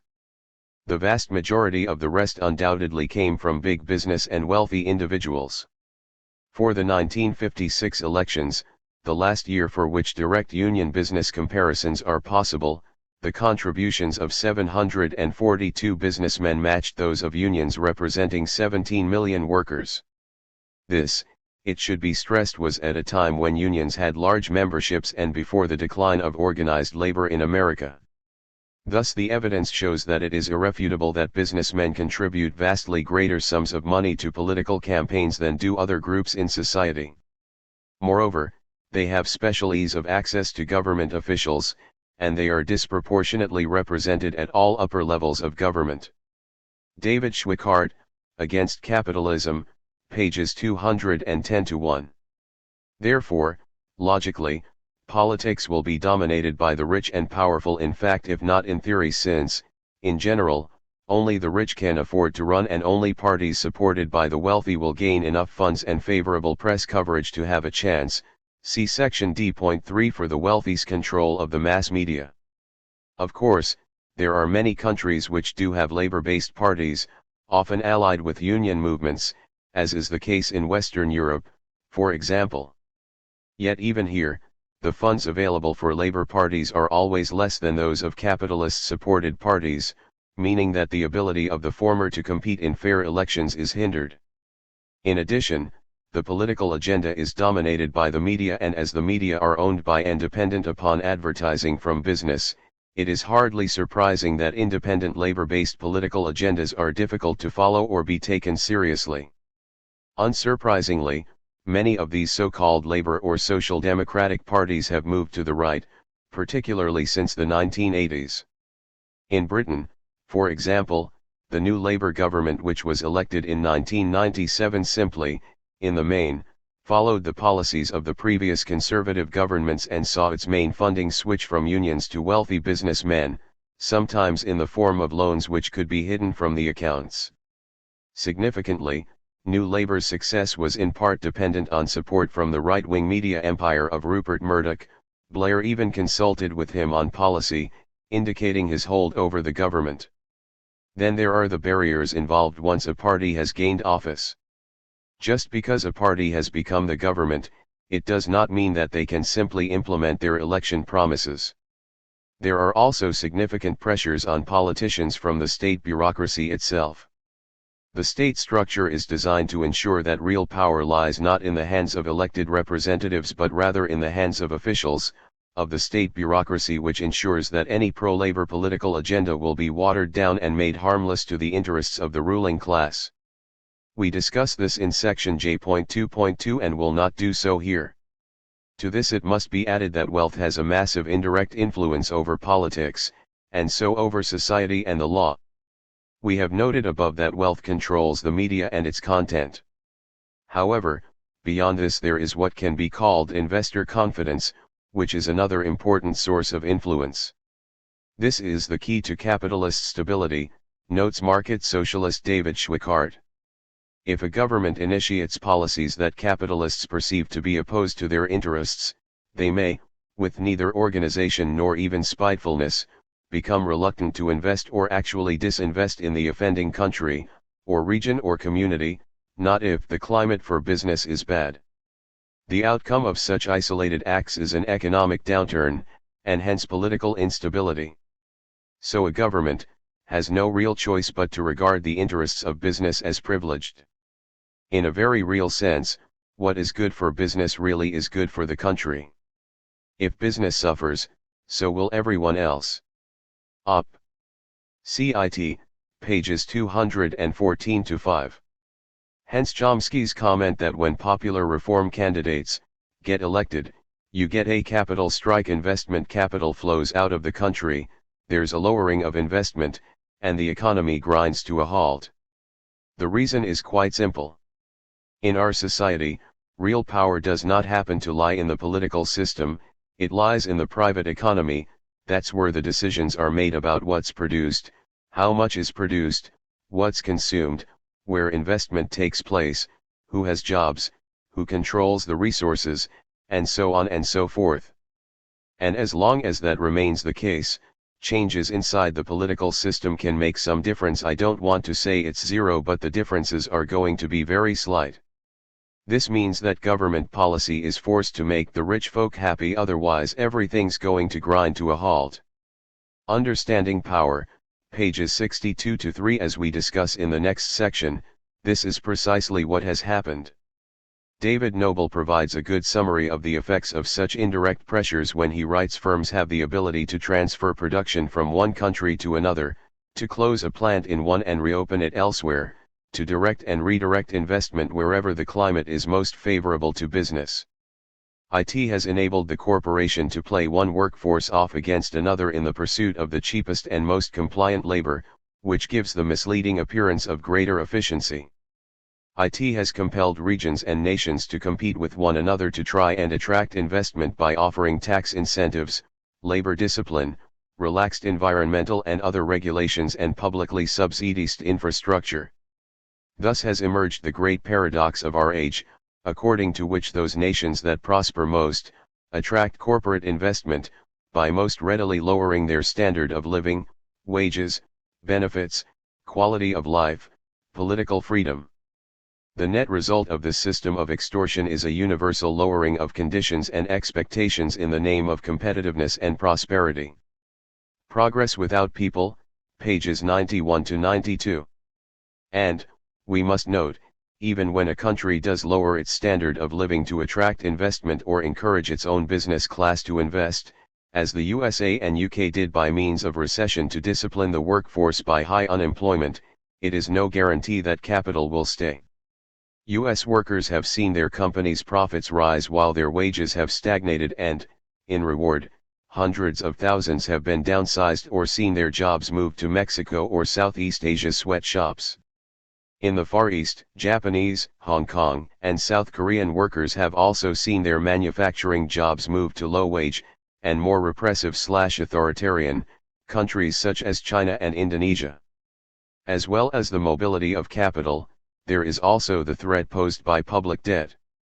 As Doug Henwood notes, public debt is a powerful way of assuring that the state remains safely in capital's hands. The higher a government's debt, the more it must please its bankers. Should bankers grow displeased, they will refuse to roll over old debts or to extend new financing on any but the most punishing terms, if at all. The explosion of U.S. federal debt in the 1980s vastly increased the power of creditors to demand austere fiscal and monetary policies to dampen the U.S. economy as it recovered, from the 1989-92 slowdown. Wall Street, pages 23-24. And, we must note, Wall Street made a fortune on the debt, directly and indirectly. This analysis applies within countries as well. Commenting on Clinton's plans for the devolution of welfare programs from federal to state government in America, Noam Chomsky makes the important point that under conditions of relative equality, this could be a move towards democracy. Under existing circumstances, devolution is intended as a further blow to the eroding democratic processes. Major corporations, investment firms, and the like, can constrain or directly control the acts of national governments and can set one national workforce against another. But the game is much easier when the only competing player that might remotely be influenced by the great beast is a state government, and even middle-sized enterprise can join in. The shadow cast by business over society and politics can thus be darker, and private power can move on to greater victories in the name of freedom. Noam Chomsky, Rollback 3, Z Magazine, March, 1995. Economic blackmail is a very useful weapon in deterring freedom. Little wonder Proudhon argued that the revolutionary principle is liberty. In other words, no more government of man by man through the accumulation of capital. Quoted by Jack Hayward, After the French Revolution, p. 177. D.2.1 Is capital flight really that powerful? Yes. By capital flight, business can ensure that any government which becomes too independent and starts to consider the interests of those who elected it will be put back into its place. Therefore we cannot expect a different group of politicians to react in different ways to the same institutional influences and interests. It's no coincidence that the Australian Labor Party and the Spanish Socialist Party introduced Thatcherite policies at the same time as the Iron Lady implemented them in Britain. The New Zealand Labour government is a case in point, where within a few months of re-election in 1984, Finance Minister Roger Douglas set out a program of economic reforms that made Thatcher and Reagan look like wimps. Almost everything was privatised and the consequences explained away in market speak. Division of wealth that had been unknown in New Zealand suddenly appeared, along with unemployment, poverty, and crime. John Pilger, Breaking the One-Party State, New Statesman, 16/12/94. An extreme example of capital flight being used to discipline a naughty administration can be seen from Labour governments in Britain during the 1960s and 1970s. Harold Wilson, the Labour Prime Minister between 1964 and 1970, recorded the pressures his government was under from the markets. We were soon to learn that decisions on pensions and taxation were no longer to be regarded, as in the past, as decisions for Parliament alone. The combination of tax increases with increased social security benefits provoked the first of a series of attacks on sterling by speculators and others, which beset almost every section of the government for the next 5 years. The Labour government 1964 to 1970, p. 31. He also had to listen night after night to demands that there should be cuts in government expenditure, and particularly in those parts of government expenditure which related to social services. It was not long before we were being asked, almost at pistol point, to cut back on expenditure by the Governor of the Bank of England, the Stock Exchange's major mouthpiece. Op. Cit. p. 34. One attempt to pressurize Wilson resulted in him later reflecting.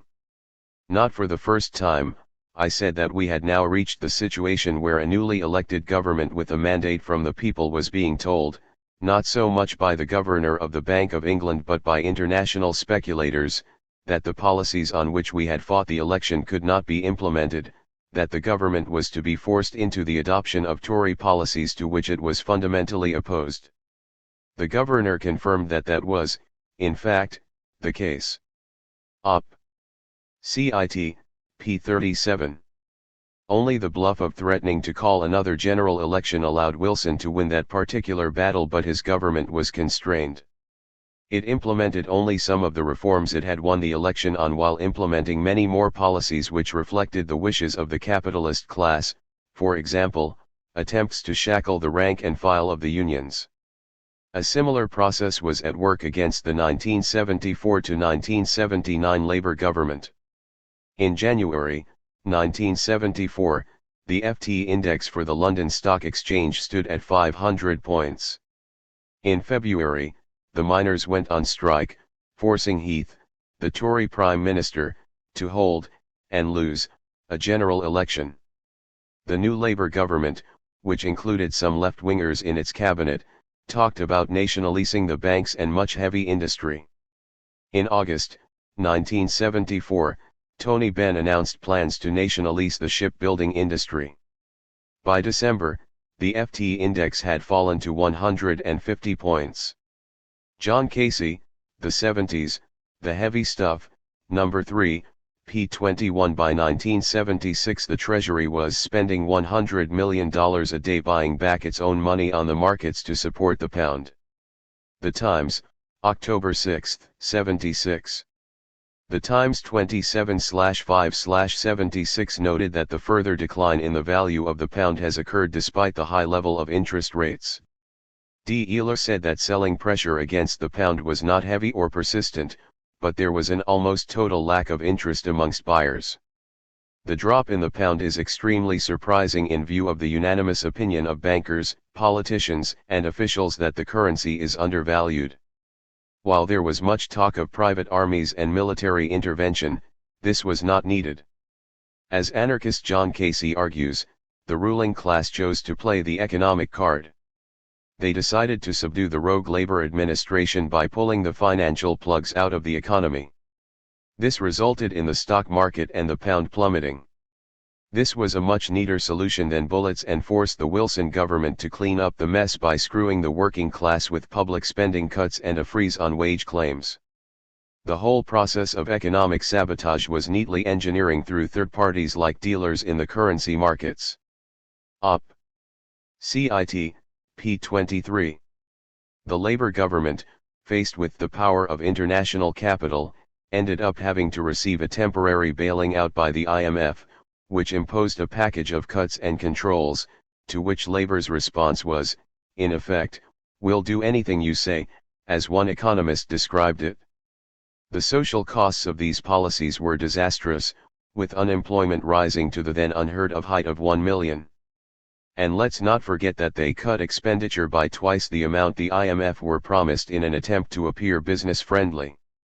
Peter Donaldson, A Question of Economics, p. 89. By capital flight, a slightly radical Labour government was brought to heel. Capital will not invest in a country that does not meet its approval. In 1977, the Bank of England failed to get the Labour government to abolish its exchange controls. Between 1979 and 1982 the Tories abolished them and ended restrictions on lending for banks and building societies. The result of the abolition of exchange controls was visible almost immediately.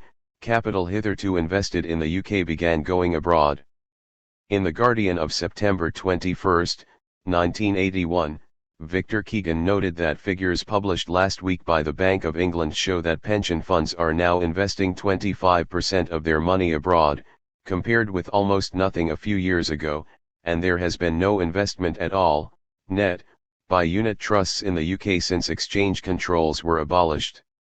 Robin Ramsey, Mrs. Thatcher, North Sea and the Hegemony of the City, pages 2-9, Lobster, number 27, p. 3. This contributed to the general mismanagement of the economy by Thatcher's monetarist government. While Milton Friedman had predicted only a modest reduction in output and employment will be a side effect of reducing inflation to single figures by 1982, the actual results of applying his ideas were drastically different. Quoted by Michael Stewart, Keynes, and after, p. 179. Britain experienced its deepest recession since the 1930s, with unemployment nearly tripling between 1979 and 1985, officially, from around 5% to 13%, but the real figure was even higher as the government changed the method of measuring it to reduce the figures.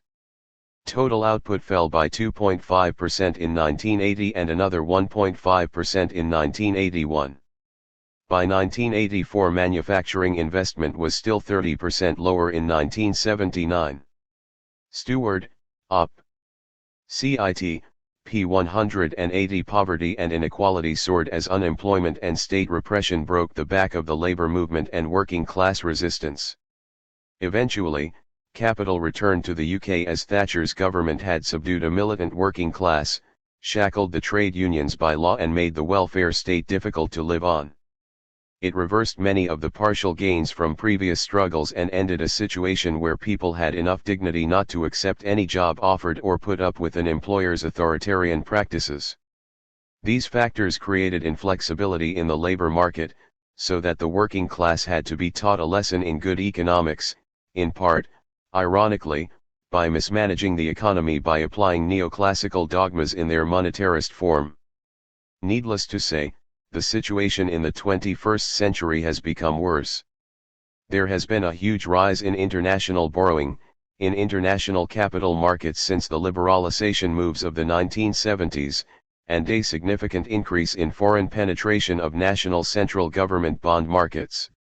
This means that it is obvious that no central government today may follow economic policies that are disapproved of by the capital markets, which have the power to create an intolerable economic pressure on the respective countries' borrowing ability, currency value, and investment flows. Takis Fotopoulos, Toward an Inclusive Democracy, p. 42. We discuss globalization in more detail in section D.5. Unsurprisingly, when left-wing governments have been elected into office after the 1980s, they have spent a lot of time during the election showing how moderate they are to the capitalist class, the markets. This moderation continued once in office, and any reforms implemented have been of a minor nature and placed within a general neoliberal context. This was the fate of the British Labour government of Tony Blair, while in Brazil the government of Lula, a former lathe operator, labor union leader and Brazil's first working-class president, was termed tropical Blairism by left-wing critics. Rather than use popular mandate to pursue social justice, they have governed for the rich. Given the role of the state and the pressures governments experience from capital, anarchists were not surprised. Of course, exceptions can occur, with popular governments implementing significant reforms when economic and political circumstances are favorable. However, these generally need popular movements at the same time to be really effective, and these, at some stage, come into conflict with the reformist politicians who hold them back. Given the need for such extra-parliamentary movements to ensure reforms, anarchists consider their time better spent building these than encouraging illusions about voting for radical politicians to act for us. See section J.2 for details. D.2.2 How extensive is business propaganda? Business spends a lot of money to ensure that people accept the status quo. Referring again to the US as an example, where such techniques are common, various means are used to get people to identify free enterprise, meaning state-subsidized private power with no infringement of managerial prerogatives, as the American way. The success of these campaigns is clear, since many American working people, for example, now object to unions ing too much power or irrationally rejecting all radical ideas as communism, i.e. Stalinism, regardless of their content. By the 1990s, it had even made liberal, i.e. mildly reformist center-left policies, into a swear word in some parts of the country. This is unsurprising, and its roots can be found in the success of sort of popular movements business propaganda was created to combat. As Chomsky argues, due to popular struggles, the state has limited capacity to coerce in the advanced capitalist countries, although it is always there, to be used when required.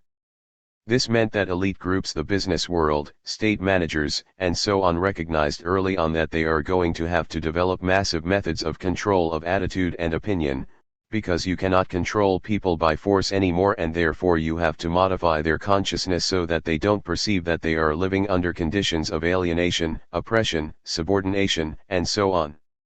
In fact, that's what probably a couple $1 trillion are spent on each year in the US, very self-consciously, from the framing of television advertisements for 2-year-olds to what you are taught in graduate school economics programs. It's designed to create a consciousness of subordination, and it's also intended specifically and pretty consciously to suppress normal human emotions. Chomsky on Anarchism, p. 223. This process became apparent in the 1960s. In the words of Edward Herman, the business community of the United States was deeply concerned over the excesses of democracy in the United States in the 1960s, and it has tried hard to rectify this problem by means of investments in both politicians and informing public opinion. The latter effort has included massive institutional advertising and other direct and indirect propaganda campaigns, but it has extended to attempts to influence the content of academic ideas. With a significant portion of academic research coming from foundations based on business fortunes and money intended to allow people with preferred viewpoints to be aided financially in obtaining academic status and influence and in producing and disseminating books. The Selling of Market Economics, pages 173 to 199, New Ways of Knowing, Marcus G. Raskin and Herbert J. Bernstein, eds. p. 182. Wealth, in other words, is employed to shape the public mind and ensure that challenges to that wealth, and its source, are reduced. These include funding private foundations and institutes, think tanks, which can study, promote, and protect ways to advance the interests of the few. It can also include the private funding of university chairs as well as the employment of PR companies to attack opponents and sell to the public the benefits not only of specific companies, their activities, but also the whole socio-economic system. In the words of Australian social scientist Alex Carey, the 20th century has been characterized by three developments of great political importance: the growth of democracy, the growth of corporate power, and the growth of corporate propaganda as a means of protecting corporate power against democracy. Quoted by Noam Chomsky, World Orders, Old and New, p. 89. By 1978, American business was spending $1 billion a year on grassroots propaganda. Chomsky, Op. Cit. p. 93. This is known as AstroTurf by PR insiders, to reflect the appearance of popular support, without the substance, and grosstops whereby influential citizens are hired to serve as spokespersons for business interests. In 1983, there existed 26 general-purpose foundations for this purpose with endowments of $100 million or more, as well as dozens of corporate foundations. One extremely wealth-conservative, Richard Mellon Scaife, was giving $10 million a year through 4 foundations and trusts. G.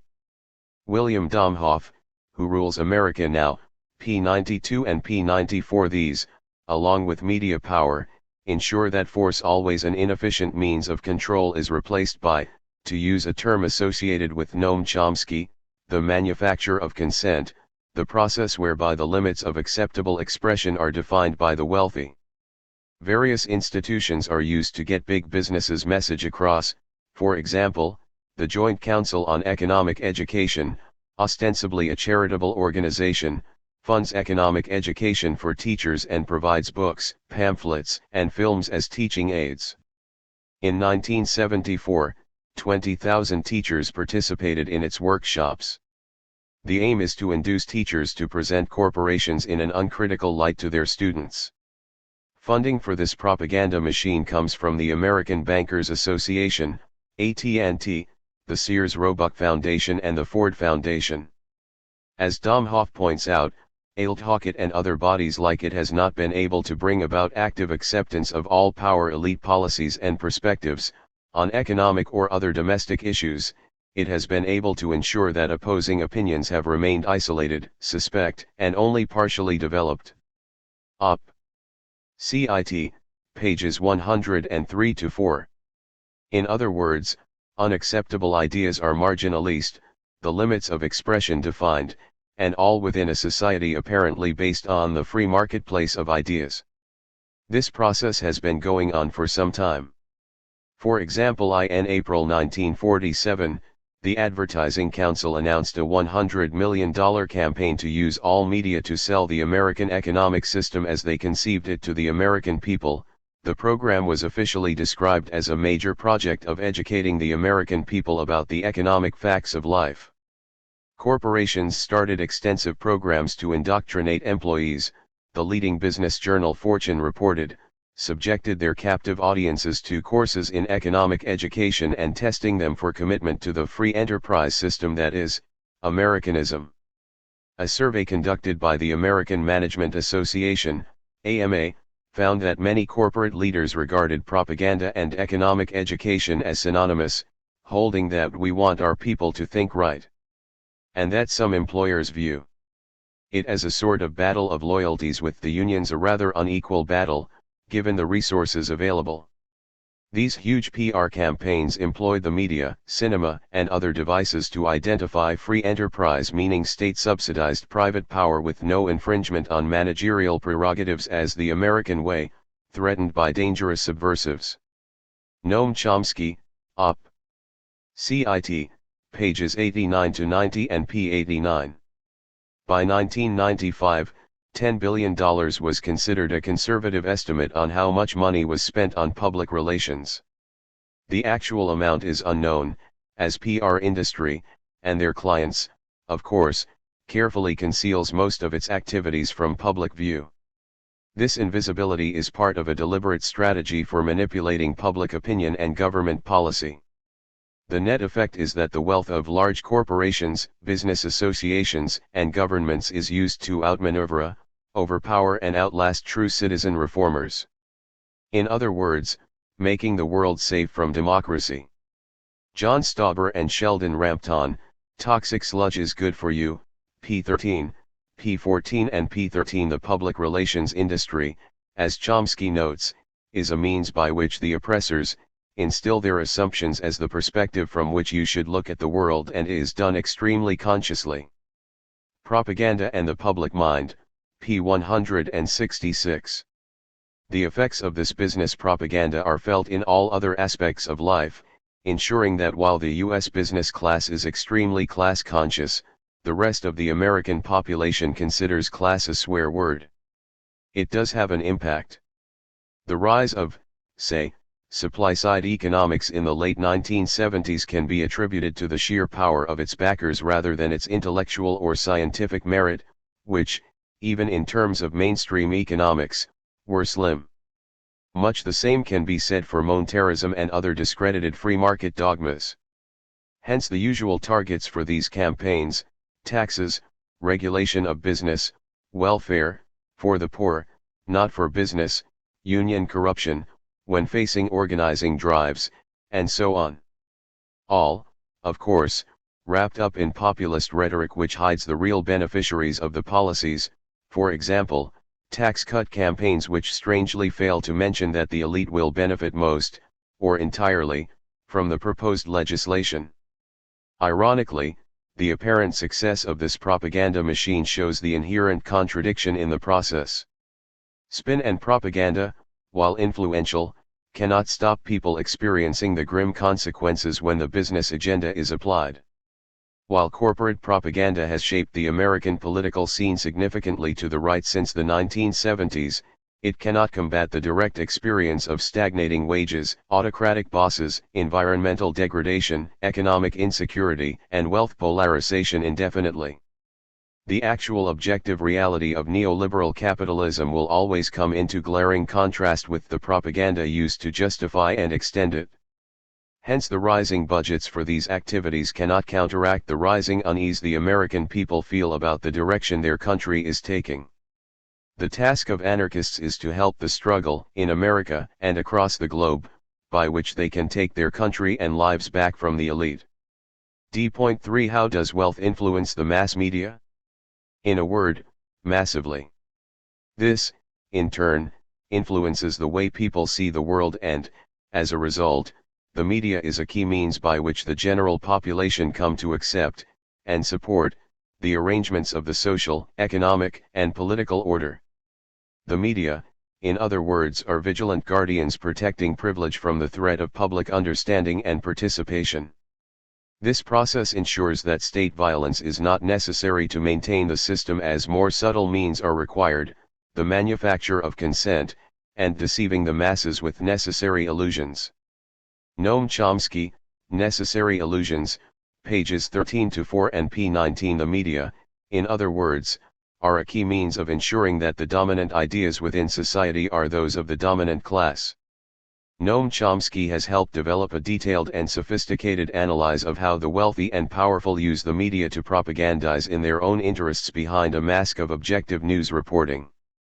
Along with Edward Herman, he has developed the propaganda model of the media works. Herman and Chomsky expound this analysis in their book Manufacturing Consent, The Political Economy of the Mass Media, whose main theses we will summarize in this section. Unless otherwise indicated, all quotes are from this work. We do not suggest that we can present anything other than a summary here, and, as such, we urge readers to consult Manufacturing Consent itself for a full description and extensive supporting evidence. We would also recommend Chomsky's Necessary Illusions for a further discussion of this model of the media. Chomsky and Herman's propaganda model of the media postulates a set of 5 filters that act to screen the news and other material disseminated by the media. These filters result in a media that reflects elite viewpoints and interests and mobilizes support for the special interests that dominate the state and private activity. Manufacturing Consent, p. 11. These filters are: 1. The size, concentrated ownership, owner wealth, and profit orientation of the dominant mass media firms. 2. Advertising as the primary income source of the mass media. 3. The reliance of the media on information provided by government, business, and experts funded and approved by these primary sources and agents of power. 4. FLAC, negative responses to a media report, as a means of disciplining the media. And 5. Anti-communism as a national religion and control mechanism. It is these filters which ensure that genuine objectivity is usually lacking in the media. Needless to say, some media, such as Fox News and the right-wing newspapers like the UK's Sun, Telegraph, and Daily Mail, do not even try to present an objective perspective. The raw material of news must pass through successive filters, leaving only the cleansed residue fit to print, Chomsky and Herman maintain. The filters fix the premises of discourse and interpretation, and the definition of what is newsworthy in the first place, and they explain the basis and operations of what amount to propaganda campaigns. p. 2. We will briefly consider the nature of these 5 filters below before refuting 2 common objections to the model. As with Chomsky and Herman, examples are mostly from the US media. For more extensive analysis, we would recommend 2 organizations which study and critique the performance of the media from a perspective informed by the propaganda model. These are the American Fairness and Accuracy in Reporting, FAIR, and the UK-based Medialens. Neither, it should be pointed out, are anarchist organizations. Before discussing the propaganda model, we will present a few examples by FAIR to show how the media reflects the interests of the ruling class. War usually provides the most obvious evidence for the biases in the media. For example, Steve Rendell and Tara Brawl analyzed the U.S. news media during the first stage of the 2003 invasion of Iraq and found that official voices dominated it while opponents of the war have been notably underrepresented. Nearly 2/3 of all sources were pro-war, rising to 71% of U.S. guests.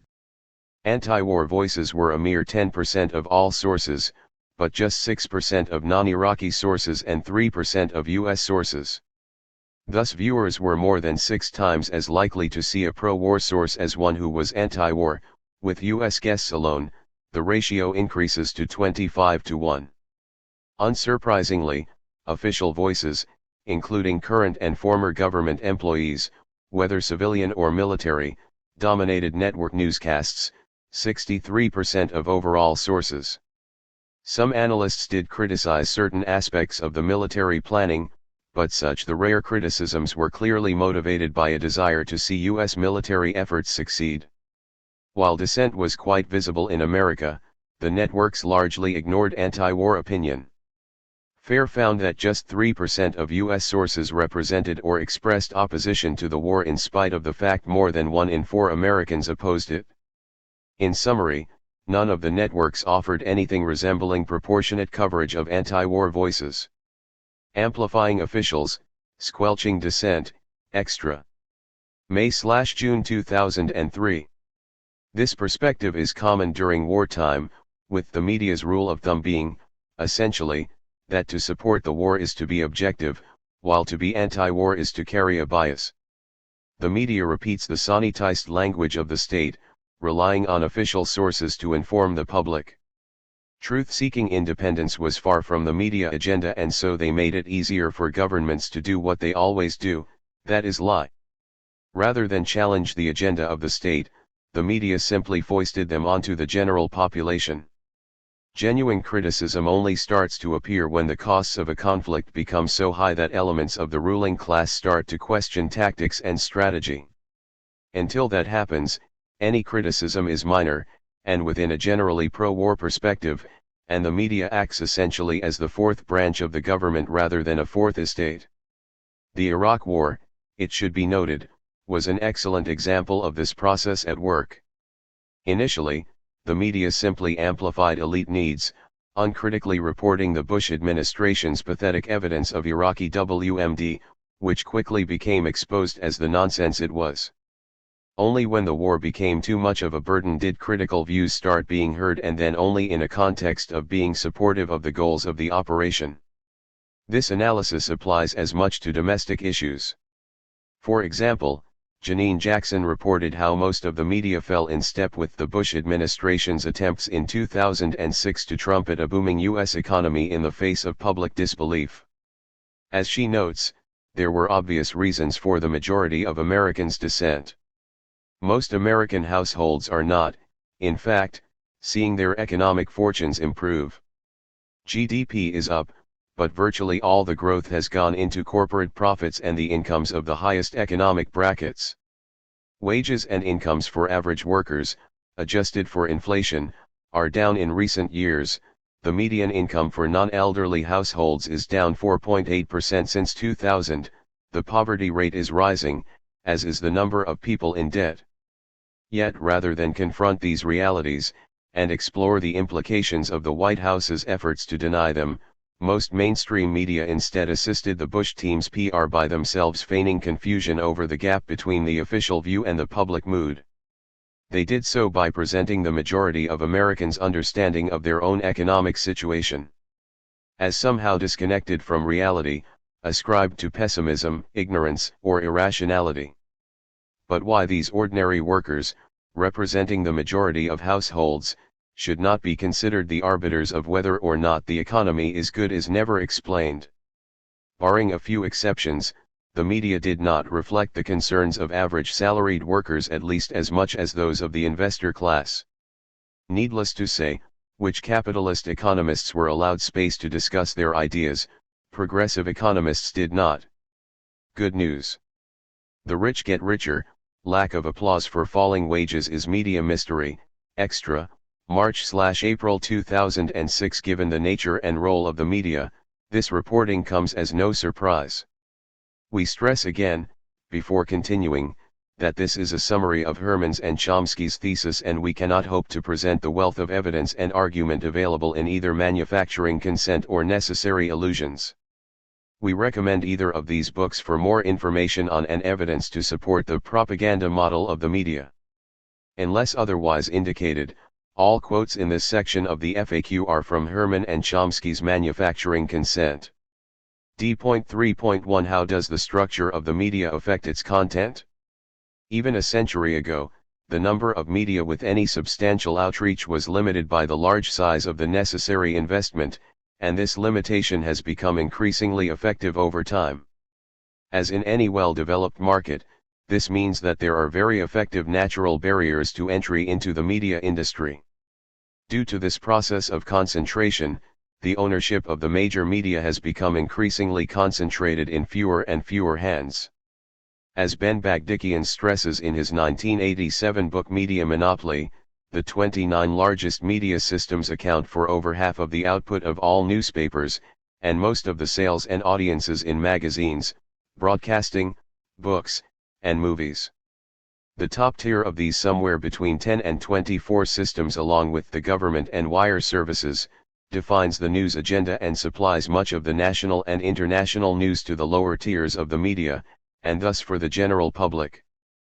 P5 Since then, media concentration has increased, both nationally and on a global level. Bagdikian's 2004 book, The New Media Monopoly, showed that since 1983 the number of corporations controlling most newspapers, magazines, book publishers, movie studios, and electronic media have shrunk from 50 to 5 global dimension firms, operating with many of the characteristics of a cartel: Time Warner, Disney, News Corporation, Viacom, and Germany-based Bertelsmann. These top-tier companies are large, profit-seeking corporations, owned and controlled by very wealthy people. Many of these companies are fully integrated into the financial market, which means that the pressures of stockholders, directors, and bankers to focus on the bottom line are powerful. P5 These pressures have intensified in recent years as media stocks have become market favorites and as deregulation has increased profitability and so the threat of takeovers. These ensure that these control groups obviously have a special take on the status quo by virtue of their wealth and their strategic position in one of the great institutions of society. And they exercise the power of this strategic position, if only by establishing the general aims of the company and choosing its top management.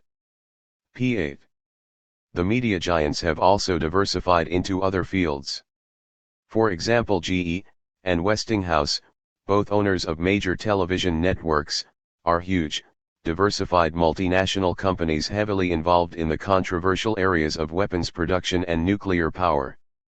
GE and Westinghouse depend on the government to subsidize their nuclear power and military research and development, and to create a favorable climate for their overseas sales and investments. Similar dependence on the government affect other media. Because they are large corporations with international investment interests, the major media tend to have a right-wing political bias.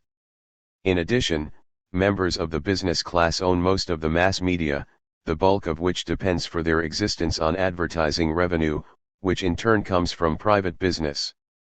Business also provides a substantial share of experts for news programs and generates massive flack. Claims that the media are left-leaning are sheer disinformation manufactured by the flack organizations described below, in section D.3.4. Thus Herman and Chomsky. The dominant media forms are quite large businesses, they are controlled by very wealthy people or by managers who are subject to sharp constraints by owners and other market profit-oriented forces, and they are closely interlocked, and have important common interests, with other major corporations, banks, and government. This is the first powerful filter that affects news choices. P14. Needless to say, reporters and editors will be selected based upon how well their work reflects the interests and needs of their employers. Thus a radical reporter and a more mainstream one, both of the same skills and abilities, would have very different careers within the industry. Unless the radical reporter toned down their copy, they are unlikely to see it printed unedited or unchanged. Thus the structure within the media firm will tend to penalize radical viewpoints, encouraging an acceptance of the status quo in order to further a career. This selection process ensures that owners do not need to order editors or reporters what to do to be successful. They will have to internalize the values of their employers. D.3.2 What is the effect of advertising on the mass media? The main business of the media is to sell audiences to advertisers. Advertisers thus acquire a kind of de facto licensing authority, since without their support the media would cease to be economically viable. And it is affluent audiences that get advertisers interested. As Chomsky and Herman put it, the idea that the drive for large audiences makes the mass media democratic thus suffers from the initial weakness that its political analog is a voting system weighted by income. P.16. As regards TV, in addition to discrimination against unfriendly media institutions, advertisers also choose selectively among programs on the basis of their own principles. With rare exceptions, these are culturally and politically conservative. Large corporate advertisers on television will rarely sponsor programs that engage in serious criticisms of corporate activities. Accordingly, large corporate advertisers almost never sponsor programs that contain serious criticisms of corporate activities, such as negative ecological impacts, the workings of the military-industrial complex, or corporate support of and benefits from third-world dictatorships.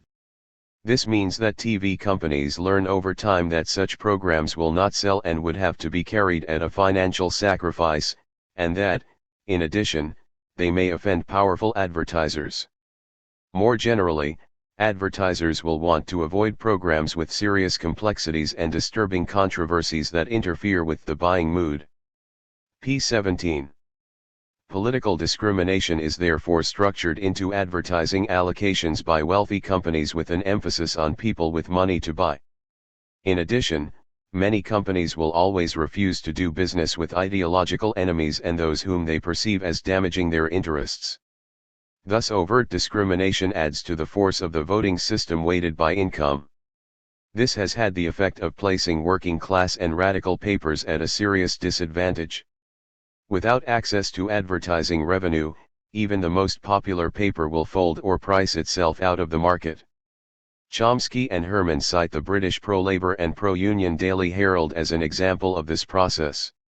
At its peak, the Daily Herald had almost double the readership of the Times, the Financial Times and the Guardian combined, yet even with 8.1% of the national circulation it got 3.5% of net advertising revenue and so could not survive on the free market.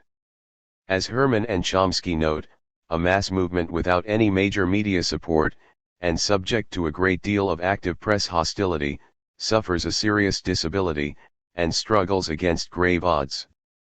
With the folding of the Daily Herald, the labor movement lost its voice in the mainstream media. Pages 17-8 and pages 15-16. Thus advertising is an effective filter for news choice, and, indeed, survival in the market. D.3.3 Why do the media rely on government and business experts for information? As Herman and Chomsky stress, basic economics explains why the mass media are drawn into a symbiotic relationship with powerful sources of information as well as reciprocity of interest. The media need a steady, reliable flow of raw material of news. They have daily news demands and imperative news schedules that they must meet. They cannot afford to have reporters and cameras at all locations, and so economics dictates that they concentrate their resources where significant news often occurs. P18 This means that bottom-line considerations dictate that the media concentrate their resources where news, rumors, and leaks are plentiful, and where regular press conferences are held. The White House, Pentagon, and the State Department, in Washington, D.C., are centers of such activity on a national scale, while City Hall and police departments are their local equivalents. In addition, trade groups, businesses, and corporations also provide regular stories that are deemed as newsworthy and from credible sources. In other words, government and corporate sources have the great merit of being recognizable and credible by their status and prestige. Moreover, they have the most money available to produce a flow of news that the media can use. For example, the Pentagon has a public information service employing many thousands of people, spending hundreds of millions of dollars every year, and far outspending not only the public information resources of any dissenting individual or group but the aggregate of such groups. Only the corporate sector has the resources to produce public information and propaganda on the scale of the Pentagon and other government bodies. The Chamber of Commerce, a business collective, had a 1983 budget for research, communications, and political activities of $65 million. Besides the U.S. Chamber of Commerce, there are thousands of state and local chambers of commerce and trade associations also engaged in public relations and lobbying activities. As we noted in section D.2, the corporate funding of PR is massive. Thus business corporations and trade groups are also regular purveyors of stories deemed newsworthy. These bureaucracies turn out a large volume of material that meets the demands of news organizations for reliable, scheduled flows. P19. To maintain their preeminent position as sources, government and business news agencies expend much effort to make things easy for news organizations. They provide the media organizations with facilities in which to gather, give journalists advance copies of speeches and upcoming reports, schedule press conferences at hours convenient for those needing to meet news deadlines, write press releases in language that can be used with little editing, and carefully organize press conferences and photo opportunity sessions. This means that, in effect, the large bureaucracies of the powerful subsidize the mass media, and gain special access by their contribution to reducing the media's costs of acquiring the raw materials of, and producing, news. p. 22. This economic dependency also allows corporations and the state to influence the media. The most obvious way is by using their personal relationships, threats, and rewards to further influence and coerce the media. The media may feel obligated to carry extremely dubious stories and mute criticism in order not to offend sources and disturb a close relationship. It is very difficult to call authorities on whom one depends for daily news liars, even if they tell whoppers. Critical sources may be avoided not only due to the higher costs in finding them and establishing their credibility, but because the established primary sources may be offended and may even threaten the media with using them. p. 22. As well as refusing to cooperate on shows or reports which include critics, corporations and governments may threaten the media with loss of access if they ask too many critical questions or delve into inappropriate areas. In addition, more important, powerful sources regularly take advantage of media routines and dependency to manage the media, to manipulate them into following a special agenda and framework. Part of this management process consists of inundating the media with stories, which serve sometimes to foist a particular line and frame on the media, and at other times to chase unwanted stories off the front page or out of the media altogether. p. 23. The dominance of official sources would, of course, be weakened by the existence of highly respectable unofficial sources that gave dissident views with great authority. To alleviate this problem, the power elite uses the strategy of co-opting the experts, that is, putting them on the payroll as consultants, funding their research, and organizing think tanks that will hire them directly and help disseminate the messages deemed essential to elite interests. Experts on TV panel discussions and news programs are often drawn from such organizations, whose funding comes primarily from the corporate sector and wealthy families, a fact that is, of course, never mentioned on the programs where they appear. This allows business, for example, to sell its interests as objective and academic while, in fact, they provide a thin veneer to mask partisan work which draws the proper conclusions desired by their paymasters. This process of creating a mass of experts readily available to the media has been carried out on a deliberate and a massive scale. These ensure that the corporate viewpoint is effectively spread as the experts' work is funded and their outputs, disseminated to the media by a sophisticated propaganda effort. The corporate funding and clear ideological purpose in the overall effort had no discernible effect on the credibility of the intellectuals so mobilized. On the contrary, the funding and pushing of their ideas catapulted them into the press. p. 23 and p. 24. d.3.4 How is flack used as a means of disciplining the media? Flack is a term used by Herman and Chomsky to refer to negative responses to a media statement or program.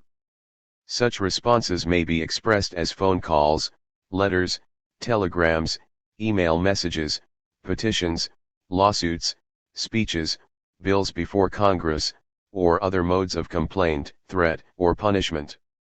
Flack may be generated centrally, by organizations, or it may come from the independent actions of individuals, sometimes encouraged to act by media hacks such as right-wing talk show hosts or newspapers. If flack is produced on a large scale, or by individuals or groups with substantial resources, it can be both uncomfortable and costly to the media. p. 26. This is for many reasons.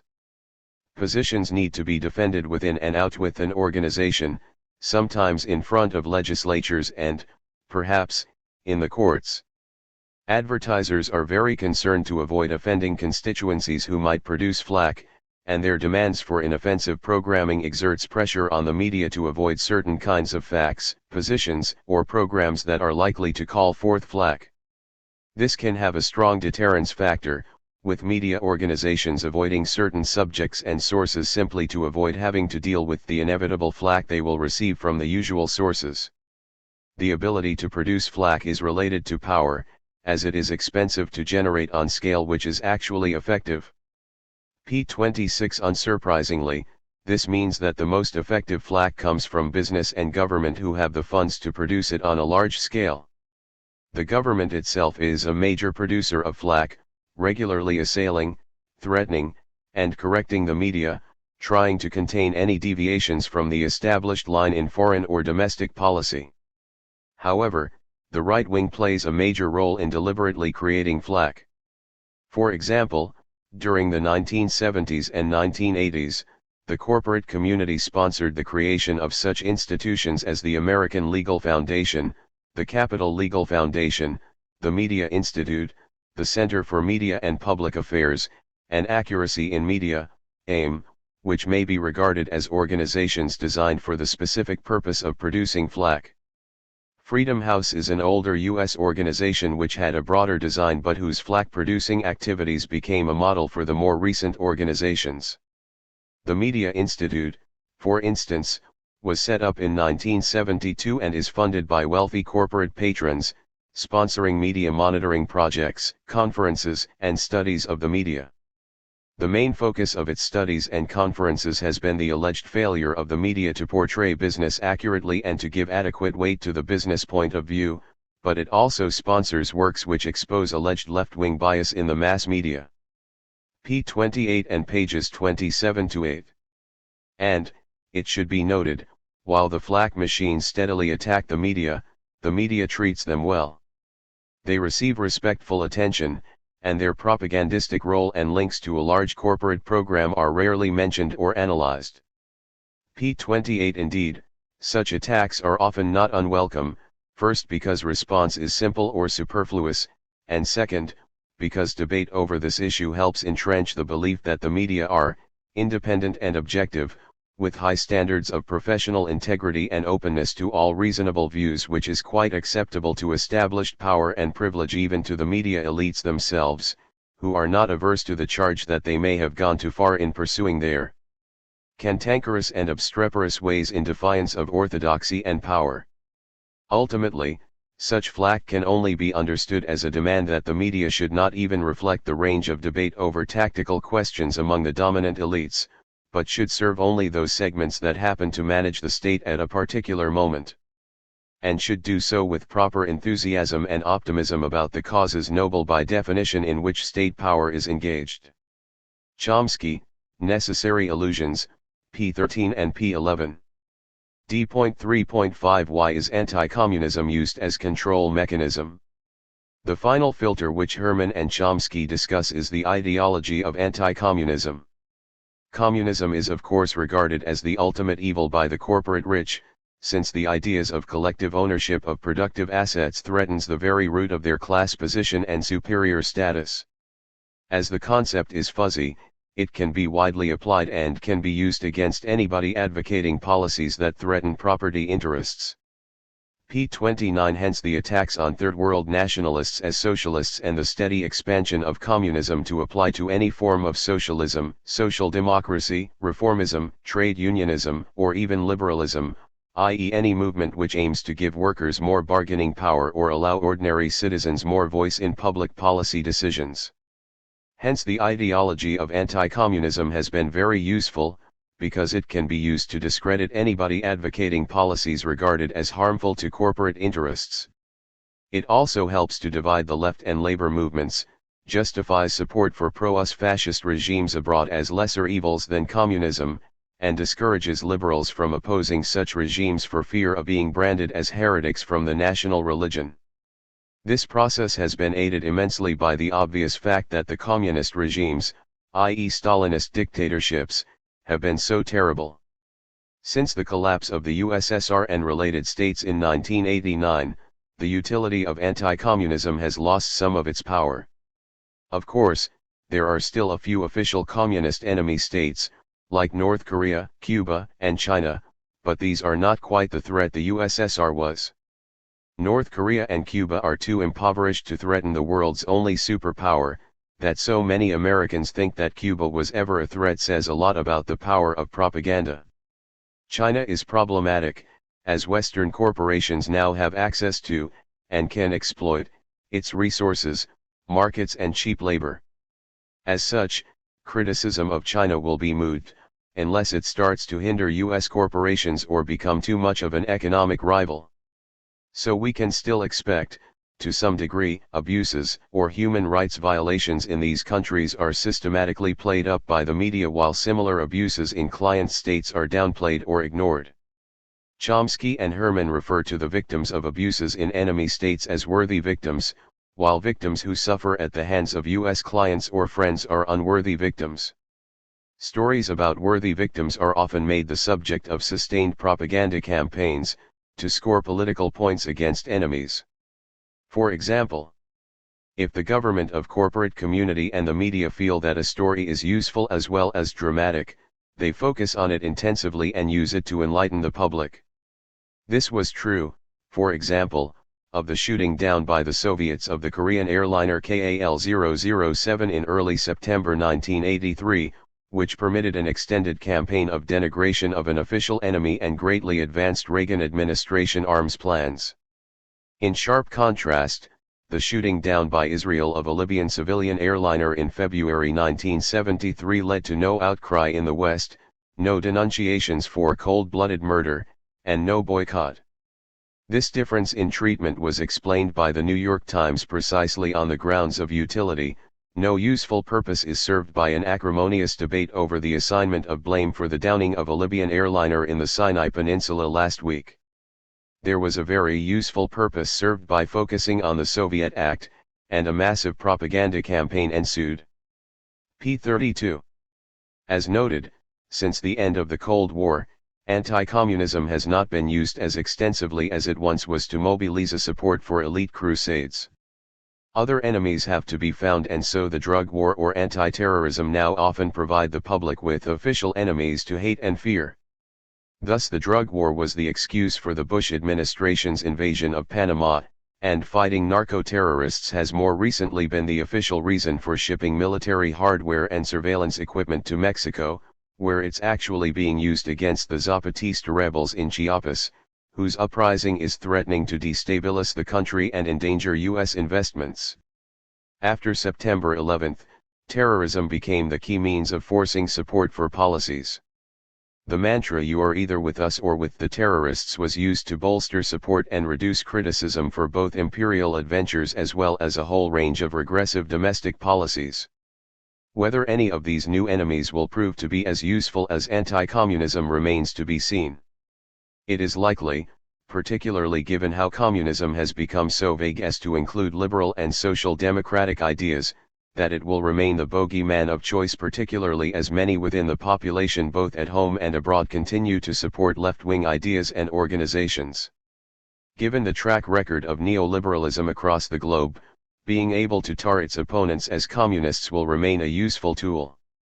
D.3.6 Isn't the propaganda model a conspiracy theory? No, far from it. Chomsky and Herman explicitly address this charge in Manufacturing Consent and explain why it is a false one. Institutional critiques such as we present in this book are commonly dismissed by establishment commentators as conspiracy theories, but this is merely an evasion. We do not use any kind of conspiracy hypothesis to explain mass media performance. In fact, our treatment is much closer to a free market analysis, with the results largely an outcome of the workings of market forces. p. 12. They go on to suggest what some of these market forces are. One of the most important is the weeding out process that determines who gets the journalistic jobs in the major media. Most biased choices in the media arise from the preselection of right-thinking people, internalist preconceptions, and the adaptation of personnel to the constraints of ownership, organization, market, and political power. This is the key, as the model helps us to understand how media personnel adapt, and are adapted, to systemic demands. Given the imperatives of corporate organization and the workings of the various filters, conformity to the needs and interests of privileged sectors is essential to success. This means that those who do not display the requisite values and perspectives will be regarded as irresponsible and/or ideological and, consequently, will not succeed, barring a few exceptions. In other words, those who adapt, perhaps quite honestly, will then be able to assert, accurately, that they perceive no pressures to conform. The media are indeed free, for those who have internalized the required values and perspectives. P12 and P304. In other words, important media employees learn to internalize the values of their bosses. Censorship is largely self-censorship, by reporters and commentators who adjust to the realities of source and media organizational requirements, and by people at higher levels within media organizations who are chosen to implement, and have usually internalized, the constraints imposed by proprietary and other market and governmental centers of power. But, it may be asked, isn't it still a conspiracy theory to suggest that media leaders all have similar values? Not at all. Such leaders do similar things because they see the world through the same lenses, are subject to similar constraints and incentives, and thus feature stories or maintain silence together in tacit collective action and leader-follower behavior. P12. The fact that media leaders share the same fundamental values does not mean, however, that the media are a solid monolith on all issues. The powerful often disagree on the tactics needed to attain generally shared aims, and this gets reflected in media debate. But views that challenge fundamental premises or suggest that the observed modes of exercise of state power are based on systemic factors will be excluded from the mass media even when elite controversy over tactics rages fiercely. P12. This means that viewpoints which question the legitimacy of elite aims or suggest that state power is being exercised in elite interests rather than the national interest will be excluded from the mass media. As such, we would expect the media to encourage debate within accepted bounds simply because the ruling class is not monolithic, and while they agree on keeping the system going, they disagree on the best way to do so. Therefore, the propaganda model has as little in common with a conspiracy theory as saying that the management of General Motors acts to maintain and increase its profits. As Chomsky notes, to confront power is costly and difficult, high standards of evidence and argument are imposed, and critical analysis is naturally not welcomed by those who are in a position to react vigorously and to determine the array of rewards and punishments. Conformity to a patriotic agenda, in contrast, imposes no such costs. This means that conformity is the easy way, and the path to privilege and prestige. It is a natural expectation, on uncontroversial assumptions, that the major media and other ideological institutions will generally reflect the perspectives and interests of established power. Necessary Illusions, pages 8 to 9 and p10. D.3.7 Isn't the model contradicted by the media reporting government and business failures? As noted above, the claim that the media are adversarial or, more implausibly, that they have a left-wing bias is due to right-wing PR organizations. This means that some inconvenient facts are occasionally allowed to pass through the filters in order to give the appearance of objectivity, precisely so the media can deny charges of engaging in propaganda.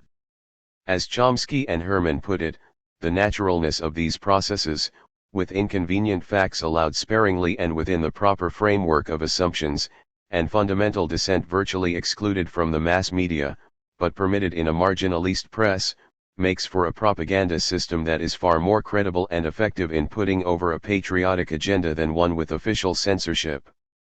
P14. To support their case against the adversarial nature of the media, Herman and Chomsky look into the claims of such right-wing media PR machines as Freedom House. However, it is soon discovered that the very examples offered in praise of the media for their independence, or criticism of their excessive zeal, illustrate exactly the opposite. Such flack, while being worthless as serious analysis, does help to reinforce the myth of an adversarial media, and so is taken seriously by the media. By saying that both right and left attack them, the media presents themselves as neutral, balanced and objective, a position which is valid only if both criticisms are valid and of equal worth. This is not the case, as Herman and Chomsky prove, both in terms of evidence and underlying aims and principles. Ultimately, the attacks by the right on the media are based on the concern to protect state authority from an intrusive public, and so condemn the media for lack of sufficient enthusiasm in supporting official crusades. In other words, that the existing level of subordination to state authority is often deemed unsatisfactory. P14 and P301. The right-wing notion that the media are liberal or left-wing says far more about the authoritarian vision and aims of the right than the reality of the media. Therefore, the adversarial nature of the media is a myth, but this is not to imply that the media does not present critical analysis. Herman and Chomsky in fact argue that the mass media are not a solid monolith on all issues and do not deny that it does present facts, which they do sometimes themselves cite. This affords the opportunity for a classic non sequitur, in which the citations of facts from the mainstream press by a critic of the press is offered as a triumphant proof that the criticism is self-refuting, and that media coverage of disputed issues is indeed adequate. But, as they argue, the media provide some facts about an issue, proves absolutely nothing about the adequacy or accuracy of that coverage. The mass media do, in fact, literally suppress a great deal. But even more important in this context is the question given to a fact: its placement, tone, and repetitions, the framework within which it is presented, and the related facts that accompany it and give it meaning, or provide understanding. There is no merit to the pretense that because certain facts may be found by a diligent and skeptical researcher, the absence of radical bias and de facto suppression is thereby demonstrated. P12 and pp14-15. As they stress, the media in a democratic system is different from one in a dictatorship, and so they do not function in the manner of the propaganda system of a totalitarian state. Rather, they permit, indeed, encourage spirited debate, criticism, and dissent, as long as these remain faithfully within the system of presuppositions and principles that constitute an elite consensus, a system so powerful as to be internalized largely without awareness. Within this context, facts that tend to undermine the government line, if they are properly understood, can be found. Indeed, it is possible that the volume of inconvenient facts can expand, as it did during the Vietnam War, in response to the growth of a critical constituency, which included elite elements from 1968.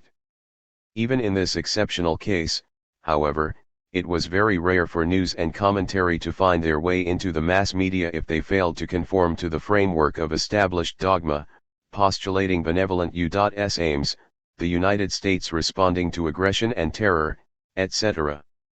While during the war and after, apologists for state policy commonly pointed to the inconvenient facts, the periodic pessimism of media pundits, and the debates over tactics as showing that the media were adversarial and even lost the war.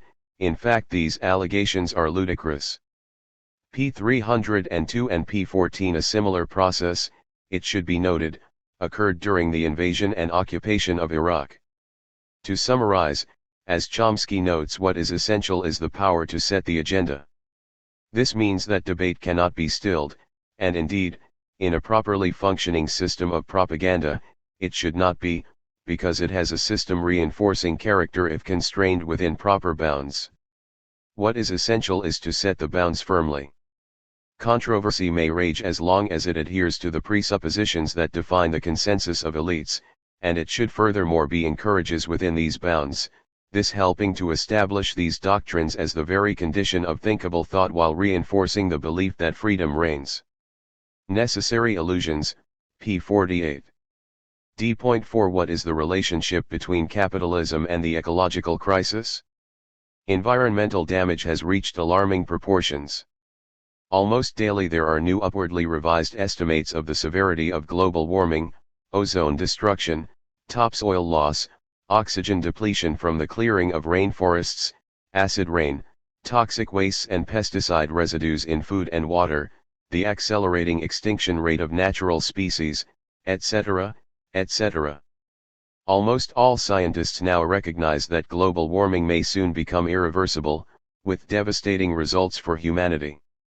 Those few who reject this consensus are usually paid by corporations with a vested interest in denying the reality of what their companies are doing to the planet, such as oil companies. That sections of the ruling class have become aware of the damage inflicted on the planet's ecosystem suggests that we have only a few decades before they irreparably damaged. Most anarchists see the ecological crisis as rooted in the psychology of domination, which emerged with the rise of hierarchy, including patriarchy, classes, and the first primitive states, during the late Neolithic. Murray Bookchin, one of the pioneers of eco-anarchism, points out that the hierarchies, classes, propertied forms, and statist institutions that emerged with social domination were carried over conceptually into humanity's relationship with nature. Nature too became increasingly regarded as a mere resource, an object, a raw material to be exploited as ruthlessly as slaves on a latifundium. Toward an ecological society, p41 in his view, without uprooting the psychology of domination, all attempts to stave off ecological catastrophe are likely to be mere palliatives and so doomed to failure. Bookchin argues that the conflict between humanity and nature is an extension of the conflict between human and human. Unless the ecology movement encompasses the problem of domination in all its aspects, it will contribute nothing toward eliminating the root causes of the ecological crisis of our time. If the ecology movement stops at mere reformism in pollution and conservation control, at mere environmentalism without dealing radically with the need for an expanded concept of revolution, it will merely serve as a safety valve for the existing system of natural and human exploitation. Op. Cit. p43. Since capitalism is the vehicle through which the psychology of domination finds its most ecologically destructive outlet, most eco-anarchists give the highest priority to dismantling it. Literally, the system in its endless devouring of nature will reduce the entire biosphere to the fragile simplicity of our desert and Arctic biomes. We will be reversing the process of organic evolution which has differentiated flora and fauna into increasingly complex forms and relationships, thereby creating a simpler and less stable world of life. The consequences of this appalling regression are predictable enough. In the long run, the biosphere will become so fragile that it will eventually collapse from the standpoint human survival needs and remove the organic preconditions for human life. That this will eventuate from a society based on production for the sake of production is merely a matter of time, although when it will occur is impossible to predict. Op. Cit. p68. This is not to say that ecological destruction did not exist before the rise of capitalism. This is not the case. Social problems, and the environmental destruction they create, lie not only in the conflict between wage labor and capital, they also lie in the conflicts between age groups and sexes within the family, hierarchical modes of instruction in the schools, the bureaucratic usurpation of power within the city, and ethnic divisions within society. Ultimately, they stem from a hierarchical sensibility of command and obedience that begins with the family and merely reaches its most visible social form in the factory, bureaucracy, and military. I cannot emphasize too strongly that these problems emerged long before capitalism.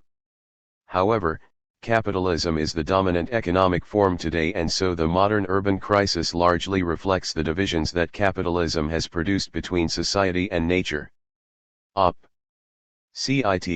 p29 and p28. Capitalism, unlike previous class and hierarchical systems, has an expansionist nature which makes it incompatible with the planet's ecology. So it is important to stress that capitalism must be eliminated because it cannot reform itself so as to become environment friendly, contrary to the claims of so-called green capitalists. This is because capitalism not only validates pre-capitalist notions of the domination of nature, it turns the plunder of nature into society's law of life. To quibble with this kind of system about its values, to try to frighten it with visions about the consequences of growth, is to quarrel with its very metabolism. One might more easily persuade a green plant to desist from photosynthesis than to ask the bourgeois economy to desist from capital accumulation. Op. Cit. p66. Thus capitalism causes ecological destruction because it is based upon domination, of human over human and so humanity over nature, and continual, endless growth, for without growth, capitalism would die. This can be seen from the fact that industrial production has increased 50-fold between 1950 and the 1990s. Obviously, such expansion in a finite environment cannot go on indefinitely without disastrous consequences. Yet it is impossible in principle for capitalism to kick its addiction to growth. It is important to understand why. Capitalism is based on production for profit. In order to stay profitable, a firm needs to make a profit. In other words, money must become more money. This can be done in two ways. Firstly, a firm can produce new goods, either in response to an existing need or, by means of advertising, by creating a new one. Secondly, by producing a new good more cheaply than other firms in the same industry in order to successfully compete. If one firm increases its productivity, as all firms must try to do, it will be able to produce more cheaply, thus undercutting its competition and capturing more market share, until eventually it forces less profitable firms into bankruptcy. Hence, constantly increasing productivity is essential for survival. There are two ways to increase productivity, either by passing on costs to third parties, externalities, or by investing in new means of production. The former involves, for example, polluting the surrounding environment or increasing the exploitation of workers, e.g. longer hours and or more intense work for the same amount of pay. The latter involves introducing new technologies that reduce the amount of labor necessary to produce the same product or service. Due to the struggle of workers to prevent increases in the level of their exploitation and by citizens to stop pollution, new technologies are usually the main way that productivity is increased under capitalism, though of course capitalists are always looking for ways to avoid regulations and to increase the exploitation of workers on a given technology by other means as well. But new technologies are expensive, which means that in order to pay for continuous upgrades, a firm must continually sell more of what it produces, and so must keep expanding its capital. To stay in the same place under capitalism is to tempt crisis, thus a firm must always strive for more profits and thus must always expand and invest. In order to survive, a firm must constantly expand and upgrade its capital and production levels so it can sell enough to keep expanding and upgrading its capital, i.e. grow or die, or production for the sake of production, to use Marx's term. This means that the accumulation of capital is at the heart of the system, and so it is impossible in principle for capitalism to solve the ecological crisis, because grow or die is inherent in its nature. To speak of limits to growth under a capitalistic market economy is as meaningless as to speak of limits of warfare under a warrior society. The moral pieties, that are voiced today by many well-meaning environmentalists, are as naive as the moral pieties of multinationals are manipulative. Capitalism can no more be persuaded to limit growth than a human being can be persuaded to stop breathing. Attempts to green capitalism, to make it ecological, are doomed by the very nature of the system as a system of endless growth. Bookchin, Remaking Society, pages 93 to 94. As long as capitalism exists, it will necessarily continue its endless devouring of nature, until it removes the organic preconditions for human life. For this reason there can be no compromise with capitalism, we must destroy it before it destroys us. And time is running out. Capitalists, of course, do not accept this conclusion. Many simply ignore the evidence or view the situation through rose-colored spectacles, maintaining that ecological problems are not as serious as they seem or that science will find a way to solve them before it's too late. Some are aware of the problem, but they fail to understand its roots and, as such, advocate reforms which are based on either regulation or, more usually in these neoliberal days, on market-based solutions. In Section E we will show why these arguments are unsound and why libertarian socialism is our best hope for preventing ecological catastrophe. D.5 What causes imperialism? In a word, power. Imperialism is the process by which one country dominates another directly, by political means, or indirectly, by economic means, in order to steal its wealth, either natural or produced. This, by necessity, means the exploitation of working people in the dominated nation. Moreover, it can also aid the exploitation of working people in the imperialist nation itself. As such, imperialism cannot be considered in isolation from the dominant economic and social system. Fundamentally the cause is the same inequality of power, which is used in the service of exploitation. While the rhetoric used for imperial adventures may be about self-defense, defending/exporting democracy and/or humanitarian interests, the reality is much more basic and grim. As Chomsky stresses, deeds consistently accord with interests, and conflict with words, discoveries that must not, however, weaken our faith in the sincerity of the declarations of our leaders. This is unsurprising, as states are always pursuing the strategic and economic interests of dominant sectors to the accompaniment of rhetorical flourishes about its exceptional dedication to the highest values, and so the evidence for the proclaimed messianic missions reduces to routine pronouncements, faithfully repeated by the media, while counter-evidence is mountainous. Failed States, p. 171 and pages 203-4. We must stress that we are concentrating on the roots of imperialism here. We do not, and cannot, provide a detailed history of the horrors associated with it. For U.S. imperialism, the works of Noam Chomsky are recommended. His books Turning the Tide and The Culture of Terrorism expose the evils of U.S. intervention in Central America, for example, while deterring democracy, rogue states, the rule of force in world affairs, and failed states, the abuse of power and the assault on democracy present a wider perspective. Killing Hope, U.S. military and CIA interventions since World War II, and Rogue State, A Guide to the World's Only Superpower by William Bloom are also worth reading. For post-1945 British imperialism, Mark Kiddis's Web of Deceit, Britain's Real Role in the World and Unpeople, Britain's Secret Human Rights Abuses are recommended. As we will discuss in the following sections, imperialism has changed over time, particularly during the last 200 years, where its forms and methods have evolved with the changing needs of capitalism. But even in the pre-capitalist days of empire building, imperialism was driven by economic forces and needs.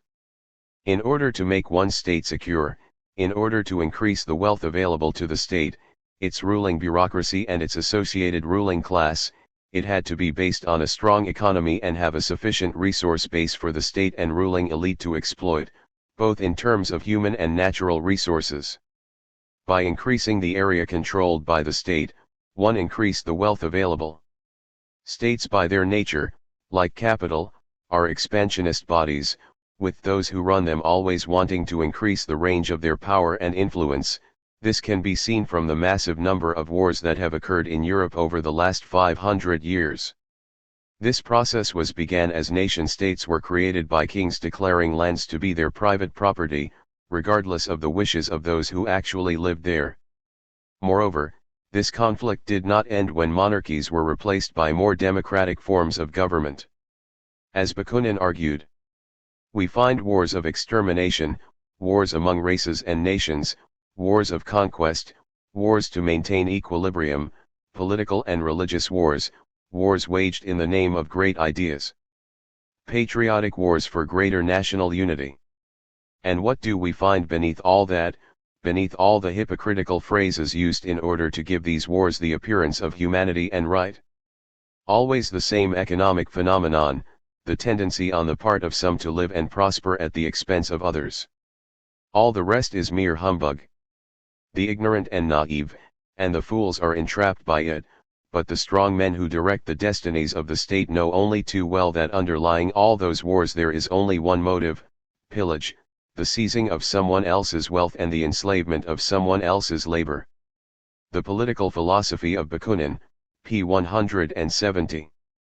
However, while the economic motive for expansion is generally the same, the economic system which a nation is based on has a definite impact on what drives that motive as well as the specific nature of that imperialism. Thus the empire building of ancient Rome or feudal England has a different economic base, and so driving need, than, say, the imperialism of 19th century Germany and Britain or 20th and 21st century United States.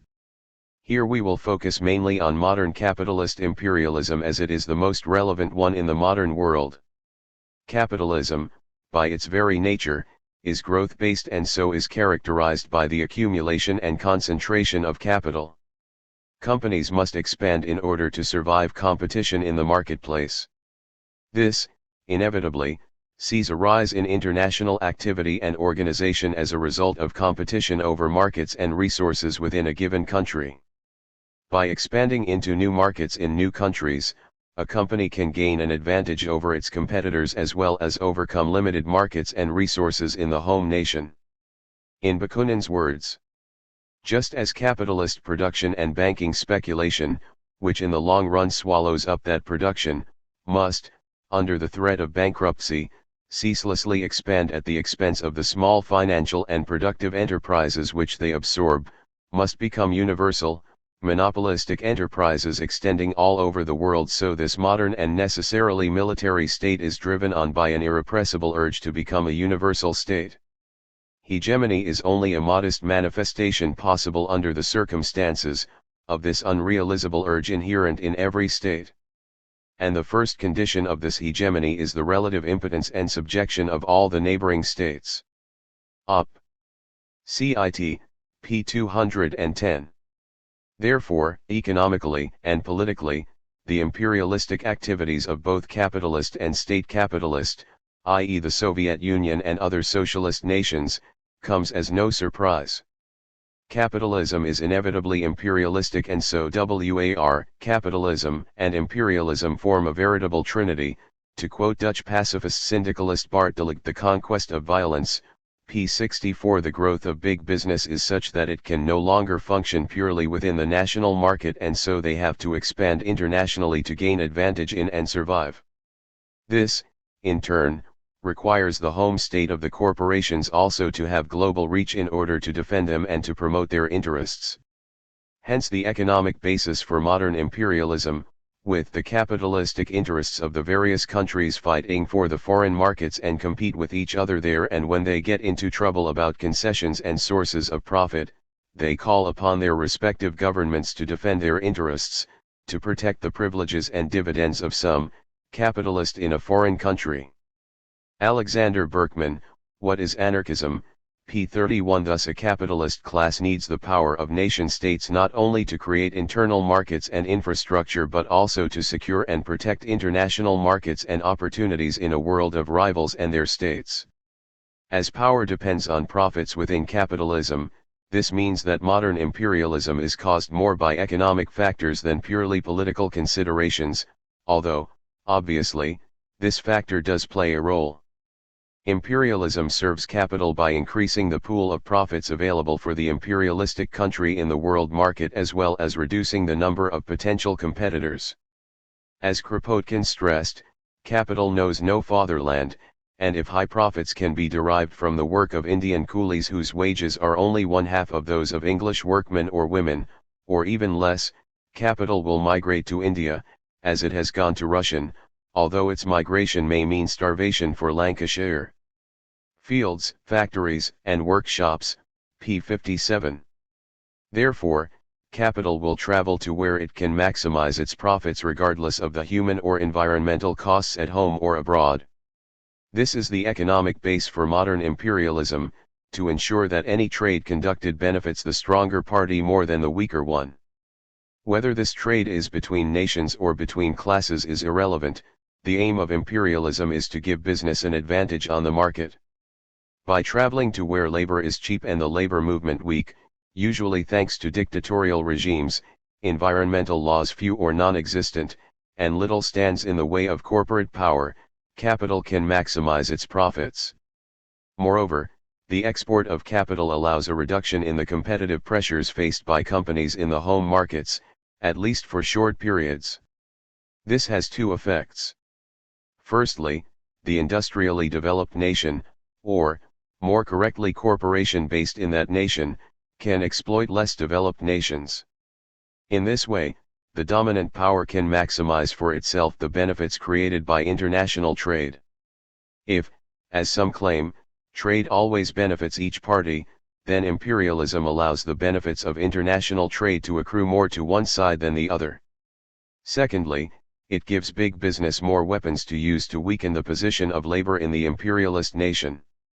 This, again, allows the benefits of trade, this time the trade of workers' liberty for wages, to accrue to more to business rather than to labor. How this is done and in what manner varies and changes, but the aim is always the same: exploitation. This can be achieved in many ways. For example, allowing the import of cheaper raw materials and goods, the export of goods to markets sheltered from foreign competitors, the export of capital from capital-rich areas to capital-poor areas, as the investing of capital in less industrially developed countries allows the capitalists in question to benefit from lower wages, relocating factories to countries with fewer, or no, social and environmental laws, controls, or regulations. All these allow profits to be gathered at the expense of the working people of the oppressed nation. The rulers of these nations generally do well out of imperialism, as would be expected.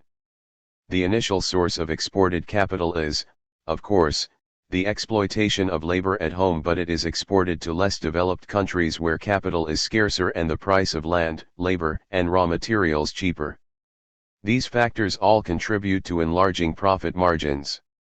The relationship of these global corporations with the poorer countries had long been an exploiting one. Whereas U.S. corporations in Europe between 1950 and 1965 invested $8.1 billion and made $5.5 billion in profits, in Latin America they invested $3.8 billion and made $11.2 billion in profits, and in Africa they invested $5.2 billion and made $14.30 billion in profits. Howard Zinn, A People's History of the United States, p. 556. Betsy Hartman, Looking at the 1980s, concurs. Despite the popular Western image of the Third World as a bottomless begging bowl, she observes, it today gives more to the industrialist world than it takes. Inflows of official aid and private loans and investments are exceeded by outflows in the form of repatriated profits, interest payments, and private capital sent abroad by Third World elites. Quoted by George Bradford, Woman's Freedom, Key to the Population Question, p. 77. In addition, imperialism allows big business to increase its strength with respect to its workforce in the imperialist nation by the threat of switching production to other countries or by using foreign investments to ride out strikes. This is required because, while the home working class are still exploited and oppressed, their continual attempts at organizing and resisting their exploiters proved more and more successful. As such, the opposition of the white working classes to the capitalist class continually gained strength, and the workers. 1. Increased wages, shorter hours, insurances, pensions, etc. The white exploiters found it profitable to obtain their labor from men, women, and children of so-called inferior race. Capitalists can therefore make infinitely more out there than at home. Bartholdi, Op. Cit. p. 49. As such, imperialism, like capitalism, is not only driven by the need to increase profits, important as this is, of course, it is also driven by the class struggle, the need for capital to escape from the strength of the working class in a particular country. From this perspective, the export of capital can be seen in two ways. Firstly, as a means of disciplining rebellious workers at home by an investment strike, capital, in effect, runs away, so causing unemployment which disciplines the rebels. Secondly, as a way to increase the reserve army of the unemployed facing working people in the imperialist nations by creating new competitors for their jobs, i.e. dividing, and so ruling, workers by playing one set of workers against another. Both are related, of course, and both seek to weaken working class power by the fear of unemployment. This process played a key role in the rise of globalization. See section D.5.3 for details. Thus imperialism, which is rooted in the search from surplus profits for big business, is also a response to working class power at home. The export of capital is done by emerging and established transnational companies to overcome a militant and class consciousness working class which is often too advanced for heavy exploitation, and finance capital can make easier and bigger profits by investing productive capital elsewhere. It aids the bargaining position of business by pitting the workers in one country against another, so while they are being exploited by the same set of bosses, those bosses can use this fictional competition of foreign workers to squeeze concessions from workers at home. Imperialism has another function, namely to hinder or control the industrialization of other countries. Such industrialization will, of course, mean the emergence of new capitalists, who will compete with the existing ones both in the less developed countries and in the world market as a whole. Imperialism, therefore, attempts to reduce competition on the world market. As we discuss in the next section, the 19th century saw the industrialization of many European nations as well as America, Japan, and Russia by means of state intervention. However, this state-led industrialization had a drawback, namely that it created more and more competitors on the world market. Moreover, as Kropotkin noted, they has the advantage that the new manufacturers begin where the old have arrived after a century of experiments and groupings, and so they are built according to the newest and best models which have been worked out elsewhere. Op. Cit. P32 and P49. Hence the need to stop new competitors and secure raw materials and markets, which was achieved by colonialism.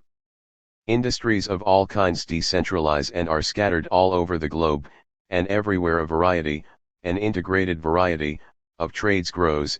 Instead of specialization, each nation becomes in its turn a manufacturing nation. For each newcomer the first steps only are difficult. The fact is so well felt, if not understood, that the race for colonies has become the distinctive feature of the last 20 years. Kropotkin is writing in 1912. Each nation will have her own colonies. But colonies will not help. Op. Cit. P75. Imperialism hinders industrialization in two ways. The first way was direct colonization, a system which has effectively ended. The second is by indirect means, namely the extraction of profits by international big business. A directly dominated country can be stopped from developing industry and be forced to specialize as a provider of raw materials. This was the aim of classic imperialism, with its empires and colonial wars. By means of colonization, the imperialist powers ensure that the less developed nation stays that way, so ensuring one less competitor as well as favorable access to raw materials and cheap labor. French anarchist Elise Reclus rightly called this a process of creating colonies of exploitation. Quoted by John P. Clark and Camille Martin, eds, Anarchy, Geography, Modernity, p. 92. This approach has been superseded by indirect means, see next section. Globalization can be seen as an intensification of this process. By codifying into international agreements the ability of corporations to sue nation-states for violating free trade, the possibility of new competitor nations developing is weakened. Industrialization will be dependent on transnational corporations, and so development will be hindered and directed to ensure corporate profits and power. Unsurprisingly, those nations which have industrialized over the last few decades, such as the East Asian tiger economies, have done so by using the state to protect industry and control international finance. The new attack of the capitalist class, globalization, is a means of plundering local capitalists and diminish their power and area of control. The steady weakening and ultimate collapse of the Eastern Bloc, in terms of economic/political performance and ideological appeal, also played a role in this process. The end of the Cold War meant a reduction in the space available for local elites to maneuver. Before this, local ruling classes could, if they were lucky, use the struggle between US and USSR imperialism to give them a breathing space in which they could exploit to pursue their own agenda, within limits, of course, and with the blessing of the imperialist power in whose orbit they were in. The Eastern Tiger economies were an example of this process at work. The West could use them to provide cheap imports for the home market, as well as in the ideological conflict of the Cold War as an example of the benefits of the free market, not that they were, and the ruling elites, while maintaining a pro-West and pro-business environment, by force directed against their own populations, of course, could pursue their own economic strategies. With the end of the Cold War, this factor is no longer in play, and the newly industrialized nations are now an obvious economic competitor. The local elites are now encouraged, by economic blackmail via the World Bank and the IMF, to embrace US economic ideology. Just as neoliberalism attacks the welfare state in the imperialist nations, so it results in a lower tolerance of local capital in less developed nations. However, while imperialism is driven by the needs of capitalism, it cannot end the contradictions inherent in that system. As Reclus put it in the late 19th century, the theater expands, since it now embraces the whole of the land and seas. But the forces that struggled against one another in each particularly state are precisely those that fight across the earth. In each country, capital seeks to subdue the workers. Similarly, on the level of the broadest world market, capital, which had grown enormously, disregards all the old borders and seeks to put the entire mass of producers to work on behalf of its profits, and to secure all the consumers in the world. Reclus, quoted by Clark and Martin, eds. Op. Cit. p. 97. This struggle for markets and resources does, by necessity, lead to conflict.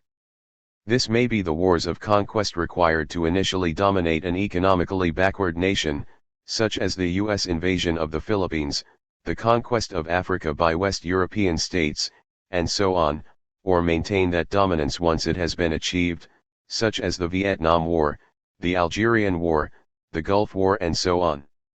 Or it may be the wars between major imperialist powers once the competition for markets and colonies reaches a point when they cannot be settled peacefully, as in the First and Second World Wars. As Kropotkin argued, men no longer fight for the pleasure of kings, they fight for the integrity of revenues and for the growing wealth.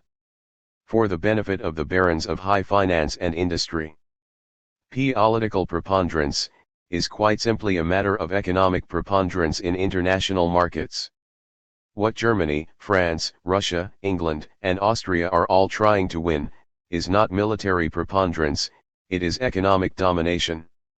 It is the right to impose their goods and their customs tariffs on their neighbors, the right to exploit industrially backward peoples, the privilege of building railroads, to appropriate from a neighbor either a port which will activate commerce, or a province where surplus merchandise can be unloaded. When we fight today, it is to guarantee our great industrialists a profit of 30%, to assure the financial barons their domination at the Bourse Stock Exchange, and to provide the shareholders of mines and railways with their incomes. Words of a Rebel, pages 65-6. In summary, current imperialism is caused by, and always serves, the needs and interests of capital. If it did not, if imperialism were bad for business, the business class would oppose it. This partly explains why the colonialism of the 19th century is no more, the other reasons being social resistance to foreign domination, which obviously helped to make imperialism bad for business as well, and the need for US imperialism to gain access to these markets after the Second World War. There are now more cost-effective means than direct colonialism to ensure that underdeveloped countries remain open to exploitation by foreign capital. Once the costs exceeded the benefits, colonialist imperialism changed into the neocolonialism of multinationals, political influence, and the threat of force. Moreover, we must not forget that any change in imperialism relates to changes in the underlying economic system, and so the changing nature of modern imperialism can be roughly linked to developments within the capitalist economy. Imperialism, then, is basically the ability of countries to globally and locally dictate trade relations and investments with other countries in such a way as to gain an advantage over the other countries. When capital is invested in foreign nations, the surplus value extracted from the workers in those nations are not reinvested in those nations. Rather, a sizable part of it returns to the base nation of the corporation, in the form of profits for that company. Indeed, that is to be expected, as the whole reason for the investment of capital in the first place was to get more out of the country than the corporation put into it. Instead of this surplus value being reinvested into industry in the less developed nation, as would be the case with homegrown exploiters, who are dependent on local markets and labor, it ends up in the hands of foreign exploiters who take them out of the dominated country. This means that industrial development has less resources to draw on, making the local ruling class dependent on foreign capital and its whims. This can be done directly, by means of invasion and colonies, or indirectly, by means of economic and political power. Which method is used depends on the specific circumstances facing the countries in question. Moreover, it depends on the balance of class forces within each country as well. For example, a nation with a militant working class would be less likely to pursue a war policy due to the social costs involved. However, the aim of imperialism is always to enrich and empower the capitalist and bureaucratic classes. D.5.1 How has imperialism changed over time? The development of imperialism cannot be isolated from the general dynamics and tendencies of the capitalist economy. Imperialist capitalism, therefore, is not identical to pre-capitalist forms of imperialism, although there can, of course, be similarities. As such, it must be viewed as an advanced stage of capitalism and not as some kind of deviation of it. This kind of imperialism was attained by some nations, mostly Western European, in the late 19th and early 20th century. Since then it has changed and developed as economic and political developments occurred, but it is based on the same basic principles.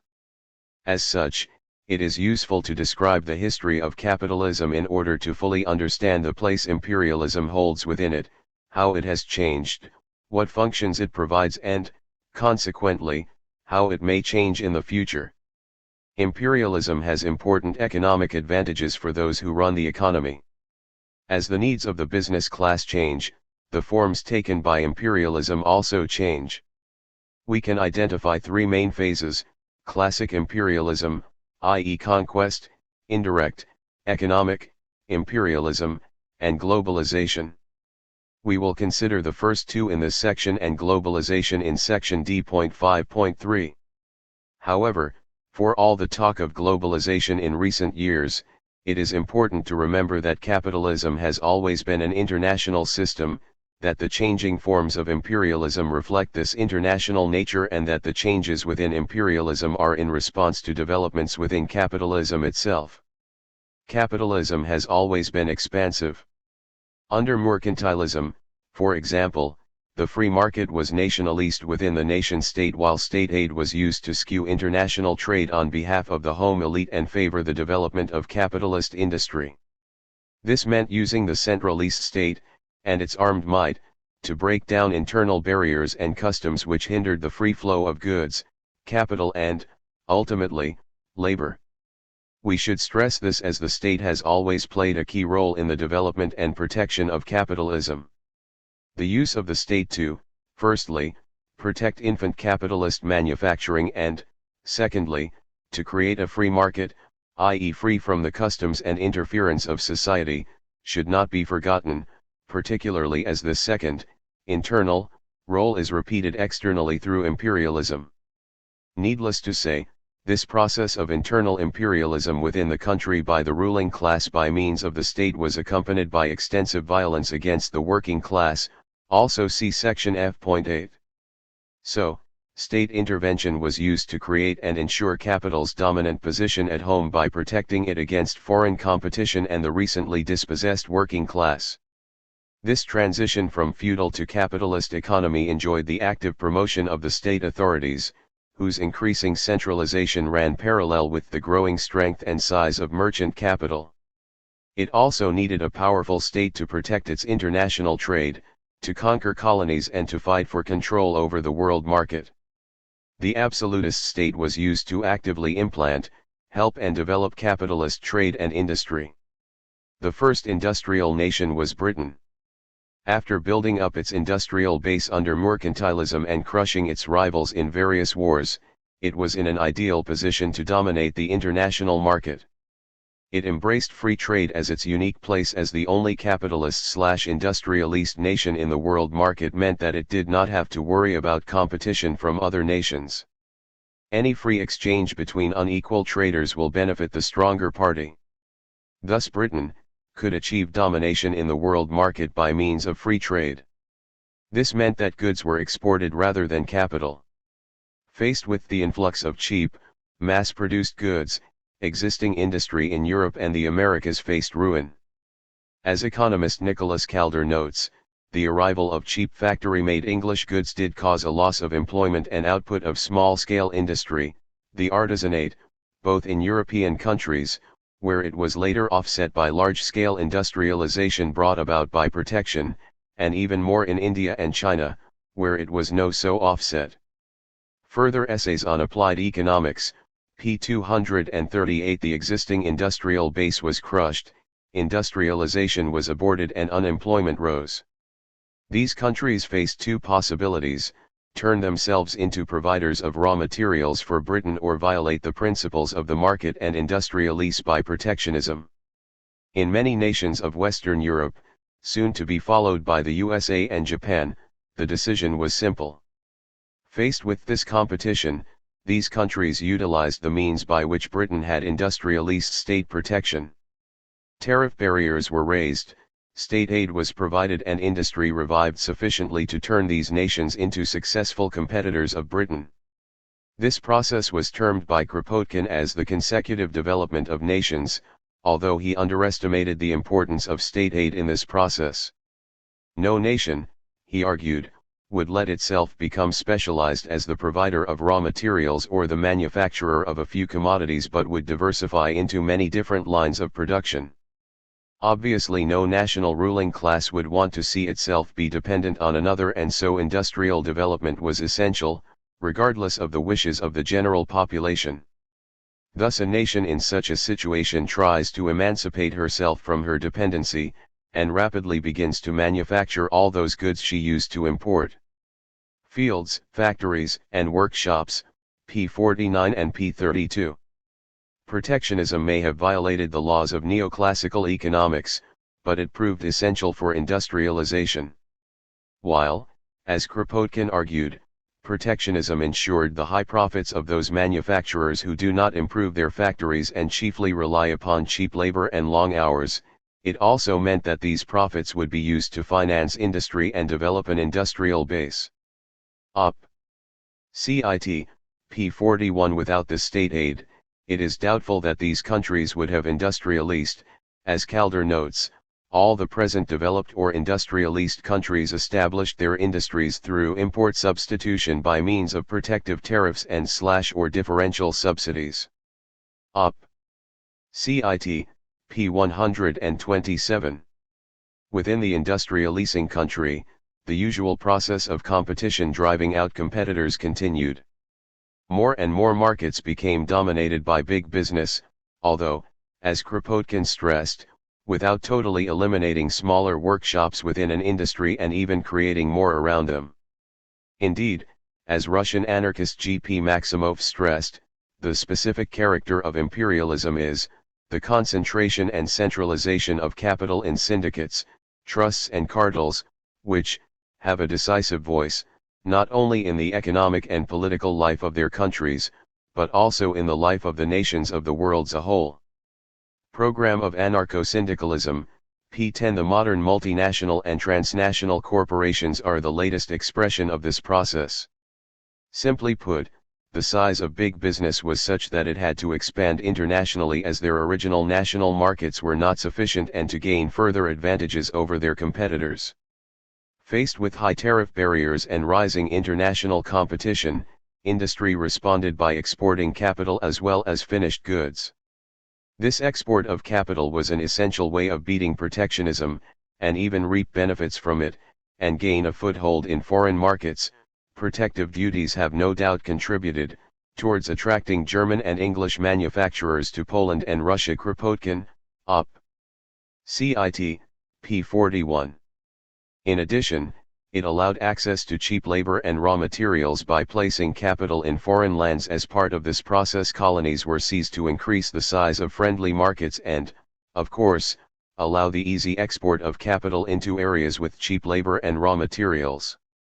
The increased concentration of capital this implies was essential to gain an advantage against foreign competitors and dominate the international market as well as the national one.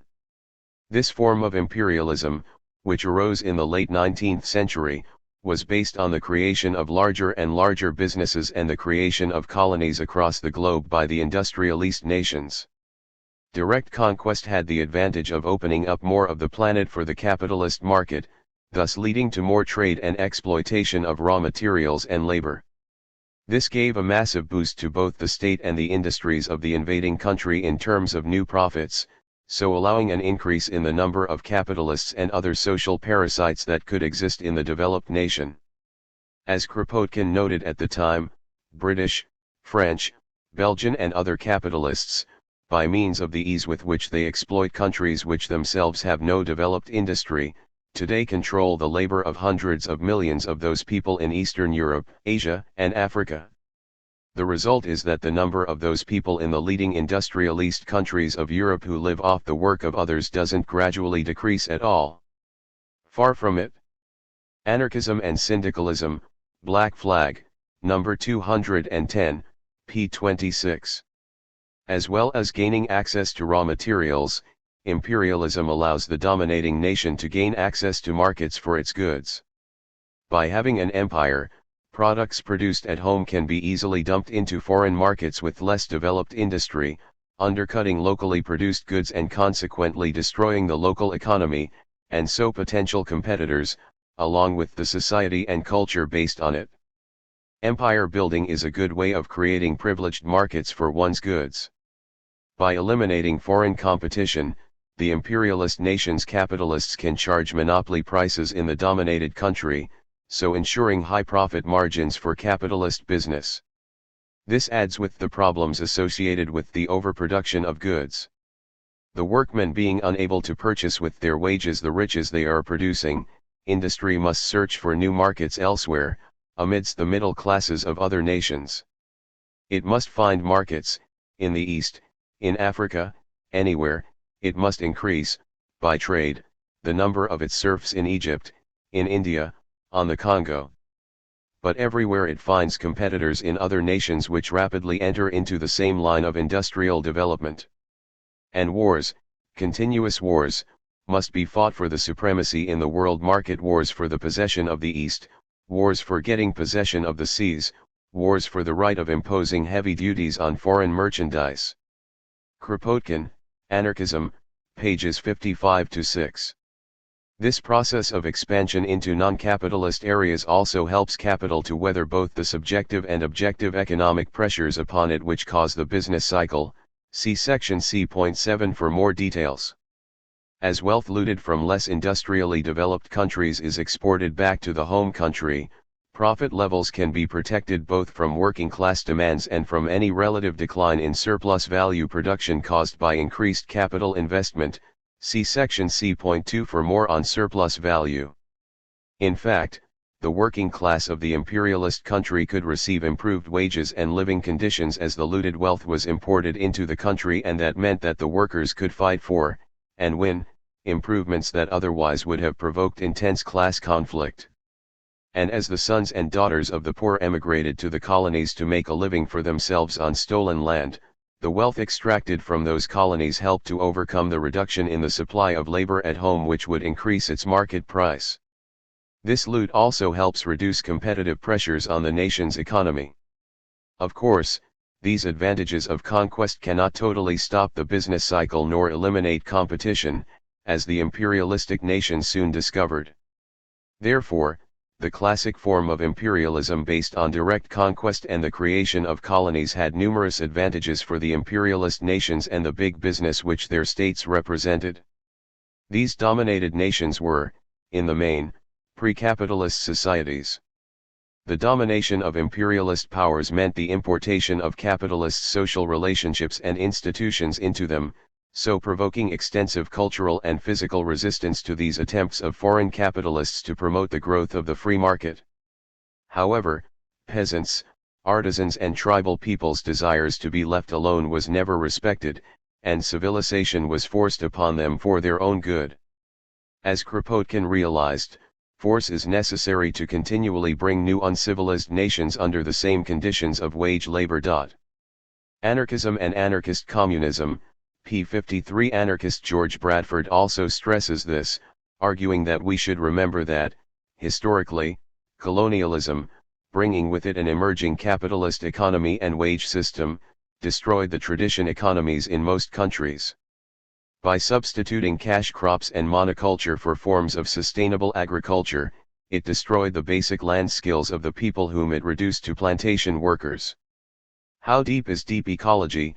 P40 Indeed, this process was in many ways similar to the development of capitalism in the developed nations, with the creation of a class of landless workers who forms the nucleus of the first generation of people given up to the mercy of the manufacturers. However, this process had objective limitations. Firstly, the expansion of empires had the limitation that there were only so many potential colonies out there. This meant that conflicts over markets and colonies was inevitable, as the states involved new, and so they embarked on a policy of building larger and larger armed forces. As Kropotkin argued before the First World War, the real cause of war at the time was the competition for markets and the right to exploit nations backward in industry.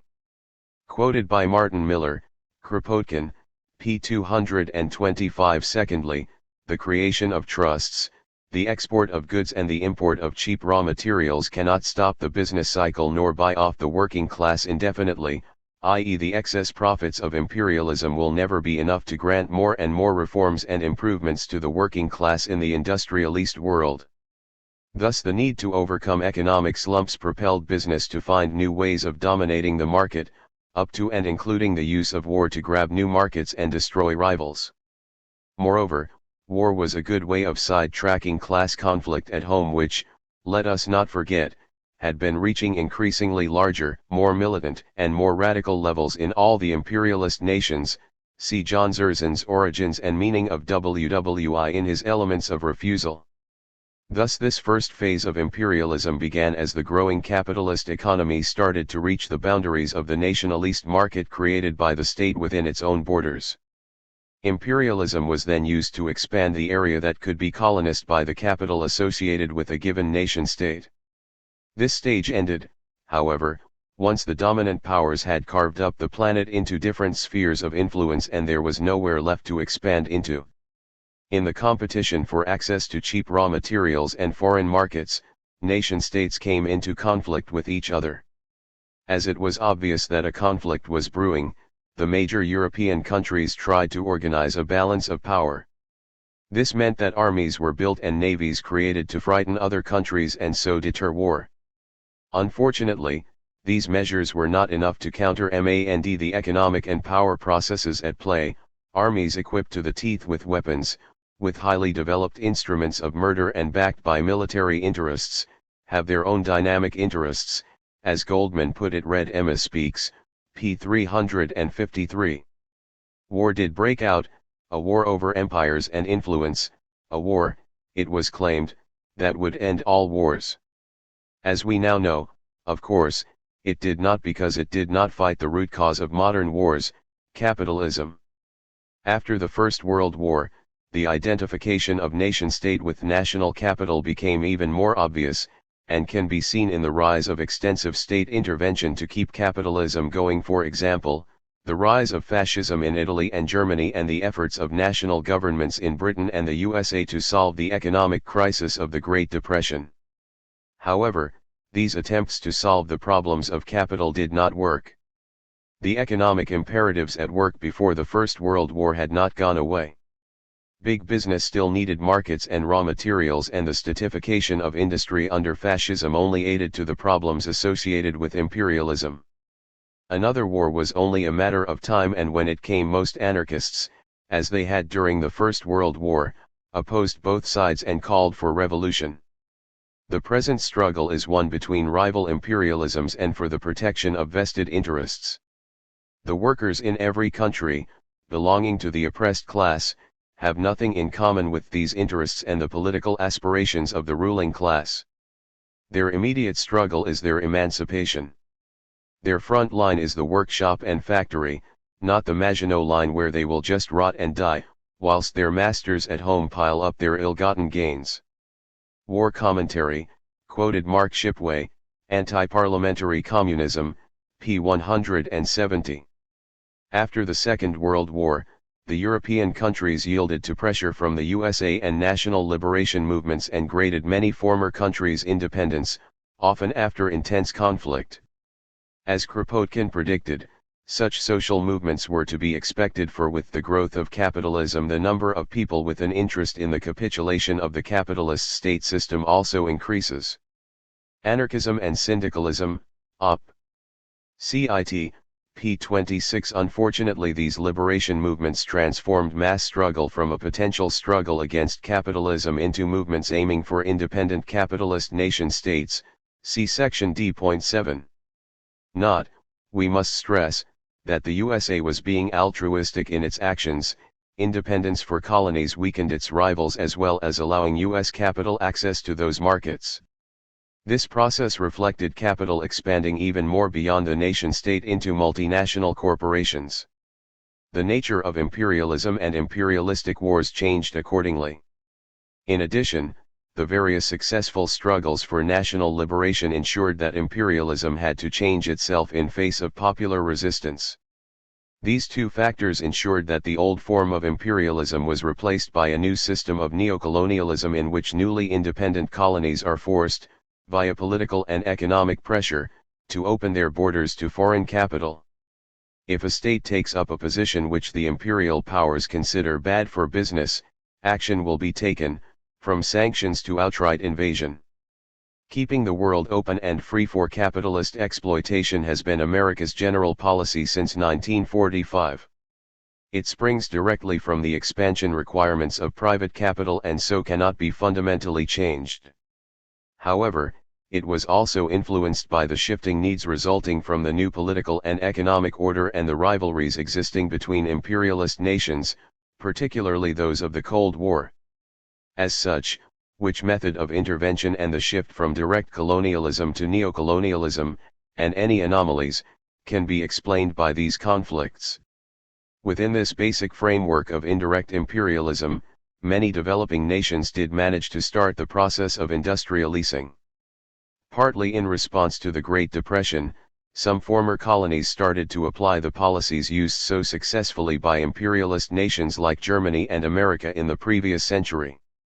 They followed a policy of import substitution, which meant that they tried to manufacture goods like, for instance, cars that they had previously imported.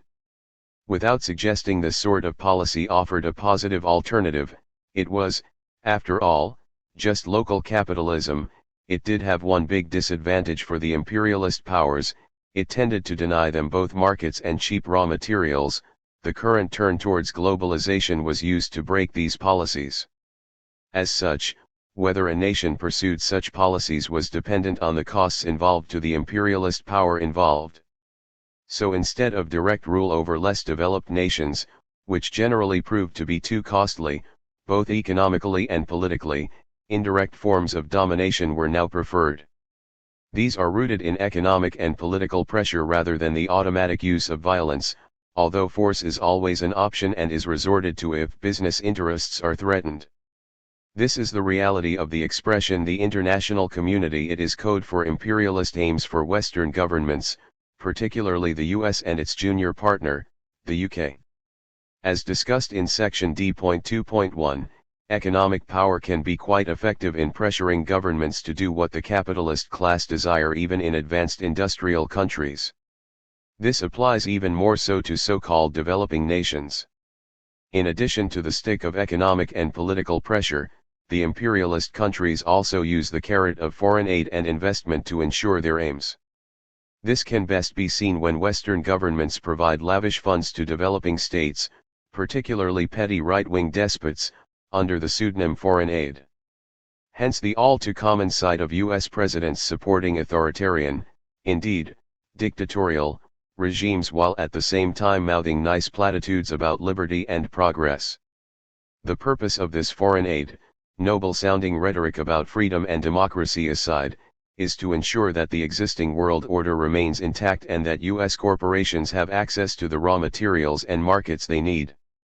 Stability has become the watchword of modern imperialists, who see any indigenous popular movements as a threat to the existing world order. The US and other Western powers provide much-needed war material and training for the military of these governments, so that they may continue to keep the business climate friendly to foreign investors. That means tacitly and overtly supporting fascism around the globe. Foreign aid also channels public funds to home-based transnational companies via the ruling classes in third world countries. It is, in other words, is a process where the poor people of rich countries give their money to the rich people of poor countries to ensure that the investments of the rich people of rich countries is safe from the poor people of poor countries. Needless to say, the owners of the companies providing this aid also do very well out of it. This has the advantage of securing markets as other countries are encouraged to buy imperialist countries' goods, often in exchange for aid, typically military aid, and open their markets to the dominant powers' companies and their products. Thus, the Third World sags beneath the weight of well-funded oppression, while its countries are sucked dry of their native wealth, in the name of development and in the spirit of democracy and freedom. The United States leads the West in its global responsibility, another favorite buzzword, to ensure that this peculiar kind of freedom remains unchallenged by any indigenous movements. The actual form of the regime supported is irrelevant, although fascist states are often favored due to their stability, i.e. lack of popular opposition movements. As long as the fascist regimes remain compliant and obedient to the West and capitalism thrives unchallenged, then they can commit any crime against their own people while being praised for making progress towards democracy. However, the moment they step out of line and act in ways which clash with the interests of the imperialist powers, then their shortcomings will use to justify intervention. The example of Saddam Hussein is the most obvious one to raise here. As for democracy, this can be tolerated by imperialism as long as it's in the traditional sense of top-down rule by elites linked to US power, with democratic forms of little substance unless they are compelled to do so, by their own populations in particular. This applies internally as well as abroad, for democracy is fine as long as it does not risk popular interference with primary interests of power and wealth. Thus the aim is to ensure an obedient client state is firmly in place, the general preferring of conquerors, leaving just military bases for future contingencies. Failed states, p. 171, p. 204 and p. 148. In these ways, markets are kept open for corporations based in the advanced nations, all without the apparent use of force or the need for colonies. However, this does not mean that war is not an option and, unsurprisingly, the post-1945 period has been marked by imperialist conflict. These include old-fashioned direct war by the imperialist nation, such as the Vietnam and Iraq wars, as well as new-style imperialistic wars by proxy, such as U.S. support for the Contras in Nicaragua or support for military coups against reformist or nationalist governments. As such, if a regime becomes too independent, military force always remains an option. This can be seen from the 1990 Gulf War, when Saddam invaded Kuwait, and all his past crimes, conducted with the support of the West, were dragged from the memory hole to justify war. Lest it be considered that we are being excessive in our analysis, let us not forget that the US has intervened well over 100 times in the internal affairs of other nations since 1945. The rhetoric has been that we have done so largely to preserve or restore freedom and democracy, or on behalf of human rights. The reality has been that they have been consistently designed and implemented to further the interests of US, now largely transnational, corporations, and the elites both at home and abroad who profit from their depredations. Henry Rosemont, Jr., U.S. Foreign Policy, The Execution of Human Rights, pages 13 to 25, Social Anarchism, number 29 p. 13. This has involved the overthrow of democratically elected governments, such as in Iran, 1953, Guatemala, 1954, Chile, 1973, and their replacement by reactionary right-wing dictatorships, usually involving the military. As George Bradford argues, in light of the economic looting by corporations under imperialism, it should become clearer why nationalist regimes that cease to serve as simple conduits for massive U.S. corporate exploitation come under such powerful attack. Guatemala in 1954, Chile in 1973, Nicaragua in the 1980s. U.S. State Department philosophy since the 1950s has been to rely on various police states and to hold back nationalistic regimes that might be more responsive to increasing popular demand for immediate improvements in the low living standards of the masses, in order to protect our resources in their countries. How deep is deep ecology?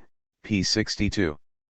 This is to be expected, as imperialism is the only means of defending the foreign investments of a nation's capitalist class, and by allowing the extraction of profits and the creation of markets, it also safeguards the future of private capital. This process has not come to an end, and imperialism is continuing to evolve based on changing political and economic developments. The most obvious political change is the end of the USSR. During the Cold War, the competition between the USA and the USSR had an obvious impact on how imperialism worked. On the one hand, acts of imperial power could be justified in fighting communism, for the USA, or US imperialism, for the USSR. On the other, fear of provoking a nuclear war or driving developing nations into the hands of the other side allowed more leeway for developing nations to pursue policies like import substitution. With the end of the Cold War, these options have decreased considerably for developing nations, as US imperialism now has, effectively, no constraints beyond international public opinion and pressure from below. As the invasion of Iraq in 2003 shows, this power is still weak but sufficient to limit some of the excesses of imperial power. For example, the US could not carpet bomb Iraq as it had Vietnam. The most obvious economic change is the increased global nature of capitalism. Capital investments in developing nations have increased steadily over the years, with profits from the exploitation of cheap labor flowing back into the pockets of the corporate elite in the imperialist nation, not to its citizens as a whole, though there are sometimes temporary benefits to other classes, as discussed in section D.5.4. With the increasing globalization of big business and markets, capitalism, and so imperialism, is on the threshold of a new transformation. Just as direct imperialism transformed into indirect imperialism, so indirect imperialism is transforming into a global system of government which aims to codify the domination of corporations over governments.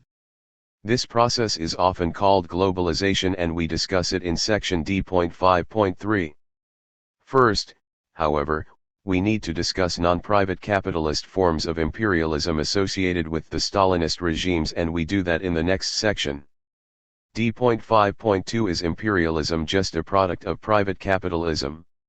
While we are predominantly interested in capitalist imperialism, we cannot avoid discussing the activities of the so-called socialist nations, such as the Soviet Union, China, etc. Given that modern imperialism has an economic base caused in developed capitalism by, in part, the rise of big business organized on a wider and wider scale, we should not be surprised that the state capitalist, socialist, nations were also imperialistic.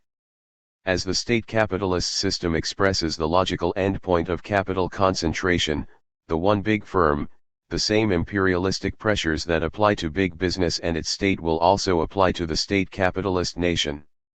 In the words of libertarian socialist Cornelius Castoriadis, but if imperialist expansion is the necessary expression of an economy in which the process of capital concentration has arrived at the stage of monopoly domination, this is true a fortiori for an economy in which this process of concentration has arrived at its natural limit. In other words, imperialist expansion is even more necessary for a totally concentrated economy. That they are realized through different modes, for example, capital exportation play a much more restricted role and acts in a different way than is the case with monopoly domination, is the result of the differences separating bureaucratic capitalism from monopoly capitalism, but at bottom this changes nothing. We must strongly emphasize that the imperialistic features of capital are not tied to private or state ownership of the means of production. The same process takes place if, instead of monopolies, there is an exploiting bureaucracy. In other words, this bureaucracy also can exploit, but only on the condition that it dominates. Political and Social Writings, Volume 1, p. 159. Given this, It comes as no surprise that the state capitalist countries also participated in imperialist activities, adventures, and wars, although on a lesser scale and for slightly different reasons than those associated with private capitalism. However, regardless of the exact cause, the USSR has always pursued an imperialist foreign policy, that it is the state and not the workers which owns and controls the whole life of the country. Given this, it is unsurprising that world revolution was abandoned in favor of alliances with capitalist countries. Like the bourgeois states, the USSR took part in the maneuverings to establish a balance of power in Europe. This has its roots in its internal class structure, as it is obvious that a state which pursues an imperialist foreign policy cannot itself be revolutionary, and this is shown in the internal life of the USSR, where the means of wealth production are owned by the state, which represents, as always, a privileged class, the bureaucracy. USSR Anarchist Position, pages 21 to 24, Vernon Richards, ed., The Left and World War II, p. 22 and p. 23. This process became obvious after the defeat of Nazi Germany and the creation of Stalinist states in Eastern Europe. As anarchists at the time noted, this was the consolidation of Russian imperialist power and their incorporation within the structure of the Soviet Union. As such, all these countries behind the Iron Curtain are better regarded as what they really were: satellite states of Russia. Russia's grip tightens, pages 283 to 5, Vernon Richards, ed., World War Cold War, p. 285 and p. 284. Of course, the creation of these satellite states was based on the inter-imperialist agreements reached at the Yalta Conference of February 1945. As can be seen by Russia's ruthless policy towards her satellite regimes, Soviet imperialism was more inclined to the defense of what she already had and the creation of a buffer zone between herself and the West. This is not to deny that the ruling elite of the Soviet Union did not try to exploit the countries under its influence. For example, in the years after the end of the Second World War, the Eastern Bloc countries paid the USSR millions of dollars in reparations. As in private capitalism, the satellite states were regarded as a source of raw materials and of cheap manufactured goods. Russia secured the satellites' exports at below world prices, and it exported to them at above world prices. Thus trade was based on the old imperialist principle of buying cheap and selling dear, very, very dear. Andy Anderson, Hungary 56, pages 25 to 6 and p. 25. However, the nature of the imperialist regime was such that it discouraged too much expansionism, as Russian imperialism had to rely on armies of occupation, utterly subservient quisling governments, or a highly organized and loyal political police, or all three. In such circumstances, considerable dilution of Russian power occurred with each acquisition of territory. Russian imperialism, pages 270 to 1, Vernon Richards, ed., Op. Cit. p. 270. Needless to say, the form and content of the state capitalist domination of its satellite countries was dependent on its own economic and political structure and needs, just as traditional capitalist imperialism reflected its needs and structures. While direct exploitation declined over time, the satellite states were still expected to develop their economies in accordance with the needs of the Soviet bloc as a whole, i.e., in the interests of the Russian elite. This meant the forcing down of living standards to accelerate industrialization in conformity with the requirements of the Russian ruling class. This was because these regimes served not as outlets for excess Soviet products but rather as a means of plugging holes in the Russian economy, which was in a chronic state of underproduction in comparison to its needs. As such, the form and content of this regime's domination over its satellite countries are determined fundamentally by its own economic structure, and so it would be completely incorrect to consider these relations identical to the relations of classical colonialism. Castoriadis, Op. Cit. p. 187. So part of the difference between private and state capitalist was driven by the need to plunder these countries of commodities to make up for shortages caused by central planning. In contrast, capitalist imperialism tended to export goods. As would be expected, within this overall imperialist agenda the local bureaucrats and elites feathered their own nests, as with any form of imperialism. As well as physical expansionism, the state capitalist elites also aided anti-imperialist movements when it served their interests. The aim of this was to place such movements and any regimes they created within the Soviet or Chinese sphere of influence. Ironically, this process was aided by imperialist rivalries with U.S. imperialism, as American pressure often closed off other options in an attempt to demonize such movements and states as communist in order to justify supporting their repression or for intervening itself. This is not to suggest that Soviet regime was encouraging world revolution by this support. Far from it, given the Stalinist betrayals and attacks on genuine revolutionary movements and struggles. The example of the Spanish Revolution is the obvious one to mention here. Soviet aid was limited to those parties which were willing to subjugate themselves and any popular movements they influenced to the needs of the Russian ruling class. Once the Stalinist parties had replaced the local ruling class, trade relations were formalized between the so-called socialist nations for the benefit of both the local and Russian rulers. In a similar way, and for identical needs, the Western imperialist powers supported murderous local capitalist and feudal elites in their struggle against their own working classes, arguing that it was supporting freedom and democracy against Soviet aggression. The turning of communist parties into conduits of Soviet elite interests became obvious under Stalin, when the twists and turns of the party line were staggering.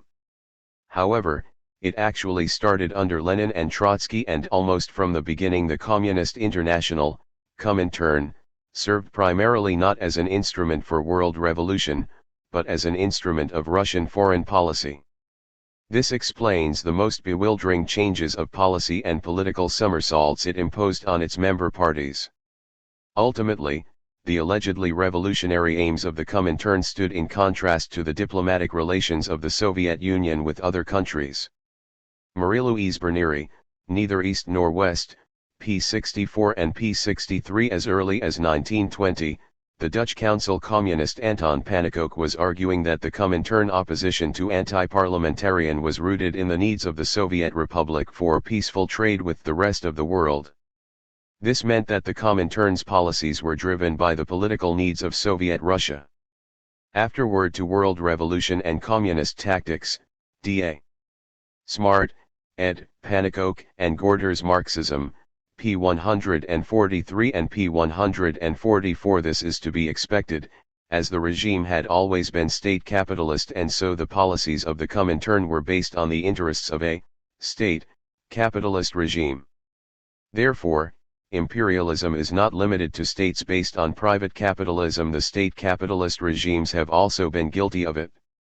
This is to be expected, as both are based on minority rule, the exploitation and oppression of labor, and the need to expand the resources available to it. This means that anarchists oppose all forms of capitalist imperialism and raise the slogan "Neither East nor West." We cannot alter our views about Russia or any other state capitalist regime simply because, for imperialist reasons, American and British spokesmen now denounce Russia totalitarianism. We know that their indignation is hypocritical and that they may become friendly to Russia again if it suits their interests. Marie-Louise Bernieri, Op. Cit. p. 187. In the clash of imperialism, anarchists support neither side, as both are rooted in the exploitation and oppression of the working class. Finally, it is worthwhile to refute two common myths about state capitalist imperialism. The first myth is that state capitalist imperialism results in a non-capitalist regimes, and that is why it is so opposed to by Western interests. From this position, held by many Trotskyists, it is argued that we should support such regimes against the West, for example, that socialists should have supported the Russian invasion of Afghanistan. This position is based on a fallacy rooted in the false Trotskyist notion that state ownership of the means of production is inherently socialist. Just as capitalist domination saw the transformation of the satellite countries' social relations from pre-capitalist forms in favor of capitalist ones, the domination of socialist nations meant the elimination of traditional bourgeois social relations in favor of state capitalist ones. As such, the nature and form of imperialism was fundamentally identical and served the interests of the appropriate ruling class in each case. This transformation of one kind of class system into another explains the root of the West's very public attacks on Soviet imperialism. It had nothing to do with the USSR being considered a workers' state, as Trotsky, for example, argued. Expropriation of the capitalist class, argued one anarchist in 1940, is naturally terrifying to the capitalist class, but that does not prove anything about a workers' state. In Stalinist Russia, expropriation is carried out, by, and ultimately for the benefit of, the bureaucracy, not by the workers at all. The bourgeoisie are afraid of expropriation, of power passing out of their hands, whoever seizes it from them. They will defend their property against any class or clique. The fact that they are indignant about Soviet imperialism proves their fear. It tells us nothing at all about the agents inspiring that fear. J.H., The Fourth International, pages 37-43, Vernon Richards, ed. Op. Cit. Pages 41-2. This elimination of tradition forms of class rule and their replacement with new forms is required, as these are the only economic forms compatible with the needs of the state capitalist regimes to exploit these countries on a regular basis. The second myth is the notion that opposition to state capitalist imperialism by its subject peoples meant support for Western capitalism. In fact, the revolts and revolutions which repeatedly flared up under Stalinism almost always raised genuine socialist demands. For example, the 1956 Hungarian Revolution was a social revolution in the fullest sense of the term. Its object was a fundamental change in the relations of production, and in the relations between ruler and ruled in factories, pits and on the land. Given this, unsurprisingly, Western political commentary was centered upon the nationalistic aspects of the revolution, no matter how trivial. This was unsurprising, as the West was opposed both to its methods and to its aims. What capitalist government could genuinely support a people demanding workers' management of industry and already beginning to implement this on an increasing scale? The revolution showed every sign of making both them and their bureaucratic counterparts in the East redundant. The revolt itself was rooted in new organs of struggle, workers' councils which embodied, in embryo, the new society they were seeking to achieve. Anderson, Op. Cit. p.6, p.106 and p.107. The ending of state capitalism in Eastern Europe in 1989 has ended its imperialist domination of those countries. However, it has simply opened the door for private capitalist imperialism, as the revolts themselves remained fundamentally at the political level. The ruling bureaucracy was faced with both popular pressure from the streets and economic stagnation flowing from its state-run capitalism. Being unable to continue as before and unwilling, for obvious reasons, to encourage economic and political participation, it opted for the top-down transformation of state to private capitalism. Representative democracy was implemented and state assets were privatized into the hands of a new class of capitalists, often made up of the old bureaucrats, rather than the workers themselves. In other words, the post-Stalinist regimes are still class systems and now subject to a different form of imperialism, namely, globalization. D.5.3 Does globalization mean the end of imperialism? No. While it is true that the size of multinational companies has increased along with the mobility of capital, the need for nation-states to serve corporate interests still exists. With the increased mobility of capital, i.e. its ability to move from one country and invest in another easily, and with the growth in international money markets, we have seen what can be called a free market in states developing. Corporations can ensure that governments do as they are told simply by threatening to move elsewhere, which they will do anyway, if it results in more profits.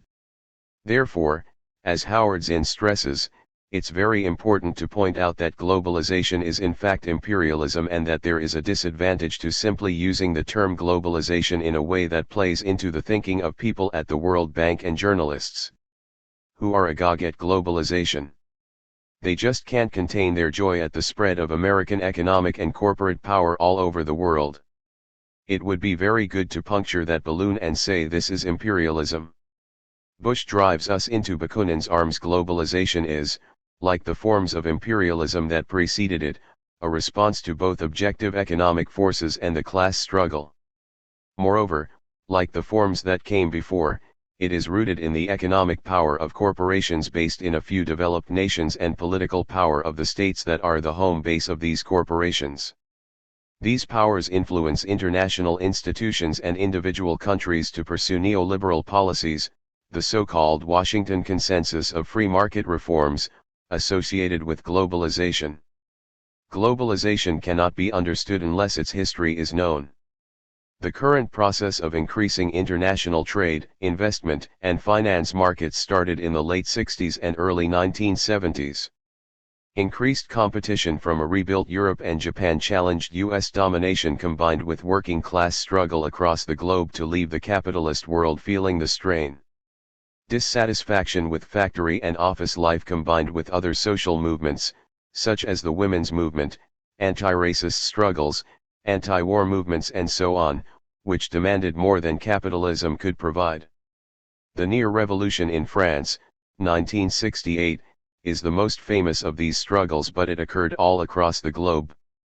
For the ruling class, the squeeze on profits and authority from ever-increasing wage demands, strikes, stoppages, boycotts, squatting, protests and other struggles meant that a solution had to be found and the working class disciplined, and profits regained. One part of the solution was to run away, and so capital flooded into certain areas of the developing world. This increased the trends towards globalization. Another solution was the embrace of monetarism and tight money, i.e. credit, policies. It is a moot point whether those who applied monetarism actually knew it was nonsense and, consequently, sought an economic crisis, or whether they were simply incompetent ideologues who knew little about economics and mismanaged the economy by imposing its recommendations. The outcome was the same. It resulted in increases in the interest rate, which helped deepen the recessions of the early 1980s, which broke the back of working-class resistance in the UK and USA. High unemployment helped to discipline a rebellious working class, and the new mobility of capital meant a virtual investment strike against nations which had a poor industrial record, i.e. workers who were not obedient wage slaves. Moreover, as in any economic crisis, the degree of monopoly, i.e. the dominance of large firms, in the market increased as weaker firms went under and others merged to survive. This enhancing the tendencies toward concentration and centralization which always exist in capitalism, so ensuring an extra thrust towards global operations as the size and position of the surviving firms required wider and larger markets to operate in. Internationally, another crisis played its role in promoting globalization. This was the debt crisis of the late 1970s and early 1980s. Debt plays a central role for the Western powers in dictating how their economies should be organized. The debt crisis proved an ideal leverage for the Western powers to force free trade on the Third World. This occurred when Third World countries faced with falling incomes and rising interest rates defaulted on their loans, loans that were mainly given as a bribe to the ruling elites of those countries and used as a means to suppress the working people of those countries who now, sickeningly, are expected to repay them. Before this, as noted in section D.5.1, many countries had followed a policy of import substitution. This tended to create new competitors who could deny transnational corporations both markets and cheap raw materials. With the debt crisis, the imperialist powers could end this policy, but instead of military force, the governments of the West sent in the International Monetary Fund, IMF, and World Bank, WB. The loans required by developing nations in the face of recession and rising debt repayments meant that they had little choice but to agree to an IMF-designed economic reform program. If they refused, not only were they denied IMF funds, but also WB loans. Private banks and lending agencies would also pull out, as they lent under the cover of the IMF, the only body with the power to both underpin loans and squeeze repayment from debtors.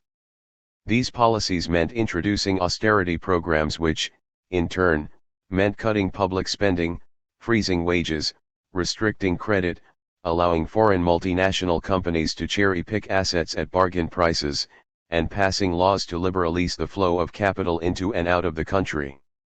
Not surprisingly, the result was disastrous for the working population, but the debts were repaid and both local and international elites did very well out of it.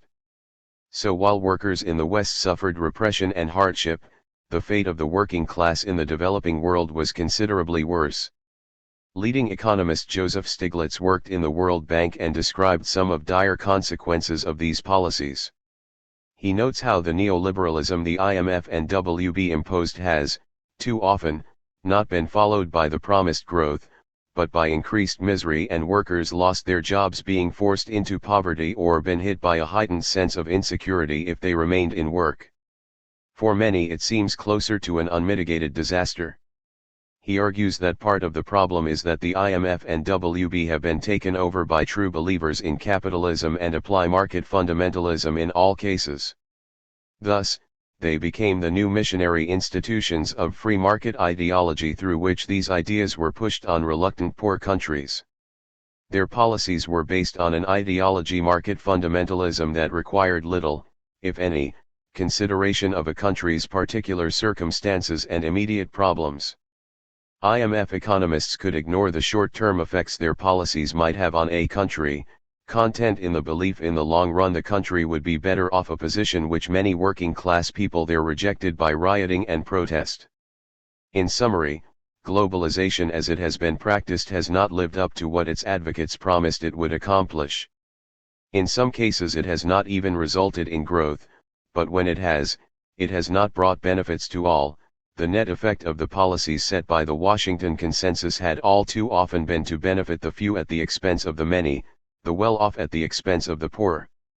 Globalization and its discontents, p. 17, p. 20, p. 13, p. 36 and p. 20. While transnational companies are, perhaps, the most well-known representatives of this process of globalization, the power and mobility of modern capitalism can be seen from the following figures. From 1986 to 1990, foreign exchange transactions rose from under $300 billion to $700 billion daily and were expected to exceed $1.3 trillion in 1994. The World Bank estimates that the total resources of international financial institutions at about $14 trillion. To put some kind of perspective on these figures, the Bals-based Bank for International Settlement estimated that the aggregate daily turnover in the foreign exchange markets at nearly $900 billion in April 1992, equal to 13 times the gross domestic product of the OECD group of countries on an annualized basis. Financial Times, 23/9/93. In Britain, some $200 to $300 billion a day flows through London's foreign exchange markets. This is the equivalent of the UK's annual gross national product in 2 or 3 days. Needless to say, since the early 1990s, these amounts have grown to even higher levels.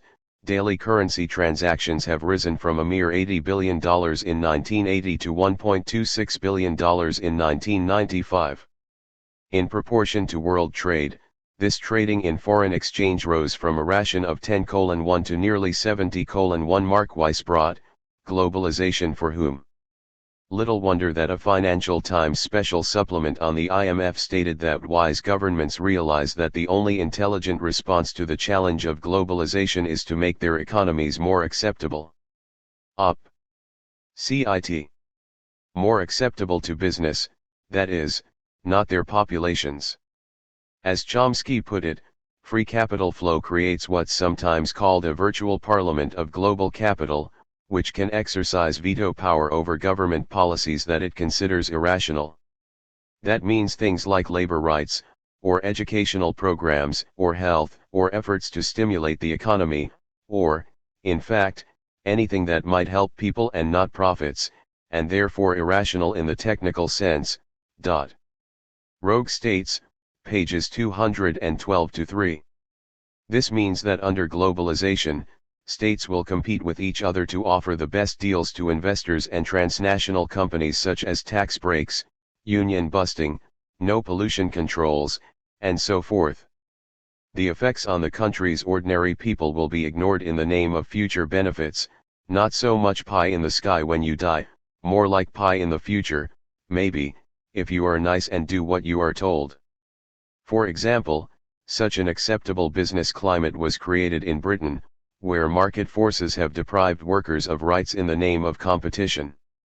Scotland on Sunday, September 1, 95. Unsurprisingly, number of people with less than half the average income rose from 9% of the population in 1979 to 25% in 1993. The share of national wealth held by the poorer half of the population has fallen from 1/3 to 1/4. However, as would be expected, the number of millionaires has increased, as has the welfare state for the rich, with the public's tax money being used to enrich the few via military Keynesianism, privatization, and funding for research and development. Like any religion, the free market ideology is marked by the hypocrisy of those at the top and the sacrifices required from the majority at the bottom. In addition, the globalization of capital allows it to play one workforce against another. For example, General Motors plans to close 24 plants in the United States and Canada, but it has become the largest employer in Mexico. Why? Because an economic miracle has driven wages down. Labor's share of personal income in Mexico has declined from 36% in the mid-1970s to 23% by 1992.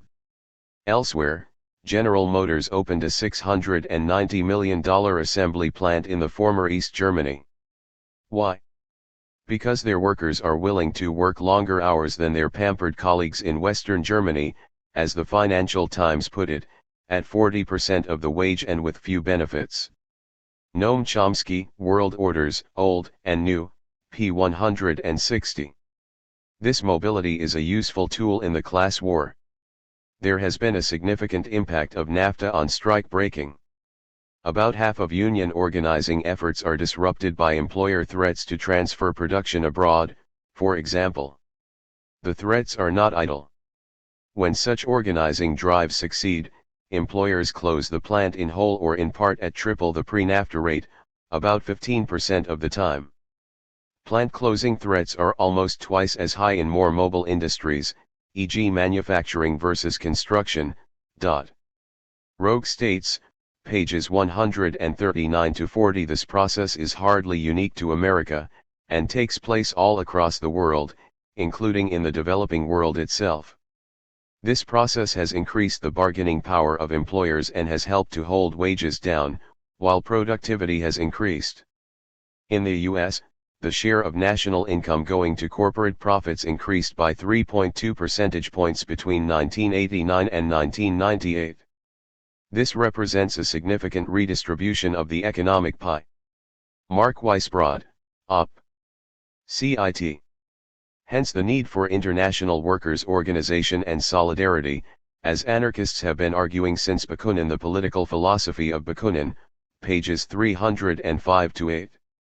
This means that such agreements such as NAFTA and the Multilateral Agreement on Investment, shelved due to popular protest and outrage but definitely not forgotten, considerably weaken the governments of nation-states but only in one area, the regulation of business. Such agreements restrict the ability of governments to check capital flight, restrict currency trading, eliminate environment and labor protection laws, ease the repatriation of profits and anything else that might impede the flow of profits or reduce business power.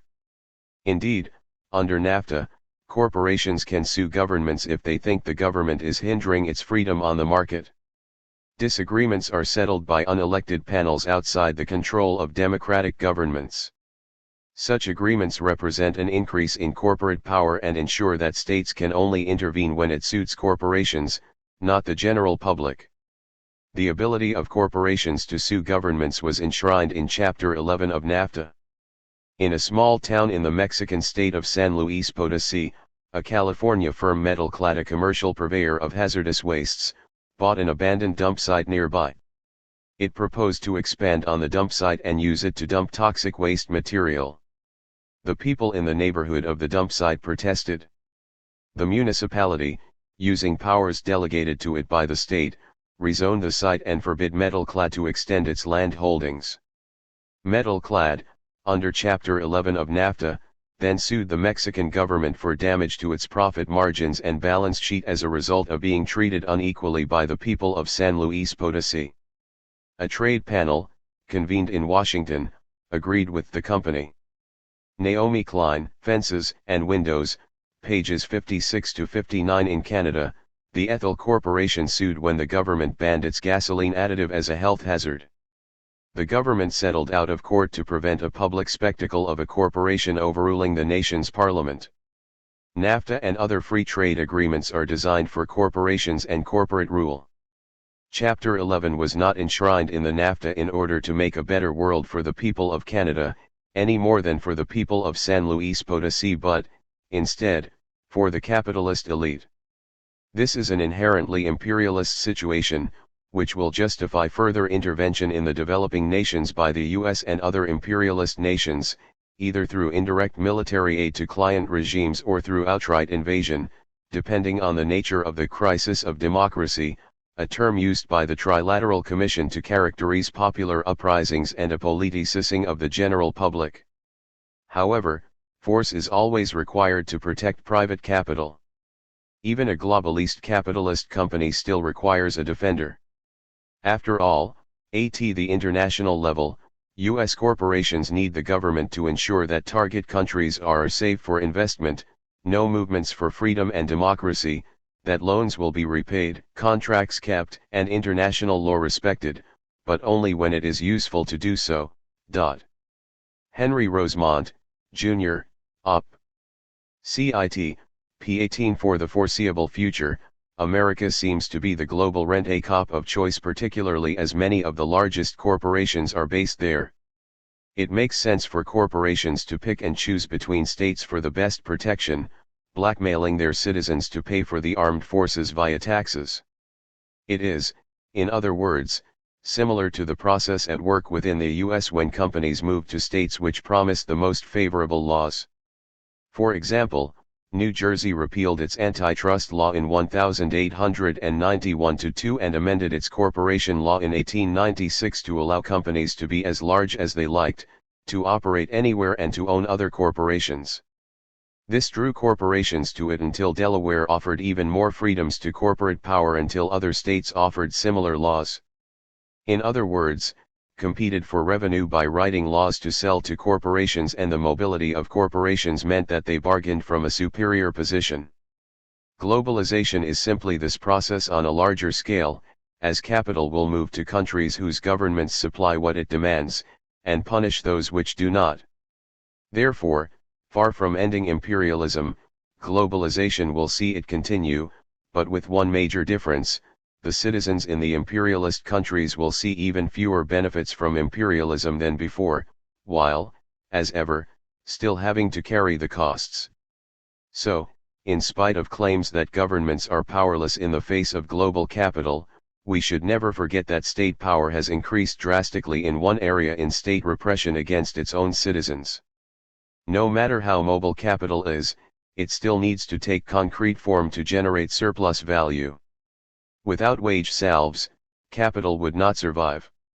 As such, it can never permanently escape from its own contradictions. Wherever it goes, it has to create workers who have a tendency to disobey and do problematic things like demand higher wages, better working conditions, go on strike, and so on. Indeed, this fact has seen companies based in developing nations move to less developed to find more compliant labor. This, of course, necessitates a strengthening of the state in its role as protector of property and as a defense against any unrest provoked by the inequalities, impoverishment, and despair caused by globalization, and, of course, the hope, solidarity, and direct action generated by that unrest within the working class. Hence the rise of the neoliberal consensus in both Britain and the USA saw an increase in state centralization as well as the number of police powers, and in laws directed against the labor and radical movements. As such, it would be a mistake, as many in the anti-globalization movement do, to contrast the market to the state. State and capital are not opposed to each other. In fact, the opposite is the case. The modern state exists to protect capitalist rule, just as every state exists to defend minority rule, and it is essential for nation-states to attract and retain capital within their borders to ensure their revenue by having a suitably strong economy to tax. Globalization is a state-led initiative whose primary aim is to keep the economically dominant happy. The states which are being undermined by globalization are not horrified by this process as certain protesters are, which should give pause for thought. States are complicit in the process of globalization unsurprisingly, as they represent the ruling elites who favor and benefit from globalization. Moreover, with the advent of a global market under GATT, corporations still need politicians to act for them in creating a free market which best suits their interests. Therefore, by backing powerful states, corporate elites can increase their bargaining powers and help shape the new world order in their own image. Governments may be, as Malatesta put it, the property owner's gendarme, but they can be influenced by their subjects, unlike multinationals. NAFTA was designed to reduce this influence even more. Changes in government policy reflect the changing needs of business, modified, of course, by fear of the working population and its strength.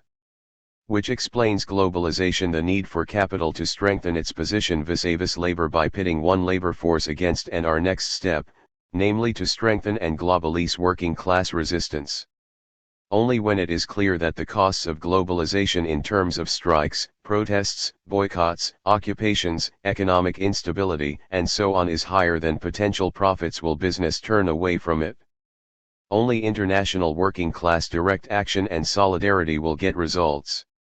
Until that happens, we will see governments cooperating in the process of globalization.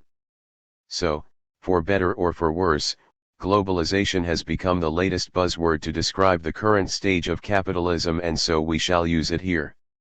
Its use does have two positive side effects though. Firstly, it draws attention to the increased size and power of transnational corporations and their impact on global structures of governance and the nation-state. Secondly, it allows anarchists and other protesters to raise the issue of international solidarity and a globalization from below which respects diversity and is based on people's needs, not profit. After all, as Rebecca DeWitt stresses, anarchism and the WTO are well-suited opponents, and anarchism is benefiting from this fight.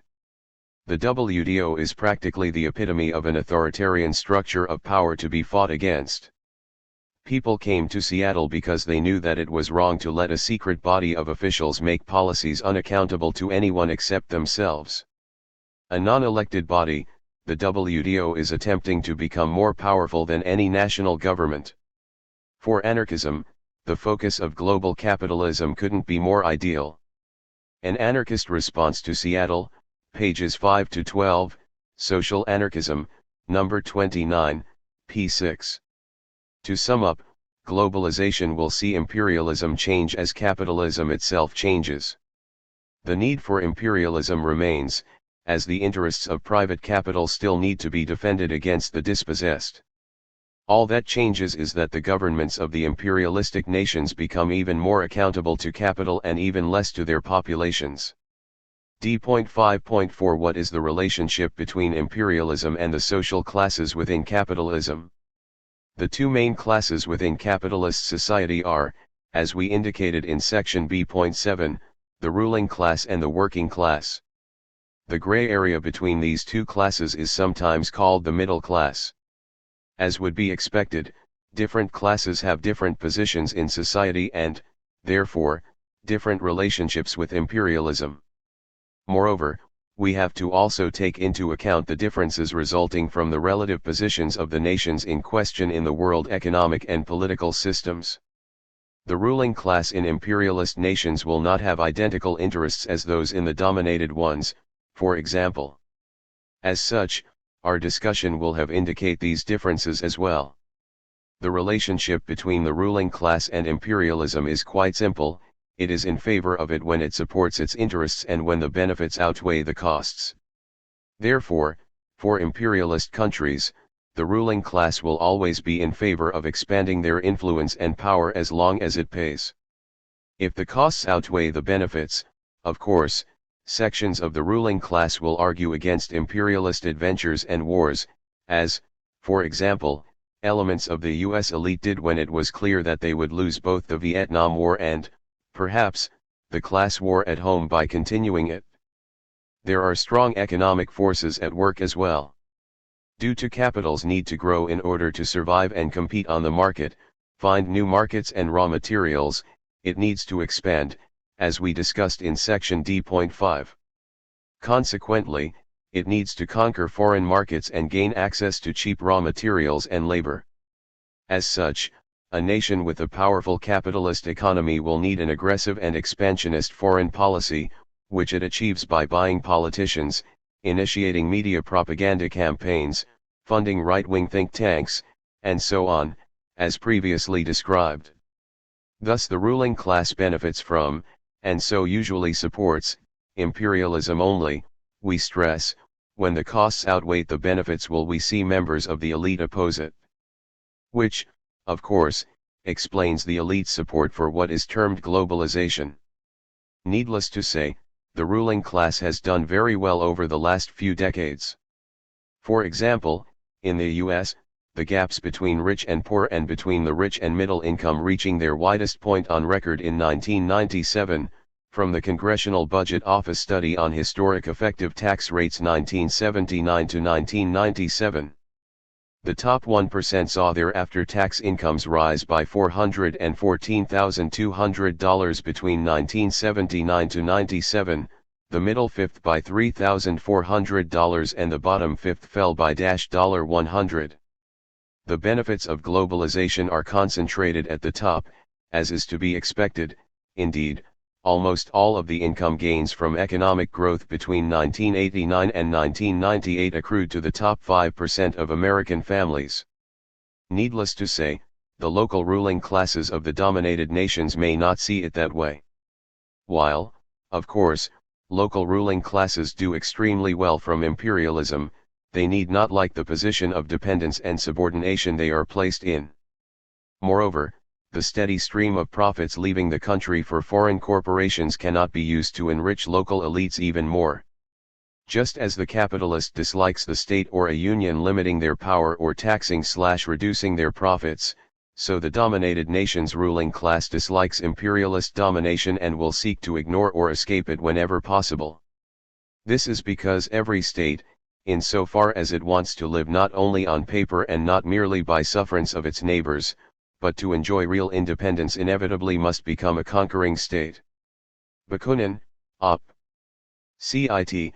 p. 211. So the local ruling class, while benefiting from imperialism, may dislike its dependent position and, if it feels strong enough, may contest their position and gain more independence for themselves.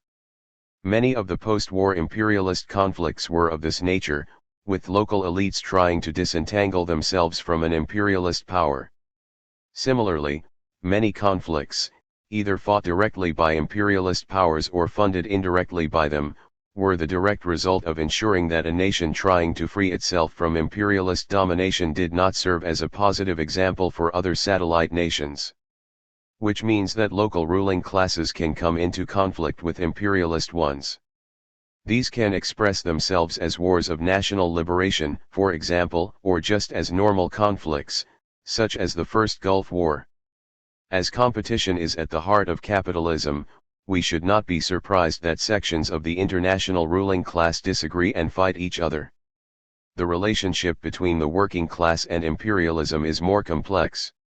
In traditional imperialism, foreign trade and the export of capital often make it possible to import cheap goods from abroad and increase profits for the capitalist class, and in this sense, workers can gain because they can improve their standard of living without necessarily coming into system-threatening conflict with their employers, i.e. struggle can win reforms which otherwise would be strongly resisted by the capitalist class. Thus living standard may be improved by low-wage imports while rising profits may mean rising wages for some key workers. CEOs giving themselves higher wages because they control their own pay rises does not, of course, count. Therefore, in imperialistic nations during economic boom times, one finds a tendency among the working class, particularly the unorganized sector, to support foreign military adventurism and an aggressive foreign policy. This is part of what is often called the embourgeoisement of the proletariat, or the co-optation of labor by capitalist ideology and patriotic propaganda. Needless to say, those workers made redundant by these cheap imports may not consider this as a benefit and, by increasing the pool of unemployment and the threat of companies outsourcing work and moving plants to other countries, help hold or drive down wages for most of the working population, as has happened in various degrees in Western countries since the 1970s. However, as soon as international rivalry between imperialist powers becomes too intense, capitalists will attempt to maintain their profit rates by depressing wages and laying people off in their own country. Workers' real wages will also suffer if military spending goes beyond a certain point. Moreover, if militarism leads to actual war, the working class has much more to lose than to gain, as they will be fighting it and making the necessary sacrifices on the home front in order to win it. In addition, while imperialism can improve living conditions, for a time, it cannot remove the hierarchical nature of capitalism and therefore cannot stop the class struggle, the spirit of revolt and the instinct for freedom. So, while workers in the developed nations may sometimes benefit from imperialism, such periods cannot last long and cannot end the class struggle. Rudolf Rocker was correct to stress the contradictory, and self-defeating, nature of working class support for imperialism. No doubt some small comforts may sometimes fall to the share of the workers when the bourgeoisie of their country attain some advantage over that of another country, but this always happens at the cost of their own freedom and the economic oppression of other peoples.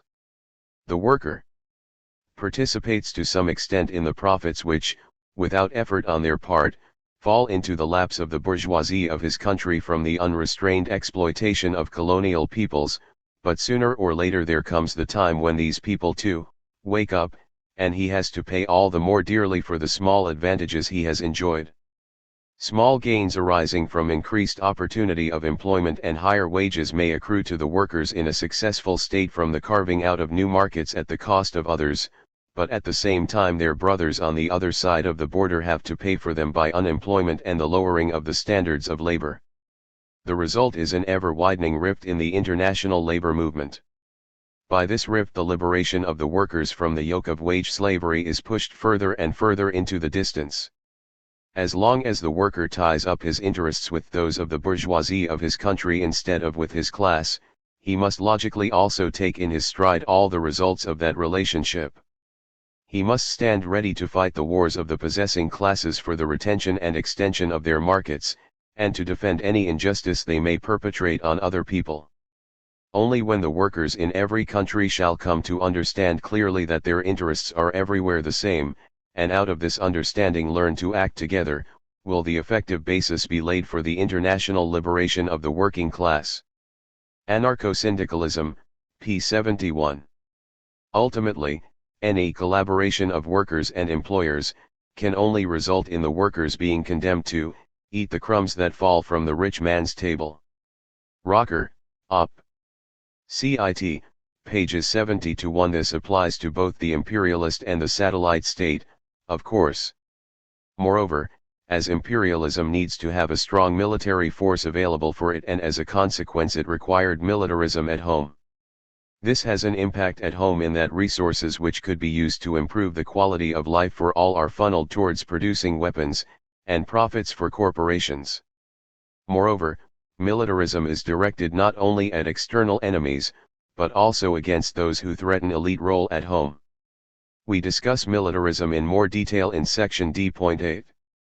However, under globalization things are somewhat different.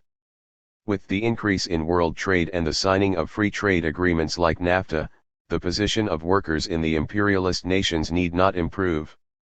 For example, since the 1970s, the wages adjusted for inflation of the typical American employee have actually fallen, even as the economy has grown. In other words, the majority of Americans are no longer sharing in the gains from economic growth. This is very different from the previous era, for example 1946 to 73, when the real wages of the typical worker rose by about 80%. Not that this globalization has aided the working class in the developing nations. In Latin America, for example, GDP per capita grew by 75% from 1960 to 1980, whereas between 1981 and 1998 it has only risen 6%.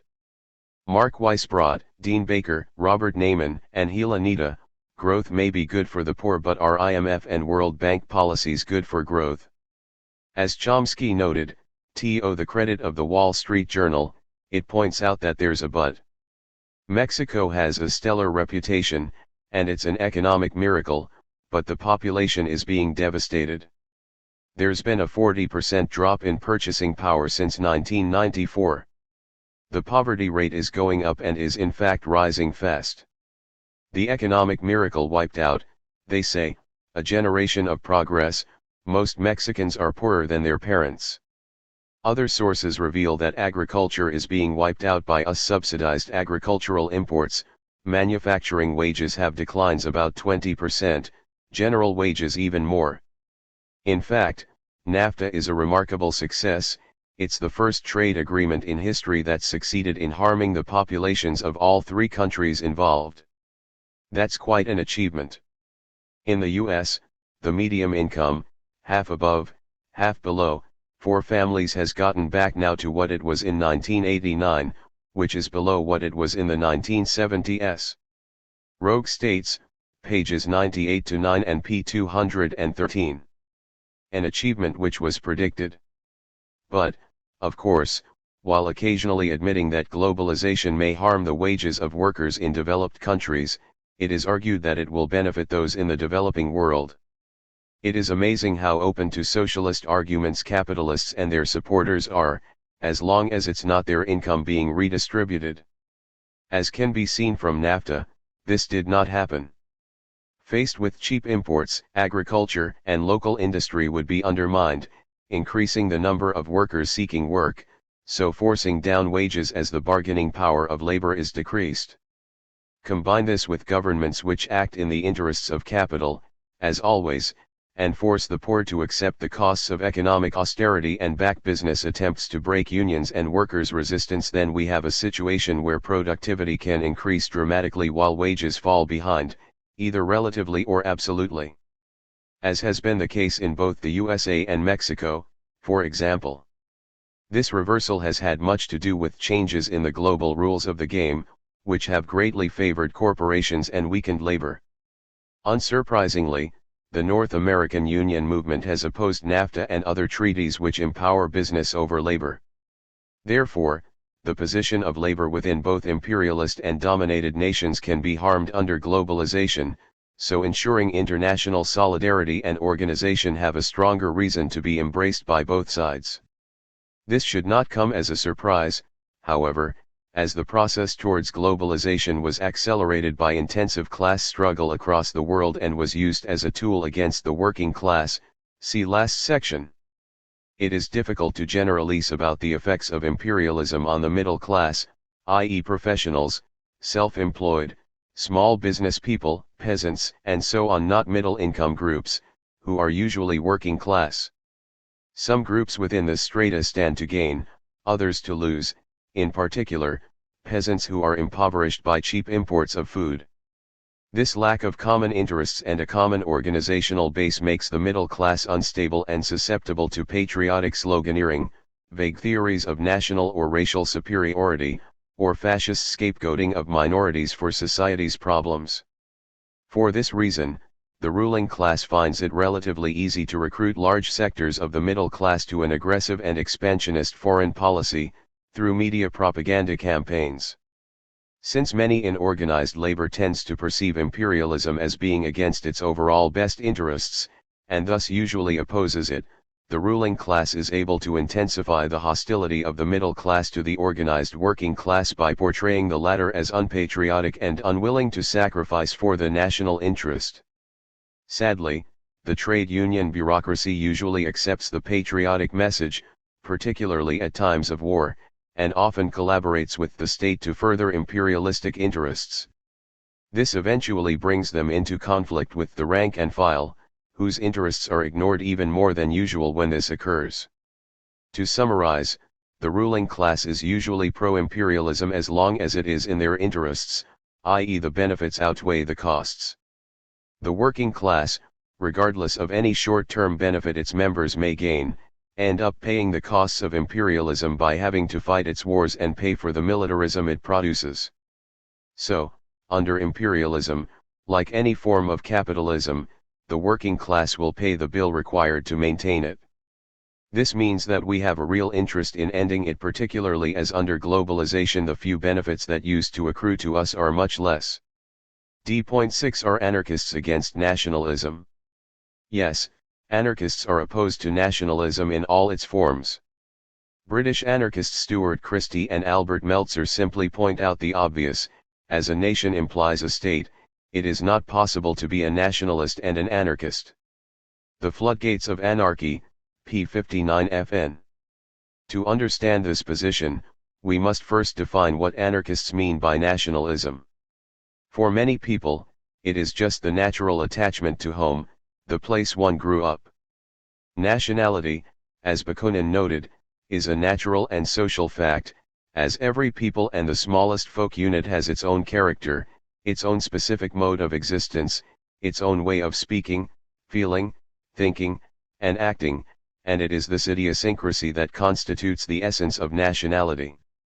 The political philosophy of Bakunin, p. 325. These feelings, however, obviously do not exist in a social vacuum. They cannot be discussed without also discussing the nature of these groups and what classes and other social hierarchies they contain. Once we do this, the anarchist opposition to nationalism becomes clear. This means that anarchists distinguish between nationality, that is, cultural affinity, and nationalism, confined to the state and government itself. This allows us to define what we support and oppose. Nationalism, at root, is destructive and reactionary, whereas cultural difference and affinity is a source of community, social diversity, and vitality. Such diversity is to be celebrated and allowed to express itself on its own terms. Or, as Murray Bookchin puts it, specific peoples should be free to fully develop their own cultural capacities is not merely a right but a desideratum. The world would be a drab place indeed if a magnificent mosaic of different cultures does not replace the largely decultured and homogenist world created by modern capitalism. Nationalism and the National Question, pages 8 to 36. Society and Nature, number 5, pages 28 to 29. But, as he also warns, such cultural freedom and variety should not be confused with nationalism. The latter is far more, and ethically, a lot less, than simple recognition of cultural uniqueness and love of home. Nationalism is the love of, or the desire to create, a nation-state, and for this reason anarchists are opposed to it, in all its forms. This means that nationalism cannot and must not be confused with nationality. The latter is a product of social processes while the former a product of state action and elite rule. Social evolution cannot be squeezed into the narrow, restricting borders of the nation-state without harming the individuals whose lives make that social development happen in the first place. The state, as we have seen, is a centralist body invested with power and a social monopoly of force. As such it preempts the autonomy of localities and peoples, and in the name of the nation crushes the living, breathing reality of nations, i.e. peoples and their cultures, with one law, one culture, and one official history. Unlike most nationalists, anarchists recognize that almost all nations are in fact not homogeneous, and so consider nationality to be far wider in application than just lines on maps, created by conquest. Hence we think that recreating the centralist state in a slightly smaller area, as nationalist movements generally advocate, cannot solve what is called the national question. Ultimately, as Rudolf Rocker argued, the nation is not the cause, but the result of the state. It is the state that creates the nation, not the nation the state. Every state is an artificial mechanism imposed upon people from above by some ruler, and it never pursues any other ends but to defend and make secure the interests of privileged minorities within society. Nationalism has never been anything but the political religion of the modern state. Nationalism and culture, p. 200 and p. 201. It was created to reinforce the state by providing it with the loyalty of a people of shared linguistic, ethnic, and cultural affinities. And if these shared affinities do not exist, the state will create them by centralizing education in its own hands, imposing an official language and attempting to crush cultural differences from the peoples within its borders. This is because it treats groups of people not as unique individuals but rather as if they were individuals with definite traits of character and peculiar psychic properties or intellectual qualities which must irrevocably lead to the most monstrously deceptive conclusions. Rocker, Op. Cit. p. 437. This creates the theoretical justification for authoritarianism, as it allows the stamping out of all forms of individuality and local customs and cultures which do not concur with the abstract standard. In addition, nationalism hides class differences within the nation by arguing that all people must unite around their supposedly common interests, as members of the same nation, when in fact they have nothing in common due to the existence of hierarchies and classes. Malatesta recognized this when he noted that you cannot talk about states like they were homogeneous ethnographic units, each having its proper interests, aspirations, and mission, in opposition to the interests, aspirations, and mission of rival units. This may be true relatively, as long as the oppressed, and chiefly the workers, have no self-consciousness, fail to recognize the injustice of their inferior position, and make themselves the docile tools of the oppressors. In that case, it is the dominating class only that counts, and this, owing to its desire to conserve and to enlarge its power, may excite racial ambitions and hatred, and send its nation, its flock, against foreign countries, with a view to releasing them from their present oppressors, and submitting them to its own political and economical domination. Thus anarchists have always fought against patriotism, which is a survival of the past, and serves well the interests of the oppressors. Enrico Malatesta, His Life and Ideas, p. 244. Thus nationalism is a key means of obscuring class differences and getting those subject to hierarchies to accept them as natural. As such, it plays an important role in keeping the current class system going. Unsurprisingly, the nation-state and its nationalism arose at the same time as capitalism. As well dividing the working class internationally, it is also used within a nation-state to turn working-class people born in a specific nation against immigrants. By getting native-born workers to blame newcomers, the capitalist class weakens the resistance to their power as well as turning economic issues into racial/nationalist ones. In practice, however, nationalism is a state ideology which boils down to saying it is our country as opposed to theirs, meaning we were the serfs of the government first. Christie and Meltzer, Op. Cit. p. 71. It tries to confuse love of where you grow up or live with love of the state, and so nationalism is not the faithful expression of this natural feeling but rather an expression distorted by means of a false abstraction, always for the benefit of an exploiting minority. Bakunin, Op. Cit. p. 324. Needless to say, the nationalism of the bourgeoisie often comes into direct conflict with the people who make up the nation it claims to love. Bakunin simply stated a truism when he noted that the capitalist class would rather submit to a foreign yoke than renounce its social privileges and accept economic equality. This does not mean that the bourgeoisie is unpatriotic. On the contrary, patriotism, in the narrowest sense, is its essential virtue. But the bourgeoisie love their country only because, for them, the country, represented by the state, safeguards their economic, political, and social privileges. Any nation withdrawing their protection would be disowned by them. Therefore, for the bourgeoisie, the country is the state. Patriots of the state, they become furious enemies of the masses if the people, tried of sacrificing themselves, of being used as a passive footstool by the government, revolt against it. If the bourgeoisie had to choose between the masses who rebel against the state and a foreign invader, they would surely choose the latter. Bakunin on Anarchism, pages 185-6. Given this, Bakunin would have not been surprised by either the rise of fascism in Italy nor when the Allies in post-fascist Italy crushed revolutionary movements and gave their support to fascists who made good by becoming Allied quislings. Marie-Louise Bernieri, Neither East Nor West, p. 97. In addition, nationalism is often used to justify the most horrific crimes, with the nation effectively replacing God in terms of justifying injustice and oppression and allowing individuals to wash their hands of their own actions. For under cover of the nation everything can be hid, argues Rocker, echoing Bakunin. We must note. The national flag covers every injustice, every inhumanity, every lie, every outrage, every crime. The collective responsibility of the nation kills the sense of justice of the individual and brings man to the point where he overlooks injustice done, where, indeed, it may appear to him a meritorious act if committed in the interests of the nation. Op. Cit. p. 252. So when discussing nationalism, we must not forget that we are always dealing with the organized selfishness of privileged minorities which hide behind the skirts of the nation, hide behind the credulity of the masses.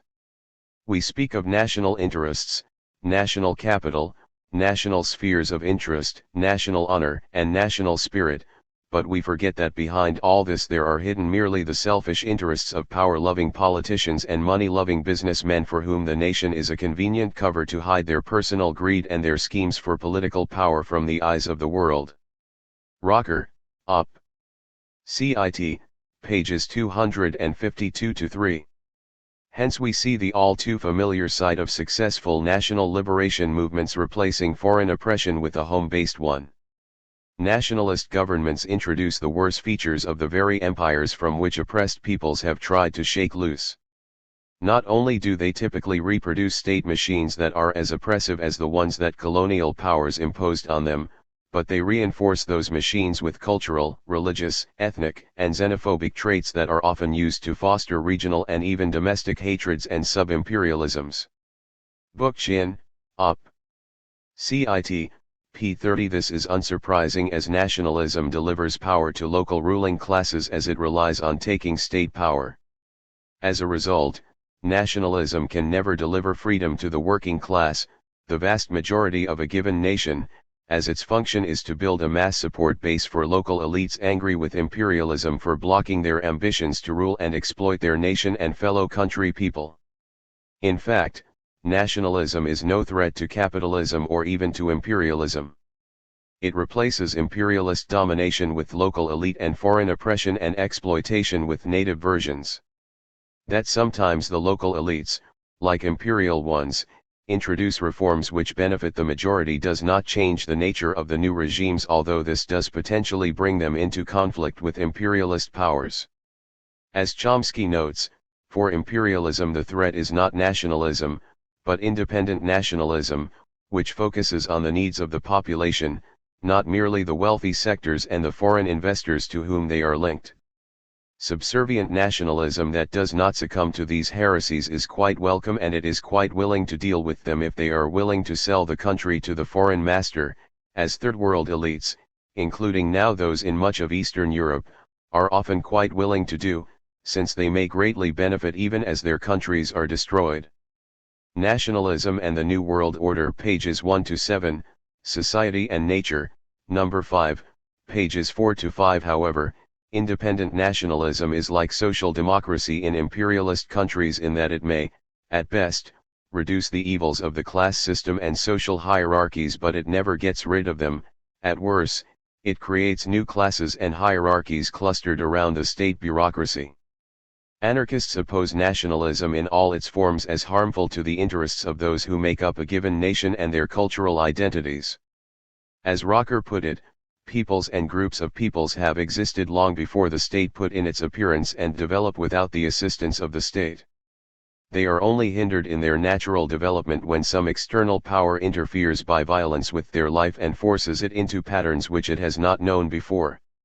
A nation, in contrast, encompasses a whole array of different peoples and groups of peoples who have by more or less violent means been pressed together into the frame of a common state. In other words, the nation is, then, unthinkable without the state. Op. Cit. p. 201. Given this, we do support nationality and cultural difference, diversity, and self-determination as a natural expression of our love of freedom and support for decentralization. This should not, however, be confused with supporting nationalism. In addition, it goes without saying that a nationality that take on notions of racial, cultural, or ethnic superiority or purity or believe that cultural differences are somehow rooted in biology get no support from anarchists. Equally unsurprisingly, anarchists have been the most consistent foes of that particularly extreme form of nationalism, fascism, a politico-economic state where the ruling class of each country behaves towards its own people as it has behaved to the colonial peoples under its heel. Barthelegt, The Conquest of Violence, p. 74. Moreover, we do not support those aspects of specific cultures which reflect social hierarchies. For example, many traditional cultures have sexist and homophobic tendencies. By supporting nationality, we do not advocate tolerating these. Nor do the negative aspects of specific cultures justify another state imposing its will on it in the name of civilizing it.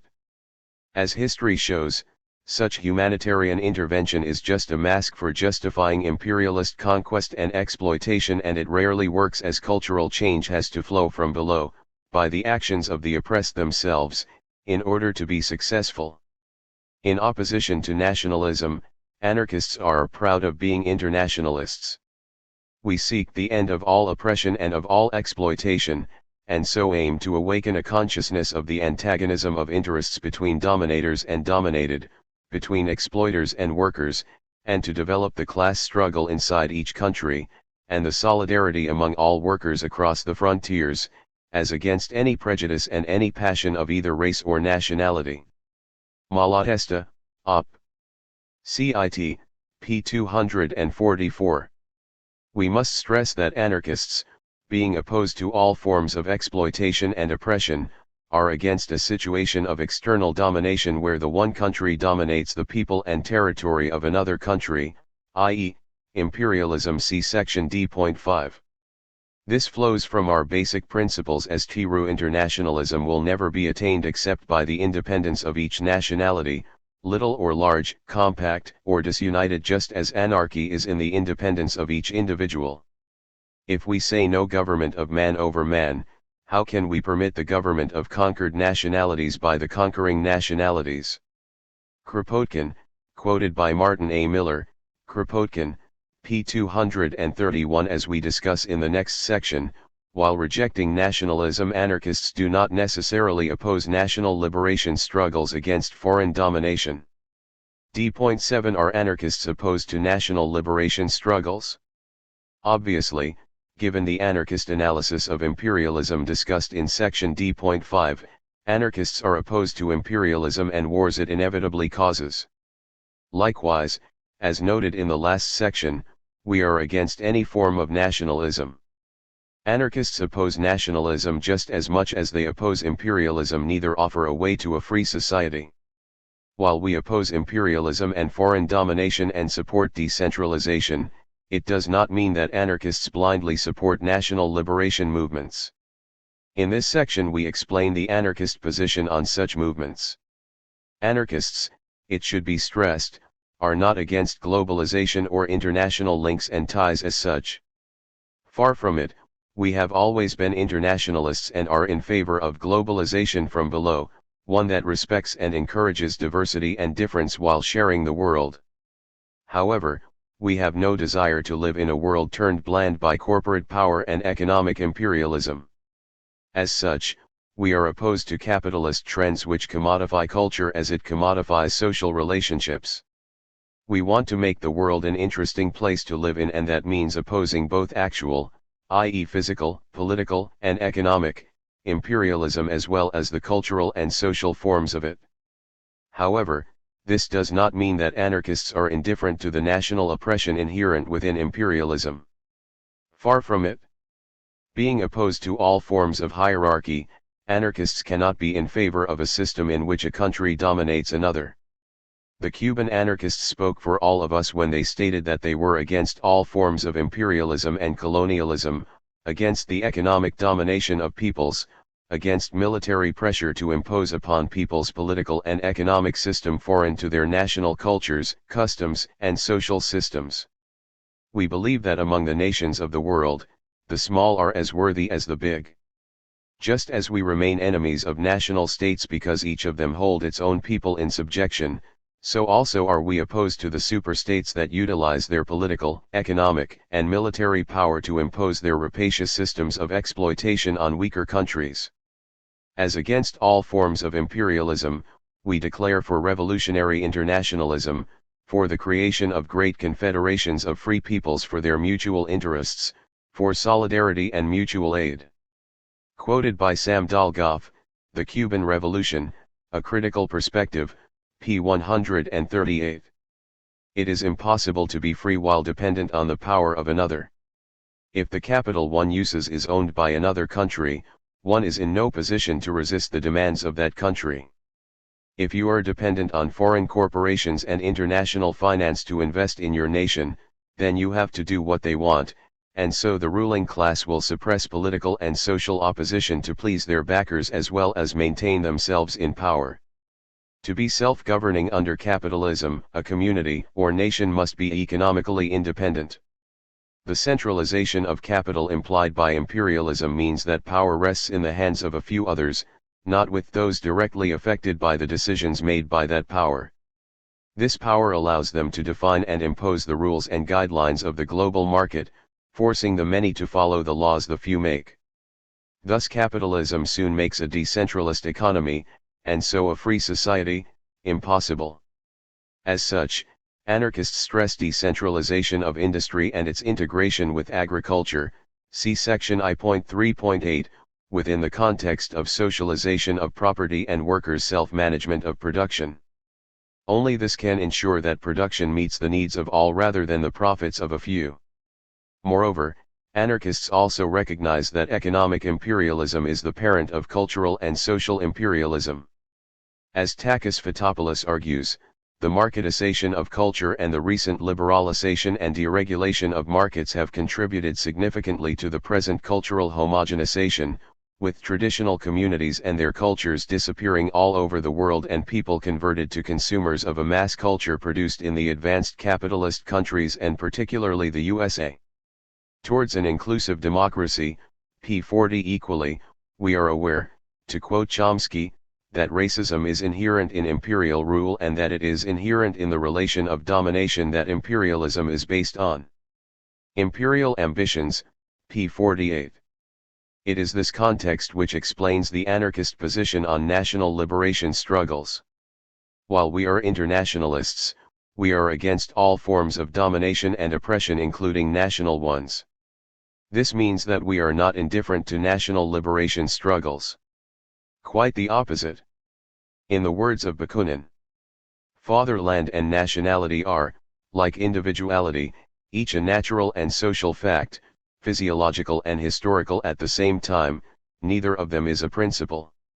Only that can be called a human principle which is universal and common to all men, and nationality separates men. What is a principle is the respect which everyone should have for natural facts, real or social. Nationality, like individuality, is one of those facts. To violate it is to commit a crime. And that is why I feel myself always the patriot of all oppressed fatherlands. The Political Philosophy of Bakunin, p. 324. This is because nationality is a historic, local fact which, like all real and harmless facts, has the right to claim general acceptance. This means that every people, like every person, is involuntarily that which it is and therefore has a right to be itself. Therein lies the so-called national rights. Nationality, Bakunin stressed, is not a principle, it is a legitimate fact, just as individuality is. Every nationality, great or small, has the incontestable right to be itself, to live according to its own nature. This right is simply the corollary of the general principle of freedom. Op. CITP 325. More recently Murray Bookchin has expressed similar sentiments. No left libertarian, he argued, can oppose the right of a subjugated people to establish itself as an autonomous entity, be it in a libertarian confederation, or as a nation-state based in hierarchical and class inequities. Even so, anarchists do not elevate the idea of national liberation into a mindless article of faith, as much of the Leninist-influenced left has done.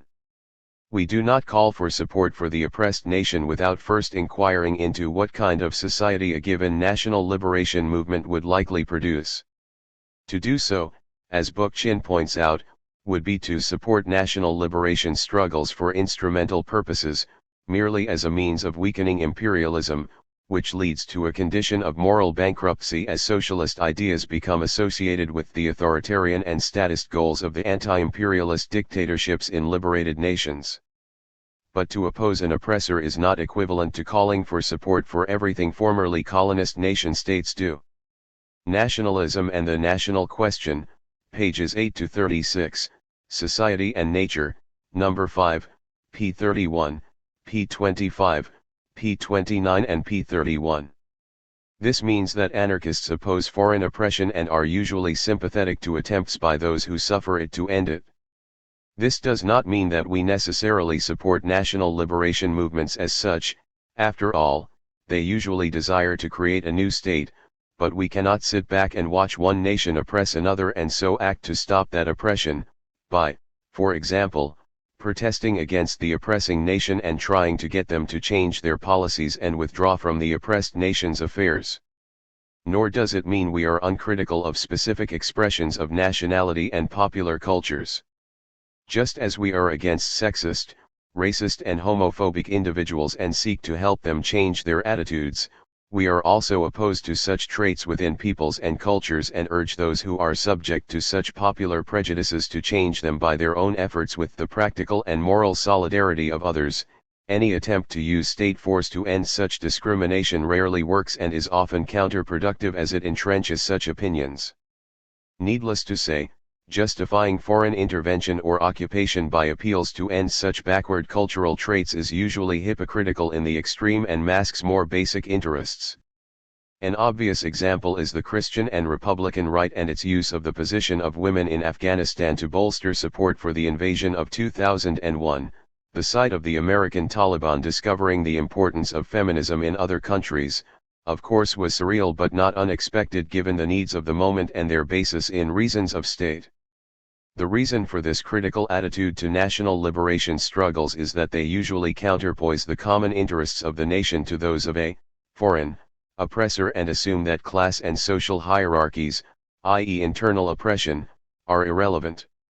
Although nationalist movements often cut across classes, they in practice seek to increase autonomy for certain parts of society, namely the local elites, while ignoring that of other parts, namely the working class who are expected to continue being subject to class and state oppression. For anarchists, a new national state would not bring any fundamental change in the lives of most people, who would still be powerless both economically and socially. Looking around the world at all the many nation-states in existence, we see the same gross disparities in power, influence, and wealth restricting self-determination for working-class people, even if they are free nationally. It seems hypocritical for nationalist leaders to talk of liberating their own nation from imperialism while advocating the creation of a capitalist nation-state, which will be oppressive to its own population, and, perhaps, eventually become imperialistic itself as it develops to a certain point and has to seek foreign outlets for its products and capital. The fate of all former colonies provides ample support for this conclusion. As Bakunin stressed, nationalists do not understand that the spontaneous and free union of the living forces of a nation has nothing in common with their artificial concentration at once mechanistic and forced in the political centralization of the unitary state, and because they confused and identified these two very opposing things they have not only been the promoter of the independence of their country, they have become at the same time, the promoter of its present slavery. Quoted by Jean Caroline Combe, Bakunin, pages 22 to 49, Eric Combe and Vladimir Claude Ficira, eds, Socialism and Nationalism, Volume 1, p. 36. In response to national liberation struggles, anarchists stress the self-liberation of the working class, which can be only achieved by its members' own efforts, creating and using their own organizations. In this process there can be no separation of political, social, and economic goals. The struggle against imperialism cannot be separated from the struggle against capitalism. This has been the approach of most, if not all, anarchist movements in the face of foreign domination. The combination of the struggle against foreign domination with the class struggle against native oppressors. In many different countries, including Bulgaria, Mexico, Cuba, and Korea, anarchists have tried, by their propaganda, and above all action, to encourage the masses to turn the struggle for political independence into the struggle for the social revolution. Sam Dolgoff, Op. Cit. p. 41. In other words, a people will free only by the general uprising of the laboring masses. Bakunin, quoted by Com. Op. Cit. p. 36.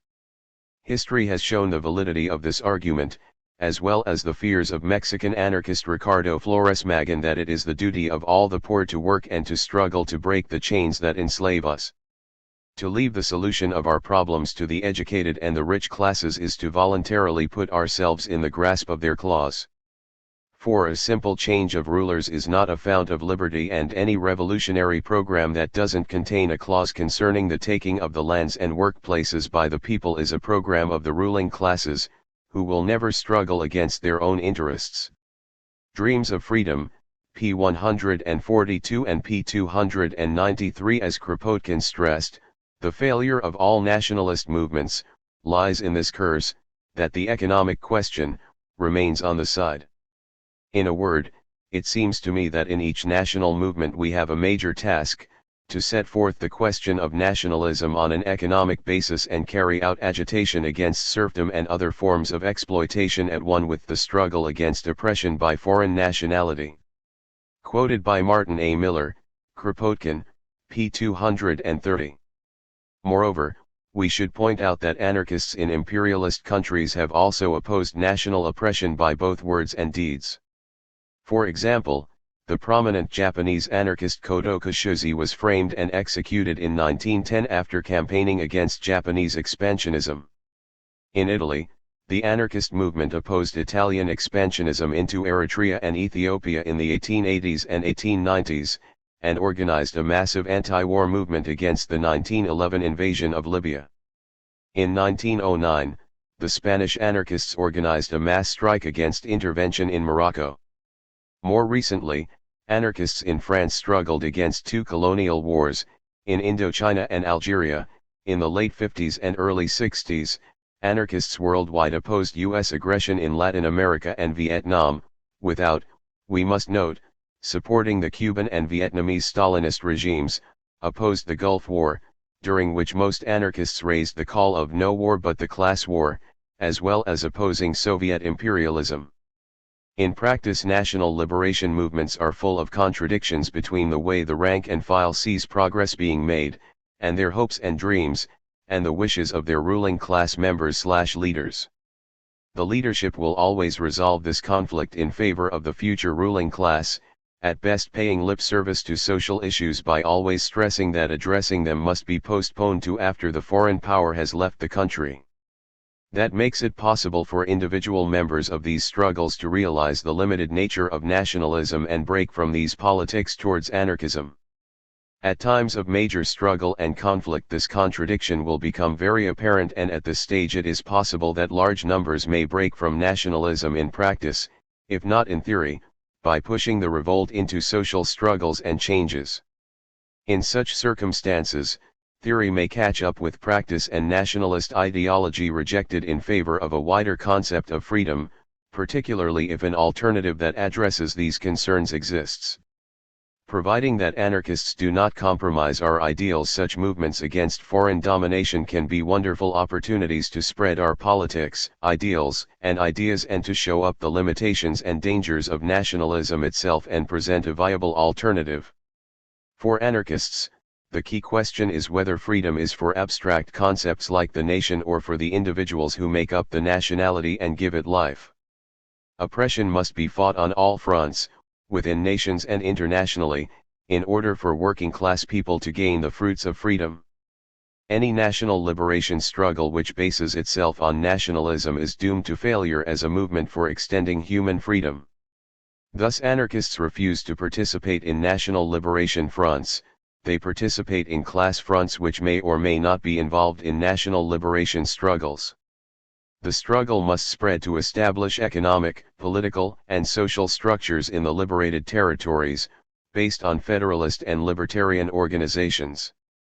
Alfredo M. Bonanno, Anarchism and the National Liberation Struggle, p. 12. The Makhnovist movement in the Ukraine expressed this perspective well when it was fighting for freedom during the Russian Revolution and Civil War. The Ukraine at the time was a very diverse country, with many distinct national and ethnic groups living within it, which made this issue particularly complex. Clearly, each national group has a natural and indisputable entitlement to speak its language, live in accordance with its customs, retain its beliefs and rituals, in short, to maintain and develop its national culture in every sphere